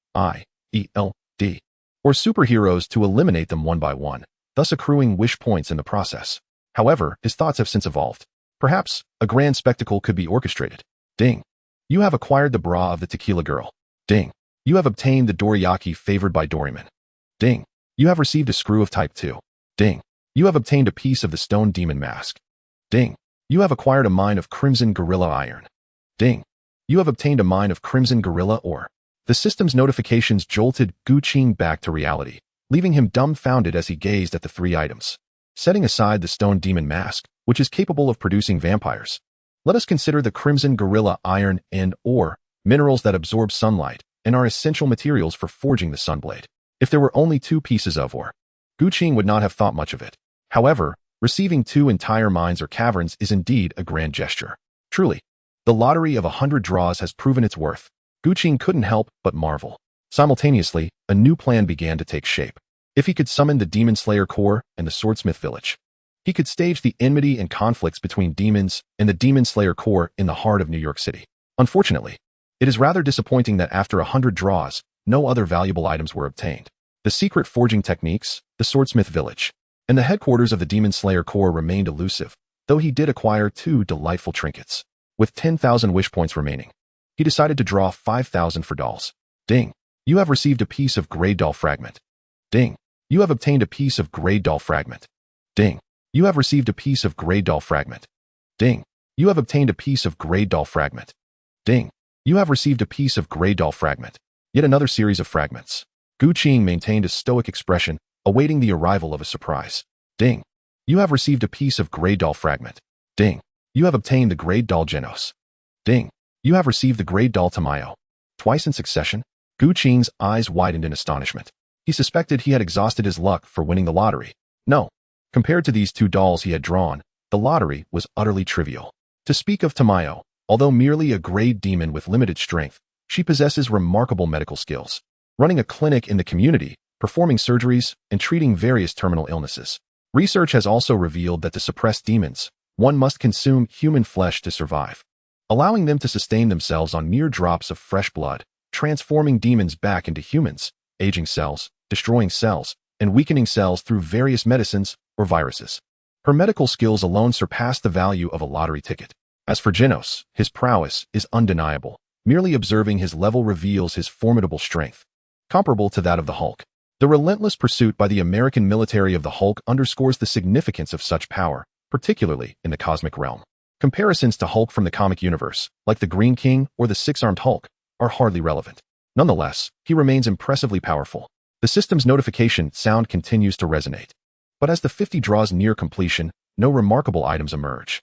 Just when Guqing believes the lottery is concluding, the last 2 notifications bring unexpected delight. Ding. You have obtained the rank A doll Kaijuro Rengoku. Ding. You have obtained the rank A doll the 10th generation of the Vongala family. Setting aside the flame Hashira Kaijiro Rengoku for the moment, the surprise of acquiring a rank A Genos brings him joy, albeit tempered. The rank A Vongala family comprises a lineage, not merely an individual. Gu Qing, harboring hopes, turns his gaze toward the system space, where hundreds of unactivated dolls are neatly arranged. Indeed, he has drawn an entire family rather than a single individual, much like the beginner S package featuring Muzan and the 12 Kazuki. Truly, the lottery is worth the 100 tokens invested. The contract was sent out on Friday, and by tomorrow, when the editorial department resumes work, it will likely be updated for those eager to invest. Chapter 13. Deployment after a moment of elation. Gu Qing gradually calms, contemplating how to allocate these dolls. First and foremost, Genos' rank and his dazzling combat style ensure that he will be the focal point, regardless of the role he assumes, garnering immense wish values. Particularly given his identity as a cyborg with no background, should he operate independently. Even heroic endeavors would attract the attention of various factions, inciting further conflict. Naturally, this would also draw more scrutiny. Hence, authenticity in his performance is paramount. After a period of reflection, Gu Qing reaches a decision. The dolls possess the intelligence, strength, personality, and even memories of their original characters, ensuring that their daily actions align with their established personas, maintaining consistent demeanor. Should a doll be compelled to assume a role inconsistent with its character, unless it is inherently designed as a master actor, discrepancies in temperament and subtle habits would reveal flaws. Gu Qing assigns Genos a persona similar to his original character, making only minor adjustments. In pursuit of vengeance against the mad robot that obliterated his homeland, he is willing to undergo mechanical transformation, driven by a profound sense of justice to eradicate any evil he encounters. In the quest to find the mad robot, he inexplicably traverses into this world, and in his aimlessness, he becomes engulfed in confusion. Ultimately, driven by a desire to prevent his own tragedy from befalling others, he embarks on heroic endeavors. While this premise may seem somewhat cliché, it possesses a certain charm. Gu Qing reflects on the character design he has crafted for Genos, nodding in satisfaction before deploying him to Broadway in Manhattan. The deployment of puppets is an innate function of the system, with a radius of 300 kilometers extending outward from his position. Within this range, he can also retract them at will, although such retraction requires a period of 1 month. Furthermore, this deployment range can be augmented through the accumulation of wish points. Gu Qing's choice to place Genos in Broadway is not without reason. Considering the timing, another significant event is soon to unfold, and he intends for Genos to ride the coattails of the ensuing excitement. Having arranged for Genos, he next focuses on Kaijiro Rengoku and Tamayo, ensuring they too portray their characters authentically. Kaijiro Rengoku, the flame Hashira of the Demon Slayer Corps who has traversed into this world, is randomly deployed to the farthest reaches of the designated area. Tamayo, on the other hand, is placed in Hell's Kitchen, where he plans for her to establish a clandestine clinic, offering medical assistance to those who cannot afford treatment or find it inconvenient to visit a hospital. When the decisive battle in Infinity Castle arrives, he envisions her recreating the iconic scene of poisoning the Demon King. Next, we turn to the Vongala family, consisting of over 300 members. Aside from the 10th boss, Tsuneyoshi Sawada, and his 6 guardians, there are also the Barion's assassination squad, along with members like Reborn, Colonello, Lal Murch, Wind, and Ipin, who serve as external advisors. Their abilities vary significantly, ranging from low to high tiers. The remaining members are ordinary individuals, possessing skills comparable to those of the average person. Notably, Tsuneyoshi Sawada and his 6 guardians have not experienced the tumultuous shifts of the timeline during their adulthood, unlike their counterparts in the anime who remain middle school students. This circumstance elucidates their apparent lack of strength, having not been thrust into a despairing future a decade prior, and thus deprived of the grueling trials that would have honed their abilities beyond the original historical trajectory. Their power levels are indeed a matter of concern. Even the most formidable of the Cloud Guardian falters in battle against the Phantom Knight, while the Mist Guardian's attempt to execute a decapitation on the enemy leader backfires, nearly costing him his life. Though this predicament is exacerbated by their loss of the Vongala rings, it is essential to note that the responsibility for this loss lies squarely with them, and they cannot lay blame upon others. This chapter is not yet complete. Turn to the next page to continue reading.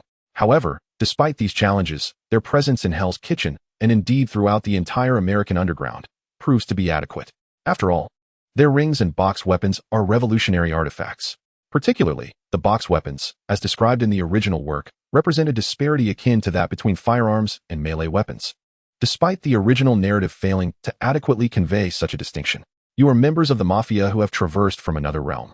with the purpose of resurrecting the illustrious legacy of the Vongala family in this world, starting your conquest from Harlem.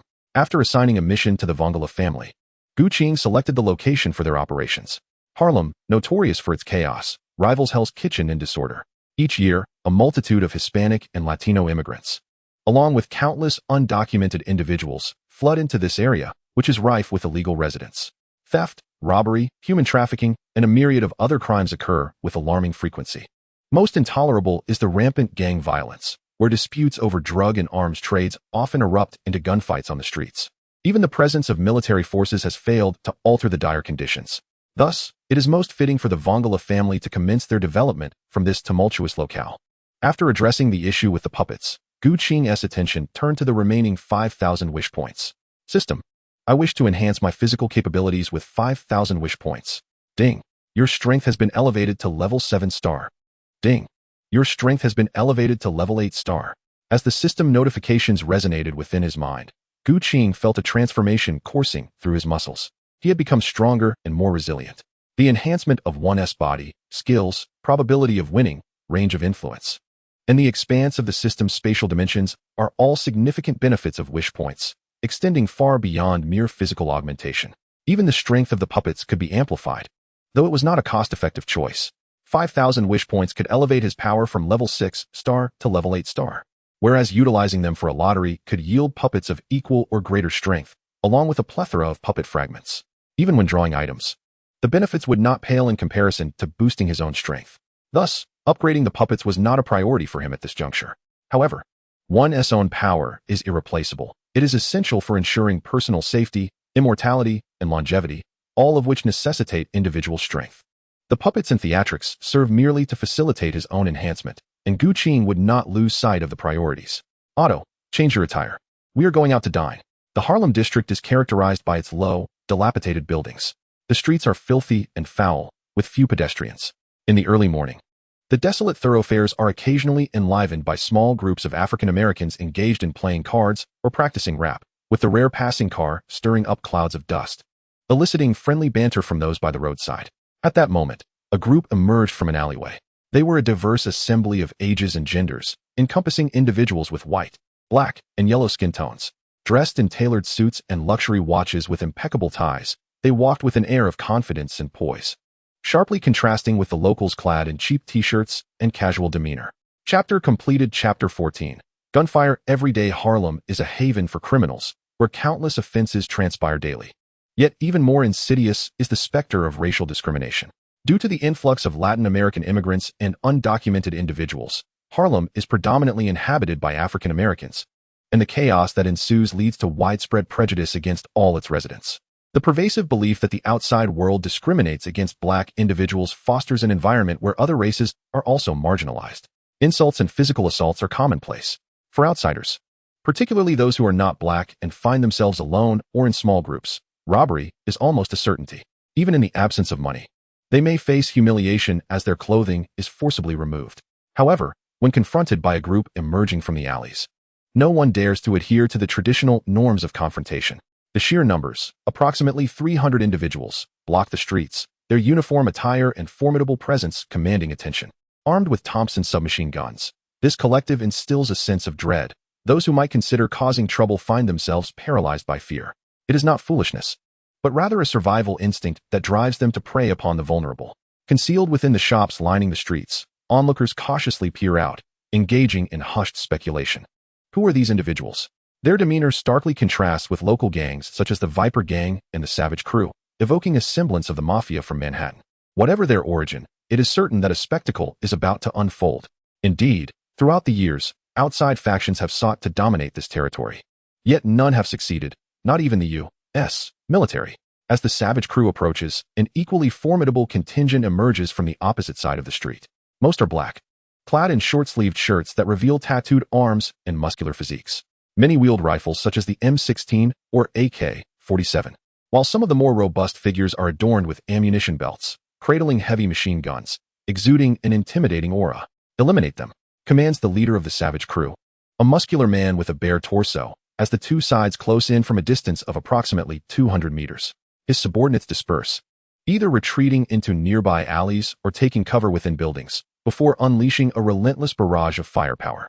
Harlem's territory has reached saturation. It cannot accommodate additional factions vying for a share of its dominion. Whether the opposition seeks peaceful negotiation or armed conflict, the outcome will invariably lead to a struggle for survival. The principle that the brave prevail in narrow encounters is well understood. As both factions advance along a straight thoroughfare, the first to strike gains the upper hand. Without hesitation, the leader of the savage crew issues the order to engage. In an instant, gunfire erupts, reverberating through the skies of Harlem. The enemies, who emerge from the shadows like a band of mafiosos, now lay scattered in pools of blood. Fire! Fire! Fire! The leader of the brutal gang brandished a heavy machine gun, sweeping the area while exuberantly shouting commands. His gang members, fueled by fervor, brandished rocket launchers. For 5 continuous minutes, the brutal gang unleashed a relentless barrage, the ground littered with shell casings, the streets shrouded in smoke, revealing the distorted outlines of bodies sprawled in the crimson puddles. Is this it? The leader of the brutal gang stepped out from behind a wall, unable to contain a maniacal laugh. With such skill, how dare you venture into Harlem? What gives you the audacity? Silence enveloped the street, save for the echoes of his laughter. Suddenly, a voice interjected from behind. Indeed, with such incompetence, how have you managed to dominate this place? The voice was flat, slow, seemingly devoid of emotion. The bravado of the gang leader faltered abruptly. He froze, then swiftly turned to fire. Yet, there were no foes behind him, only his brothers, writhing in agony amidst the blood. What is happening? The leader's eyes widened in confusion and panic. It's an illusion. The flat voice came again from behind. The gang leader, resorting to old tactics, spun around to shoot once more. This time, there was no one to support him, and he would not repeat his previous mistake. With a sudden jolt, someone descended from above, piercing his shoulder with a steel pitchfork and pinning him firmly to the ground. Don't move. Don't move. Don't move. Men in suits appeared behind every member of the brutal gang, their Thompsons pressed against vital points. What is going on? The gang members stood frozen, bewildered and at a loss. Only when a suited thug struck a gang member with the butt of his gun did the others react, hastily discarding their weapons and crouching defensively. What on earth is happening? Who are you? The leader of the brutal gang attempted to rise, but failed, gritting his teeth as he glared at the man who held him down, demanding answers. With a blue pineapple hairstyle and a ponytail cascading to his waist, the man was tall with a well-proportioned physique. He wore form-fitting black leather pants, a white shirt, and a black trench coat that reached his calves, with a casually draped tie around his neck. His exquisitely chiseled face perpetually bore a charmingly sinister smile. What stands out the most are his blood-red eyes marked with the character, whose sinister glimmer sends shivers down one's spine. The lesser beings ought to embrace their fate, accepting their roles as mere extras, so why question so much? It is as if they believe themselves to be of great importance. The leader of the barbarian gang, filled with rage, found himself at a loss for words. The other party gazed at him with a smile, and the enigmatic crimson eyes gave him the unsettling sensation of being scrutinized by the depths of hell. Kai. A steady voice resonated from behind. The one referred to as Kai turned to glance over his shoulder, where a young man of mixed heritage, with golden hair, orange eyes, and a tanned complexion, stood 3 meters away. Behind him was a group clad in peculiar attire, exuding an intimidating aura. Kai maintained his smile and casually inquired, "What is it?" "Let me handle this," the young man stated with a calmness that brooked no argument. "Then it shall be yours to manage." Kai unsheathed his trident and stepped aside with a smile. Upon seeing the youth, the leader of the barbarian gang immediately sensed the commanding presence that surrounded him. "I am Tsuneyoshi Sawada, the 10th leader of the Vongala family." The young man regarded the barbarian gang leader with indifference as he completed his introduction and continued. "From this moment forth, the Harlem district belongs to the Vongala. You may choose to submit or refuse. Regardless, the Vongala respects your choice. However, whether we bring you destruction or prosperity is also our decision, and I hope you will respect that." End of chapter. Chapter 15. S.H.I.E.L.D. Tsuneyoshi's voice was neither enthusiastic nor apathetic, as if he were discussing trivial matters. Yet, the leader of the barbarian gang felt an unprecedented weight upon him. This was a matter of life and death, although the other party seemed to honor his choice. In truth, there was no choice at all. Yet, the bitterness lingered. The barbarian gang was one of the 3 dominant powers in the Harlem district, and he was the most influential figure in this territory. Now he was being forced to bow to a mysterious force that had suddenly emerged. Thus, he declared, "I choose to submit." The leader of the barbarian gang lowered his head to Tsuneyoshi. No matter how resentful he felt, he could not alter the disarmed situation. Even if he could change it, he could not comprehend how, just a moment ago, he had held absolute advantage, spilling the enemy's blood like a river, only to find himself facing a total rout in the blink of an eye. This incomprehensible and enigmatic maneuver left him unable to resist until he understood it and possessed the means to counter it. Very well.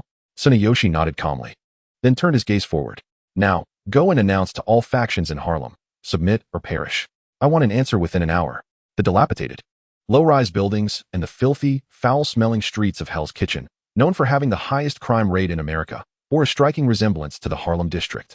Though this was merely a superficial similarity, although both are synonymous with filth, disorder, and even backwardness, Hell's Kitchen enjoys a relatively better security situation. This assertion may seem somewhat inaccurate, as Hell's Kitchen boasts the highest crime rate in the entire nation. However, the level of racial discrimination is not as severe, and the atmosphere among gangs is more relaxed, unlike Harlem, where one often witnesses robberies, thefts, and gunfire in broad daylight. The chaos in Hell's Kitchen stems from poverty, with most crimes occurring in secluded areas at night. If one adheres to the practice of locking doors upon leaving home and refrains from wandering aimlessly at night, they are unlikely to encounter any misfortune. Yet it is this very environment that has given rise to a peculiar profession. Enter Hamlin, a disheveled old drunkard in his 50s. He also claims to be a doctor, albeit an unlicensed quack. Unlike many black market doctors in stories, who have faced unfortunate circumstances leading to the revocation of their medical licenses, he is merely a self-taught individual with a grasp of basic medical knowledge, possessing only rudimentary first aid skills. Despite this, he navigates his life with remarkable ease. In the impoverished confines of Hell's Kitchen, the majority of residents cannot afford health insurance, let alone the exorbitant costs of medical care. When illness or injury strikes, aside from purchasing over-the-counter medications, they have no choice but to either endure their ailments or seek out a quack. Thus, even though Hamlin possesses only a smattering of medical expertise and is often inebriated, with a penchant for inadvertently causing fatalities during treatment, he continues to attract a steady stream of patients, particularly those with criminal records, who, despite their wealth, dare not seek assistance from hospitals, turning instead to him or other rogue practitioners. This morning at 6 o'clock, Hamlin found himself thoroughly inebriated once more. The previous night, he had performed a surgery, expending considerable effort to extract a bullet from a patient's kidney. Although his lack of professionalism resulted in the kidney being half decayed, he managed to save the man's life, allowing him to continue living with the remaining kidney. Exhausted from the ordeal, Hamlin felt that he could not endure without a drink. Suddenly, a loud knocking interrupted his thoughts. Grabbing the bottle, he took a hearty swig before staggering toward the door, mumbling as he approached, Coming, stop knocking." With a click, the door swung open. Standing in the narrow alley was a graceful and beautiful woman. Her gentle eyes resembled a soft pink mist, and her rosy lips contrasted sharply with her pale complexion. Judging by her skin and visage, she appeared to be quite young. However, her attire was modest and demure, exuding a calm demeanor, particularly accentuated by her kimono adorned with delicate lavender branches and vibrant red blossoms, which lent her an air of refined elegance befitting a woman of noble upbringing. Hamlin's eyes sparkled, and even his intoxication seemed to dissipate slightly in her presence. He opened his incomplete mouth, preparing to speak, but a burp escaped, filling the air with the pungent scent of alcohol, leaving him utterly embarrassed. I apologize. I had a bit too much to drink this morning." "It's of no consequence," the woman replied, placing her hands on her lower abdomen, a subtle smile gracing her lips. "I came here today with a question. What is it? I heard that you often drink before surgeries. Is that true?" "Indeed," Ham admitted boldly. Fearing the woman might doubt him, he added, "This is common knowledge in Hell's Kitchen. If you don't believe me, feel free to ask anyone. I trust you, doctor." The woman's smile grew brighter as she continued. "I also heard that you frequently let patients die. I am not God. It is quite ordinary for patients to pass away." After saying this, Ham took a swig of liquor, squinting through his intoxicated gaze as he swayed slightly while looking at her. "If you seek to provoke me, there's no need to delve into my dark past. This is Hell's Kitchen. To escape the clutches of illness is already a stroke of luck, let alone expecting the services of a reputable hospital." With this, he couldn't help but snort derisively and continued, "If you desire such treatment, why not go to a proper hospital?" "No, how could I possibly be here to cause trouble?" the woman replied, her eyes sparkling with warmth. "I came to find you after hearing of your remarkable deeds." "Oh, what do you wish to see me for?" It seemed she reminded him of something, and he quickly regarded her with a lecherous gaze. "If you wish to learn my medical skills, that is permissible, but you must offer appropriate compensation." "No, I am rather confident in my medical knowledge. Since you are not here to learn medicine and appear to be in good health, why have you come to me? I heard that during surgeries, you secretly remove patients' organs to sell to the mob. Is this true?" Upon hearing this, Ham's expression shifted, and he retorted sharply, "Where did you hear such rumors?" "Of course, From your patience, she replied. As she spoke, the woman's right hand transformed into a blade, piercing into Ham's abdomen. The excruciating pain sobered him instantly, his eyes widening in disbelief as he looked at her. The woman maintained her smile, her hand slowly retracting, extracting intestines and kidneys little by little. Doctor, there are 30 victims whose organs you have stolen waiting for transplants, and your supply is insufficient. Chapter 16. The Merchant of Death. Impressive, Otto. Gazing at Otto, now clad in a sharp suit, Gu Qing was momentarily captivated. His appearance was so deceptively slender that one might instinctively believe him to be slight of frame. In reality, however, he stood nearly 6 feet tall. Coupled with his business endeavors, Otto had developed a robust physique. Though not as muscular as a hulking brute, he was tall and upright, resembling a perfectly tailored mannequin. Upon donning Gu Qing's exquisite suit, Otto's demeanor underwent a remarkable transformation, shifting from that of a vulnerable target to a commanding presence of societal elite. This was his first experience in such attire, and he felt somewhat out of sorts. As he turned to face the mirror, his voice faltered, and the image of the aloof male deity crumbled. Gu Qing was rendered speechless. At least he had looked handsome for 3 seconds. Let's make do for now, after dinner. I will buy you something, he suggested. All right, let us proceed. Gu Qing called out and descended the stairs first. The establishment was a 2-story duplex. The ground floor housed a store, a warehouse, and a dining area, while the upper floor served as a sleeping quarters, study, and bathing facilities. The front faced the bustling street, whereas the rear opened to a narrow alleyway. During the day, when Gu Qing had no pressing engagements and wished to avoid aimless wandering, he would open the front door to sell convenience items. In the evenings, he would utilize the back window to accept commissions. Naturally, he was a free-spirited individual. The timing of his business operations depended entirely on his mood. At present, he aimed to procure daily necessities for Otto in Manhattan and intended to exit through the small back door. However, as he unlocked the door and began to turn the handle, a feral cat's cry pierced the air. Gu Qing, be careful, Otto suddenly exclaimed, his face turning pale as he pushed Gu Qing aside and stumbled backward with the force. In the next moment, a grenade was hurled through the gap in the door. A blinding flash erupted, engulfing the room in a stark white light. Gu Qing and Otto's vision was consumed by the brightness, leaving them surrounded by a formless haze. A flashbang. Gu Qing swiftly grasped the reality of the ambush, his mind racing to ascertain the identity of their assailants. Was it Jinbing, S.H.I.E.L.D, or perhaps Hydra? Bang! The sound of the door being forcefully kicked open interrupted Gu Qing's thoughts. Just as he prepared to act, Otto's voice reached his ears. 8 of them, fully armed. Close your eyes. Without a moment's hesitation or doubt, Gu Qing conjured a grenade into his hand. He pulled the pin, activated it, and threw it with seamless precision. As the intruders stormed in, ready to raise their weapons, they spotted the grenade rolling towards their feet and shouted in alarm as they dove for safety outside. Bang! With a deafening roar, flames and shockwaves erupted, sending the 3 closest individuals hurtling through the air, while the others struggled to maintain their aim amidst the chaos. Gu Qing retrieved the sun-wheel blade from his system space, preparing to charge out and engage the enemy. His vision was still clouded, but he was intimately familiar with the alley behind him. Through the sounds and blurred silhouettes, he was able to discern the positions of his foes. Open fire. Rat-a-tat-tat. These individuals were evidently elite operatives, rigorously trained. Even without precise targeting, they recognized this as an opportunity for retaliation and unleashed a hail of indiscriminate gunfire toward the entrance. To be continued, they made a sagacious decision, successfully thwarting Gu Qing's attempt to emerge and unleash chaos. However, they overlooked another presence. Otto concealed himself behind the wall, pressing his hands against the ground, channeling mana within him. Elder Earth.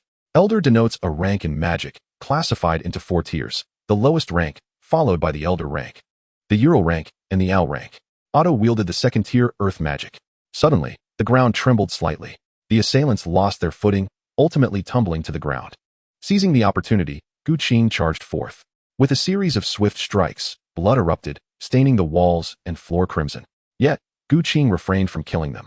He merely severed their tendons to prevent any further mischief. The abundance of blood was due to the severing of major arteries. Thud!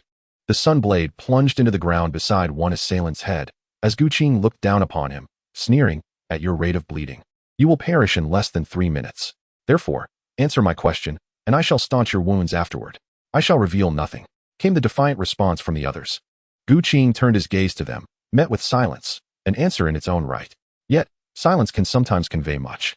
Gu Qing had discerned what he desired, a smile emerging on his face. Then let me send you on your way. With decisive action, The blade fell without hesitation, striking true to the vital point, ending their lives in a singular stroke. He flicked the blood from his sword and turned to Otto, who had arrived at the doorway. It seems we cannot play together today. I leave the aftermath in your capable hands. I understand, Master Guqing. Otto's tone grew cold, his expression devoid of warmth. No longer exhibiting any signs of vulnerability, Guqing furrowed his brow slightly, but ultimately chose silence. The puppets, devoid of self-awareness, perfectly embody the essence of their characters, reflected not only in their actions but also in their talents, growth, and even emotional transformations following significant upheavals. Otto, despite being fundamentally benevolent, found it difficult to endure the notion of slaying an adversary after having subdued them. To first sever tendons, then cut major arteries, and finally deliver the fatal blow was a moral quandary for him. Yet, his unwavering loyalty to Guqing eclipsed all else, compelling him to suppress his inherent kindness. Just as in the original narrative, where he, having failed in business and not encountering the protagonist, became Russell's slave, endlessly toiling in the depths of despair. Through his own abilities, he ultimately became Russell's right-hand man, earning the ominous title of the Merchant of Death. At present, Otto embodies the nascent essence of this moniker. Yet, perhaps this is a fortuitous turn of events for me. After a brief contemplation, Guqing reached a conclusion. He is not a virtuous individual. Although his targets are indeed despicable, he does not act out of a noble desire to eradicate evil, but rather for personal gain, leaving open the possibility of one day turning against the innocent. Thus, he has never proclaimed himself a champion of justice. With such a disposition, any future encounters will be fraught with peril. If Otto were to maintain his inherent goodness, it would be quite incongruous. With this thought in mind, Guqing smiled slightly and remarked, "It's odd to hear you refer to me as sir. Just call me boss." "Very well, boss Guqing." Otto's tone grew colder, reflecting a similar shift in his demeanor. "Then I shall leave this to you." With those words, Guqing returned to his room to freshen up before departing through the front door. The Merchant of Death, Otto, is quite striking. Might someone in the comments section post an illustration? End of chapter. Chapter 17, Luke Cage, the work of Hydra. As Guqing strolled through the streets, his mind was preoccupied with the recent attack. Although the assailants had said nothing, there were only 3 factions capable of sending such a fully armed elite force to confront him: Kingpin, S.H.I.E.L.D, and Hydra. First and foremost, Kingpin could be dismissed. Guqing had only established a connection with him the night prior, though it could be traced back 2 months. He had directed Muzan and the 12 Kizuki to target the wretched, aiming to incite societal upheaval, which had already intertwined his fate with Kingpin's. After all, 40% of crime across the nation can be traced back to Kingpin's influence. The individuals targeted were all notorious scum, deeply entwined with Kingpin's criminal empire. Had only 1 or 2, or even 70 or 80, of these wretched souls perished, he would have remained indifferent. However, the frequency of these deaths is alarming, suggesting an unyielding resolve to eliminate all in their path. From Kingpin's perspective, most of the deceased are linked to his own operations. Could this not be construed as an assault on his power? Hence, when Guqing issued the command to Muzan and the 12 Kizuki to target the wretched and stir societal unrest, he inadvertently forged an enmity with Kingpin. Yet, Kingpin remained unaware that Guqing was the architect behind these events. Their true entanglement occurred just yesterday. Guqing had rebuffed Kingpin's overtures of goodwill and had clashed with Bullseye. Whether Kingpin would retaliate against him remains uncertain, but Bullseye, driven by his own desires, would undoubtedly seek vengeance. Thus, it is entirely plausible that the assailants were, in fact, Kingpin's operatives. Regrettably, despite the abundance of assassins under Jean Bing's command, they would never be employed against someone as inconsequential as himself. The assailants displayed no fear of death, being utterly devoted to their organization. Thus, Jean Bing could be dismissed as a suspect. The same could be said for S.H.I.E.L.D.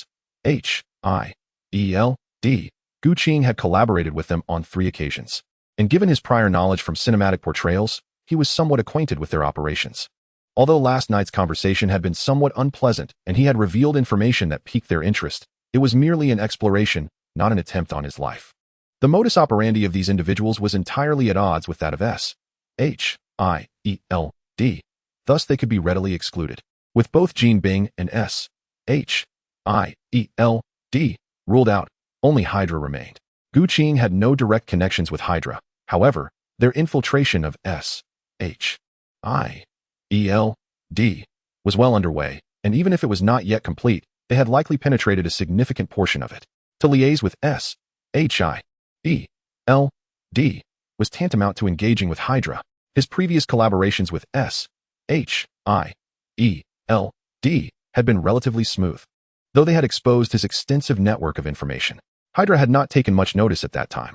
However, after revealing knowledge concerning the supernatural last night, he had transformed in their eyes from a mere information broker into someone who possessed profound insights into the world's truths. Perhaps even a being endowed with extraordinary abilities to acquire intelligence. This was undoubtedly a troubling development for Hydra, especially considering his threatening remarks to Fury, suggesting a single phone call could dismantle S.H.I.E.L.D. While such statements might seem nebulous to outsiders, Hydra, as the orchestrators of the plan, would have immediately inferred that Gu Qing was referencing their operational strategies. Logically, neither Fury nor Coulson would allow a third party to overhear their conversation. Yet who could ascertain whether their communication had been monitored? In the original narrative, Fury had evaded Hydra's surveillance by staging his own death. Thus, Hydra possessed ample justification to eliminate him. The operational style of the armed elite resembled that of Hydra. Nonetheless, even upon realizing that Hydra was the mastermind, Gu Qing remained unfazed, even eagerly anticipating their next assault. As long as trouble found him, it would provide an opportunity to showcase his prowess. With an array of skills, abilities, and peculiar items produced by the system at his disposal, he could undoubtedly elicit astonishment, thereby accruing a substantial amount of wish points. Hydra was notorious for their reckless tactics. What sort of grand spectacle would their next attack provoke? Gu Qing was filled with anticipation, yet he quickly dismissed such thoughts. In light of these potential future occurrences, he was far more concerned about what he would have for breakfast. Since his arrival in this world, he had never neglected his own well-being. Although he had earned a considerable sum, he had saved not a penny, spending it all on sustenance, clothing, shelter, and entertainment. Today shall be a day of joy. Ding. You have received 0001 wish points. Ding. You have received 0003 wish points. Ding. You have received 100 wish points. Ding. You have received. It appears that Tsuneyoshi's endeavors are proceeding smoothly. Upon hearing the sudden chime of the system notification, Gu Qing momentarily paused, and then broke into a more radiant smile. Today is undoubtedly a splendid day. In the Harlequin district, as the gunfire ceased, those who had taken refuge within the shop could not help but peek outside, only to witness an unforgettable scene. The street, shrouded in smoke, was littered with gang members writhing in agony, their bodies contorted in pain. A rough estimate suggested that there were 500 to 600 of them. Amidst this turmoil stood a towering figure, a man with a fierce countenance, his forehead and cheek marred by grotesque scars that only amplified his menacing aura.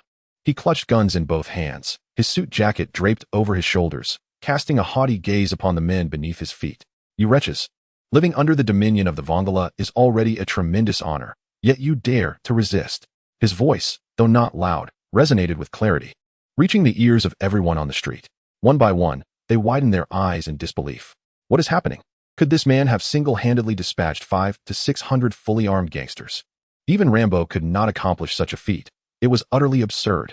One cannot help but note that during this era, figures akin to Daredevil have begun to emerge on the grand stage of New York. Yet the common folks' mindset has yet to transition from their previous mundane existence. However, some individuals are distinctly different. They are exceptional in their own right. Inside a barbershop, a robust African-American man stood at the entrance, his expression grave as he regarded the man at the center of the battlefield. At that moment, an elderly black man approached him and inquired, "Luke, do you believe you can defeat that man?"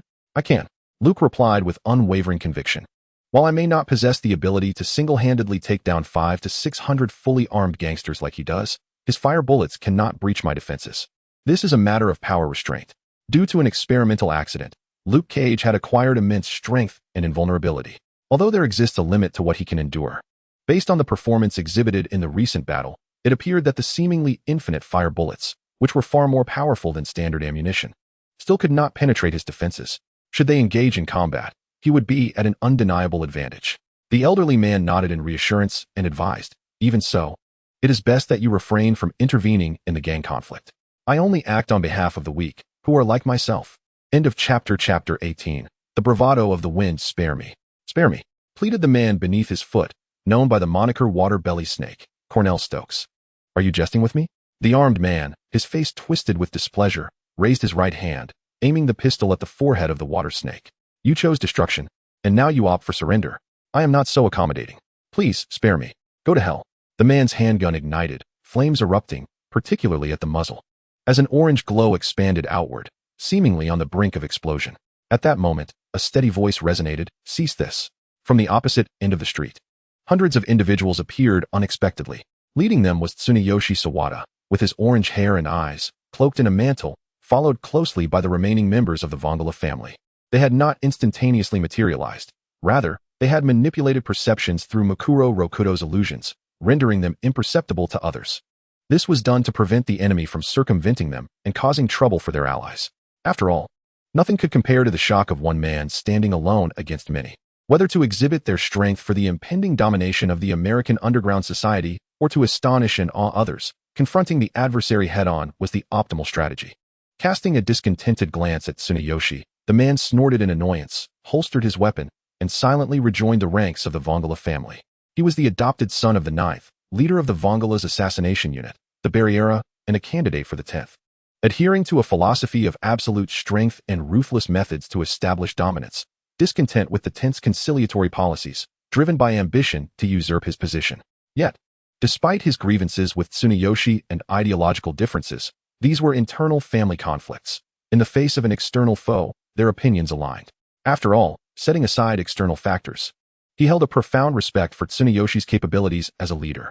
Tsuneyoshi nodded slightly, then turned his gaze to Cornell, the peculiar man who had demonstrated exceptional combat skills and possessed formidable biting strength capable of reshaping metal, the only one to pose any real trouble. He presented a choice: surrender or face annihilation. Previously, the leader of the barbaric gang had complied with Tsuneyoshi's orders, delivering proclamations to the leaders of the two remaining largest local gangs. Unsurprisingly, they had chosen destruction, specifically, destruction at the hands of the enigmatic Vongala. Yet now we surrender. Without a hint of hesitation, everyone made their choice in unison. Bystanders witnessing this scene felt their heads buzzing. They understood that a new era was dawning. Having chosen to surrender, they would be required to strictly adhere to the Vongala's rules, learning what actions were permissible and what were not. Upon concluding his address, Tsuneyoshi lifted his gaze toward the distance. A fleet of police cars, their sirens blaring, sped toward them. Mission accomplished, we withdraw, Tsuneyoshi commanded. And the family members parted to clear a path as he departed with an air of composure. The police car came to a sudden halt at the far end of where the gang lay lifeless. Officers clad in bulletproof vests and wielding rifles surged forth. Thanks to the chaotic nature of the Harlem area, the local police were equipped with superior firepower compared to other regions, even possessing heavy machine guns. Everyone freeze, commanded a black female officer, aiming her pistol at the departing members of the Vongala family. However, her orders fell on deaf ears. The crowd moved away with an air of nonchalance. The officer's expression shifted to one of dismay, prompting her to issue a command to prepare to fire. The officers readied their weapons, focusing intently on their targets, awaiting the order to unleash a hail of bullets upon the adversaries. Yet, the command was inexplicably delayed. They exchanged bewildered glances, noticing the female officer staring in shock at something ahead. Following her gaze, they saw a striking man at the rear of the Vongala family, brandishing a trident. Silence, he intoned, raising his right index finger to his lips, a wicked smile gracing his features, while his eyes, marked with the numeral 6, burned with violet flames. A collective gasp escaped the officers, as if something had gripped their hearts, but they quickly regained their composure. Fire? Flames in his eyes. Am I dreaming? No, it is not a dream. I see it too. The inscription in his eyes might be due to colored contact lenses, but the fiery blaze defied such explanations. Suddenly, the numeral in the man's gaze flickered, transforming from 6 to 1. Instantly, a dense fog enveloped the sunlit street, obscuring all vision. Let us strive for a harmonious coexistence. 6 paths, Kuya murmured, before turning to follow the rest. Stay alert. The female officer finally reacted, issuing commands. Though she yearned to charge forward, the thick fog rendered visibility nearly non-existent, rendering their firearms ineffective. The bizarre abilities displayed by the enemy instilled a sense of caution within her, deterring her from approaching recklessly. A gust of wind swept through, dispersing the mist. The street lay deserted, devoid of any presence. The officers exchanged glances, feeling as though they were caught in a surreal dream. Yet, gazing upon the aftermath of the gunfights strewn across the pavement, they recognized the stark reality. This situation had escalated. The female officer regarded the direction in which the Vongala family had departed, her demeanor grave. TSK, Kuya 6 Paths truly knows how to make an impression. Gu Qing sat on the subway heading towards the central district, yet his mind remained fixated on the developments in Harlem, absorbing the entire sequence of events. Tsuneyoshi showcased formidable strength while exuding an effortless demeanor, allowing the world to perceive the might of the Vongala family. All the while leaving the extent of their power shrouded in mystery. thereby elevating his reputation and netting him 600 wish points. Indeed, the figure stands at a mere 1,600. Despite the apparent grandeur of the Vongala family, their accumulated wish value is still limited to this modest number. The mechanism behind wish value dictates that the stronger one is, and the more intense their emotions, the greater the harvest of wish value. However, the individuals present are merely ordinary folk. Even the deepest emotions can only contribute fractional amounts. Were it not for the presence of Luke and the water serpent, he might not have surpassed even 1,000. Yet, this is merely the beginning. The Vongala family's dominion over Harlem inevitably entails dealings with other criminal factions and street heroes. Groups such as the Syndicate, the Hand, and the Defenders Alliance will intersect with their path in the days to come. Furthermore, the display of power by the Vongala today will undoubtedly attract the attention of official agencies. The S.H.I.E.L.D, the military, and Hydra will soon become involved, bringing forth a myriad of formidable entities, thus amplifying his gains. There is much excitement ahead. A smile graced Gu Qing's lips. Chapter 19, an illusion at the headquarters of S.H.I.E.L.D within the Triskelion. Fury was engrossed in paperwork when a sudden knock echoed at the door. "Come in," he said without looking up. The door swung open, and in rushed Hill. Her pace brisk. "Fury, something significant has happened." Fury paused, finally raising his gaze to meet Hill's, surprise etched upon his features. Hill was one of the few level 10 agents in S.H.I.E.L.D, accustomed to the extraordinary and known for her calm demeanor in crises. It was a rare occurrence for Fury to witness her in such a flustered state, which piqued his curiosity about the gravity of the situation. He immediately adopted a serious tone, inquiring, "What has transpired?" "There has been a gang shootout in Harlem," Hill stated, rifling through the documents in her hands. Fury settled back into his chair, patiently awaiting clarification. Hill's position as a level 10 agent, coupled with her role as his assistant, indicated that she wouldn't approach him over a mere incident in an area notorious for gang violence. There had to be something extraordinary at play. Otherwise, she would not have rushed in without adequate preparation to brief him. Found it. After searching through the folder for a time, Hill produced a USB drive and plugged it into the projector on his desk. As she activated the device, she explained, "This incident occurred half an hour ago. A group of mobsters, self-identified as the Vongala family, has arrived in Harlem, declaring their intent to dominate all local gangs. They subsequently engaged in a shootout with the 3 largest gangs in the area. This is the surveillance footage from that moment." "Very well." Fury nodded and turned his attention to the images projected on the wall. The footage revealed a dilapidated street where 2 factions, approximately 600 strong, armed with firearms, approached one another. One faction is predominantly composed of robust African-American men, their attire exuding an air of fierce intimidation. In stark contrast, the other side presents a peculiar sight. Clad in black suits and adorned with bowler hats, they resemble characters from a classic film about the mafia. This group is a colorful mix of individuals from various ethnic backgrounds, encompassing men and women of all ages. The diversity among the 3 races is not particularly surprising, as some gangs are known for their camaraderie and lack of discrimination. Gender is also of little consequence, although women are scarce in the underworld. There are indeed instances of females rising to positions of power. However, the presence of an elderly man and a child is rather excessive. Particularly striking is the infant, appearing no older than a year, dressed in camouflage attire and wielding an anti-tank sniper rifle that dwarfs him in size. This is utterly absurd. It seems almost surreal. Are we sure that this is not merely a foam toy gun? Furthermore, there is an elderly gentleman, reminiscent of European aristocracy, leaning on a ceremonial cane, who seems to struggle even with his footing. Are you certain he is not on his way to a banquet rather than engaging in a gang confrontation? Moreover, the astute Fury observes that many within this assembly are unarmed, particularly those at the forefront who appear to be the leaders. Each one is barehanded, adorned with ostentatious rings. Are you truly prepared for a skirmish? Fury is tempted to voice his incredulity, but the sheer number of absurdities leaves him at a loss for where to begin. The African-American-led gang is known as the Barbarian Gang, whereas the opposing faction is the Vongala family, as Hill elucidates. Upon hearing Hill's explanation, Fury, though aware that a twist in the narrative is imminent, cannot suppress his urge to comment, inquiring, "Are you certain this is not a film production?" "I initially thought the same, but I assure you, it is not," Hill responds with unwavering conviction. With no retort available, Fury turns his attention back to the projection. At this moment, the footage reveals an exchange of gunfire. The Barbarian Gang, leveraging their firepower, strikes decisively, leaving their adversaries utterly powerless. Within a mere 5 minutes, they annihilate their foes with 0 casualties on their side. Is this truly all? Fury once again casts a speechless glance at Hill. While a street shootout resulting in over 300 fatalities is undeniably a grave incident, S.H.I.E.L.D. is a United Nations organization established to address supernatural phenomena, not an American agency. Without a compelling justification, it is improbable that the United States would assign this matter to them. Let us continue watching. Fury declares, refocusing on the footage. The leader of the barbarian gang stands before his followers, exuberantly celebrating. At that moment, a blurred figure materializes behind him, gradually coming into focus to reveal a striking young man with long hair tied in a ponytail, brandishing a trident. Fury's brow furrows in concern.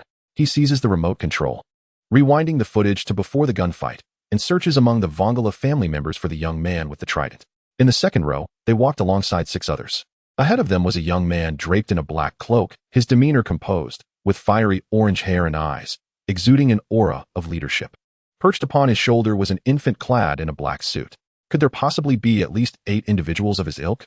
Fury's expression grew grave. The Mafia, a notorious gang family, placed immense emphasis on strength and status, with appearances and attendance strictly adhering to a hierarchy of power. If this group truly belonged to the Mafia, the individual at the forefront would undoubtedly be the most esteemed leader, while those walking in tandem behind him would be the core members, subordinate to the family head. Given that a core member showcased extraordinary power, it stood to reason that the remaining 6 would possess similar prowess. Otherwise, what justification would they have to occupy the same position? Reflecting on this, Fury meticulously observed the appearances of the other 6 core members, committing their details to memory before continuing the playback. The young man materialized abruptly behind the gang leader. Fury replayed the footage repeatedly, seeking clues, but after numerous attempts, nothing emerged. Reluctantly, he pressed on with the viewing. The young man appeared to utter something.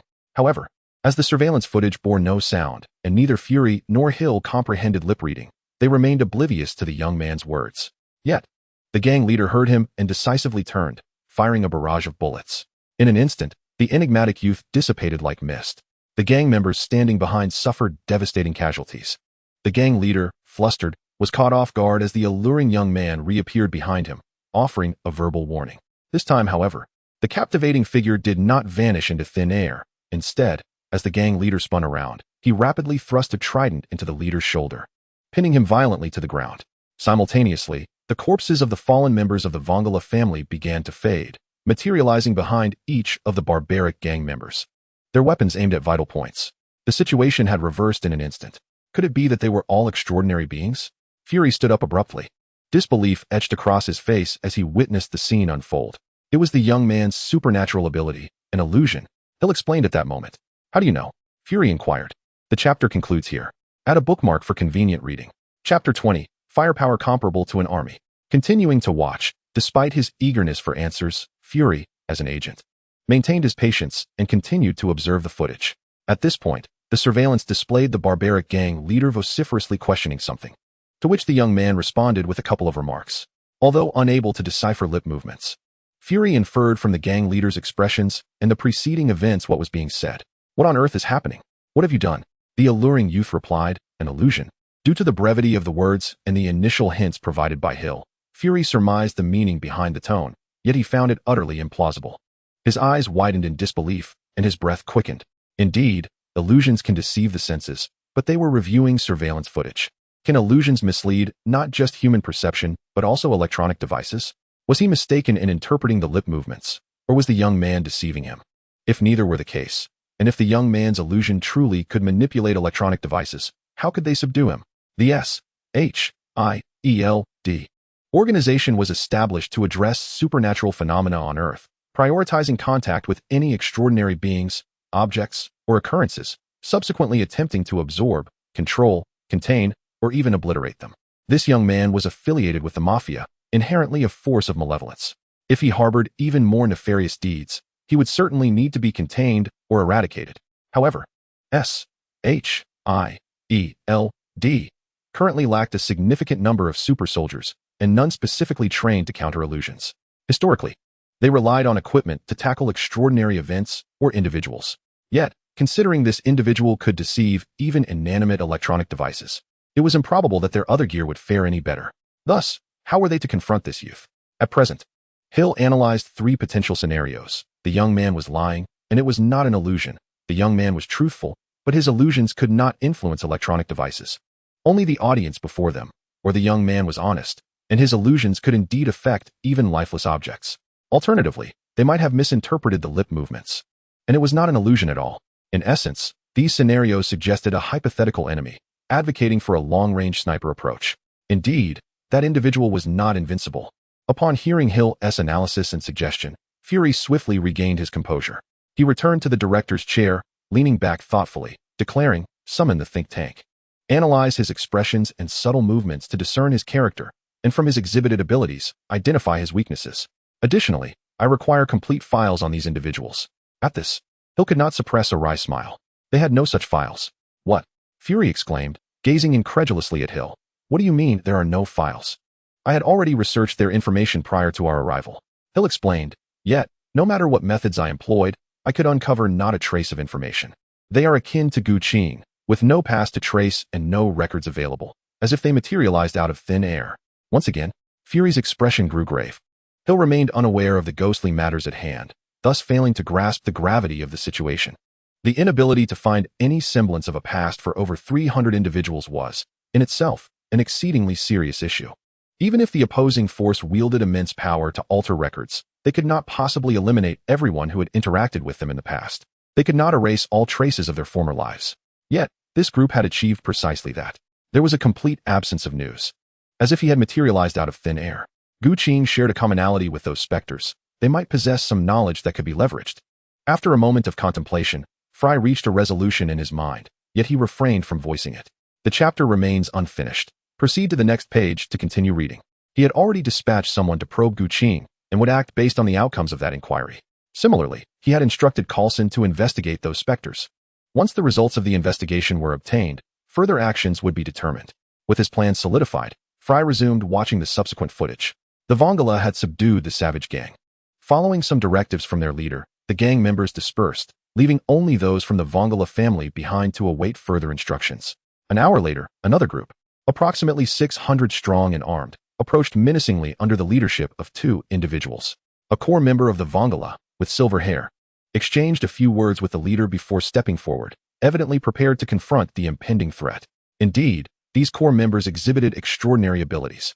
Witnessing this scene solidified Frey's earlier suspicions. Yet, as the camera shifted, a middle-aged man with a fierce demeanor, standing in the third row with twin pistols at his waist, emerged. He disregarded the taunts of the silver-haired core member, drawing his pistols and nonchalantly advancing towards the adversaries. Were the members of the third row also extraordinary? Or rather, did all those devoid of modern weaponry possess such abilities? Furthermore, when the members of the third and second rows engaged in a dispute, the leader showed neither displeasure nor reproach, while the other members appeared unfazed, even jeering, indicating that the internal dynamics of the Vongala family transcended mere gang interests, embodying something far deeper. From this simple tableau, Fry gleaned numerous details, elevating his regard for the Vongala family to a new echelon. At this juncture, the scene shifted once more. A youth wielding a trident had his right eye ablaze with violet flames, as digits flickered within, shifting from 6 to 1, and then, apart from the menacing figure who had stepped forward, all Vongala members faded away. Were those peculiar eyes not merely decorative? What did the burning violet flame signify? And what of the numerical transformation within that man's gaze? What did 6 represent, and what of 1? If 6 and 1 existed, did the intervening numbers not also hold significance? What did these numbers denote? In an instant, Fry's mind was inundated with a multitude of details and questions. Yet, he had no time to ponder further. For the two factions had already engaged in combat. The sudden disappearance of the Vongala members had left the members of the Serpent Gang and the gunfire negotiators momentarily stunned. Seizing this opportunity, the man launched a fierce assault. A solitary figure, wielding 2 firearms, exudes an air of fearless audacity. He raises his pistol, ignited with orange flames, and unleashes a barrage of gunfire. With each shot, he strides forward, a maniacal laughter echoing in the air, as the orange flame bullets rain down like a relentless storm, instantly obscuring the entire street. Fury stands in stunned silence. Such firepower rivals that of an entire battalion, surpassing even that of the Punisher. Chapter 21. We are justified in defense. The Punisher, a retired United States Marine, embarked on a path of vengeance against the criminal underworld after his family fell victim to a gang shootout. At the onset of his crusade, the world remained oblivious to his identity, deducing only from the sheer number of fallen foes and the carnage at the scene that an army was at play. In reality, it was merely him, The Punisher's mastery of firearms is unparalleled. Equipped appropriately, he can single-handedly match the might of a battalion. Now, another individual has emerged, displaying a similar prowess, armed not with heavy artillery, but with 2 handguns. Ordinary handguns, nay, even rifles, cannot achieve such a rate of fire. The intense heat would render the barrels molten. Fury observes the man weaving through the crowd, shooting indiscriminately with fiery projectiles, striking every adversary without fail. And his expression turns grave. Is this a testament to his personal prowess, the weapon's capabilities, or perhaps a harmonious amalgamation of both? One cannot tell. Yet this individual is astonishingly formidable. Upon concluding his remarks, Hill notes that the battle captured in the footage has already drawn to a close, the entire ordeal lasting less than 3 minutes. Given the number of adversaries, even assuming a perfect accuracy, this man has discharged over 600 rounds in that fleeting span. Had he wielded a Gatling gun or similar contraption, it would not be astonishing, yet he employs handguns, a feat utterly unimaginable, disregarding the rapidity of his firing. His agility is equally impressive. Fury ponders, amidst a throng of hundreds, to effortlessly evade surrounding bullets and close-range ambushes, retaliating seamlessly while every shot lands with precision. Avoiding critical hits, whether this is innate talent or the result of the weapon's might, his skills and accuracy rightfully earn him the title of a super soldier. Indeed, his offensive is overwhelmingly fierce. Even merely watching the footage invokes an oppressive sense of suffocation. Hill nods in agreement. Fury's gaze fixates intently on the man in the recording as he solemnly observes, this individual is undoubtedly not inferior to the previous youth, and in terms of sheer audacity, he surpasses him. The Vongala family is even more powerful than previously imagined. At this moment, the scene shifts once more. As law enforcement arrives, the members of the Vongala family withdraw in an orderly fashion. The illusionist, serving as the final cover for their retreat, conjures a shroud of mist, rendering the street indistinguishable. Fury and Hill remain unfazed by this spectacle, having witnessed his abilities before. With a deep breath, Fury inquires, where are the Vongala family members now? Have we gathered any information regarding their whereabouts? They have taken over an abandoned church in the 10-block area, seemingly preparing to transform it into their headquarters. As for their intentions, Hill hesitated for a moment before stating, the information gleaned from the Barbarian Gang, the Gunfire Negotiators, and the Viper Gang indicates that they aspire to become the sovereigns of the underworld. Is that all? Fury gazed at Hill in astonishment. Hill nodded, affirming that this is indeed the case, though it could also be a ruse orchestrated by the Vongala family. Deploy more personnel to closely monitor the movements of the Vongala family, ascertain their objectives, and discover their origins. Understood. After receiving his orders, Hill departed from the office. Fury leaned back in his chair, exhaling deeply. With so many formidable superhumans within the Vongala family, their ambitions could not possibly be as simplistic as merely becoming the kings of the underworld. Such a feat would be trivial for them. Who would pursue a goal that could be easily achieved? No one. At most, it would be accomplished incidentally. Contemplating this, Fury could not help but sigh once more. He retrieved the quantum communicator left behind by Carol when she departed from Earth, gazing at it for a considerable time before putting it away again. Though the situation has deteriorated, it has yet to spiral out of control. It is still premature to employ this device. Nevertheless, preparations for potential chaos must be made. The Avengers' plan must be accelerated. Otto was handling a corpse for the first time, yet he exhibited an uncanny aptitude for it, proceeding with an innate understanding, encountering no uncertainty in his actions. In fact, his approach was remarkably adept.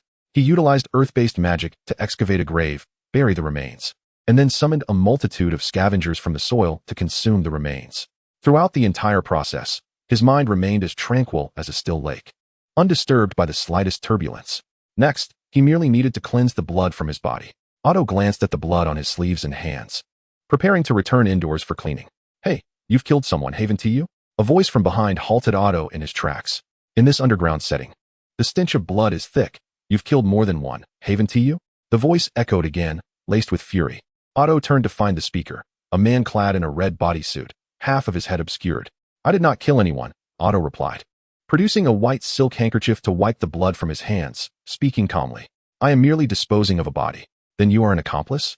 The masked man asserted, his tone questioning yet firm, slowly advancing toward Otto. I will apprehend you first, and then inquire about the murderer. I'm afraid I still have work to do for my boss. You cannot take me. With a defiant declaration, the man suddenly lunged forward, covering 3 meters in an instant, his right hand raised and clenched, poised to strike Otto's face. Otto appeared momentarily stunned, standing there in serene silence. Just as the fist was about to strike, a robust stray dog suddenly lunged in from the side, toppling the man to the ground with great force. Woof! Woof! The stray barked fiercely twice, baring its teeth as it lunged at the man's neck, only to be sent flying by a swift kick. The man rose to his feet, instinctively pursuing Otto. However, as he stood upright, he was confronted by a menacing pack of stray dogs and cats, growling and bristling, effectively blocking his path. "Are you the night demon?" Otto observed him calmly. "I read about you in the newspaper last night. They say you are a hero who fights crime and upholds justice. Are you commanding these cats and dogs?" The night demon did not respond to Otto, but instead posed a question. No, it should not be termed a question. The situation was rather self-evident. The night demon was merely seeking confirmation. If the man could indeed control cats, dogs, or even other animals, then he was not an ordinary criminal dealing with crime scenes, but rather a supercriminal. "I provide them with food for a week in exchange for their temporary loyalty," Otto replied to the night demon's inquiry. Noticing the astonishment in his eyes, he gently shook his head. "There is no need to concern yourself with this. I am not your enemy. These individuals barged in fully armed with the intent to kill us, only to be met with retaliation from our boss. We were acting in self-defense." Chapter 22. Eavesdropping. The true identity of the night demon is a blind lawyer named Matt Murdock. He lost his sight in an accident during childhood. Yet his other senses became extraordinarily acute, particularly his hearing. He can hear the fluttering of insects nearby and discern faint conversations from blocks away, even detecting lies through the rhythm of a person's heartbeat. Thus, he comprehended that Otto spoke the truth. However, this realization filled him with both shock and indignation. He was astonished that Otto could communicate with cats and dogs, employing food to enlist their service. Yet he was also enraged by Otto's unsettling calmness towards killing. Even if he merely dealt with the aftermath, such composure indicated a troubling familiarity with such matters. How many times must one engage in such acts to appear so unfazed? This instance was a retaliatory defense, but what about the past? Ultimately, the presence of so many armed individuals could hardly be attributed to mere robbery, could it? If it were solely an act of self-defense, why not alert the authorities rather than handle the aftermath personally? Surely, something more clandestine was afoot. A myriad of thoughts flitted through his mind. Matt had already begun to view Otto and his boss as criminals engaged in illicit activities, preparing to imprison them. However, lacking evidence, he refrained from immediate action and instead probed, "What is it that you do?" "We are a jack-of-all-trades service." Otto spoke as he awkwardly dried his right hand and retrieved a business card from his pocket. "We can assist with anything, finding items, hiring muscle, gathering intelligence, transporting goods, or providing medical care. As long as the payment is right, we will accommodate your needs. Mr. Daredevil, should you require assistance in the future, feel free to reach out to us." It was no wonder they were approached by armed individuals. Matt understood the implications, maintaining a stoic facade as he accepted the card, and continued to inquire, "Do you truly undertake any task? What about those that contravene the law?" "Not exactly anything goes," Otto replied. At these words, Matt exhaled, relieved to discover that the situation had not yet spiraled into the realm of hopelessness. The proprietor exhibited a certain capriciousness in his business dealings. He selected assignments based on personal preference rather than monetary incentive, driven solely by whim. Matt fell silent. Having assumed that Otto's criteria for accepting tasks was predicated on some form of moral baseline, only to find it was entirely a matter of personal inclination. Such individuals are far more daunting than those lacking principles, for while one can anticipate the actions of the unprincipled, the whims of a mercurial character remain unpredictable, leaving one in constant suspense regarding their next potential outrage. Indeed, the only recourse was to gather evidence of their crimes and see them imprisoned. Matt inhaled deeply, preparing to extract further information, when Otto continued, "However, although it is based on mood, I believe the boss ultimately adheres to an internal moral compass when deciding whether to accept a task." "Why do you say that?" Matt asked, momentarily taken aback. "Many have approached us with requests, yet those that felt distasteful were invariably rejected, regardless of the offered price. Conversely, he accepted even the most trivial tasks if they resonated positively with him. So it still boils down to mood, does it not?" Matt contended. "No, I believe it reflects a moral standard," Otto clarified. "A moral standard?" "Indeed," Otto nodded. "Though most tasks may be illicit, they do not invoke a sense of wrongdoing. Rather, they foster the belief that such actions are justified." "Utter nonsense," Matt interjected sharply. "What illegal act could possibly be deemed right?" The chapter remains unfinished. Turn to the next page to continue reading. Mr. Daredevil is precisely engaged in such actions, is he not? Matt fell silent once more. Though he was a superhero, a vigilante, no legal statute existed to declare his actions lawful. Yet despite this, he felt justified in his endeavors, and the denizens of Hell's Kitchen acknowledged his existence. yearning for more heroes like him to uphold peace. In stark contrast stood Wilson Fisk, the crime lord who reveled in all manner of nefarious deeds, yet presented himself to the media as a law-abiding businessman and benevolent philanthropist, receiving fervent applause and unwavering support from both the political arena and the public. And what of him? He wielded the considerable influence afforded by his dual identity as a businessman and philanthropist to forge alliances with numerous American institutions, employing coercion and inducement to manipulate key figures in both the underworld and the upper echelons of society, engaging in acts of egregious illegality and moral depravity. He operated with impunity, as no one dared to investigate him, nor could any investigation yield fruitful results. This was due to the fact that every action he took was meticulously legal, leaving no trace of wrongdoing. Law serves as the minimum threshold of morality, rather than a definitive measure of right and wrong. While law is a tool designed to safeguard the interests of the populace, it can equally be wielded as a weapon for the predation of the vulnerable by certain individuals. If a person incessantly proclaims adherence to the law, it is likely that they are a scoundrel of the most reprehensible kind, someone to be avoided at all costs. In summary, should there be a need in the future, one might consider visiting this establishment. Perhaps the owner might take an interest. After delivering this message, Otto turned and returned to the shop, while the cats and dogs dispersed on their own. Matt remained silent for a moment before deftly making his exit. However, he did not venture far, choosing instead to linger atop a nearby building to eavesdrop. This multifaceted establishment appeared to diverge from initial expectations, not engaging in the frenzied acts driven solely by greed. Yet, whether it was benevolent or malevolent remained indeterminate, prompting him to seek further understanding. Activating his radar mode, a cacophony of sounds flooded his ears as he monitored every movement within the establishment. Unbeknownst to him, a few birds perched on the rooftop were fixated on his presence. No, given Daredevil's abilities, he could not have overlooked them. Rather, he was simply unaware. He overheard clandestine conversations between 4 individuals in 2 separate locations. The mission has failed. The entire team has been annihilated, and the target is currently shopping in Midtown, appearing unharmed. An unexpected individual has appeared near the target, having just interacted with Daredevil. Suspected to have the ability to command stray cats and dogs. The target requires re-evaluation. We must retreat for now and await a new plan. Understood, sir. Gu Qing's establishment had been attacked, with an unfamiliar person handling the aftermath. This individual had just encountered Daredevil and was suspected to have the ability to command stray animals. There had been no further conflict between the two. This person possessed the keys to the establishment and seemed to be acquainted with Gu Qing. Gu Qing had been located in Midtown, and the target was unharmed. What should be done now? First, ascertain the identity of the individual who appeared in the establishment. Additionally, send someone to engage with Daredevil to gather insights into their conversation and expedite the investigation into who attacked Gu Qing. Understood, sir. Both groups were communicating via their devices. Daredevil attentively absorbed every word, gleaning the tone and content of their dialogue to ascertain their positions, his expression darkening as he did so. The chapter concludes here. Setting aside official institutions, numerous security companies also recruit recently discharged soldiers, implementing a militarized management approach. However, security firms typically only address security concerns. They are unlikely to engage in surveillance or assassination, which must pertain to official military agencies. Is this not the case? Or could it be the military itself? Furthermore, if both parties belong to official organizations, why does one resort to assassination while the other opts for surveillance and protection?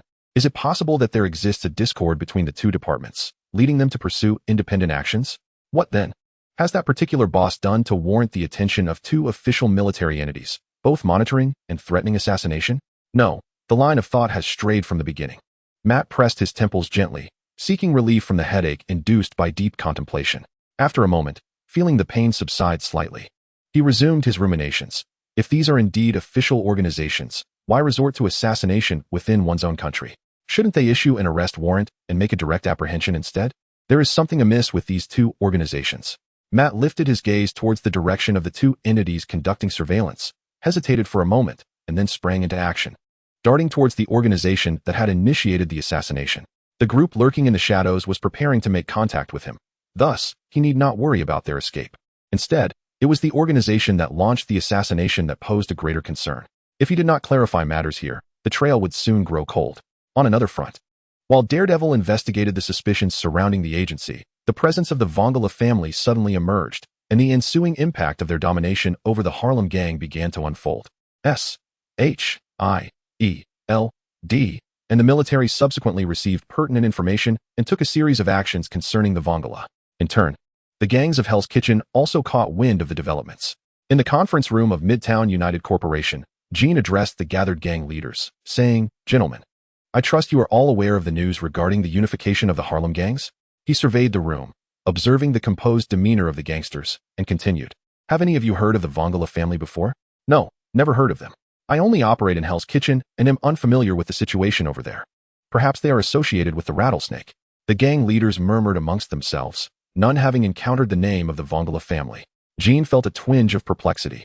While the crime rate in Harlem may not rival that of Hell's Kitchen, its chaos surpasses it, creating a disordered environment. He had attempted several times to unify the gangs in that area to establish order, yet each effort had ended in failure. The Vongala family's rapid acquisition of Harlem attested to their formidable strength. Yet why was it that no one had heard of them? Due to the extraordinary power exhibited by the Vongala family, both S.H.I.E.L.D. and the U.S. government opted for information suppression, leaving Jean without detailed knowledge. Nevertheless, his keen intuition sensed that this matter was anything but ordinary. Thud! Madame Gao's cane struck the floor. The crowd inevitably paused their discussions and turned to observe. Noticing this, Lady Gao remarked, "Let us refrain from discussing the origins of the Vongala, for such matters are trivial.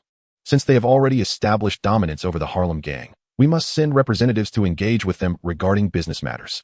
The chapter is not yet finished. Click the next page to continue reading. Lady Gao's assertion held merit. The leader of the Japanese Yakuza, Shin, concurred, stating that as long as the plan proceeds smoothly, it matters little whom one collaborates with. Thus the Vongala's lineage is of no concern. How I wish it were that simple. If the Vongala were indeed adversaries intent on sabotaging our plans, any rash approach would only expose vulnerabilities. However, since the esteemed Lady Gao has voiced her opinion, Jean felt it inappropriate to dispute further. He merely cast a meaningful glance at her and issued the command. "In that case, let us send someone to make contact." The outside world was fraught with tumult, various factions restlessly stirring. Gu Qing, through the increase in wish value and insights gleaned from past cinematic experiences, could grasp the general situation. Yet, he found himself indifferent. Information acquired merely through screens or hearsay lacked the depth of personal experience, rendering his reflections rather shallow. Naturally, his wish value would not amount to much. Ordinary individuals contributed a meager wish value, and those informed through various channels were nearly non-existent, which left him disinterested. Otherwise, he would have long since broadcasted globally, teaching the breath of the sun. At this moment, having just completed his shopping, he was enjoying lunch at a high-end restaurant. To his surprise, he encountered Gu Qing. Upon hearing the voice, Gu Qing turned to see a man flanked by two individuals who appeared as though they had stepped out of a fashion magazine. He frowned slightly, choosing to ignore them. The man approached Gu Qing, wearing a smile. Despite their previous unpleasant encounters, they were acquaintances, after all. Shouldn't he at least acknowledge him? Gu Qing offered a faint smile, continuing to eat as he said, "What significance lies in greeting one who is on the brink of death?" At these words, the man's smile faltered momentarily before he regained his composure. "I do not comprehend what you are implying. Your symptoms." Gu Qing glanced up at him, hesitating before concluding, "Never mind. If you prefer not to discuss it, so be it. I had intended to introduce you to a doctor who could address your issues." "Wait," the man interjected, then turned to the two women. "I have something to attend to. You may proceed to place your orders." "All right." The two women obediently departed. The man settled into the empty seat across from Gu Qing and continued, "Well then, as you wished, here we are, an opportunity for a private conversation with Tony Stark." Gu Qing raised an eyebrow and chuckled. "Having recently seen the news, it seems you have intensified your efforts to woo women and host parties. I thought perhaps you had changed, yet it appears your arrogance remains unchanged. If one were to change, would they still be themselves? Are you attempting to engage me in a philosophical discussion? Although I am not well versed in philosophy, if you wish to engage in a discussion, so be it. I must inquire, what did you mean by your earlier statement?" Noticing Gu Qing preparing to rise, Tony ceased his trivialities and got straight to the point. Gu Qing offered a gentle smile and returned to his seat, remarking, "Though you have adorned yourself with makeup, you cannot conceal the truth from my eyes. You have been poisoned, haven't you?" Indeed, Tony hesitated momentarily, but ultimately revealed the truth. "I have exhausted every possible remedy to no avail. I can only delay the spread of the toxin. I know a doctor who can resolve this." "Who?" Tony asked, his eyes gleaming with anticipation. Despite his inner skepticism, believing that if he could not solve the problem, neither could anyone else, he was still willing to explore this option as it pertained to his very life. 20 million. The chapter concluded with Tony's incredulous expression, his eyes widening in disbelief. He was affluent and unreserved when it came to his own well-being. For the sake of his life, he would part with not just 20 million, but even 2 billion or 200 billion if necessary. For this self-proclaimed genius, he was confident that as long as he drew breath, he could recreate Stark Industries countless times over, making the notion of mere millions seem trivial. However, wealth does not equate to folly. While they might splurge on luxury brands, they would not squander exorbitant sums on inflated goods, and Tony was particularly astute in this regard. Is there a problem with 20 million? Guqing asked, casting him a curious glance while methodically slicing his steak. Do you truly believe that the life of the 21st century's most brilliant mind, Tony Stark, is worth less than 20 million? Are you underestimating me? Tony scoffed disdainfully. My worth cannot be measured in mere currency. That is indeed correct, which is why I have reconsidered my terms. 30 million. Tony's jaw dropped slightly. Am I unwittingly digging my own grave? No, that can't be right. This fellow is setting a trap for me. Regaining his composure, Tony frowned. You are as insufferable as ever. Mutual sentiment, came the reply. Their initial encounter had been far from pleasant. At the time, Tony had just returned from the Middle East and was holding a press conference to announce the disbandment of Stark Industries' weapons division when Guqing had intercepted him. He informed Tony that the entire incident was a calculated conspiracy against him, implicating someone within Stark Industries who had colluded with terrorists and disclosed his itinerary, and he claimed to know who that individual was. At that time, Tony had harbored doubts and had inquired about the identity of the perpetrator. Guqing had then demanded 10 million, leaving Tony speechless, when a stranger boldly approached him. Claiming to know the assailant while asking for such a steep price, it was only natural for Tony to suspect a scam. Nonetheless, believing that he could potentially recover the funds through Jarvis and governmental channels, he engaged in bargaining, which ultimately escalated to 30 million. Tony, having discerned the true nature of Guqing, realized that further negotiation was nearly futile and resolutely decided to pay 30 million for the information. Consequently, he was informed that the perpetrator was Obadiah. Obadiah was the individual Tony trusted the most, whereas Guqing was the one he held in the least regard. When Guqing revealed that Obadiah was the mastermind behind the crime, the outcome was predictable, although it was eventually confirmed that Obadiah was indeed the culprit. The confrontation nearly escalated into violence. Furthermore, Tony's character was inherently arrogant, despite having tempered his demeanor following the betrayal by Obadiah during the Middle Eastern incident. He still retained traces of his former pride, transitioning from arrogance to a more haughty disposition. He was aware that his initial mistrust of Guqing was misguided and felt a pang of remorse, yet he stubbornly refused to acknowledge it vocally. Today, by chance, he encountered Guqing and had contemplated offering an apology, wishing to leave no regrets behind. However, as their conversation unfolded, the topic strayed far from his intentions. At that moment, Tony had forgotten the purpose of his initial inquiry. He observed Guqing leisurely enjoying his lunch, exuding an air of confidence that irked him. Yet, considering his own circumstances, he relented. Very well, 30 million. Please provide me with the doctor's contact information. She does not use a phone or an email. I will take you to her directly. All right. They agreed to depart, but just then, Coulson arrived with 7 or 8 agents, blocking their path. Tony glanced at Guqing, who shrugged helplessly. Turning to Coulson, he inquired, "What is the meaning of this?" "Apologies for interrupting your meal, Mr. Stark," Coulson replied with a semblance of regret before continuing. "Your friend, Guqing, is accused of murder, and we need to take him in for questioning. Do you have a warrant?" "This is the documentation." Coulson produced the certificate issued by the police department and handed it to Tony. He then turned to Guqing. "Mr. Gu, we have collaborated in the past, and we are somewhat acquainted. I prefer to avoid any force. I hope you will cooperate." Guqing lifted his gaze to meet Coulson's eyes, surveying the agents behind him with a cold smirk. "What if I refuse to cooperate?" "Then I must regretfully insist," Coulson replied, drawing his firearm, prompting the agents behind him to brandish their weapons, encircling Guqing. "Wait," Tony shouted. Coulson looked at him in confusion and asked, "Is there something else, Mr. Stark?" "I have a question for him." "Just a moment." Without waiting for Coulson's consent, Tony turned to Guqing. "Did you truly commit murder?" "In self-defense." "All right, I understand." Tony nodded, then tore up the arrest warrant in his hand. Coulson stood dumbfounded, momentarily taken aback, and shouted, "What are you doing?" Tony tossed the fragments of the arrest warrant into the soup bowl and smiled gently at him, saying, "Apologies, but if you wish to apprehend him, please return and procure another warrant." "Tony, spare me the nonsense. If you have anything to say, direct it to my legal team." Coulson fell into silence. Observing this, a smile spread across Tony's face as he turned to Guqing and said, "Shall we depart?" "Indeed." Guqing nodded, pushing aside the agents blocking his path, ready to leave with Tony. Although he could manage the situation himself, He preferred to avoid complications, and with Tony's assistance, he relished the opportunity to relax. Stop. Just as they were about to exit the restaurant, Coulson's voice rang out behind them, followed by the unmistakable sound of bullets being chambered. The two halted in their tracks. Tony turned around, his expression darkening as he glared at Coulson, questioning, "What is your agency planning?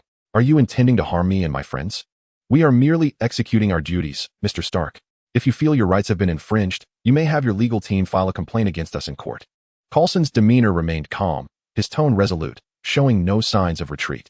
"Moreover, we have received information suggesting that someone intends to take Mr. Guqing's life. Our actions are motivated by his safety." Tony shifted his gaze to Guqing. "Let me handle this." Guqing approached Coulson slowly, loosening his tie as he walked, a smile gracing his face. "Coulson, I suppose we can consider ourselves somewhat friends, can't we?" "Certainly, provided Mr. Guqing can behave as a law-abiding citizen. We shall remain friends." "No, that's not what I meant." Guqing halted 8 paces away from Coulson, discarding his loosened tie. "What I mean is, you must know me to some extent." Coulson felt a flicker of confusion, unsure of Guqing's intent with this inquiry. After a brief contemplation, he replied honestly, "Yes." "Then do you perceive me as someone who enjoys posturing?" "Not at all." At this, Guqing's smile broadened. "Then allow me to demonstrate why I dare to threaten Fury and S.H.I.E.L.D, the breath of the sun. To be candid, while I have encountered S.H.I.E.L.D numerous times within various Marvel narratives, where Tony casually tosses around billions without a care, in the films and the S.H.I.E.L.D television series, even a budget exceeding $100,000 requires a formal application, while sums in the millions are deemed substantial and necessitate extensive scrutiny before disbursement. Tony may be generous and indifferent to money, yet he is not one to squander it unnecessarily. Many seek his sponsorship, yet if he deems their endeavors unworthy, he invests not a single cent. End of chapter 25. The breath of the sun. Inhale, exhale. The air coalesced, swirling like a misty dragon as it flowed in and out through the mouth and nose, causing the temperature in the vicinity to rise swiftly, even overpowering the central air conditioning of the restaurant. Such a transformation was all too apparent. The 7 agents' expressions shifted dramatically, their bodies tensing, poised to draw their weapons at a moment's notice. Coulson's expression shifted dramatically as he shouted, "Mr. Guqing, do not act impulsively. If you resort to violence now, there will be no turning back." My conviction was unwavering, devoid of any hesitation. Guqing gazed at him with resolute determination, mist swirling around his mouth and nose, as the air around him warped from the intense heat. What did this signify? It meant that once I had resolved upon a course of action, I would pursue it without a second thought. As Guqing spoke, he stepped forward slightly with his left leg, pivoting his body to the right, and with hands poised in front of his right shoulder, he conjured the sun wheel blade into existence, transitioning seamlessly to a 2-handed grip, resting the back of the blade upon his shoulder, preparing to strike. His dark, penetrating eyes were veiled with a golden hue, reminiscent of a blazing sun. As he fixed his gaze upon Coulson, "I shall inquire once more, do you truly intend to apprehend me?" Gulp. Coulson swallowed hard, his face contorting with discomfort. He understood the gravity of the situation. This was a test, assessing Guqing's reaction to capture as a measure of his respect for the law. Should Guqing comply, it would indicate that despite his extraordinary abilities, he harbored a reverence for the law and posed no threat to society, a potential ally to be recruited. Conversely, should he resist, the degree of his defiance would dictate the assessment of his danger, informing the subsequent course of action. He had contemplated the possibility of Guqing acquiescing to accompany them. He had imagined him expressing indignation and cursing at them. He had considered the chance of a swift escape. Yet he had never anticipated that Guqing would neither flee nor berate, but rather confront them head-on. However, in that moment, he represented S.H.I.E.L.D, embodying the law. If he were to retreat now, the authority of the law would remain unproven. He found himself in a precarious position, clearing his parched throat. He pleaded, "Guqing, do not proceed in this manner. This is a situation of your own making. Do not frame it as though I am coercing you." Coldly, Guqing responded, "Do not presume to lecture me. Guqing, this is not worth it." At this moment, Tony finally grasped the situation and urgently implored, "I assure you, you will be unharmed. Please refrain from violence." Guqing cast a sidelong glance at him, offering a faint, disdainful smile. "There is no need." With a deep breath, Coulson steeled himself, his gaze resolute as he commanded, "Seize him." Following his order, 7 agents advanced cautiously, weapons drawn. "Is that so?" A flicker of disappointment crossed Guqing's eyes. He slowly closed them, then reopened them, his captivating gaze igniting with an unsettling intensity. Coulson and the 7 agents momentarily froze. In that fleeting instant, Gu Qing moved. The breath of the sun, the 11th form, the dragon's head of the solar halo. Flames danced with the blade's edge, weaving through the crowd before ultimately returning to the weapon's embrace.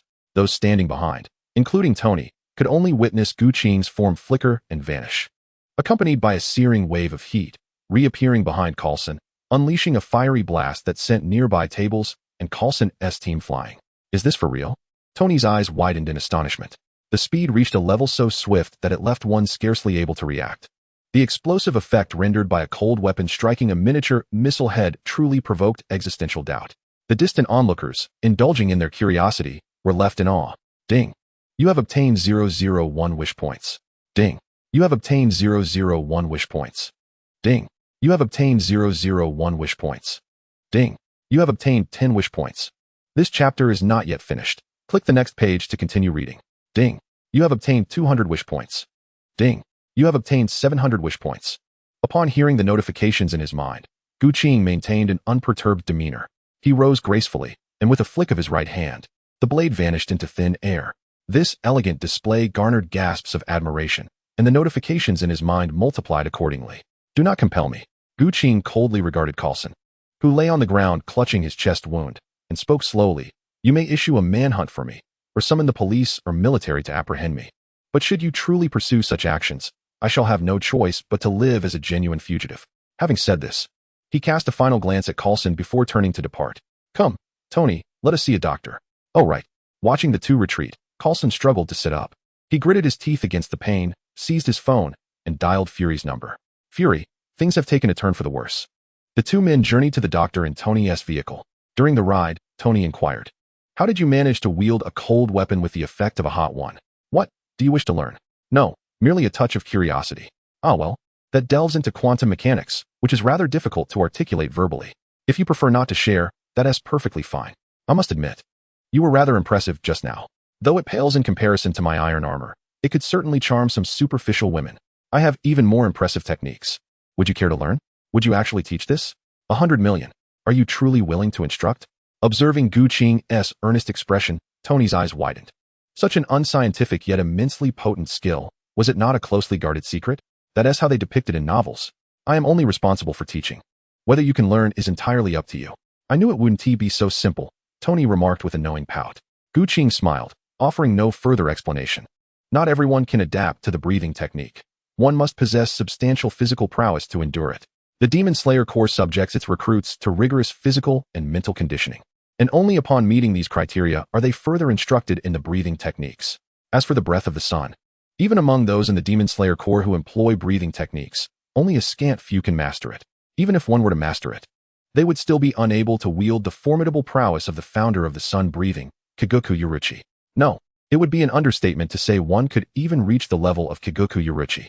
The potency exhibited by nearly every practitioner of sun-breathing varies significantly. Thus, when Gu Qing referred to the ability to learn, it was not a matter of Tony's presumption of a lackadaisical teaching approach, but rather whether the individual possessed the innate talent to learn. Should one possess an extraordinary gift, Gu Qing would be more than willing to impart knowledge, even without monetary compensation. After all, sun-breathing originates from the system. Should anyone master it and garner attention through its practice, they would equally accrue wish points. At that moment, the car came to a halt by the roadside. Tony's driver, Happy, gestured towards an alleyway, stating, "Boss, from here on, we must proceed on foot." "Very well, let me witness the renowned physician who resides in such a place." Chapter 26. The group disembarked and ventured into the dim, narrow alley. The area was replete with refuse, and a foul stench permeated the air, causing Tony and Happy to cover their mouths and noses, their brows furrowed in distaste. After a short while, Tony could no longer endure the unpleasantness. He hastily approached Gu Qing, who appeared unfazed by the surroundings, and exclaimed, "Are you certain this is the right way?" "Indeed," Gu Qing replied nonchalantly, casting a brief glance in his direction before continuing to walk ahead, seemingly unconcerned. Tony, clearly dissatisfied with this response, pressed further, "But for a physician to reside here, is it not utterly absurd? Are they not concerned about the risk of infection?" "She has her own methods," Gu Qing retorted, without even turning his head, eliciting a frown from Tony. Just as he was about to voice his thoughts, Happy's eyes lit up, and he exclaimed, "I know. I understand what's going on." Huh. Both men turned to him in surprise, especially Gu Qing, who looked utterly bewildered. He had only summoned Zhu Yi that morning and was still unfamiliar with her precise medical abilities. How could Happy possibly know? That person must be a disciple of a reclusive master, who has now completed their training and is embarking on a journey of experience. However, lacking formal training and a medical license, they are unable to practice in a hospital, thus opening a clinic in this location. Gu Qing opened his mouth, at a loss for words. Tony, looking equally perplexed, interjected, "What nonsense are you spouting? If they truly possess such ability, wouldn't it take only a few days to obtain a certificate? You see, this is what we call playing the fool to catch the tiger. If they were to acquire a medical license, no one would question them. How then could they astonish others and earn their respect?" Tony, clearly unable to comprehend such reasoning, turned to Gu Qing, inquiring if the situation was indeed as Happy had described. If so, he would need to consider whether to seek treatment from this so-called renowned physician, for she appeared to be the one in need of healing. Happy gazed at Gu Qing with a look of eager anticipation, hoping to have his assumptions validated. During the last encounter, when Gu Qing intercepted a vehicle to negotiate with Tony, her formidable personal prowess had left a lasting impression on Happy. Consequently, he delved into some pertinent materials and inadvertently stumbled upon Chinese web literature, which led him down an irresistible path. Now, whenever he encountered someone of Asian descent, he greeted them with utmost humility and politeness, fearing that they might exclaim, "A dog's eyes cannot distinguish between a human and a pig," and subsequently subject him to the same fate as Tony. Of course, amidst this caution, he also fantasized about encountering a master, receiving profound teachings, and ultimately transforming into a superhero, upholding justice. Faced with the contrasting gazes of the two, Gu Qing inhaled deeply, casting a peculiar glance at Happy before responding. She is not pretending to be a pig to eat the tiger. She has only just arrived in New York today and has yet to secure accommodation, hence her temporary stay here. Could she be the disciple of the legendary Hermit Master? No, she is the legendary Hermit Master herself. Having mastered the Tai-Xian needle to an extraordinary level, capable of reviving the dead and mending broken bones effortlessly.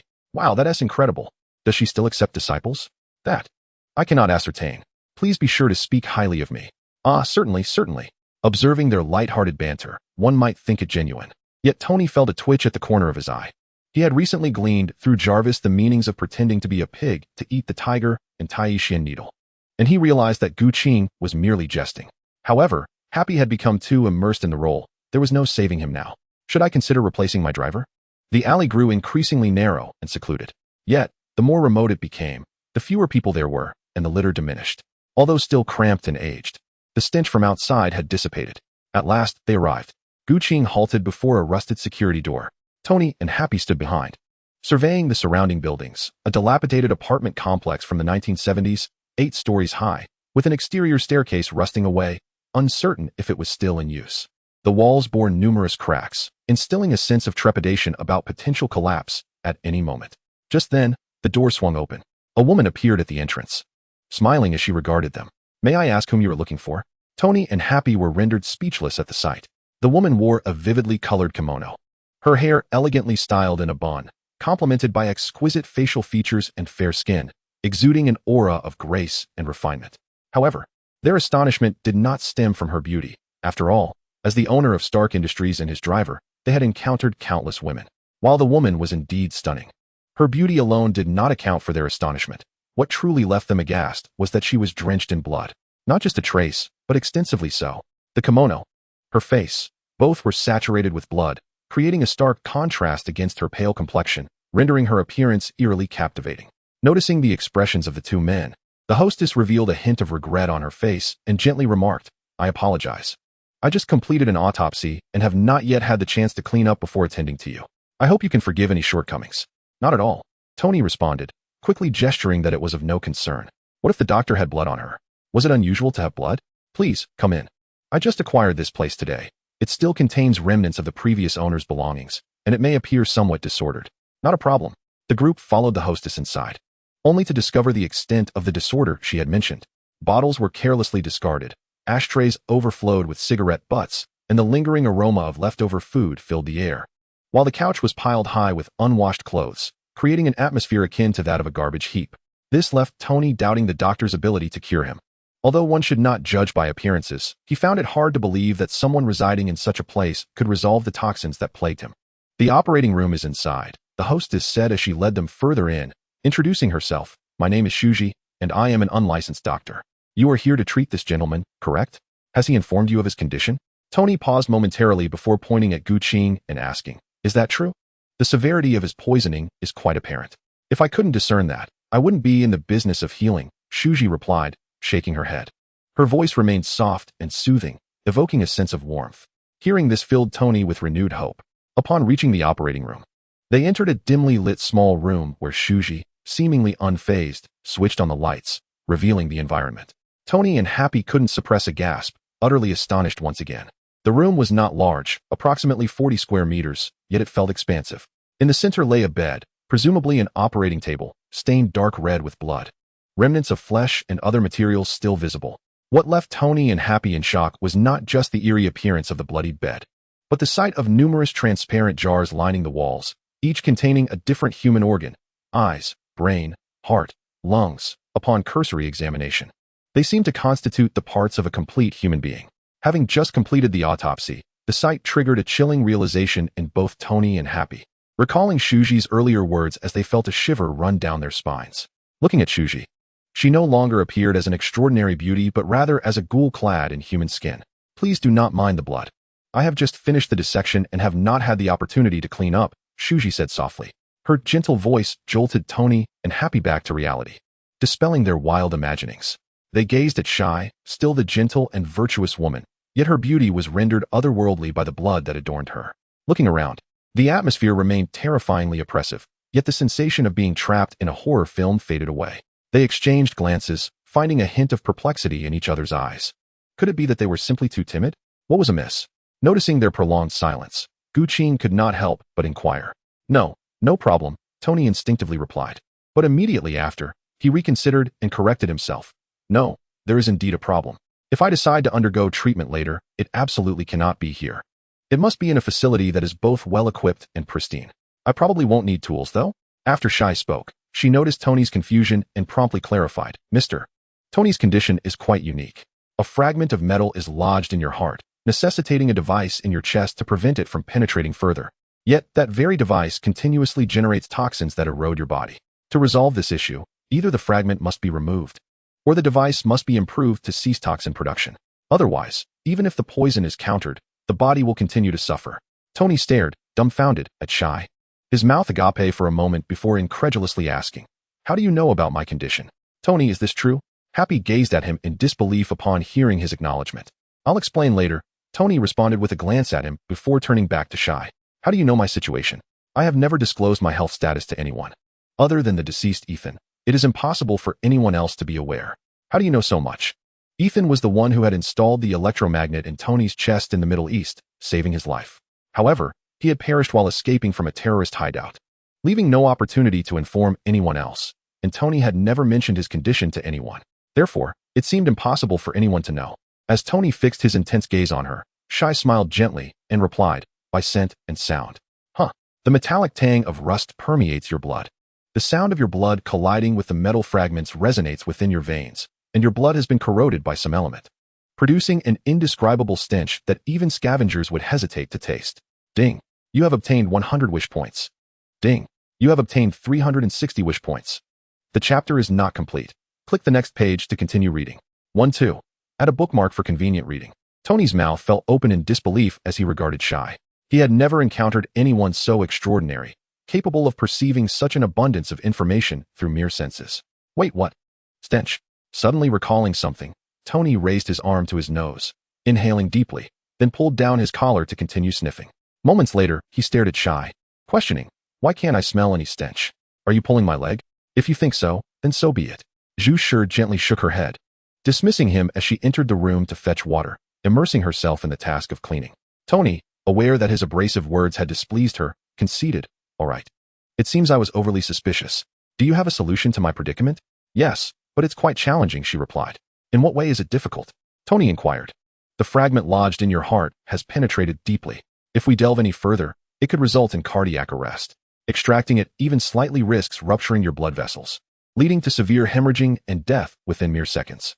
Current medical techniques cannot repair such damage within that time frame, and your heart harbors more than one fragment.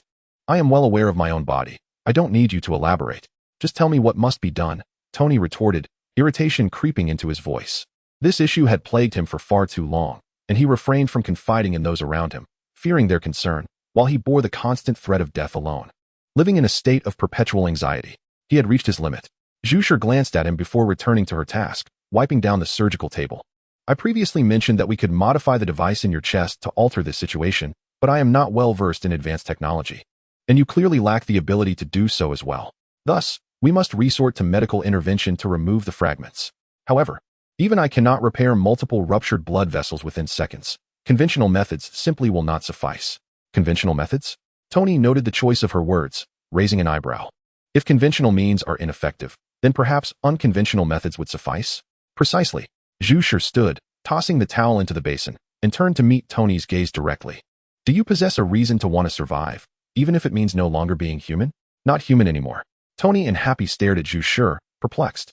Zhu Shi turned away to rinse the bloodied towel, watching the water turn crimson. I lack the ability to repair multiple ruptured blood vessels within seconds. And no doctor in this world possesses such capability. Therefore, the only option is to bestow upon the patient a greater vitality, enabling them to endure even with damaged blood vessels. Are you suggesting body modification? Tony and Happy still struggled to grasp Zhu Shi's meaning, attempting to interpret it in their own understanding. Body modification? Zhu Shi paused, then could not help but laugh. In truth, even ghosts could be considered a form of body modification. Ghosts? Tony inquired, intrigued. Zhu Shi elaborated. A being transformed from a human. 1,000 years ago, a frail individual, unable to rise from bed, became a ghost through medication, thereby gaining immortality and surpassing human life and strength. If you do not mind becoming a ghost, I can facilitate that transformation. In recent days, there has been a double monthly ticket promotion. The chapter concludes here. As the notifications echoed in his mind, Gu Qing revealed a satisfied smile upon witnessing the astonished expressions of Tony and Happy. Tony, a genius with an inflated sense of self-worth, rarely alters his opinions once formed. However, as a scientist, he possesses a firm belief in the realm of science. Prior to the emergence of various fantastical entities in the Marvel Universe, the mere mention of ghosts would have elicited his skepticism. Yet, Gu Qing initially introduced the concept under the guise of healing, presenting a remarkably skilled physician capable of resolving issues that even Tony could not. This inadvertently elevated the authority of Zhu Shi in Tony's eyes. Subsequently, Gu Qing showcased the ghost's acute sensitivity to blood, further proving Zhu Shi's extraordinary abilities, and ultimately unveiled the existence of ghosts from a scientific perspective. Through this elaborate build-up, even Tony found himself devoid of doubt, readily accepting the existence of ghosts.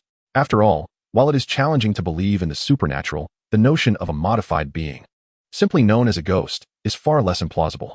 As for Happy, he had already begun to conjure various tropes from Chinese web literature, and it was best not to delve into that.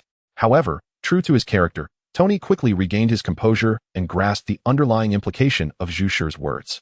Immortality and enhanced strength seemed like a dream come true, prompting Tony to question, why do you pose such a query if this transformation is so desirable? At this, Happy also began to comprehend the gravity of the situation. Indeed, the prospect of immortality is a desire sought after by countless emperors throughout history. If this transformation could be attained merely by transcending human understanding, surely no one would refuse it. Moreover, had such a remedy truly been developed a millennium ago? It cast a shadow on the competence of modern-day physicians, who struggle to cure even cancer. There must be a deeper reason behind it. With this thought in mind, Happy fixated his gaze on Zhu Shi, awaiting further elaboration. Not allowing the allure of immortality to cloud his judgment, Tony Stark's brilliance shone through, prompting Zhu Shi to commend. You are indeed astute. Becoming a ghost comes at a cost. What cost? Tony mused, inwardly affirming his suspicions while maintaining a composed facade. Consumption of human flesh and a fear of sunlight. What? Both Tony and Happy stared incredulously at Zhu Shi, convinced they had misheard. Noticing their shocked reactions, a subtle smile graced Zhu Shi's lips as he reassured, you did not mishear. It is indeed the consumption of human flesh and a fear of sunlight. I am uncertain of the circumstances surrounding the medication at that time, but those transformed into ghosts by that substance develop a repulsion for ordinary food, while harboring an insatiable craving for human blood and flesh. Furthermore, they are terrified of sunlight. Exposure would reduce them to mere ashes. At this point, Zhu Shi paused mid-sentence. Tony recalled the moment when Jia had inquired whether he possessed a reason to continue living even as a non-human. He had not intended to conceal his thoughts. At this realization, his rising anger dissipated, and the words he longed to confront her with fell silent. Instead, an overwhelming sense of loss enveloped him. He stared blankly at Jia, his expression dazed, as if the very sky had collapsed upon him. He did not wish to die. He truly did not want to perish. He was Tony Stark, the most brilliant scientist of the century, the chairman of Stark Industries, and the world's most renowned heir. He still had a splendid life to savor, and the affection he had yet to confess to Pepper Potts lingered in his heart. He genuinely did not want to die. With such profound reluctance and resentment, one could only imagine the immense courage it took for him to accept death so calmly. This chapter remains unfinished. Turn to the next page to continue reading. And now, Gu Qing had bestowed upon him a glimmer of hope for life, rekindling within him a thirst for existence. Yet, he soon discovered that this so-called hope was merely a transition from death to a plunge into the abyss. The sensation of emerging from darkness into light, only to again descend into despair, was truly unbearable, enough to drive one to madness. Tony yearned to scream, to shout, to unleash his frustration. But as he looked up and saw his familiar companion Happy, the one who had given him hope, Gu Qing, and Jia, who had proposed a treatment plan, he thought, perhaps this is enough. Let it be. I shall simply live the remainder of my life to the fullest. In that moment, Tony felt as though his soul had departed, leaving him utterly drained. Do not be so quick to despair, Mr. Stark. Jia's voice resonated once more. Tony lifted his gaze, wearied and devoid of hope. Since the demons were transformed by drugs, it indicated that this transformation was symptomatic of humanity and could be ameliorated through medication. Jia calmly stated, after centuries of research, I have developed a remedy to eliminate the need to consume human flesh. It merely requires a small intake of fresh blood. Upon hearing this, Tony's eyes brightened, and his spirit was rekindled. Although the notion of blood consumption and the inability to bask in sunlight were daunting conditions to accept, the fact that a solution to the hunger could be devised suggested that remedies for the thirst for blood and the fear of sunlight could also be discovered. Even if Jia could not create such a solution, he believed he could begin anew in his research, confident that his brilliant mind would eventually yield results. Moreover, blood could be procured from hospitals, and the absence of sunlight could be mitigated by wearing a fully enclosed suit of iron armor, which would neither trouble others nor hinder himself. At that moment, Tony felt an overwhelming sense of boundless possibility. However, a question arose in his mind. How do you know so much about events from 1,000 years ago? Happy pointed out the flaw in their discussion. At this, Tony paused, suddenly enlightened. Indeed, how could one possess such profound knowledge of events from a millennium past? Even if there are records that have been passed down, after such an extensive period, there must be some deficiencies. Moreover, in this era, upon encountering such mysterious phenomena, one's initial instinct would be to ponder the origins of the tale rather than to investigate its veracity. So, how is it that Tamayo possesses such profound knowledge? Wait a moment, did she just mention having researched for centuries? Suddenly, as if struck by a revelation, both Tony and Happy turned their gazes towards Tamayo. Could it be that you are the one who transformed into a demon a millennium ago? Certainly not, Tamayo decisively refuted. Yet, before the two could exhale in relief, she raised her right hand, revealing her smooth, alabaster arm. Though I am not the individual who transformed into a demon 1,000 years ago, I indeed am a demon. As her words fell, she extended her left hand and traced 5 deep crimson gashes across her pristine right arm. However, before Tony and Happy could express their astonishment, those 5 wounds began to heal at a visibly remarkable pace. Ding! You have acquired 500 wish points. Ding! You have acquired 2,000 wish points. Hearing the notifications echo in their minds, and observing the bewildered expressions of the two, Gu Qing couldn't help but smirk. Chapter 29. Please kill Kabutsuji Muzin. People often engage in discussions about matters that transcend common knowledge, relishing in their conversations. Yet, when confronted with such extraordinary phenomena, their enthusiasm wanes, giving way to fear. At this moment, Tony and Happy found themselves in just such a predicament. After all, Tamayo had previously stated that demons feast upon humans. Although she had also mentioned developing a remedy to curb such carnivorous desires, the grim atmosphere surrounding them, reminiscent of a crime scene, led Tony and Happy to instinctively feel as though they had stumbled into a terrifying cinematic nightmare. However, once the initial shock subsided and they observed Tamayo merely standing at a distance, smiling at them without any further actions, they could not help but breathe a sigh of relief. What followed was an awkward realization. Here stood Tony Stark, the illustrious owner of Stark Industries, the world-renowned heir, the greatest genius scientist of the 21st century, and the superhero Iron Man, reduced to being frightened by a mere female demon. It was utterly humiliating. Clearing his throat, Tony coughed lightly and initiated the conversation. I understand the situation now. So what form of compensation do you seek? After speaking, as if concerned that Tamayo might misunderstand, he quickly added, What I mean is, as a demon who has lived for centuries and possesses remarkable medical skills, you must have accumulated considerable wealth. Your demands for compensation must be beyond mere monetary gain, correct? Indeed, Tamayo replied with a smile, gazing at Tony. Before we discuss compensation, I must clarify that the formula to transform a human into a demon has long been lost. I can only convert you by sharing my blood, which contains the cells of a demon. However, this will also mean that a portion of my power will be transferred to you. In essence, you must be prepared to pay a significant price to achieve my transformation into a demon. Am I correct? Tony believed that Jie was attempting to raise the stakes. Thus he nonchalantly replied, "It's fine, just state your terms. If I find it worthwhile, I will agree to the trade." Jie did not rush to respond. Instead, she fixed her gaze upon him unwaveringly, causing Tony to feel increasingly uneasy. When he thought there might be something on his face and reached to check, she finally spoke. "I need your assistance in eliminating Musen Kibutsuji." What? Tony, momentarily distracted, did not catch her words clearly. Jie, her smile fading, reiterated with a stern expression. "I require your help to kill Musen Kibutsuji." This time, Tony comprehended her request. However, he did not hasten to acquiesce. Rather, he inquired, "Who exactly is this Musen Kibutsuji? Let me be clear, I will not harm others merely to ensure my own survival.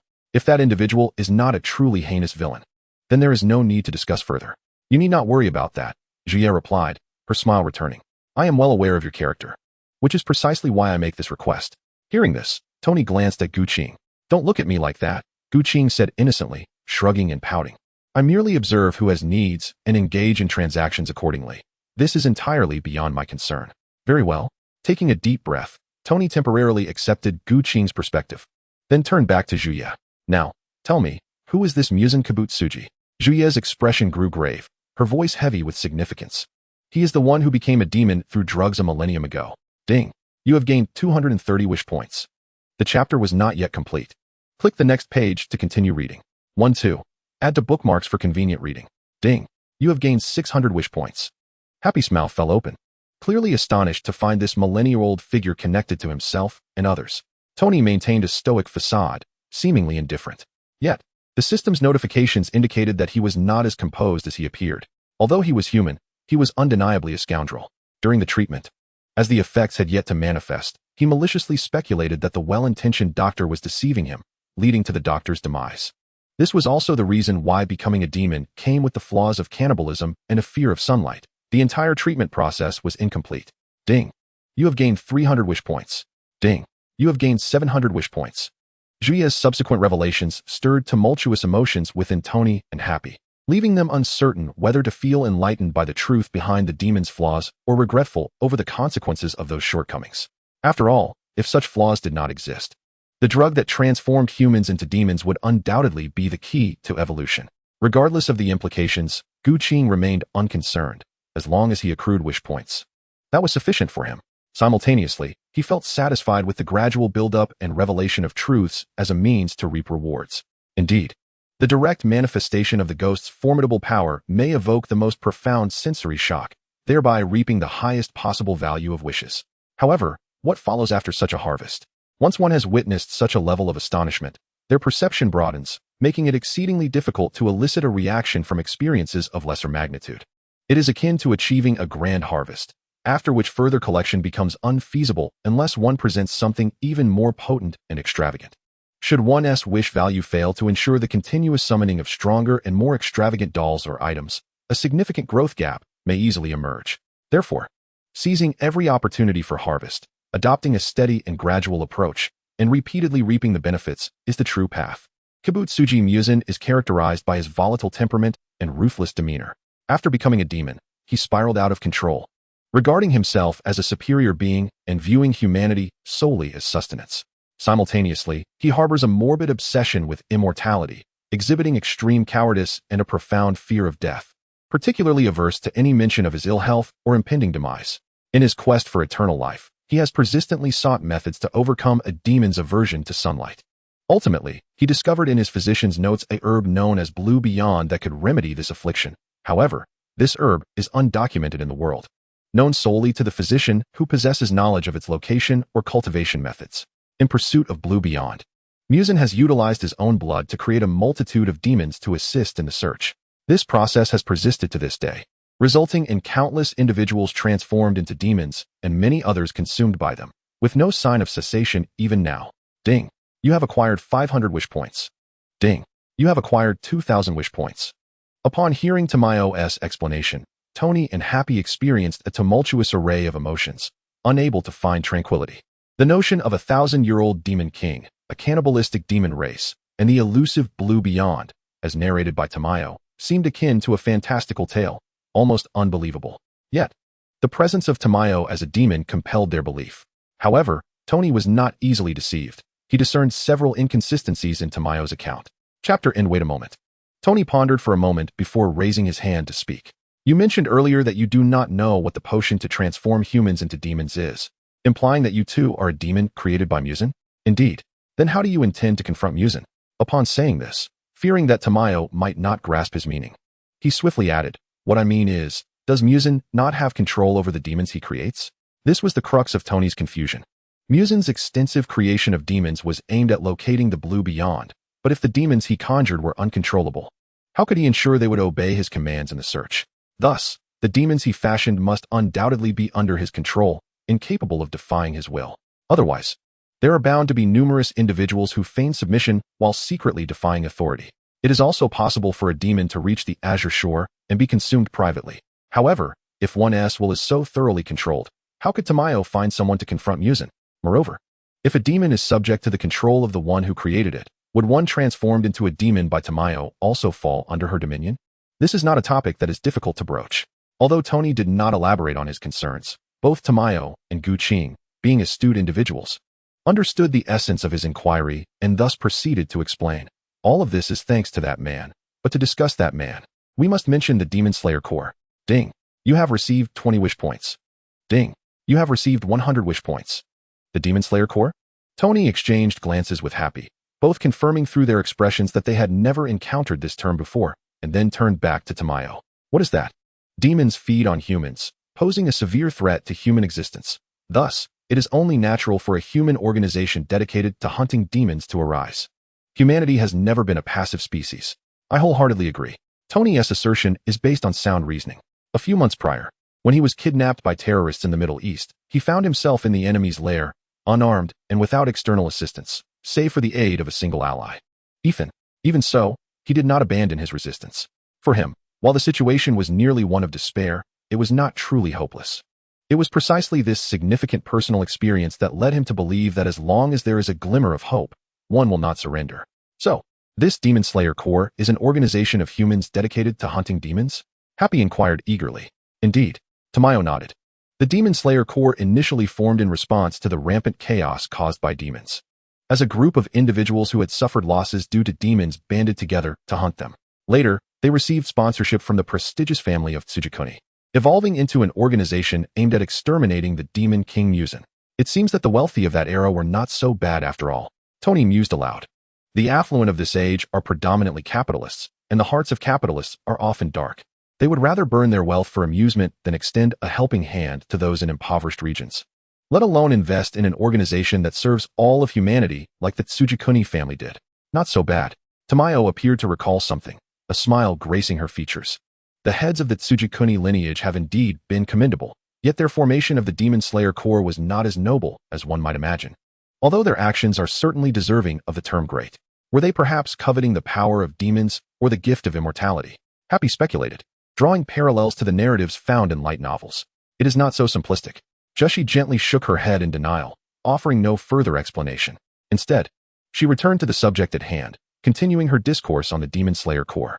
Despite the generous support from the Tsujikuni clan, which provided ample logistical resources and superior equipment, along with formidable swordsmen and samurai to impart their martial skills, the reality remained that they were merely ordinary individuals.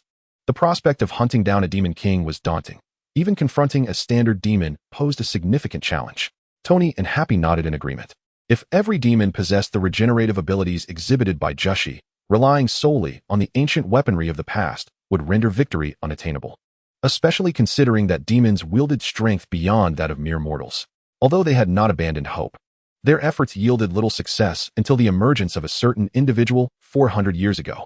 Who was this illustrious figure? His name was Yurichi Tsujikuni. Jushi explained. He was endowed with innate physical prowess surpassing that of ordinary humans, capable of perceiving realms invisible to the common eye. Furthermore, he devised a unique breathing technique known as sun breathing, which significantly enhanced human agility and combat capability. Ding! You have acquired 30 wish points. Sun breathing? Tony paused momentarily, then turned his gaze towards Guqing. If he recalled correctly, the peculiar technique that this person had employed in the restaurant included the phrase sun breathing. Did it not? Could it be? Don't look at me. I am not Yorichi Tsujikoni, Guqing promptly interjected, recognizing Tony's train of thought and clarifying. I have no connection with Yorichi or the Demon Slayer Corps. My knowledge of sun breathing stems from entirely different circumstances. I never said there was a connection between you. Tony retorted with a hint of irritation before redirecting his attention back to Jushi, awaiting further elaboration. However, he had already surmised that Yorichi Tsujikoni must indeed be associated with the Demon Slayer Corps, not only due to Jushi's exposition but also because Guqing had just mentioned both Yorichi and the Demon Slayer Corps in the same breath. Jushi nodded and continued. Yorichi Tsujikoni's wife and their unborn child fell victim to a demon's malevolence, prompting him to embark on a relentless quest to eradicate demons. In the course of his journey, he became acquainted with the Demon Slayer Corps. Realizing that its members were merely ordinary people, he selflessly imparted all his abilities to them. Yet, only a select few managed to master sun breathing, and even those who did could not replicate its formidable power. Consequently, he developed various breathing techniques tailored to the strengths of his comrades, thereby elevating the Demon Slayer Corps to its zenith, granting them the means to combat demons effectively. Ding! You have acquired 100 wish points. What an extraordinary and remarkable individual. He is akin to the chosen one from a novel. Happy exclaimed, his emotions surging with admiration. Yet Tony remained indifferent. With his arms crossed and a bored expression, he impatiently inquired, I have thoroughly grasped how impressive Yorichi Tsujikoni is. But how does he relate to the questions I posed? Zhu Shi smiled gently, seemingly unfazed by his abrasive demeanor, and slowly remarked, I share all of this merely to illuminate the formidable prowess of Kunekuni Yorichi as a prelude to the ensuing events. Yes, I comprehend now. You may proceed. After joining the Demon Slayer Corps, Kunekuni Yorichi, after countless years, finally encountered his ultimate target, Muzan Kibutsuji. On that fateful day, I was fortunate enough to be present. Having been chosen by Muzan as a close attendant due to my medical expertise, Zhu Shi spoke with a glimmer of nostalgia in her eyes, as if her spirit had transported back to that moment. I shall never forget that day, the one I had deemed despair incarnate. The entity I believed I could never avenge was effortlessly dispatched with a single stroke by Kunekuni Yorichi. Even Muzan Kibutsuji was left in a state of bewilderment. His speed, strength, and reflexes, surpassing those of even the most adept Demon Slayer Corps members who had honed their breathing techniques to perfection, rendered them akin to infants in his presence. His once proud regenerative abilities lay impotent beneath the edge of Kunekuni Yorichi's crimson blade. Had it not been for Kunekuni Yorichi's insistence on interrogating Muzan, that terrifying demon's reign might have been cut short then and there. Yet, it was precisely this inquiry that afforded Muzan an opportunity to escape. In a moment of distraction, he fragmented his body into over 1,800 pieces and fled in various directions. Despite Kunekuni Yorichi's valiant efforts to vanquish him, he could only annihilate slightly more than 1,500 meat fragments, with over 300 still eluding capture.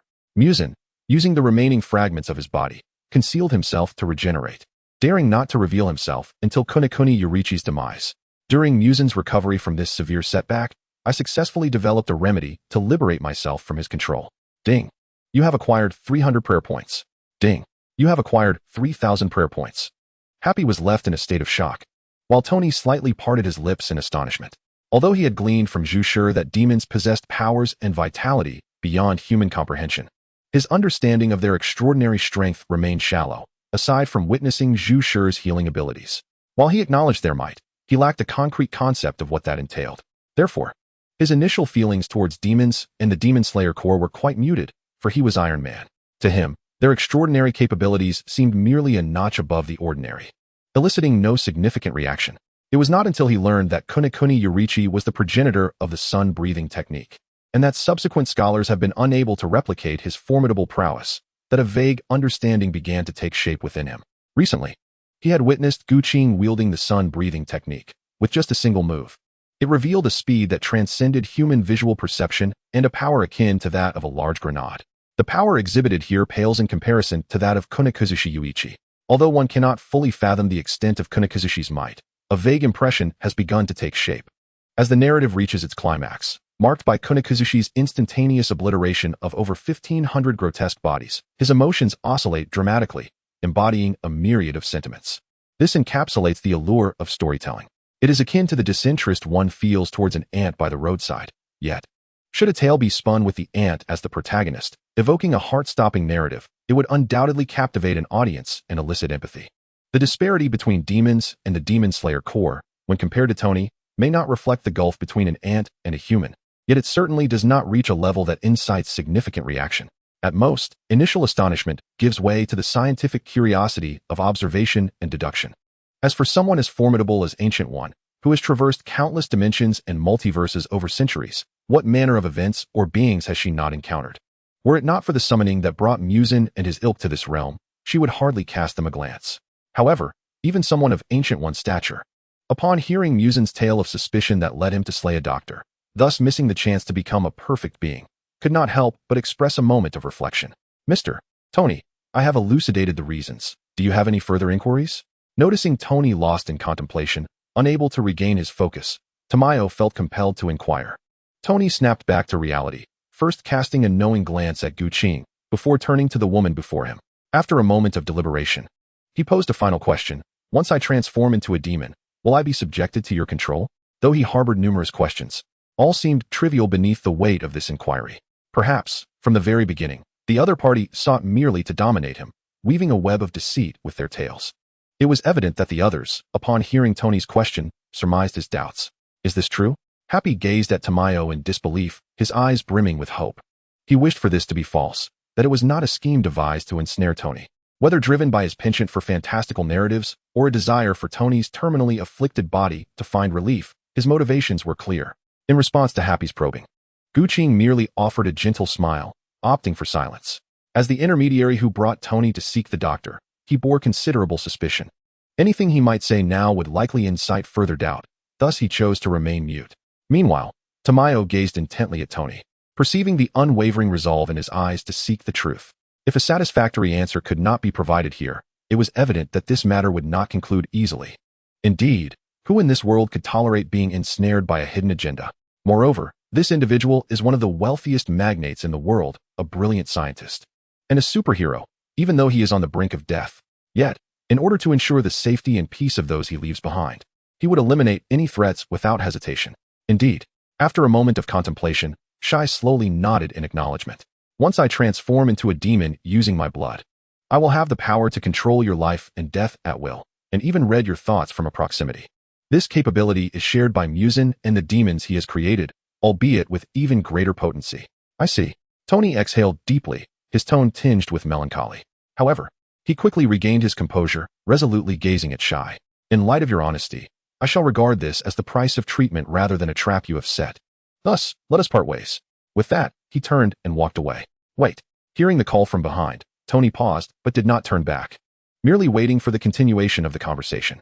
I have developed a potion to free myself from this relationship, so I must apologize. I do not trust you, Tony stated bluntly before exiting the clinic. Happy bowed apologetically to S.H.I.E.L.D and followed suit, while Guqing chuckled softly and also pursued them. This outcome had long been anticipated. Given Tony's character, he would never become a demon. Even without the element of control, he would undoubtedly seek to understand the nature of such a creature before undergoing transformation. Once he comprehended what a demon truly was, he would certainly choose to refuse. After all, he is Tony Stark, a superhero. The chapter concludes. Chapter 32. The truth beneath the hidden world. Tony and Happy, unfamiliar with the route they had taken, could only follow Guqing slowly. However, when it was time to leave, they moved swiftly. By the time Guqing caught up with them, they had exited the alley and reached the car by the street, preparing to open the door and depart.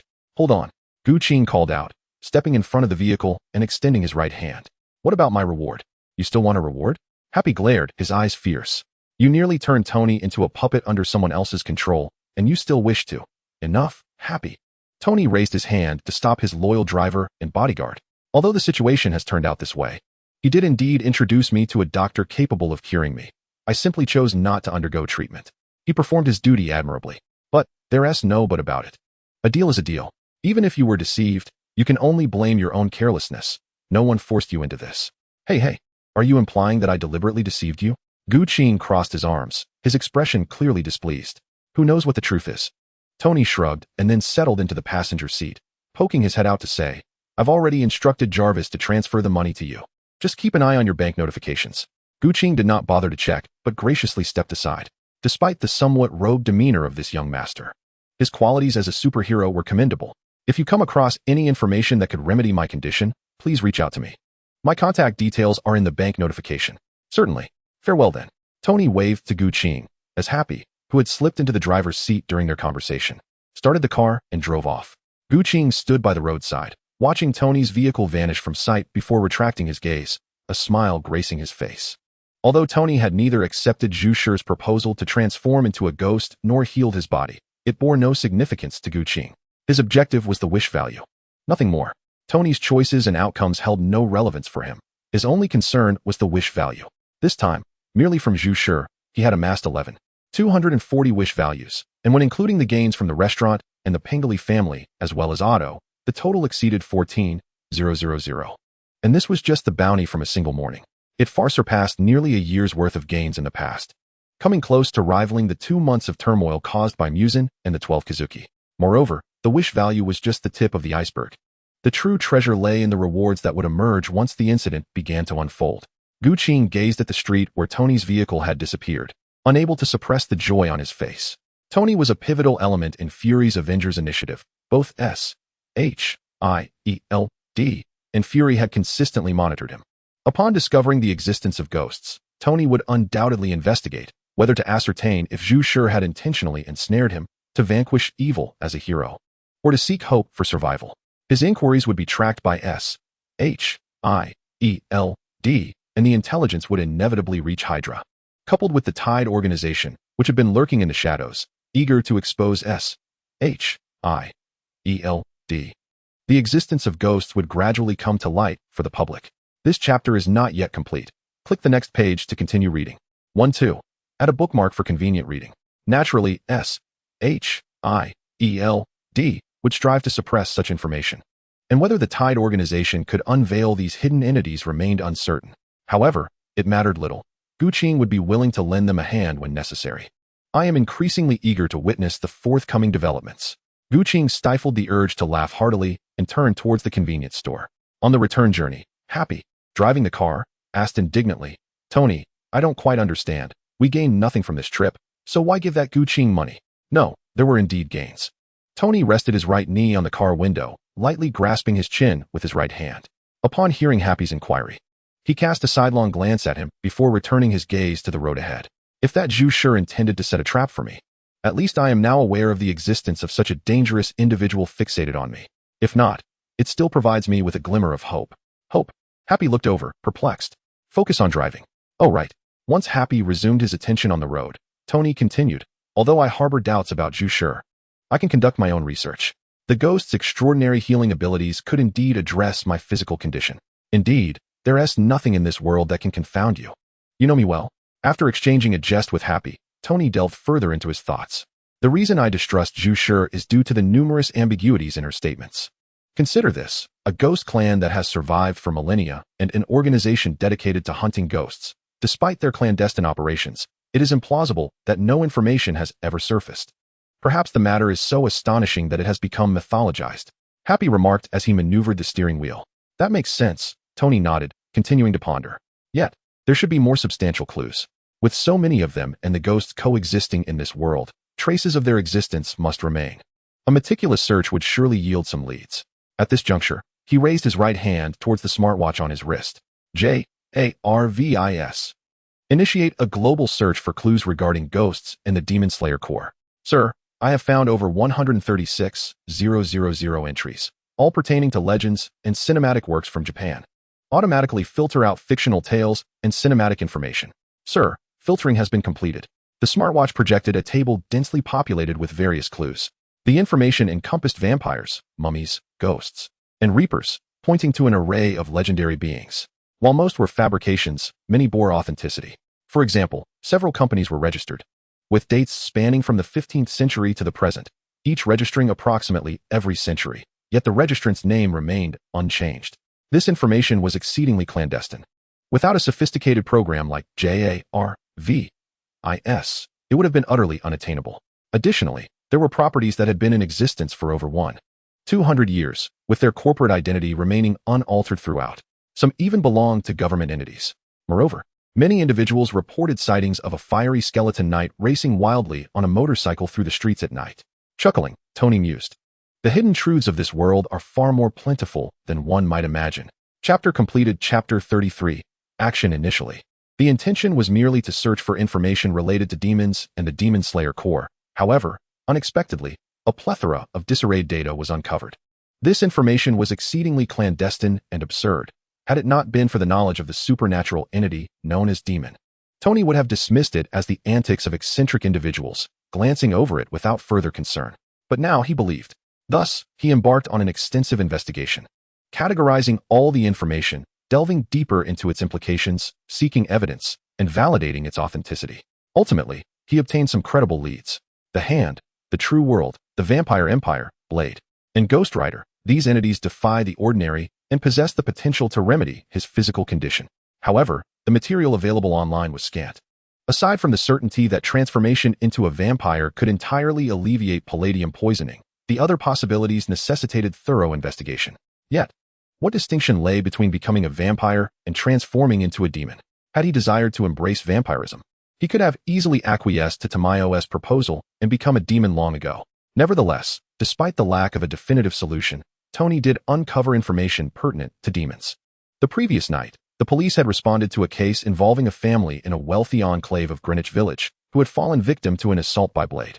The entire household had met a gruesome fate, their bodies savagely mutilated and consumed. This incident raised Tony's suspicions. According to the intel he gleaned from Jarvis, while Blade was indeed a merciless figure, willing to disregard bystanders in pursuit of his target, he would never attack ordinary civilians. Furthermore, Blade was a half-vampire, half-human.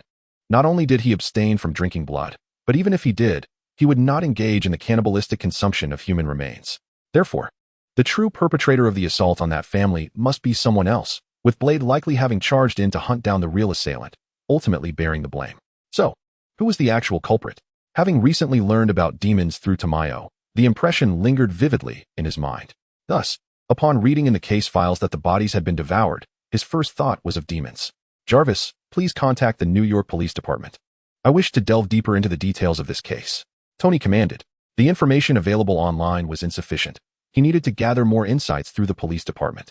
As Tony conducted his investigation, Coulson returned to S.H.I.E.L.D. headquarters to report to Fury. That encompasses the entirety of the situation. Understood. Fury mused after listening. In truth, this isn't overly dire. Indeed, it's not too bad, Coulson responded with a sigh of relief. Although he had suspected from the outset that the individual possessed extraordinary abilities, he had not anticipated that, in addition to his talent for acquiring intelligence, he also had the capacity to conjure objects from thin air and exhibited superhuman speed, strength, and skill, an undeniably perilous combination. Should such a fellow choose to engage in malevolence, the calamity he could unleash is unfathomable. Your apprehensions are unwarranted. Fury cast a sidelong glance at him and remarked, if he were a law-abiding citizen, he would not resist your apprehension. If he is not law-abiding yet reluctant to commit evil, he would not veer towards wickedness due to this singular confrontation.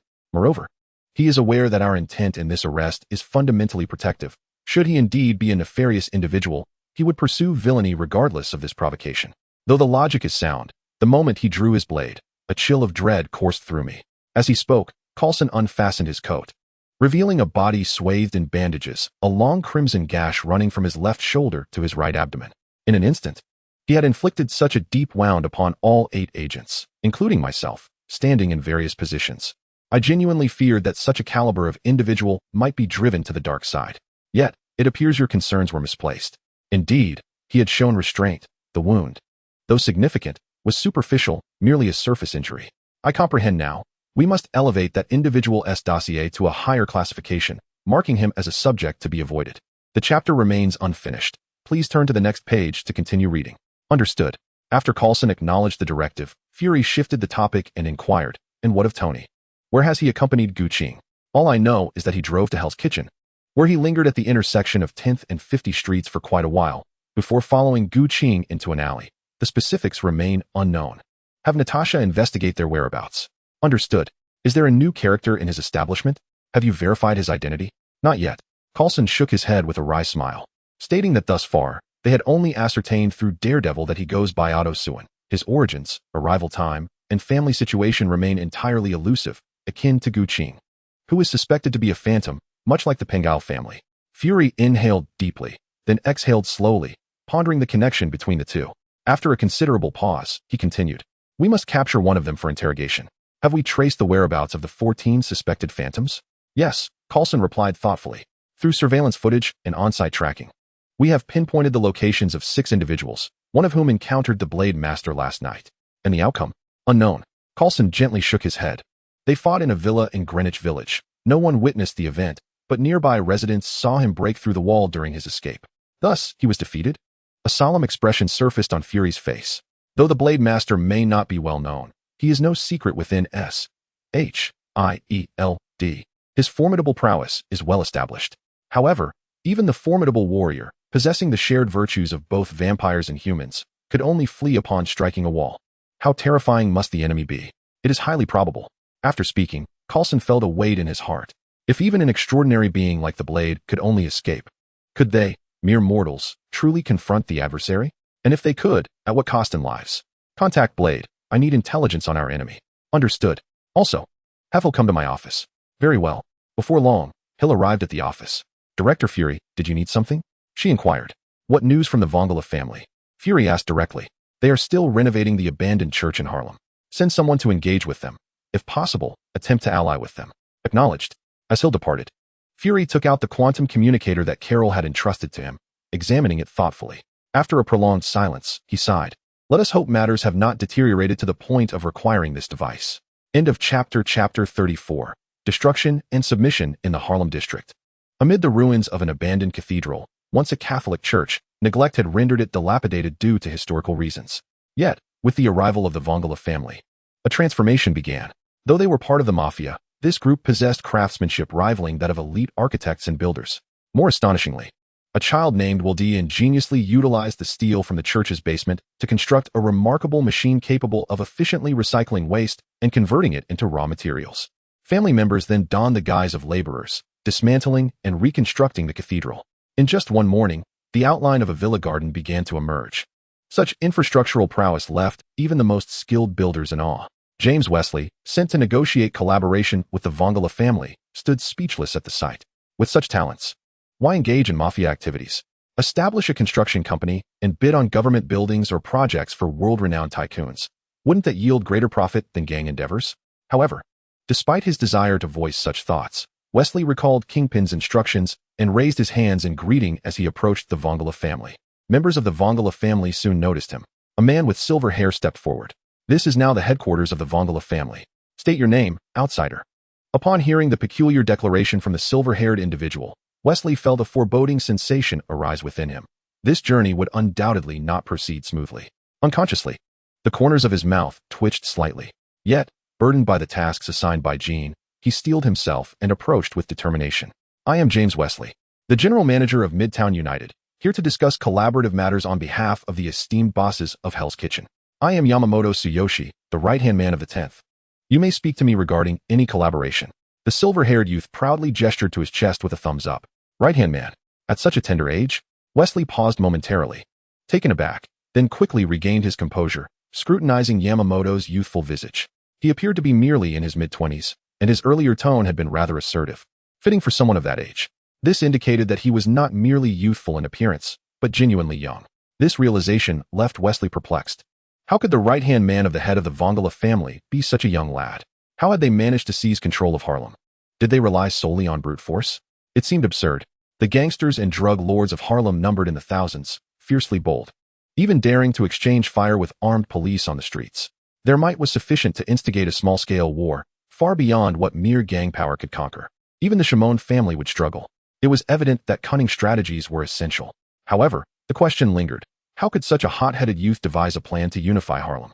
"Hey, what kind of look is that?" A disgruntled voice jolted Wesley from his thoughts. He glanced up at the owner of the voice, instinctively donning a polite smile. "My apologies. I was momentarily lost in thought. You were thinking something disrespectful, weren't you?" Yamamoto's piercing gaze bore into him. "Do you believe I am unworthy of being the 10th's right-hand man?" Wesley hastily raised his hands in defense, retorting, I hardly know anything about the Vongala family. How could I possibly think such a thing? Though he had initially harbored some disdain, he recalled how the Vongala family had managed to dominate the Harlem underworld, accomplishing what many powerful figures in Hell's Kitchen could not. Such a family warranted respect, and he dared not underestimate even the most seemingly unreliable right-hand man. Wesley's response seemed reasonable to Yamamoto, who nodded in understanding. Fair enough. So, what kind of collaboration are we discussing? Primarily business matters. Business? I know nothing of that. You should seek someone else. Upon hearing that it pertained to business collaboration, Yamamoto abruptly lost interest, turning to walk towards the church. Wesley observed the retreating figure, blinking in confusion. Is it customary for gangsters to conduct business in such a manner? Or is he still miffed about earlier, deliberately adopting a disinterested demeanor? Considering this, Wesley hurriedly caught up. Mr. Hayato, having spoken halfway, suddenly halted and turned sharply. His gaze, sharp as an eagle's, instilled in Wesley an unsettling sense of being preyed upon by a ferocious beast, causing the hairs on his body to stand on end. The remaining words naturally retreated into silence. Indeed, although he was young, being the right hand of the boss indicated that this individual was far from simple. Wesley felt fortunate that he had not underestimated the young man before him. At that moment, Hayato spoke. I misspoke earlier. Although I lack understanding and interest in business, there is no need for you to seek others. What does this imply? In the realm of organized crime, dealings typically involve drugs and human trafficking. Hayato's icy gaze bore into Wesley as he calmly stated, however, the 10th generation is vehemently opposed to such matters and would be furious if they were to arise within his territory. Thus, seeking others would be futile. Wesley displayed a hint of hesitation. He believed in the existence of such a crime lord, but simultaneously held the conviction that the world operates on the principle of interests. As long as the benefits were substantial, even those who despised the ugliness of humanity and adhered to a sense of righteousness could succumb to corruption.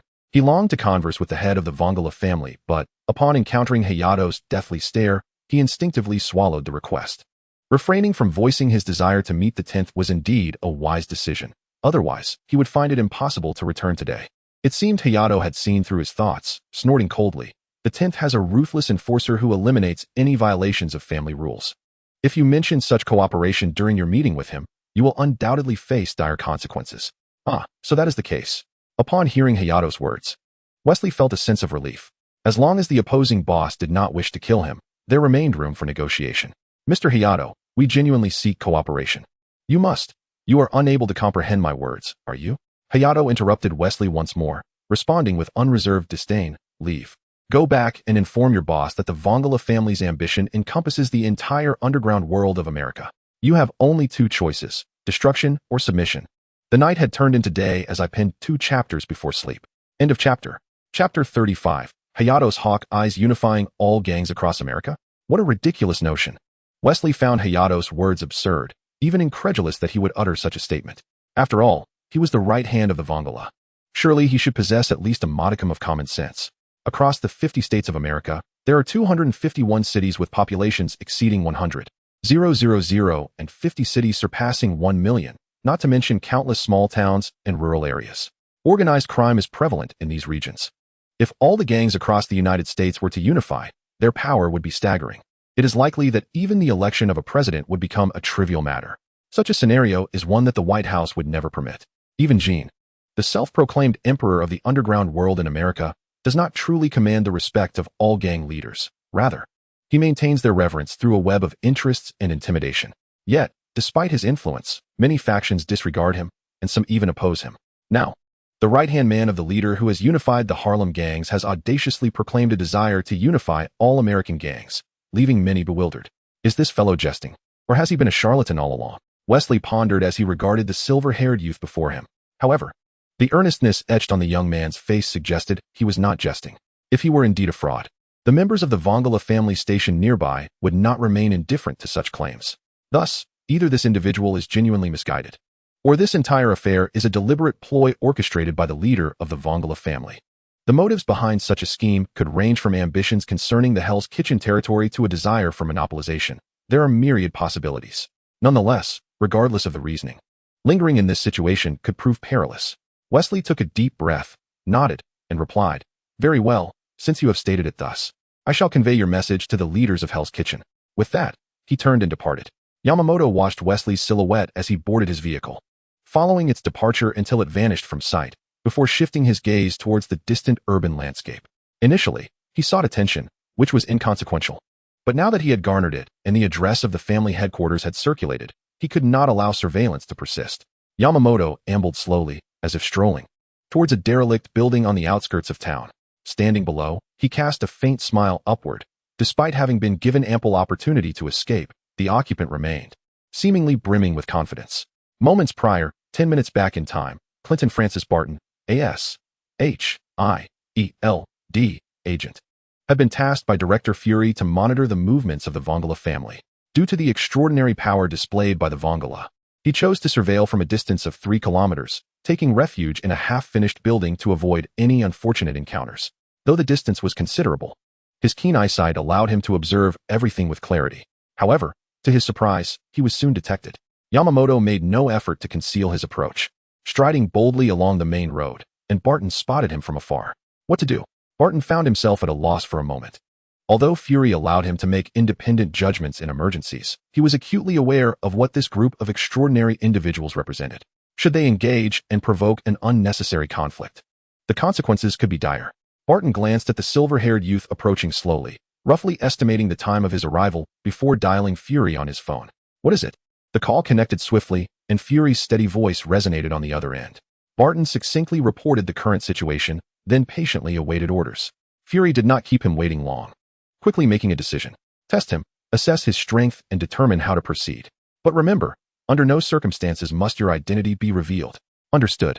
After hanging up, Barton looked outside. The silver-haired youth had reached the ground floor and was smiling at him. Barton remained silent in response, suddenly drawing his sniper rifle and firing. Bang! The deafening gunshot echoed, and beneath the feet of the youth, a blood-red disc emerged, propelling him away like a surfer on a wave, instantly vacating the spot. The next moment, a bullet tore through the ground where he had stood, creating a hole the size of an egg. An anti-material sniper rifle. The youth, recognizing the weapon from the bullet hole, stood on the disc and swiftly surged into the building, racing up the stairs. As he ran, he calculated the enemy's position based on the gunfire and the bullet's flight time. On the 26th floor, in approximately 10 seconds, the youth deduced the result and ascended to the 26th floor within a minute, arriving at the room from which the sniper had fired. However, apart from an anti-material sniper rifle carelessly discarded on the windowsill, there was no sign of the sniper. Had he fled? The youth murmured as he approached the windowsill, hoping to find some clue left by the enemy. Yet, as he reached the center of the room, his keen hearing detected a faint beeping sound. Not good. The youth thought to retreat from the room, but it was too late. Just as the deep crimson disk appeared beneath him, a concealed time bomb detonated with a thunderous explosion. Instantly, flames and shockwaves engulfed the entire room. Barton, armed with a bow and arrow, emerged from the opposite building, his expression alert as he scrutinized the interior. Whoosh! A red beam sliced through the thick smoke towards him. Barton rolled to the side, evading the beam, then swiftly rose to retaliate in the direction from which it came. Clang! A metallic clash echoed through the haze. Following that, the roar of a machine gun erupted. Bullets enveloped in crimson light raining down. Barton moved swiftly down the corridor, dodging bullets while contemplating the enemy's abilities. In a room he had rigged with explosives capable of obliterating an elephant, the man remained unscathed. Moreover, he had arrived empty-handed, devoid of any weaponry. Yet, an arrow he had just released was inexplicably intercepted, followed by the absurdity of a machine gun's barrage. Could it be the manifestation of an object? As Barton recalled the crimson disk that had appeared beneath Hayato's feet while evading sniper fire, he pondered the possibility that this bullet, enveloped in a crimson glow, was somehow connected. The roar of a cheetah echoed through the corridor, its ferocity seemingly silencing even the gunfire. Barton halted, turning to witness an unforgettable scene. Yesterday's erratic schedule had left him exhausted, compounded by Hayato's exceedingly intricate fighting style. After delving into research and rewatching content related to his tutor, he found himself delayed in his updates. Chapter 36. Conversation in a chamber still thick with the remnants of smoke and haze. A silver-haired youth stood resolute, surrounded by 6 objects resembling scopes, fashioned from ebony bones, each measuring between half a meter to a meter in diameter. Beside him crouched a beautifully proportioned yellow-spotted leopard, equipped with metallic shoulder guards, exuding an explosive aesthetic of brute strength. The striking combination of a handsome figure, a beast, and avant-garde skeletal weaponry amidst the post-explosive fog created an arresting visual impact, one that even the seasoned Agent Barton found mesmerizing. "Gah!" Hayato shouted, and the cheetah let out a thunderous roar, dispersing the lingering haze with its booming presence. Muscular limbs coiled and sprang forth like an arrow released from its bow, Swift. Exceptionally swift. Even with his heightened visual acuity and rapid cognitive processing, Barton could merely catch a fleeting shadow as it zipped by. However, his years of martial training and experience as an agent activated his instincts, prompting him to react before his mind could fully comprehend the situation. Drawing his bow, he nocked 3 arrows equipped with explosive warheads, predicting their launch. The corridor was narrow, offering scant opportunity for evasion. Yet the cheetah was not only fast, but also remarkably agile. As the arrows approached, it maintained its speed, leaping to the left wall, sprinting a few paces, then bounding to the right wall, and finally leaping to the ceiling in a fluid motion. In mere moments, it had evaded the arrows and arrived before Barton, its right paw raised poised to strike. However, a series of thunderous explosions erupted. The arrows, having been dodged by the leopard, detonated violently upon striking the ceiling, floor, and walls, sending shockwaves of flame surging down the corridor. The leopard, fixated on Barton, found itself caught off guard by the ensuing blast. Its body propelled backward and engulfed by searing heat. Meanwhile, Barton had already lunged towards the adjacent room the instant he released his arrows. Although hindered by his slower speed, Barton managed to evade the oncoming wave of heat and retreat into the safety of the building. Once inside, he quickly positioned himself against the wall by the door, gasping for breath. Despite the modest exertion, he had given his all, and the extreme effort of dodging had drained him significantly, leaving him in a heightened state of alertness. As he recuperated, he listened intently to the sounds outside, wary of any subsequent attacks from the silver-haired youth. The sharp sound of footsteps echoed down the corridor. Growing steadily closer, Barton held his breath, poised to emerge and eliminate his foe as soon as the owner of the footsteps drew near. His previous attempt to shoot had been thwarted by an unknown object or method, indicating that a frontal assault would be futile. Only a close-range shot or a surprise ambush could catch the opponent off guard, leaving no time for defense. His bow, crafted from advanced S.H.I.E.L.D. technology, possessed a power exceeding that of an anti-material sniper rifle, capable of piercing through the armor of a tank. At close range, even a superhuman would struggle to react in time. However, just as the adversary was approaching the ideal shooting range, the footsteps abruptly ceased. The silver-haired youth halted his advance. What could be the reason? Did he sense danger, or had he discerned my intentions? The unexpected pause at this critical juncture sent a wave of tension through Barton. You're quite impressive. The voice of the silver-haired youth resonated through the corridor. Lacking the aura of death, he exhibited reflexes and cognitive speed that surpassed human limits. With sniping skills and tactical acumen that were second to none, his physical capabilities honed to their zenith. A truly formidable opponent for an ordinary human. Barton chose not to respond, silently noting the term aura of death. To express my respect, allow me to introduce myself. I am Godzilla Hayato, the right hand of the 10th head of the Vongala family, as well as the guardian of the 10th generation of Storm. Godzilla Hayato, 10th, guardian of the Storm. Barton mentally recorded these keywords and, after a moment's hesitation, boldly inquired, I apologize. While I can grasp the concept of the 10th head, I must admit, I have never heard of the guardian of the storm. This was an audacious move, as it was highly plausible that Godzilla was deliberately provoking him to reveal his position. Yet, in pursuit of intelligence on the Vongala family, Barton, fully aware of the potential trap, chose to forego his ambush opportunity and expose his location. However, he was no novice without a plan. As he finished speaking, he dashed from the room, intending to flee to the adjacent space. Yet, upon bursting into the corridor, he caught a glimpse of the silver-haired youth standing at the far end, remaining still, with no apparent intention to attack. Barton could not help but pause, locking eyes with him in the corridor. A faint smile of reassurance graced the face of Tsuneyoshi Sawada, who then remarked, I understand that you are intentionally probing for information. I am also aware of the anxiety that your associates harbor. However, suddenly, Tsuneyoshi's expression shifted to one of displeasure, his tone growing more forceful. If you wish to know something, simply ask. Hiding in the shadows and monitoring our every move is hardly commendable. If it were as easy as you suggest, it would be a different story. Barton gazed intently at Tsuneyoshi and said, Your abrupt appearance in the Harlem district, engaging in open conflict with the local gangs and subjugating them, has certainly caused unrest. Your origins, your strength, and your actions all provoke unease. Who would dare to approach you in ignorance? Indeed, Tsuneyoshi's demeanor shifted dramatically, transforming from anger to a silly grin, reminiscent of a dramatic face change in a traditional Sichuan opera. Is this fellow a fool? Barton thought, momentarily at a loss for words. But your predicament can be described as the folly of the average man, Tsuneyoshi continued, seemingly unfazed by Barton's expression, speaking with an air of nonchalance. Then, his expression grew serious once more. Barton, sensing a potential shift in the atmosphere, felt his guard rise again. Yet, I cannot tolerate my family's actions being scrutinized, Tsuneyoshi declared, raising his left index finger and pointing at Batten. If you seek information, simply send someone to inquire. It is not a monumental issue. To be honest, there are matters we are equally perplexed about and wish to discuss with key figures in this world. You have connections to this nation. Do send a representative so we may converse properly. This world? Batten noticed a pivotal word within Tsuneyoshi's statement, disregarding the rest. Tsuneyoshi, upon hearing Batten's response, grew irritable, stating, "We have expressed our confusion. Shall we engage in dialogue, or will you test my patience? Let us converse." Batten responded decisively. This matter required no further contemplation. Even if it were a trap, it was a risk worth taking. Excellent. A satisfied smile spread across Tsuneyoshi's face as he raised his right hand, igniting the skull gun affixed to his arm with crimson flames.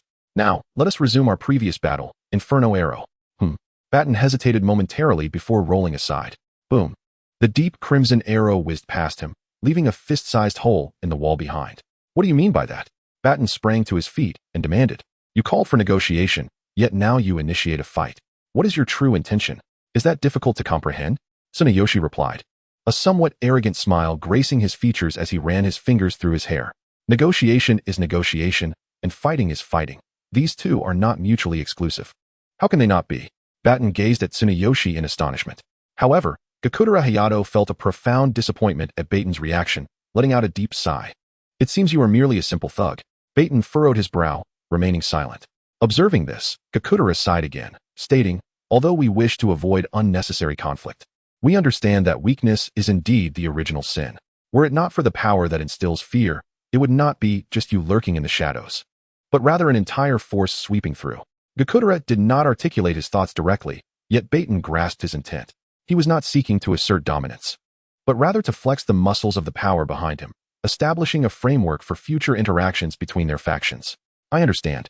Batten closed his eyes, inhaled deeply, and then opened them, his gaze penetrating like that of an eagle, fixating fiercely on Gakudera. If it comes to death, do not blame me. Likewise, a smile spread across Gakudera's lips. Then, both moved in unison, drawing their bows, knocking arrows, pulling the strings, and releasing, all executed in under a second. Batten demonstrated what it meant to be a master archer. Yet Gakudera was even swifter. He merely raised his right arm, aiming the skeletal gun affixed to his forearm, and fired. The crimson arrow and explosive projectile flew through the air, intertwining and targeting one another. Boom, boom. Explosions erupted in succession, yet neither sustained any harm.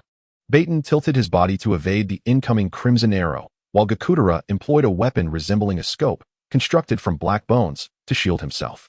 Witnessing this, Batten's heart sank. That scope, with 6 segments, could block attacks from any angle. The earlier bomb in the room may have been neutralized by this very device. This implied that his most adept defensive tactics had proven ineffective. It appears you lack defensive capabilities. In contrast to Batten's weighty demeanor, Gakudera appeared much more at ease. He laughed boisterously, flames of 5 different colors igniting from the 5 rings on his right hand. He then pressed the interface of a box secured to his belt. The flames acted as a key, unlocking the box upon insertion. Miraculously, a large projectile, slightly smaller than a ping-pong ball, sprang forth from within. Equivalent to the length of an adult's middle finger. Gakudera deftly caught it and inserted it into the rear of his skeletal gun, firing without hesitation. Bang, bang, bang, bang, bang, bang. 6 muffled detonations echoed as 6 small missile heads, trailing fiery tails, soared towards Batten in a hexagonal formation. Batten's pupils constricted sharply, and without hesitation, he turned to flee. Remaining composed, he surveyed the obstacles ahead while listening intently to the whistling behind him. Just as the missiles descended, he altered his direction, narrowly evading the ensuing explosion. Although he narrowly escaped the explosion unscathed, the force of the shockwave violently hurled him against the wall, leaving his internal organs jolted and in discomfort. Nevertheless, he resolutely endured the pain and swiftly regained his footing. In the fleeting moment before he turned to flee, he caught sight of Tsuneyoshi's Hayato launching missiles and, at that instant, opening another box from which a chain of machine gun bullets sprang forth. The time he spent evading the missiles was sufficient for his adversary to load the ammunition. If he did not hasten to relocate, he would likely be riddled with bullets. Indeed, scarcely had Barton taken a step when an onslaught of gunfire erupted, shredding the wall to pieces. He dashed forward, evading the hail of bullets. The enemy's machine guns wielded formidable power, tearing through brick walls, and within this derelict building, finding adequate cover proved challenging. Fortunately, the abandoned structure was vast, providing ample space for him to maneuver. Are you simply going to keep running? Tsunayoshi shouted, maintaining his barrage while pursuing him atop a red disc. 6 scopes floating around to guard against hidden threats. Barton paid him no heed, his focus solely on escape. The two engaged in a relentless game of cat and mouse. Ascending to the upper floor. This level was devoid of brick walls, an open expanse punctuated only by concrete pillars. By the time Tsunayoshi closed in, he had lost sight of Barton. Yet, he surmised that in such a brief interval, his foe could not have ventured too far and was likely concealed behind one of the pillars. Heh, Tsunayoshi chuckled. You think I would come in search of you? Only for you to seize the opportunity to engage me in close combat, correct? Although it is difficult to fathom the melee prowess of a marksman such as yourself, there do exist prodigies skilled in various disciplines. Therefore, I shall not grant you the opportunity. With that declaration, Tsunayoshi opened another box, from which he extracted a bomb. He deftly caught it and inserted it into his skeletal gun, casually aiming and firing. A crimson arrow shot forth, subsequently fracturing into a network resembling tree roots, engulfing a significant portion of the room. Boom, boom, boom. The pillars shattered, and the floor trembled as if on the verge of collapse. Tsunayoshi remained unfazed, opening yet another box to reload and fire. A deep red arrow of blazing fire surged forth, seemingly controlled as it veered in midair, circumventing the concrete pillars to attack from behind. Tsunayoshi guided the fiery arrow around the pillars, weaving through the air to unleash a sweeping assault across the space. Following this, he opened another box. His belt was adorned with 16 compartments, each containing distinct weaponry. Aside from the disc for mobility, 6 scopes for defense, and the agile cheetah for free offense, there were 8 ammunition boxes, each crafted according to the varied attributes of the deadly flame, possessing unique effects. Tsunayoshi was the guardian of the storm, wielding the most destructive and decomposing nature of the storm's deadly flame. However, he possesses 5 distinct attributes that can be interwoven to unleash attacks of varying capabilities. By incorporating the cloud attribute, he executes a proliferative splitting attack with the rain attribute. He performs a tranquilizing armor-piercing assault, and through the thunder attribute, he manifests an array of hardened ammunition, continuously launching them from his hand without a moment's respite, resembling an unending tempest sweeping through the entire building. Chapter complete. Chapter 38, Victory and Defeat. Boom, boom, boom. Gakudera Hayato stood at the staircase, unleashing a relentless barrage upon the floors within, as missiles, light arrows, and projectiles danced chaotically. In an instant, the sound of cannon fire roared, smoke enveloped the air, and an unceasing wave of heat and flame surged, shaking the very foundations of the building. He had won. Gakudera silently concluded this battle within his heart. Under such overwhelming firepower, the absence of adequate defensive measures rendered any hiding place futile. Yet, just then, a figure emerged from behind. More accurately, it burst forth from the upper level of the staircase. In the previous skirmish, Barton had thoroughly observed Gakudera's combat style and firepower, thus anticipating the latter's choice to bombard the area. Consequently, he had taken refuge behind a concrete pillar and swiftly ascended through a pre-existing pipe to the upper floor. As Gakudera concentrated on bombarding the lower level, Barton descended the staircase, preparing to launch his assault from behind. Drawing his bow, Barton, like a phantom, silently released 3 arrows. 6 scopes still hovered around Gakudera, but the staircase's confined space hindered their effective distribution, leaving several gaps. Barton, keenly aware, aimed for these openings. Gakudera's attention was wholly directed forward, and the thunderous explosions masked the sounds of bowstrings and arrows slicing through the air, rendering him oblivious to the impending attack from behind.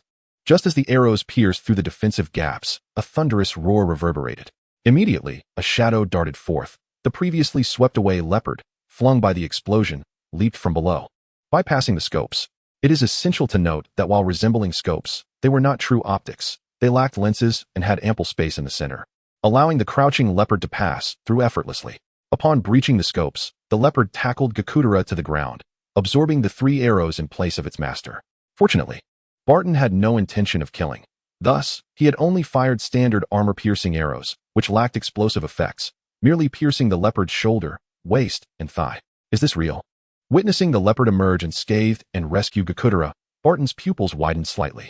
He had crafted arrows with varying functions and powers to target different objectives, categorizing explosive arrows into 4 distinct levels based on their potency. Previously, when confronting the leopard, the most powerful explosive arrows were employed, and given the confined and narrow space of the corridor, the destructive force of the explosion would be maximized. It was unthinkable that a mere leopard could withstand such a force. Even an elephant would surely meet its demise. He had initially believed that the leopard had been swept away by the shockwave, flung from the balcony at the corridor's end. To his astonishment, it appeared now, unscathed.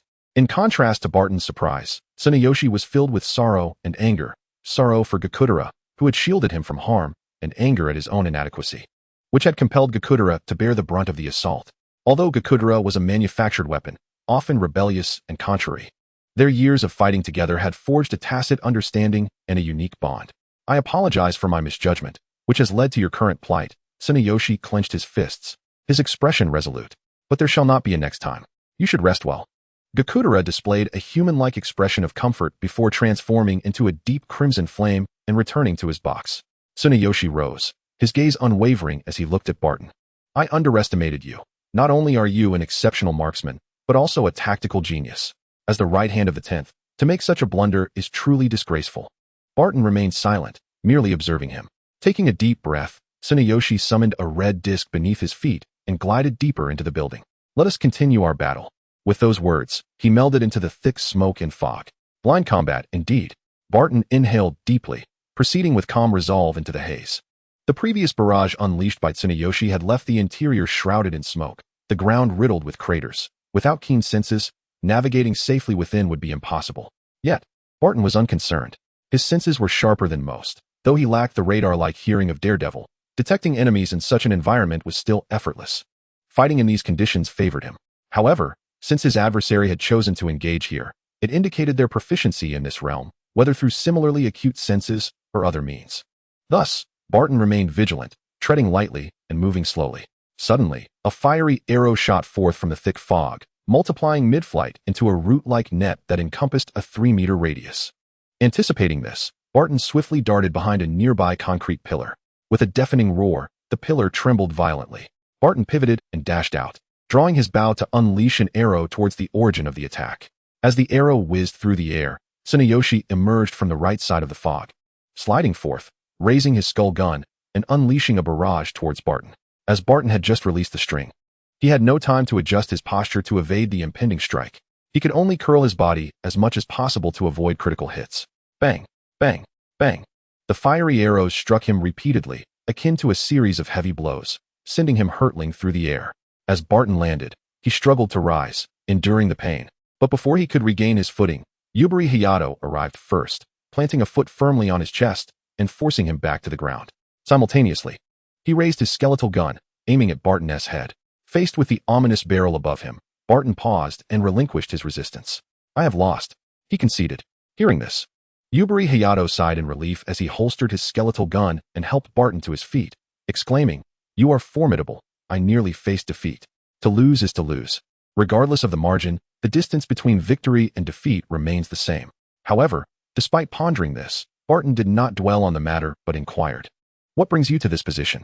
It was merely a ploy, Yubari Hayato replied, almost boastfully explaining the circumstances. Barton sought to approach him, and Yubari Hayato was equally intent on neutralizing Barton.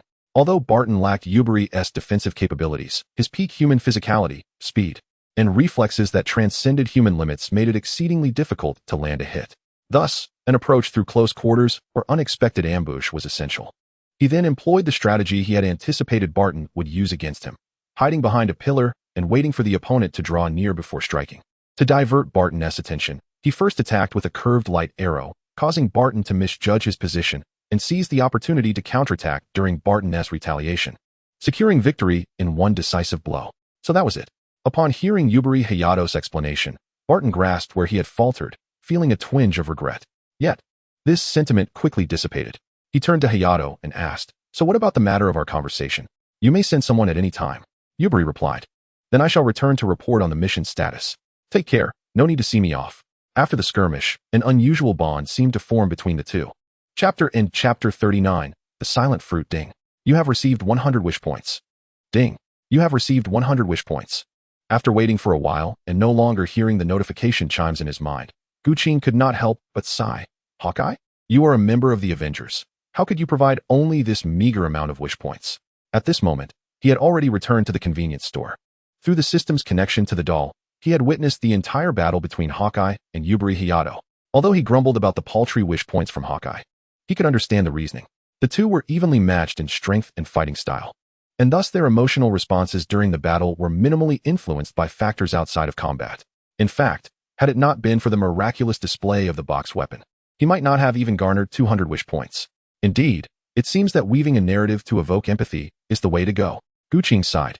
Glancing at Otto, who was dining nearby, his expression momentarily frozen as he inquired, "By the way, what were you about to tell me?" "It appears that the night demon is investigating us." Otto set aside the lunch that Guqing had packed for him, wiping crumbs from the corner of his mouth before responding. "According to some intel I've gathered, he has apprehended the contact of the group that attacked us this morning. Yet he has failed to extract any useful information." The small stray cat, which Otto had affectionately named Little, frequently roamed this alley. After the night demon had come and gone, Otto pondered that the adversary might exploit his abilities to eavesdrop on the convenience store, prompting him to instruct the nearby animals to scout for any signs of the night demon. This led to the earlier report. "Ah, the night demon." Guqing scratched his head, feeling somewhat troubled. How should one put it? Hell's Kitchen indeed houses a cadre of superheroes and supervillains, yet they are, by comparison, rather feeble. Their influence confined to a mere block, far removed from the caliber of the Avengers and the foes they contend with. While the wish value they can offer greatly surpasses that of ordinary individuals, it remains exceedingly limited, rendering any elaborate schemes rather unworthy of pursuit. Guqing initially intended for the Vongala family to engage with the underworld, thereby intersecting with the likes of S.H.I.E.L.D, Jinbing, and other nefarious forces, ultimately establishing connections with these street-level heroes while simultaneously accruing wish value. However, despite their lack of strength, some of their abilities are quite formidable. For instance, although the current Iron Fist is woefully inadequate, it does not detract from the fact that previous incarnations wielded the Dragon Goddess power to obliterate the complete Phoenix Force, scattering its remnants throughout the multiverse. The inadequacies of the current Iron Fist are attributable to others, not to his abilities. The Night Demon is similarly positioned. Though he himself is merely a master of martial arts, his radar-like hearing is indeed remarkable, if he has set his sights on the convenience store. Guqing must be cautious with his words during everyday exchanges, particularly considering his tendency to remotely observe the puppets. Upon encountering familiar or peculiar situations, he often finds himself murmuring comments involuntarily. Even if events transpire thousands of miles away and remain unknown to the public eye, fate can be curiously intricate. It is conceivable that, by mere coincidence, he might stumble upon the truth. Even with Otto's ability to counter surveillance, there exists a temporal delay in information transmission, a vulnerability. Guqing, resting his chin in contemplation, exhibited a range of expressions, from conflict to relief, as if grappling with a momentous decision. After a considerable pause, he finally sighed. "Very well. Let it be so." With that, he produced a fruit, the size of a fist, adorned with peculiar patterns, and offered it to Otto. "Here, eat this." "All right, boss." Otto, without hesitation or inquiry regarding the nature of the fruit, accepted it and bit down. Then how dreadful it tastes. In that instant, Otto's complexion turned pale. This chapter remains unfinished. Click the next page to continue reading. "A single bite is sufficient," Guqing remarked, observing Otto with curiosity. "Do you sense any other changes in your body?" "Changes?" Otto inquired, raising his arms in confusion and scrutinizing his physique. Then, as if he sensed something, an invisible barrier unfurled. Suddenly, all became silent. The flow of air, the rustling of wildcats rummaging through trash bins, the cries of people, and the sounds of footsteps, all external noises vanished. It appeared to be a success. Guqing nodded in satisfaction, deciding to maintain the soundproof barrier within the shop, shielding external sounds while allowing the sounds from outside to permeate. "Understood, boss." Otto nodded, and without any visible action, the external sounds returned. The silence fruit.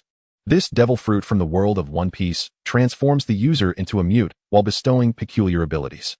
The possessor of the silence fruit can manifest an invisible barrier akin to a soundproof wall, preventing external sounds from entering or internal sounds from escaping.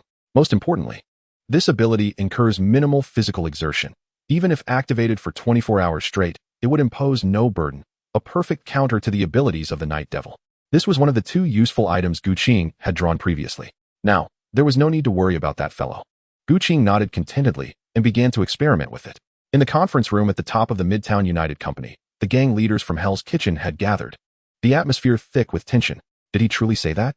Mrs. Gao inquired after listening to Wesley, with a nearby translator immediately conveying her words into English. Wesley nodded quickly. "Indeed, those were his exact words. I have embellished nothing." "Humph, merely a group of newly emerged mobsters daring to utter such claims," scoffed the Japanese gang leader, Shin. "Disregarding our dignity is one thing, but to assert the unification of all American gangs? Who do they think they are?" Now is not the time for such discussions, interjected Vladimir, the Russian gang leader. My men rely on human trafficking and transportation for their livelihoods. The Vongala family's prohibition on these trades has severed my means of survival. Do not worry, it will be resolved. Mrs. Gao narrowed her eyes, a glimmer of coldness flashing before her murky gaze. As one of the 5 fingers of the hand union, she had lived for 500 years. She had witnessed many storms. The Vongala's ban on drug trafficking hindered her revenge, while the prohibition on human trade obstructed her immortality. She would not relent. Given the unwavering stance of the opposition, it seemed impossible to resolve the matter through negotiation. After some contemplation, Jean remarked, however, the opposing faction is a mafia that unified the Harlem gangs through brute force. Initiating combat would also bear considerable risks. It is rumored that the sister of the water serpent is a councilwoman in Harlem. At this moment, Wesley spoke up. Jin's eyes brightened, revealing a confident smile. As it seemed a solution had been found, there is no need for excessive debate regarding combat prowess. The performances across different works inherently vary, especially considering the distinct expressive capabilities of film and animation. Furthermore, certain narratives suffer from inconsistencies due to the author's lack of rigorous world building, leading to contradictions between portrayal and premise, which results in divergent interpretations of characters' powers among audiences, making a unified conclusion elusive. To ensure a smoother narrative flow, henceforth, all will adhere to the parameters established within this book. Chapter 40. Fallen in a desolate factory on the outskirts of Washington. An Asian woman introduced herself. My name is Melinda May, an agent of S.H.I.E.L.D, here due to the recent cases of cannibalism. Upon hearing her purpose, the Winter Soldier narrowed his eyes. He was familiar with S.H.I.E.L.D, having previously interacted with Fury. At the height of his reputation while hunting vampires, Fury had approached him, inviting him to join the special unit known as Howling Commandos. Unsurprisingly, he had declined without hesitation. His goal was vengeance against vampires, not the maintenance of world peace, nor did he perceive his actions as a means of saving humanity. Nevertheless, he had garnered a considerable understanding of this official organization dedicated to investigating, monitoring, and containing extraordinary events, and he held it in high regard.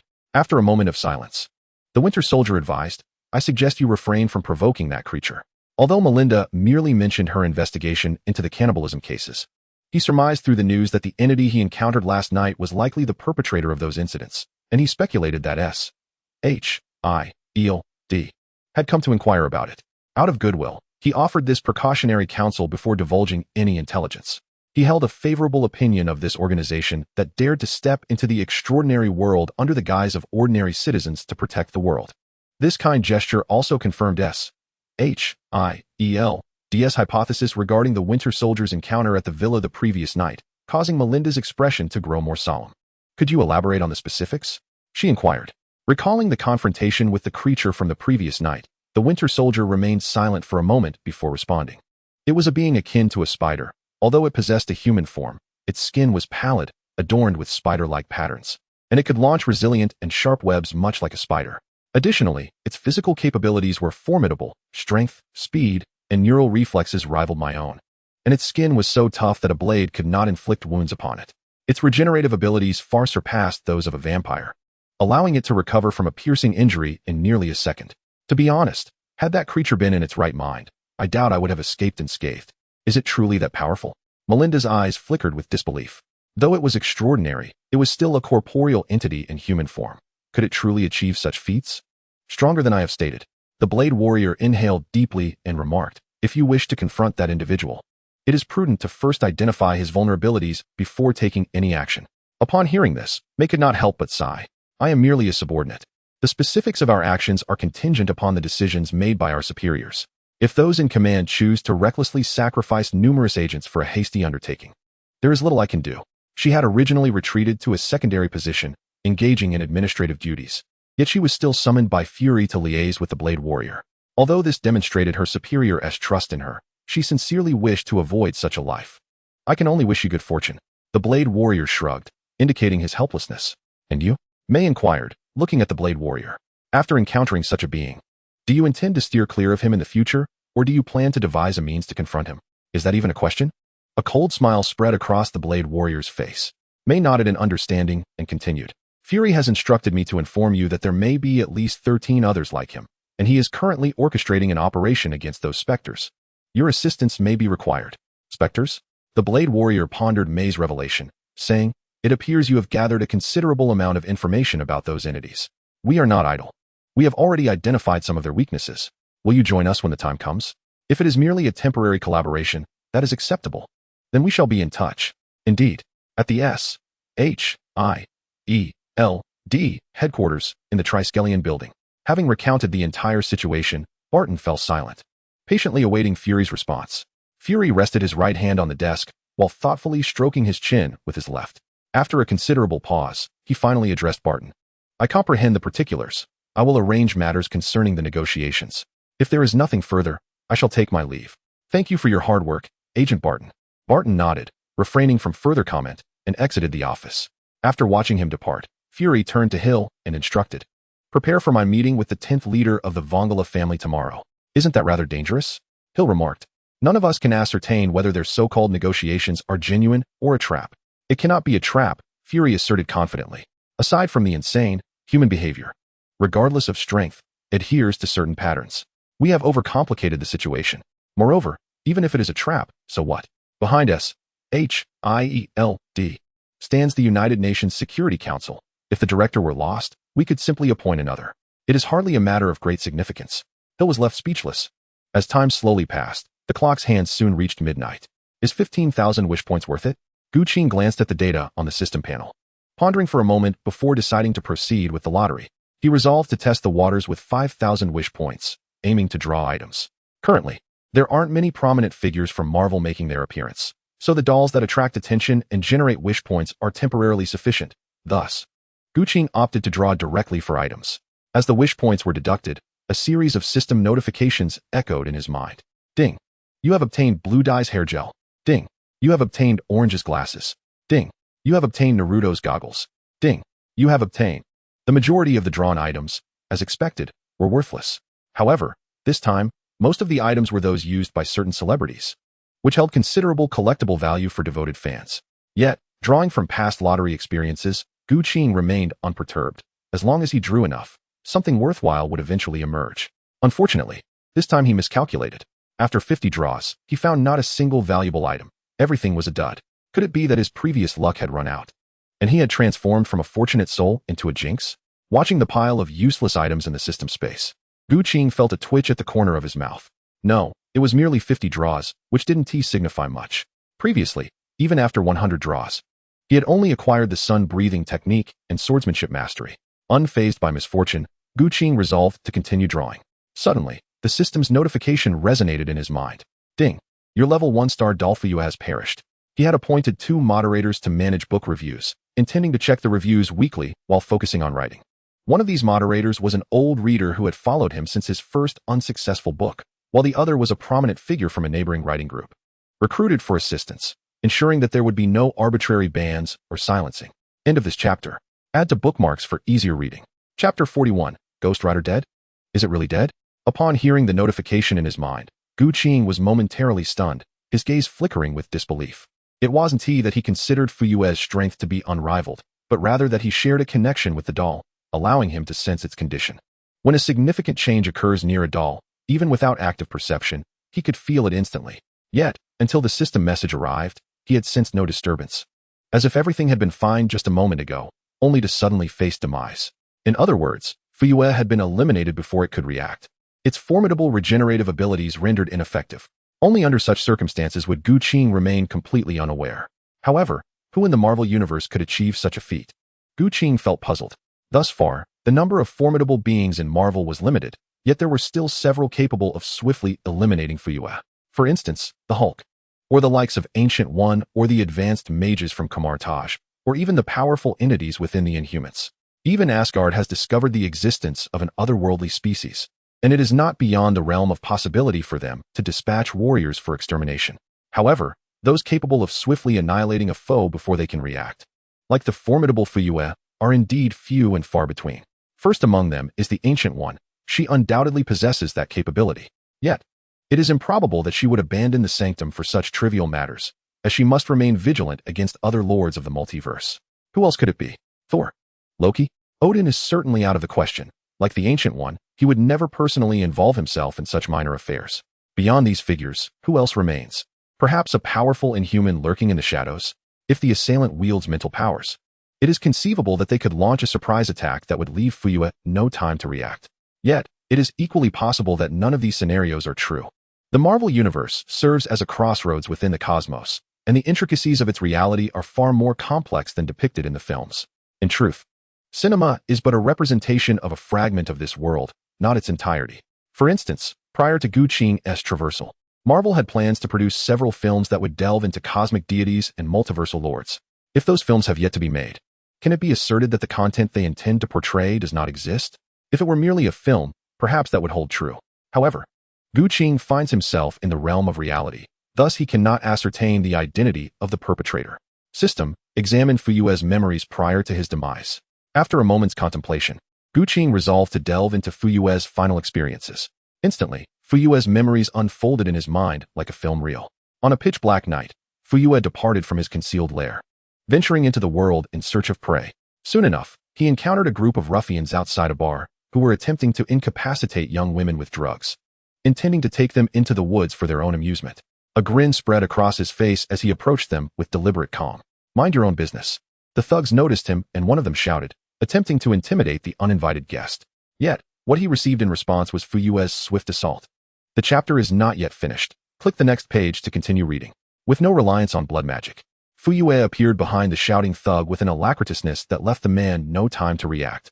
He swiftly decapitated him, lifting the severed head in his hand, allowing the blood to splatter across his body. The remaining thugs, rendered momentarily stunned by the spectacle, found themselves paralyzed. Fuyue held the head aloft, licking the blood from the neck, his palate overwhelmed by the noxious flavors of nicotine, marijuana, and alcohol. Ugh, he spat, grimacing at the remaining miscreants, appalled that in this day and age, even the blood of the wicked had become tainted, rendering it utterly distasteful. Ah! At that moment, several thugs regained their senses. Upon realizing it was not a dream, they screamed in terror and scattered in all directions. It is not an easy task to discover a few prey, so how could I allow you to escape? The creature, Fuyue, discarded the severed head, a cruel smile adorning its visage as it pursued its quarry. Yet, upon reaching the road, a thunderous roar echoed from afar, followed by a disorienting whirl of images. As its head met the ground, what? Fuyue had yet to comprehend the unfolding events, but the inverted scene began to diminish and blur, ultimately dissolving into darkness. However, before consciousness faded, it glimpsed the blazing inferno racing through the distance. As the memory faded, Gu Qing's awareness returned to reality. He retrieved a cigarette from his pocket, lighting it leisurely, inhaling deeply before exhaling slowly. His gaze lingered on the desolate alley outside, prompting a reflection. I never imagined it would be the Ghost Rider. Although Fuyue had not witnessed the full figure, the fiery silhouette was sufficient to deduce the identity of the rider. The Ghost Rider was originally conceived as a weapon of divine retribution, known as the Spirit of Vengeance, created by God to punish evil. However, due to a cataclysmic event in ancient times, all spirits of vengeance perished, save for one, which fell into the hands of the Lord of Hell, Mephisto. Mephisto transformed this lone spirit of vengeance and forged a pact with a human named Johnny, compelling him to sell his soul to Mephisto, thereby becoming his Ghost Rider and fighting on his behalf. Although the contract had been fulfilled long ago, Johnny chose to remain bound to Mephisto to prevent innocent souls from falling into his clutches. Thus, he continued to exist as the Ghost Rider, traversing the world to purge those who, harboring ill intentions, trespassed from hell or other dimensions into Earth. It was evident that the 12 Kizuki, with their undead essence and cannibalistic tendencies, had become a target for the Ghost Rider. This was indeed a predicament. As Gu Qing pieced together the events, his gaze sharpened, and a grave expression settled upon him. The Ghost Rider possessed an unimaginable immortality, the ability to shift forms at will, imbue and scorch both matter and soul, and open pathways to hell with his hellfire, boasting abilities that even the primordial deity known as Galactus could not evade, such as the Eye of Judgment. Aside from these peculiar powers, his inherent strength, speed, and reflexes transcended humanity, categorizing him as a formidable entity even within the Marvel Universe. Most crucially, his contract with Mephisto meant that any transgression against him would invoke the wrath of Mephisto himself. If the Ghost Rider set his sights on the 12 Kizuki, it would spell disaster. At present, Gu Qing possessed no means to contend with the Ghost Rider in any capacity. Despite having anticipated the possibility of Muzan and his ilk attracting the Ghost Rider, the rapidity of his arrival was unexpected, prompting a deep sigh from Gu Qing. The Ghost Rider, drawn by sin and notorious as a Marvel anti-hero, was not easily forgotten. In fact, It was the very knowledge of his inevitable approach that spurred Guqing to swiftly extract the value from the 12 Kizuki, for he had no recourse against the Ghost Rider. Although the spirit of vengeance may not possess the enigmatic depth of the Ancient One, its methods are undeniably straightforward, yet brutally effective. It is precisely this simplicity that renders it challenging to counter. Thus, the pace of the Infinite City battle script must be hastened. I fervently hope to summon additional members of the Demon Slayer Corps. With a silent prayer to the system, Guqing resumed the lottery draw. This time, the draw yielded dolls. The system's notifications echoed relentlessly in his mind, yet not a single complete doll was obtained. However, as this was merely the beginning, Guqing remained unperturbed, patiently awaiting the outcomes. Moments later, after 100 attempts, he had not summoned the desired Demon Slayer, acquiring only a rank C and a rank B doll instead. Name: Yushiru. Race: Demon. Occupation: Assistant Doctor. Craftsman. Skills: Mastery of Medicine. Mastery of Craftsmanship. Special Ability: Blood Demon Technique. Veil of Concealment. Level: 2 stars. Name: Lu Maoxing. Race: Human. Occupation: Chef. Skills: Culinary Mastery. Special Abilities: Super Taste. Taste Memory. Imaginative Culinary Techniques. Taste Visualization. Level: 8 stars. Yushiru, a demon transformed by Tamayo while on the brink of death, possesses limited combat prowess. However, his abilities to obscure others' vision, reveal unseen phenomena, and create illusions proved pivotal during the climactic battle in the original narrative, where he deceived Muzan and Nakheim, drawing the infinite castle from underground to the surface, thereby making a significant contribution to Muzan's eventual demise. He epitomizes the archetype of a support character, whose value transcends mere prowess levels, and thus, despite being merely a rank C doll, Guqing felt no dissatisfaction. After a moment of contemplation, he assigned Yushiru to Tamayo's side. Tamayo, too, serves as a support figure with notably low combat capabilities. Without Yushiru, her safety could not be assured. After all, he had already baited the hook through her. It would not be long before both S.H.I.E.L.D. and Hydra became aware of her existence. As for Lu Maoxing, Guqing found himself deep in thought. Lu Maoxing hails from the world of Chinese cuisine, where chefs reign supreme. However, despite being a culinary realm, its inhabitants possess considerable martial prowess. Techniques such as roasting fish over the Yangtze River, rapidly spinning large iron balls to make dumplings, and the legendary knife skills for butchering beef are renowned. There are even tales of immortal dishes and, according to later comic arcs, cooking that conjures black holes. To be continued. In a whimsical narrative, the protagonist reflects on the curious notion of whether cooking with a black hole is feasible or if the act of cooking inadvertently creates one. Guqing is not well versed in the subsequent comic strips, having only heard discussions in online forums, leaving him somewhat perplexed. Unfortunately, in that realm, the most formidable chefs are predominantly martial arts masters, a fact reiterated by Kai. Yet, the protagonist, despite resembling a chef, lacks combat prowess and does not surpass human capabilities. Nevertheless, his culinary skills hold immense potential. Should he establish a restaurant, he could garner substantial wish values from ordinary patrons, rivaling even those accrued by higher-tier individuals. Although ordinary people cannot provide wish values in the same abundance as the strong, their sheer numbers ensure a steady flow of income, provided the business thrives. Moreover, even the powerful require sustenance. With a strategically chosen location, his establishment might yield wish values exceeding those of the 12 Kizuki or even the Vongala family. This requires meticulous planning. The night passed without incident. The following morning, Guqing rose early as usual, opened his shop, and indulged in some leisure. Meanwhile, on the other side, Fry, accompanied by Barton, ventured to the abandoned church in Harlem. After a day's renovation by the Vongala family, the once ruined structure had transformed into a magnificent edifice reminiscent of the Palace of Europa. The surrounding wilderness had been meticulously arranged into a palace garden. As Fry walked, he found himself questioning reality. Was this an illusion conjured by the young man? He posed his inquiries with a tone of certainty. The scale of such a splendid palace, crafted by around 300 individuals in a single day, was beyond his comprehension. Regrettably, it appeared to be genuine. Barton gently shook his head, offering his assessment. His heightened senses allowed him to distinctly perceive the fragrant aroma of the plants and earth in the morning, the wriggling of insects beneath the soil, and the harmonious calls of birds in the forest, all in perfect synchrony with nature. He found it hard to believe that an illusionist could account for such intricate details. Well, confronted with this astonishing reality, Fry reluctantly accepted it, his respect for the Vongala family deepening. As they continued their conversation, they unknowingly arrived at the palace entrance, where Hibari Kyoyo awaited. Spotting Barton in the vehicle, he waved in greeting. "Ah, you've arrived quite early. I thought you'd deliberate a bit longer before coming. Fry gleaned from Hibari's slightly acerbic greeting that a fundamental trust had been established between him and Barton. You've all been given an opportunity. How could we possibly squander it? As Barton unfastened his seatbelt and cheerfully exited the vehicle, he approached Hayato and introduced him. This is Nick Fury, our director at S.H.I.E.L.D, my superior. Your superior has personally come. Hayato, slightly taken aback, scrutinized Fury from head to toe before extending his right hand with a noble courtesy. I am Hayato Gakudera, the guardian of the Vongala family S-Storm, and I serve as the right-hand man to the 10th boss. It is a pleasure to make your acquaintance. Nick Fury shook hands with Hayato and reintroduced himself. The boss has been waiting for quite some time. Please, do come in. Very well. With a nod from Fury, Hayato led the way into the palace.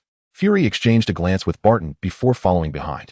The three of them strolled down a corridor adorned with reliefs, statues, and oil paintings. Suddenly, Fury inquired, I have been curious since you mentioned being the family's storm guardian. What does that entail? The family selects 6 of the strongest and most suitable members from each generation to become guardians, assisting the boss in protecting and leading the family. Hayato spoke without hesitation. They are chosen based on the 6 attributes of the flames of death: sun, thunder, storm, rain, cloud, and mist. This is not a secret. Fury's interest peaked as he recalled the flames unleashed by Rokudo Makuro during the battle in the video, though he maintained a perplexed expression. Noticing Fury's reaction, Hayato chuckled and added, that is the source of our power, although it is quite easy to comprehend. I prefer to refrain from elaborating until I ascertain whether you are friend or foe.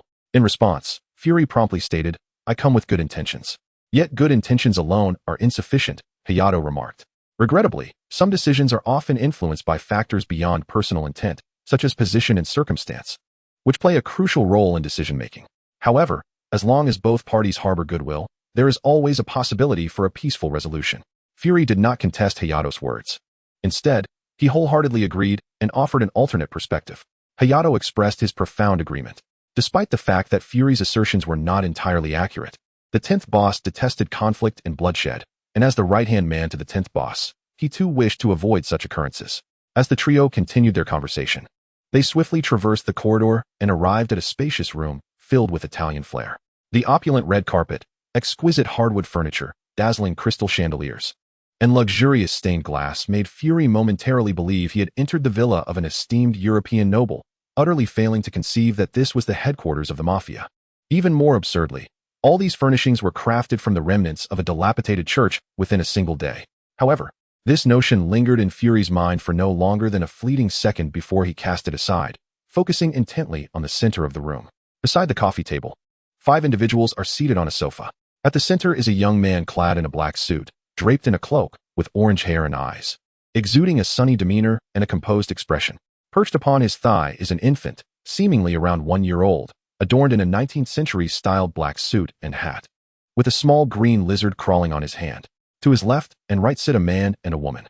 The woman boasts long, purple hair elegantly styled into a fashionable bun. She wears purple sunglasses and an avant-garde turtleneck sweater, embodying the essence of a chic and sophisticated woman.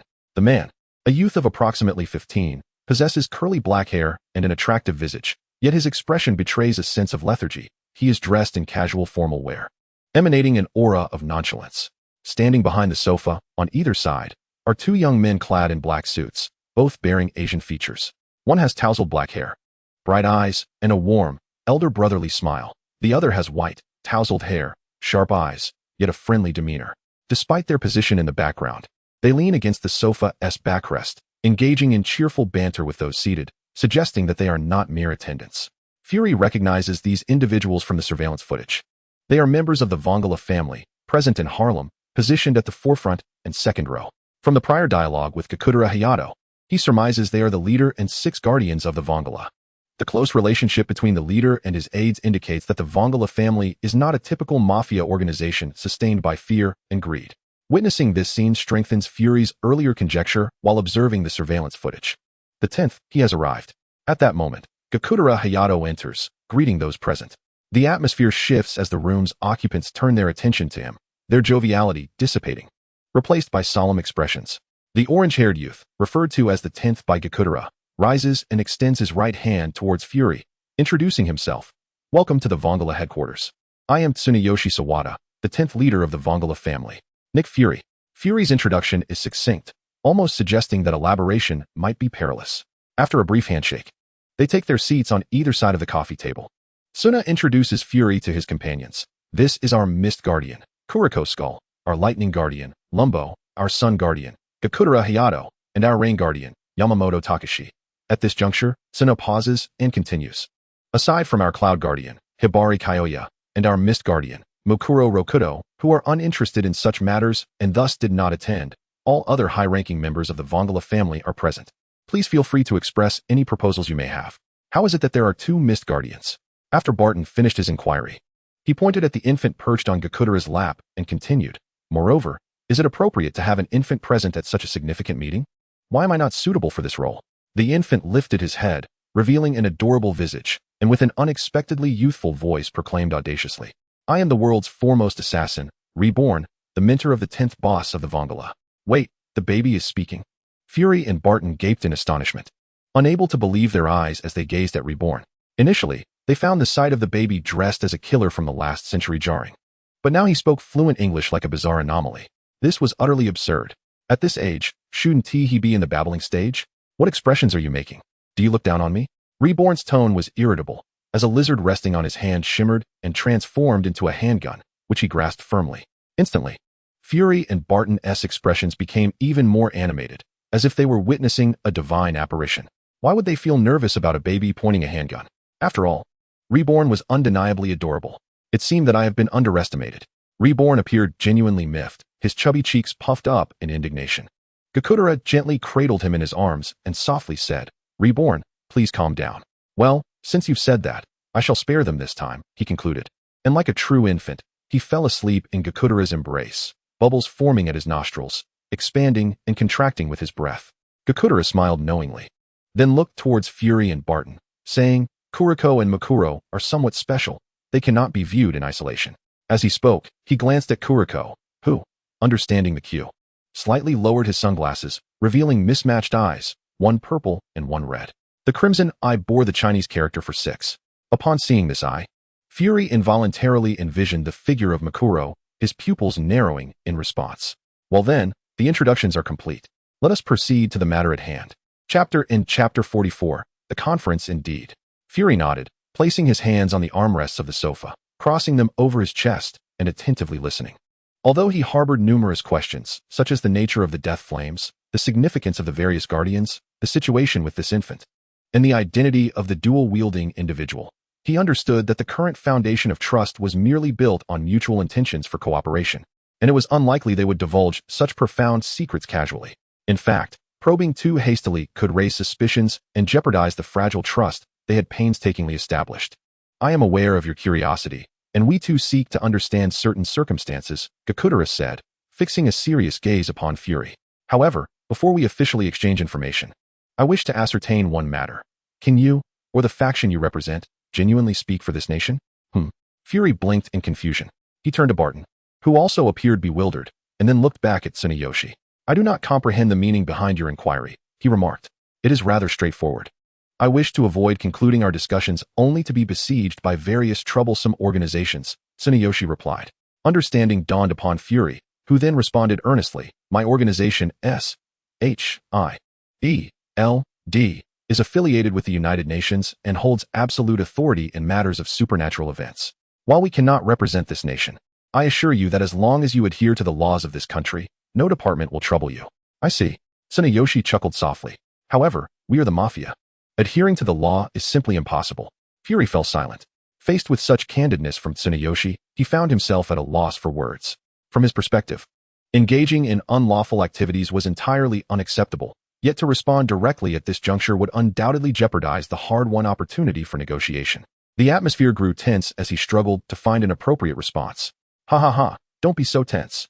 Yamamoto leaned back against the sofa behind Tsunayoshi, wearing a big brotherly smile. While we are indeed the Mafia, we do not intend to sever ties with the rules of human society. The meaning is simple. If issues arise, we will resolve them accordingly. They did not hold themselves in an elevated position above others. Although Fury and Barton were dissatisfied with this response, they chose not to dwell on it, recognizing that more pressing matters awaited. Very well, Fury said after a brief contemplation, nodding. May I now pose my questions officially? Where do you hail from? As he inquired, Fury fixed his gaze intently on Tsuneyoshi's eyes, as if seeking to ascertain the truthfulness of his response through his gaze. However, the notion of discerning lies through eye contact is inherently flawed. Individuals with poor psychological resilience may falter even when speaking the truth, while those with steely composure remain unfazed even in the face of calamity. Fury had no intention of employing such a method to verify the veracity of the other party's statements. He merely aimed to exert psychological pressure through his unwavering stare. Should the other party lack mental fortitude, they would unknowingly become passive, allowing the entire conversation to fall into his rhythm of control, an exceedingly useful negotiation technique. Yet Tsuneyoshi remained unfazed by Fury's scrutiny, his demeanor still tranquil. The Vongola family hails from the island of Sicily in Italy. We are all from there. To this chapter's conclusion, click the next page to continue reading. However, we have inquired through our Italian branch and found no mafia by the name of Vongola. In fact, there appears to be no such family anywhere across the globe. Globally, the information was murmured by Gakudera, who then chuckled softly. To be able to query global data in such a brief span, it seems you truly represent the official organization of this planet. Fury, is this akin to a relentless pursuit of geese, only to be pecked in the eye by one? Fury had always employed such tactics to extract information from others. Yet this time, the roles were reversed. Although the data was trivial and not meant to be kept secret, the confirmation through such a method left him with a subtle feeling. Simultaneously, this incident illuminated the fact that the young mafia leader possessed not only extraordinary power, but also astute observational skills and formidable psychological resilience, marking him as a competent leader. So, could you elucidate? Fury inquired after a brief silence, his tone imbued with greater respect, perhaps even gravity. Fury had come to regard Gakudera as someone worthy of attention, even within the realm of negotiation where he excelled. I cannot explain. Unexpectedly, Gakudera provided a response that was hard to accept. Yet his subsequent words allowed Fury and Barton to acquiesce. Your inquiry aligns precisely with what we seek to verify, Gakudera stated seriously. At that time, we were hosting a grand banquet for the 10th generation, yet without any forewarning, we found ourselves in Harlem, USA. Moreover, after a brief intelligence gathering, we uncovered numerous conflicting realities. While it may be excusable for your S.H.I.E.L.D. organization, perhaps due to our differing levels, to be unaware of this department, how can the likes of Stark Industries, Osborne Group, and Hammer Industries, renowned global conglomerates, exist here? Fury exchanged a bewildered glance with Barton before turning back to Gakudera, hoping for further clarification. What this implies, Gakudera continued, is that the America we recognize does not encompass these corporations. Furthermore, the year we are presently in is 2023, yet this place appears to be 2008. Are you suggesting that you hail from the future? Fury asked calmly after a moment of contemplation, though internally, his mind was in turmoil. Time travel. Even after witnessing extraterrestrial technology and the divine might of beings like Carol, he found it impossible to remain composed in the face of temporal displacement. Meanwhile, Barton stood dumbfounded. Initially, I too entertained that notion, but upon further reflection, I found it implausible, Gakudera remarked. In 2008, I too had never heard of these great companies. If I had simply been uninterested at that time, it would be one thing. However, as a child, I idolized superheroes and could not have possibly been unaware of Iron Man, a globally recognized figure. Moreover, our Vongola family possesses certain abilities regarding time travel. If it were merely a matter of crossing timelines, we would undoubtedly be aware. The talents of time travel weighed heavily on Framer's mind, as he recorded key phrases while growing increasingly wary of the Vongola family, yet his demeanor remained unchanged. So, what you imply is a parallel universe. Suna stated calmly. I suspect we may have traversed to a parallel Earth. The future Kuriko, captured only in a photograph from 10 years hence, led to an understanding of her character and demeanor based solely on its depiction.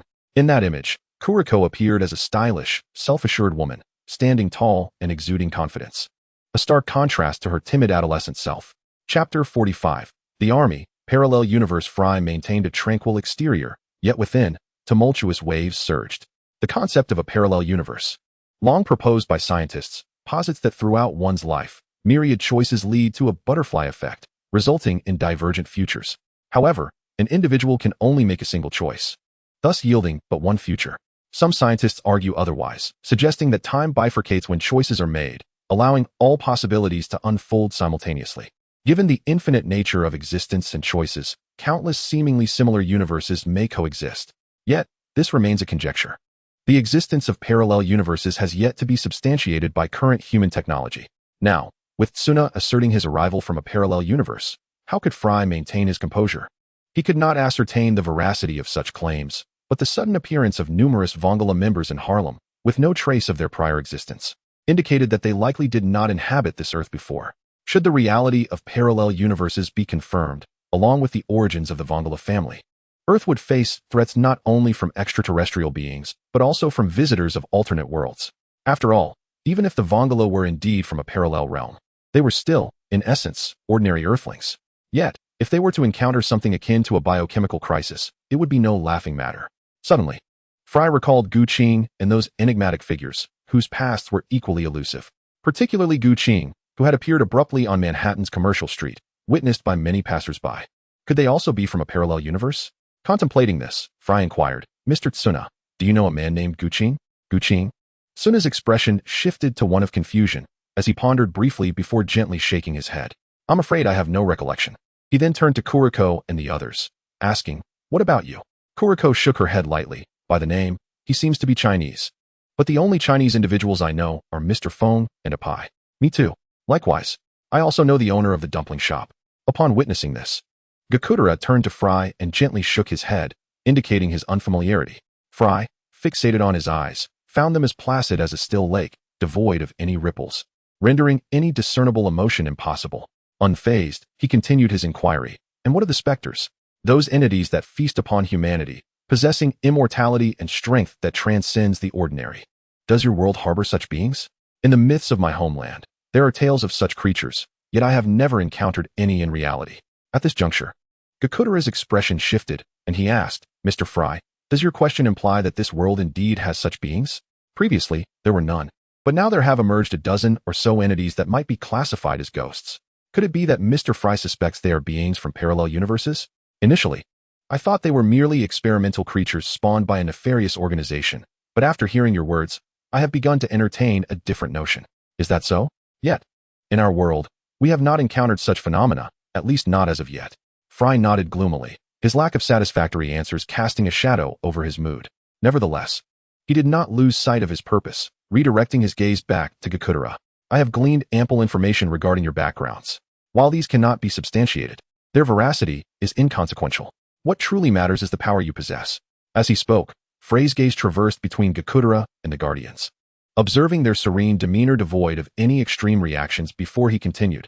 You wield power that transcends the mundane. Ordinary law enforcement and military forces are powerless against you. We are undeniably part of the mafia, Gakudera interjected, his eyes resolute as he met Frey's gaze. However, we are also human and adhere to the rules of the game that govern humanity. It is the rules of the game, not the law. This implies that one should not presume to bind themselves with the superficial constructs of law that govern the ordinary. They operate within the framework that applies to other gangs as well. Fry, a perceptive individual, immediately grasped Gakudera's intent, nodding in acknowledgement. Of course, but your ambition to unify all mafia in America is not permitted. At this, Gakudera chuckled softly. Mr. Fry, yes? Have you ever encountered the adage? Please, share. A failed leader seeks to dominate others, while a competent leader is sought after for guidance. Upon hearing this, Fry fell silent. After a moment, he remarked, if you can indeed reach such heights, then even the presidency of the United States would be within your grasp. I have no interest in running for president. I am part of the mafia. Gakudera's innocent laughter left Fry momentarily perplexed regarding his true nature. After a brief silence, he rose to his feet. I will make introductions with various departments in the United States. As long as you refrain from causing trouble, no one will seek to disturb you. Your legitimate identification will be delivered to you shortly. Then I must entrust this to Director Fury. Gakudera shook hands with Fury and personally escorted him out. However, as they approached the entrance, they noticed clouds of dust swirling in the distance, with numerous military vehicles and armored cars, brimming with fully armed soldiers, racing towards them. Several helicopters circled ominously above. What is the meaning of this? Gakudera rushed forward and seized Fury by the collar. Barton attempted to intervene but was halted by Yamamoto, who stood resolutely behind him. Despite wearing a smile reminiscent of a friendly neighbor, a cold glint flickered in the depths of his clear eyes. This man is a killer. Barton, having once been an assassin himself, was acutely aware of the presence of his kind. A mere glance exchanged with Yamamoto revealed the lethal intent directed towards him, alongside an acute awareness of his true nature. Yet, it was this very realization that took him aback, for he had previously sensed none of it. This indicated that his adversary was exceptionally skilled in the art of disguise. A top-tier assassin. Casting a glance at the other Guardians, Barton refrained from making a hasty move. That was not my arrangement. although Fury was firmly grasped by the collar. He remained remarkably composed, explaining, "If I intended to harm you, why would I not wait until after your departure to let them attack? Wouldn't that be placing myself in jeopardy?" Upon hearing this, Godzilla quickly came to his senses, releasing his grip and apologizing. "My apologies. It's quite all right." Fury waved his hand dismissively, indicating his indifference. As he adjusted his collar, he continued, "Let us not act impulsively. There may be a misunderstanding. I shall inquire further." Chapter complete. Chapter 46. Confrontation. The armored vehicles halted several hundred meters from the palace, and an array of fully armed soldiers swiftly disembarked, using the vehicles as cover to establish a military position, aiming their firearms at the headquarters of the Valon family. Above, military helicopters circled ominously. Members of the Valon family also brandished their weapons, taking cover behind the structures as they faced off against the encroaching military. However, the firearms, predominantly comprising Tommy guns and Chicago typewriters, appeared rather inadequate compared to the modern, precision-engineered American forces. It was akin to a beggar standing before an emperor. Nevertheless, each member maintained a serene demeanor, displaying no signs of anxiety regarding their inferior equipment or the prospect of defeat. Fury noted this, raising his estimation of the Valon family's resilience. "Attention inside, you are surrounded. You have 5 minutes to exit the building and surrender. Attention inside, you are surrounded. You have 5 minutes to exit the building and surrender. Attention inside, you are surrounded. You have 5 minutes to exit the building and surrender." The helicopters broadcasted their ultimatum, and Godzilla, maintaining an air of calm, turned to Fury, stating, "If you have a way to halt them, then act swiftly. Otherwise, I shall resort to my own methods. Do not act rashly. I will inquire about the situation." Fury cast a penetrating glance at Ganji before raising his hands and advancing towards the opposing military forces. "Hill, I need to ascertain who instigated this military operation." The information was relayed through a Bluetooth earpiece concealed within his ear as an impromptu rescue team, hidden among the clouds in a Quinn-style aircraft, swiftly initiated calls for inquiries. Meanwhile, Fury arrived at the military encampment under the watchful eyes of 2 soldiers. Standing before a general in his 50s, Fury recognized him and exclaimed in confusion, "Brigadier General Talbot, what are you doing here?" "What do you mean?" Talbot, who was about to greet Fury, bristled. "I am the director of the Office of the Secretary of Defense, personally commissioned by the President at the White House, and a brigadier general in the Army. Why should I have to explain my actions to someone so irrelevant? I am also engaged in a significant mission," Talbot retorted. "I fail to comprehend why the President would place his trust in you, an agent not belonging to the United States. Nor do I wish to know what your mission entails. However, for the sake of America's interests, I must take action. Your actions will only bring disaster to America and to humanity at large." Without mincing words, Fury pointed an accusing finger at Talbot, exclaiming, "I have already informed the relevant departments before my arrival. This matter falls under the jurisdiction of S.H.I.E.L.D. I have received no such notification. All I know is that there is a gang engaged in a shootout on the streets of Harlem, a grievous affront to American authority. City Councilor Maria has explicitly demanded the apprehension of these criminals." "Maria?" Fury paused, pondering who this so-called Maria could be, when Hill's voice echoed in his earpiece. "Maria Dillard, New York City Councilor.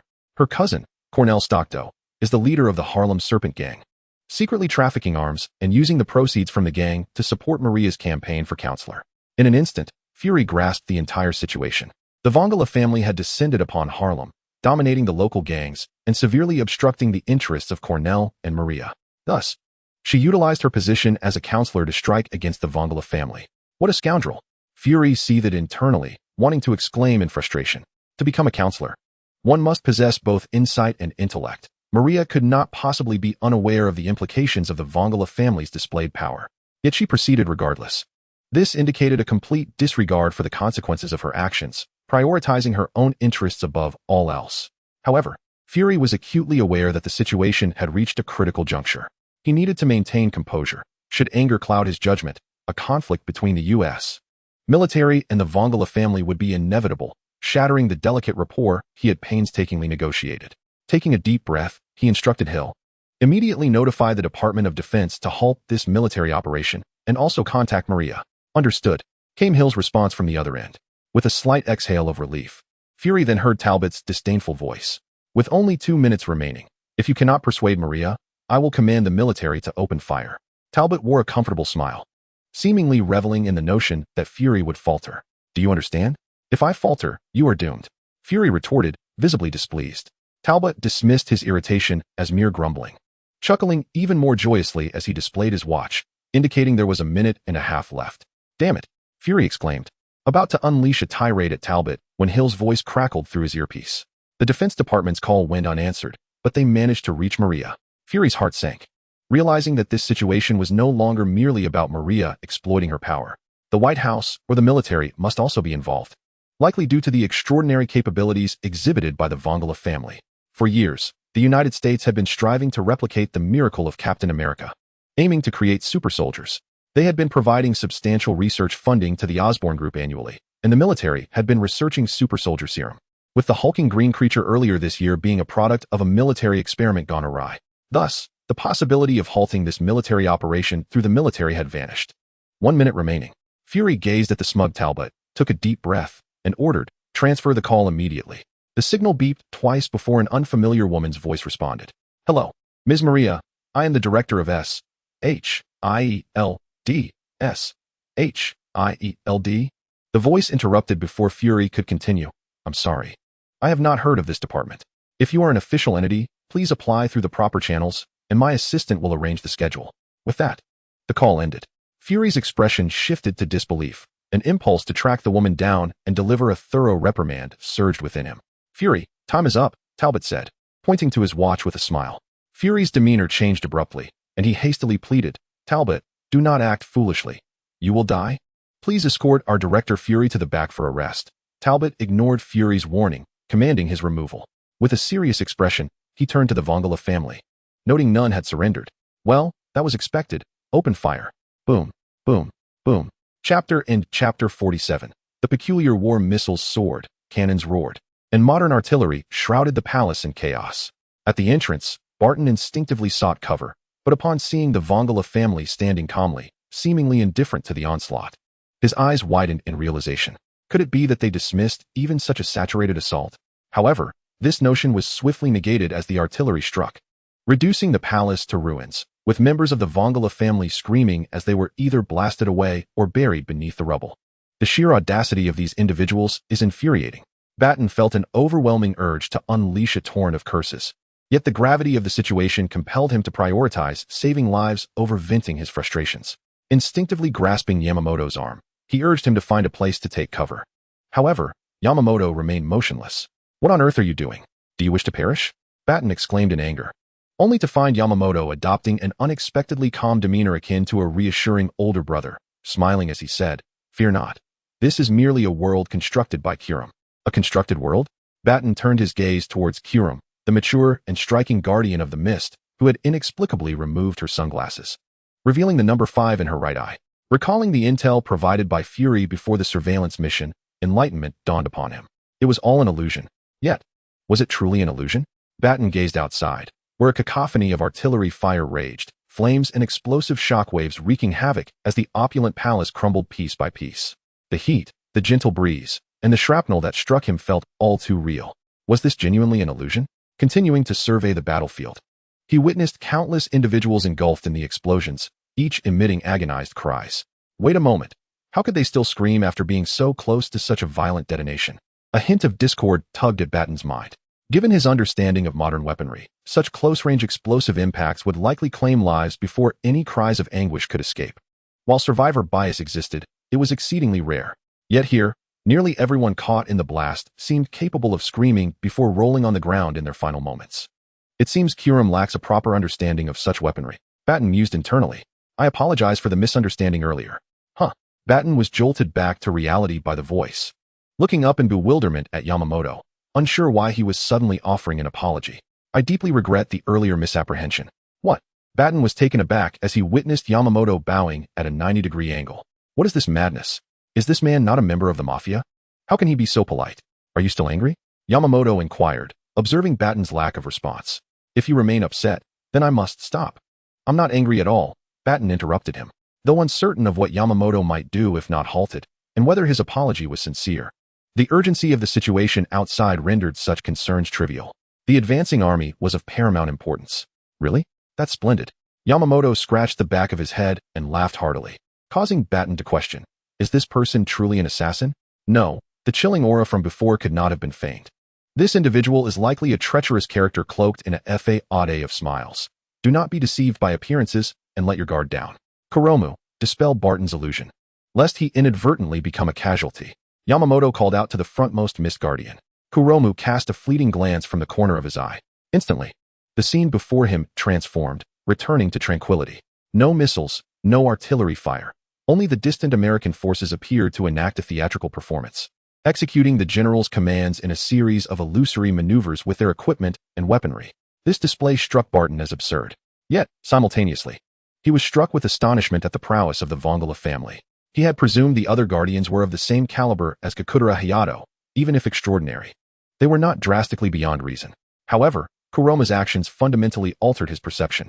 Had this Mist Guardian been the one he faced yesterday, he surely would have had no chance of victory. After all, even though the environment could not synchronize perfectly with reality, the subtle dissonance was difficult to detect without a reminder. Furthermore, even if he did perceive it, he possessed no means to unravel it. It seems that the 6 Guardians of the Vongala must each embody different types of extraordinary beings.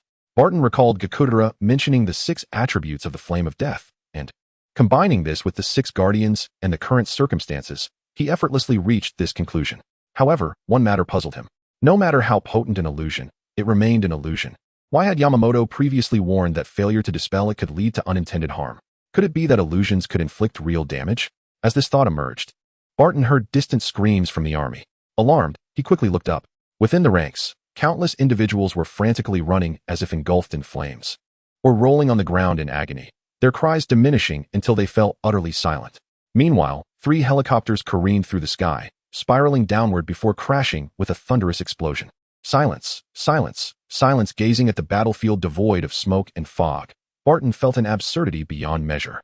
It was anticipated that 2 Marine battalions equipped with the world's most advanced technology would falter against the Vongala family. However, to be defeated within 5 minutes without a single shot fired was utterly preposterous. Were all these soldiers traitors? What transpired within that illusion? Fury, equally dumbfounded, shared Barton's astonishment. The S.H.I.E.L.D. director had not been ensnared by the illusion from the outset. He was utterly unaware of the events unfolding, only witnessing the Marine battalion tasked with his custody embarking on an impromptu performance, one by one succumbing to silence. He approached the nearest soldier, squatting down cautiously to check for signs of breath. There was none. He was dead. Fury's complexion turned ashen, and his fists involuntarily clenched tightly. He inspected each soldier, and aside from Talbot, there were no survivors.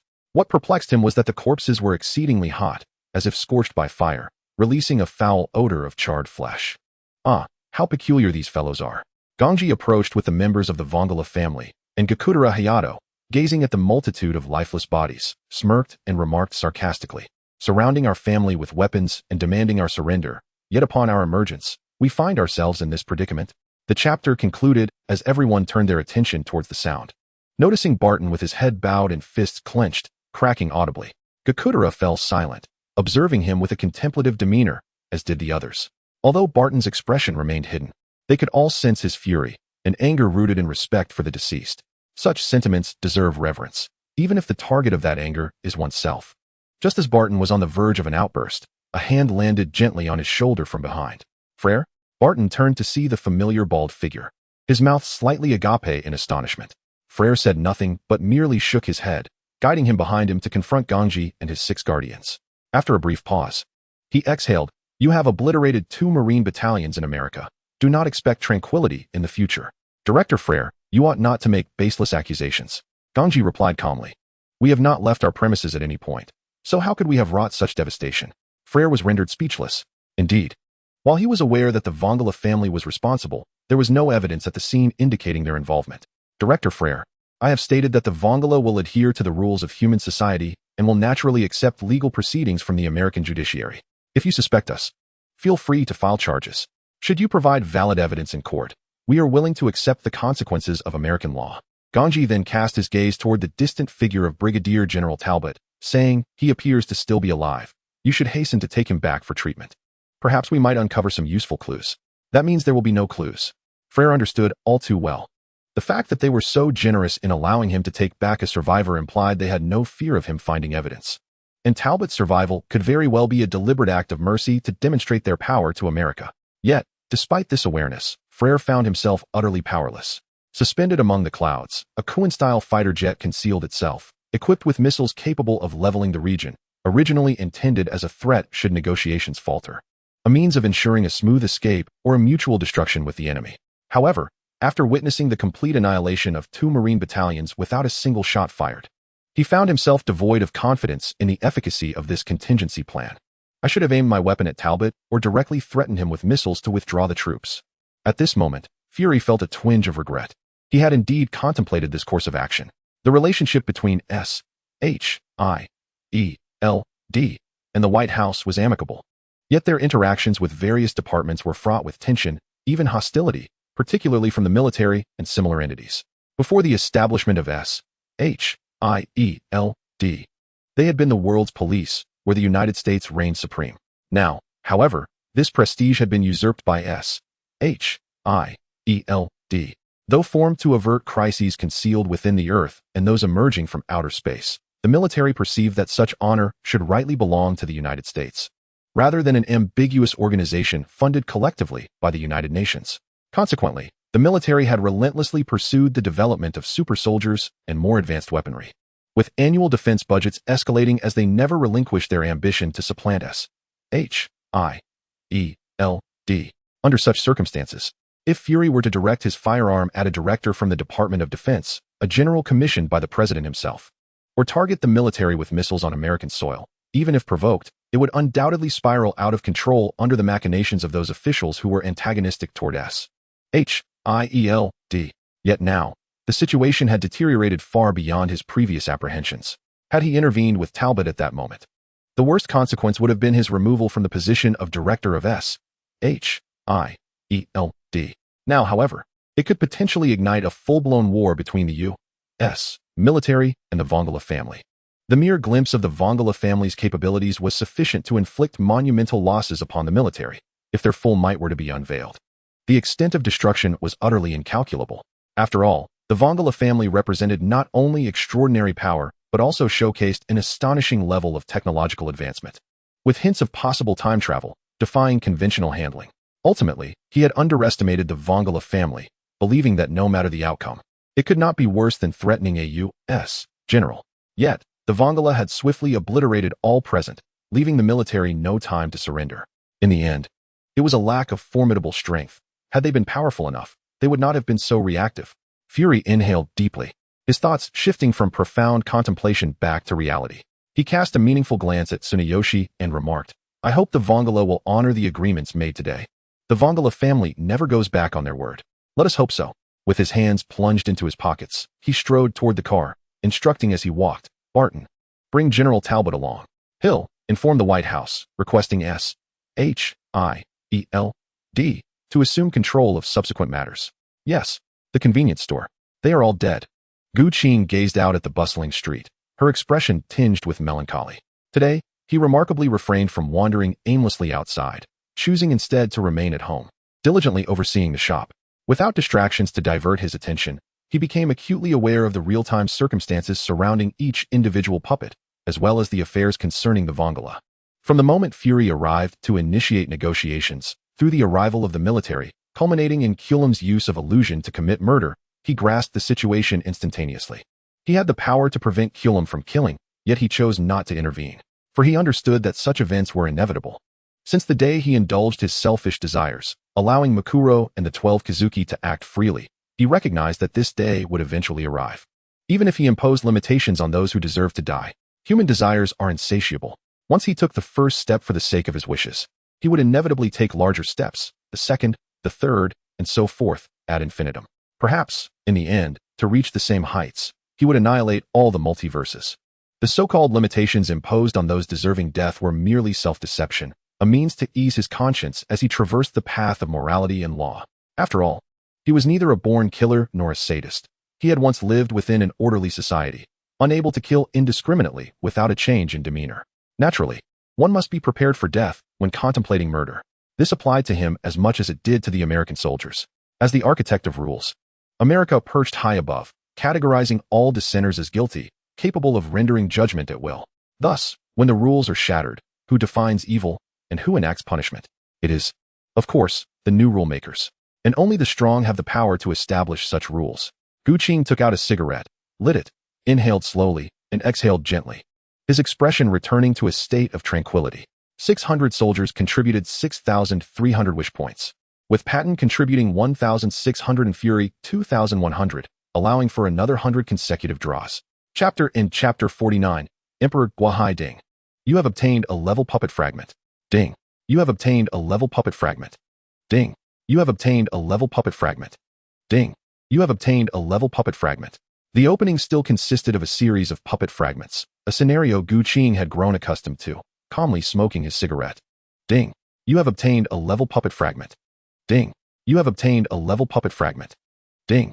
You have obtained a level puppet fragment. Ding. You have obtained the puppet Emperor Guahai. Upon hearing the sudden announcement from the system, Gu Qing's gaze shifted toward it, revealing a century-old man clad in a purple tang suit, emaciated and adorned with a face full of wrinkles and spots. His information panel subsequently appeared. Name, Guahai Wang. Race, human. Occupation, martial artist. Skills, mastery of martial arts. Energy dissipation, turtle breathing technique. Special ability, none. Level, 7 stars. It is indeed him. Upon reviewing the newly summoned puppet, Gu Qing felt a twinge of astonishment. This Chinese martial artist, hailing from the world of Bainia, epitomizes the pinnacle of martial prowess in that realm. With the frail body of a centenarian, he wields unparalleled martial skills, capable of effortlessly causing spiderweb-like fissures of approximately 5 meters in diameter in reinforced concrete walls with a mere flick of his hand. His martial arts far surpass those of Captain America, who represents the apex of the Marvel Universe. This is not meant to belittle the Marvel cosmos, but rather to acknowledge a fact. In the Marvel paradigm, where ultimate supremacy and the essence of existence intertwine, power and evolution are inexorably linked, with development closely tied to scientific principles. Thus, every phenomenon, whether natural or supernatural within Marvel, bears the imprint of science. For instance, the magic of Kamartaj cannot directly manifest the desired effects through magical energy alone. Instead, one can utilize magical energy to craft various tools, employing these instruments to achieve the intended outcomes. Consequently, one observes sorcerers conjuring weapons for combat rather than employing energy to hurl opponents away. One sees mages constructing portals for traversal, yet cannot rely on magical energy to physically pass through. One witnesses Doctor Strange fashioning rope-like constructs for restraint, though direct confinement remains elusive. This pattern extends beyond sorcerers to deities as well. The gods of the 9 realms, each extraordinary in their own right, nonetheless rely on technological underpinnings, whether through magic or divine power. The creator god, Tong Shu, can effortlessly forge a weapon capable of obliterating a planet with a single strike. However, he himself cannot achieve such destruction in one blow. The legendary pantheon of celestial beings comprises colossal robotic entities the size of planets. Given this premise, the evolution of close-quarters combat techniques cannot embody the fantastical notions of martial will or the ability to punch mountains and rivers. All techniques adhere to the principles of mechanics, resulting in tangible impacts. In brawls, mortals roll up their sleeves, just as celestial beings, omnipotent deities, and multiversal gods do, regardless of one's level of power. Close combat invariably resembles that of mortals, with the same raw physicality. The difference lies merely in the scale of force. While mortals may wield bricks, celestial beings may lift planets, and deities may hurl star systems. The fundamental distinction is merely one of strength, with no significant divergence in technique. This elucidates why Captain America, an extraordinary warrior enhanced by the super soldier serum, stands as the pinnacle of combat skill within the Marvel realm. In this world, skill is independent of raw power. Gu Haihuang's energy dissipation skill transcends conventional understanding, bordering on the extraordinary. To be continued. 1-2. Indeed, Captain America embodies the pinnacle of combat prowess, encompassing all forms of warfare rather than being confined to mere hand-to-hand combat. In a life-and-death encounter outside the arena, the outcome remains uncertain. However, Gu Qing's astonishment does not stem from the elder's strength, but rather from his martial philosophy. Martial arts are not merely a testament to power, but rather a weapon for the weak to protect themselves. In the original narrative concerning the legendary Battle of the Seas, which has shaped China's martial reputation over 4 millennia, this elder, revered as a living compendium of Chinese martial arts, evaded demise by feigning death through the turtle breathing technique when faced with a lethal blow. Yet, post-battle, he declared himself the victor. Some deemed him shameless for claiming victory despite feigning death. Others argued that surviving what should have been a fatal encounter constituted a win. Regardless of external opinions, he believed this to be a triumph of martial arts, for he was up against a natural predator, all the while being a frail centenarian who struggled even to lift a bowl of rice. He consistently defined himself as a weak individual wielding the weapon of martial arts, holding steadfast to the belief that martial arts serve as a means of protection for the vulnerable. This is the essence of a true martial arts master, not a reckless individual seeking to display strength through brute force. Faced with such an elder, Gu Qing found himself at a loss.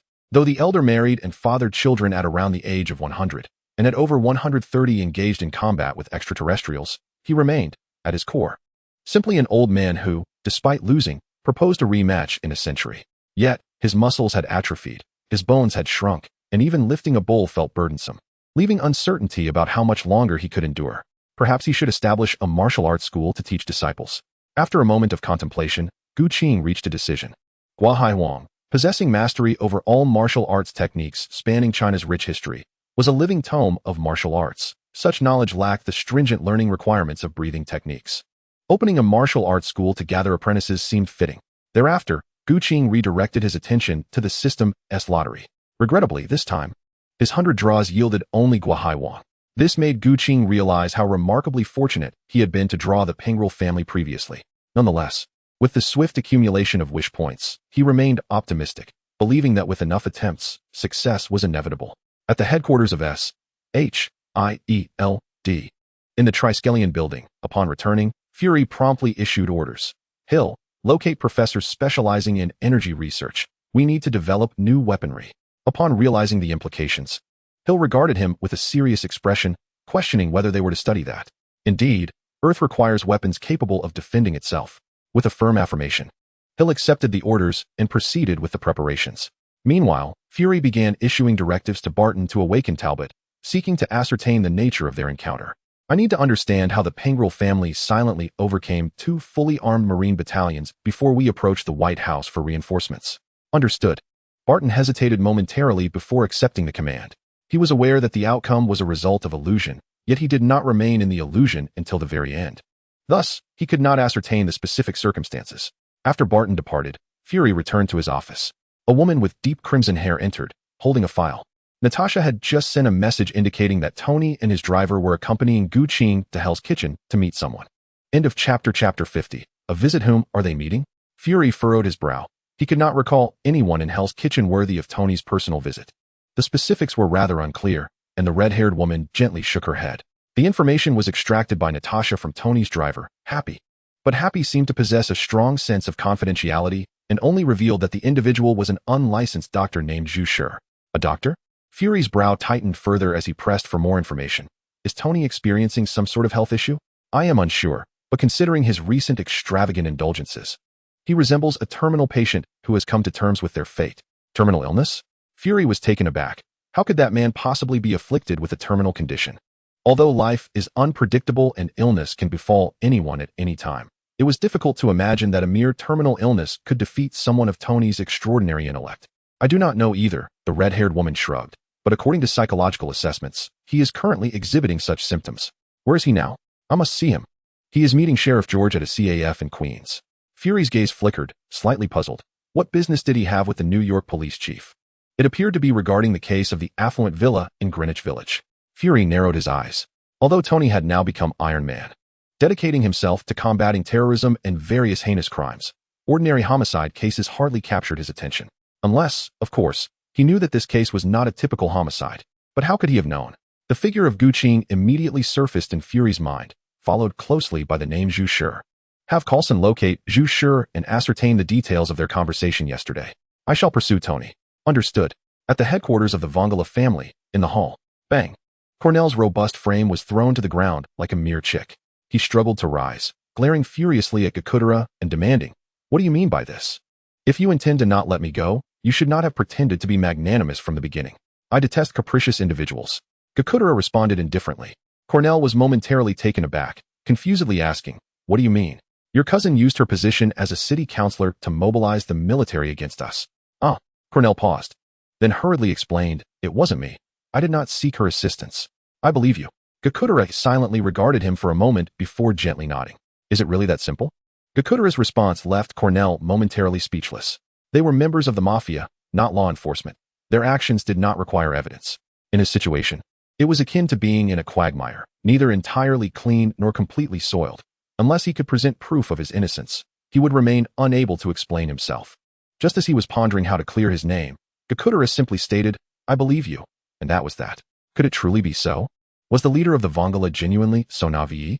In this precarious situation, a mere statement of faith from such a person was unsettling. Was there truly a future in following someone like him? Poor, naive Cornell had no inkling that Godzilla possessed an instinct so finely tuned that it could even transcend illusions, allowing him to discern what actions to take without prior learning.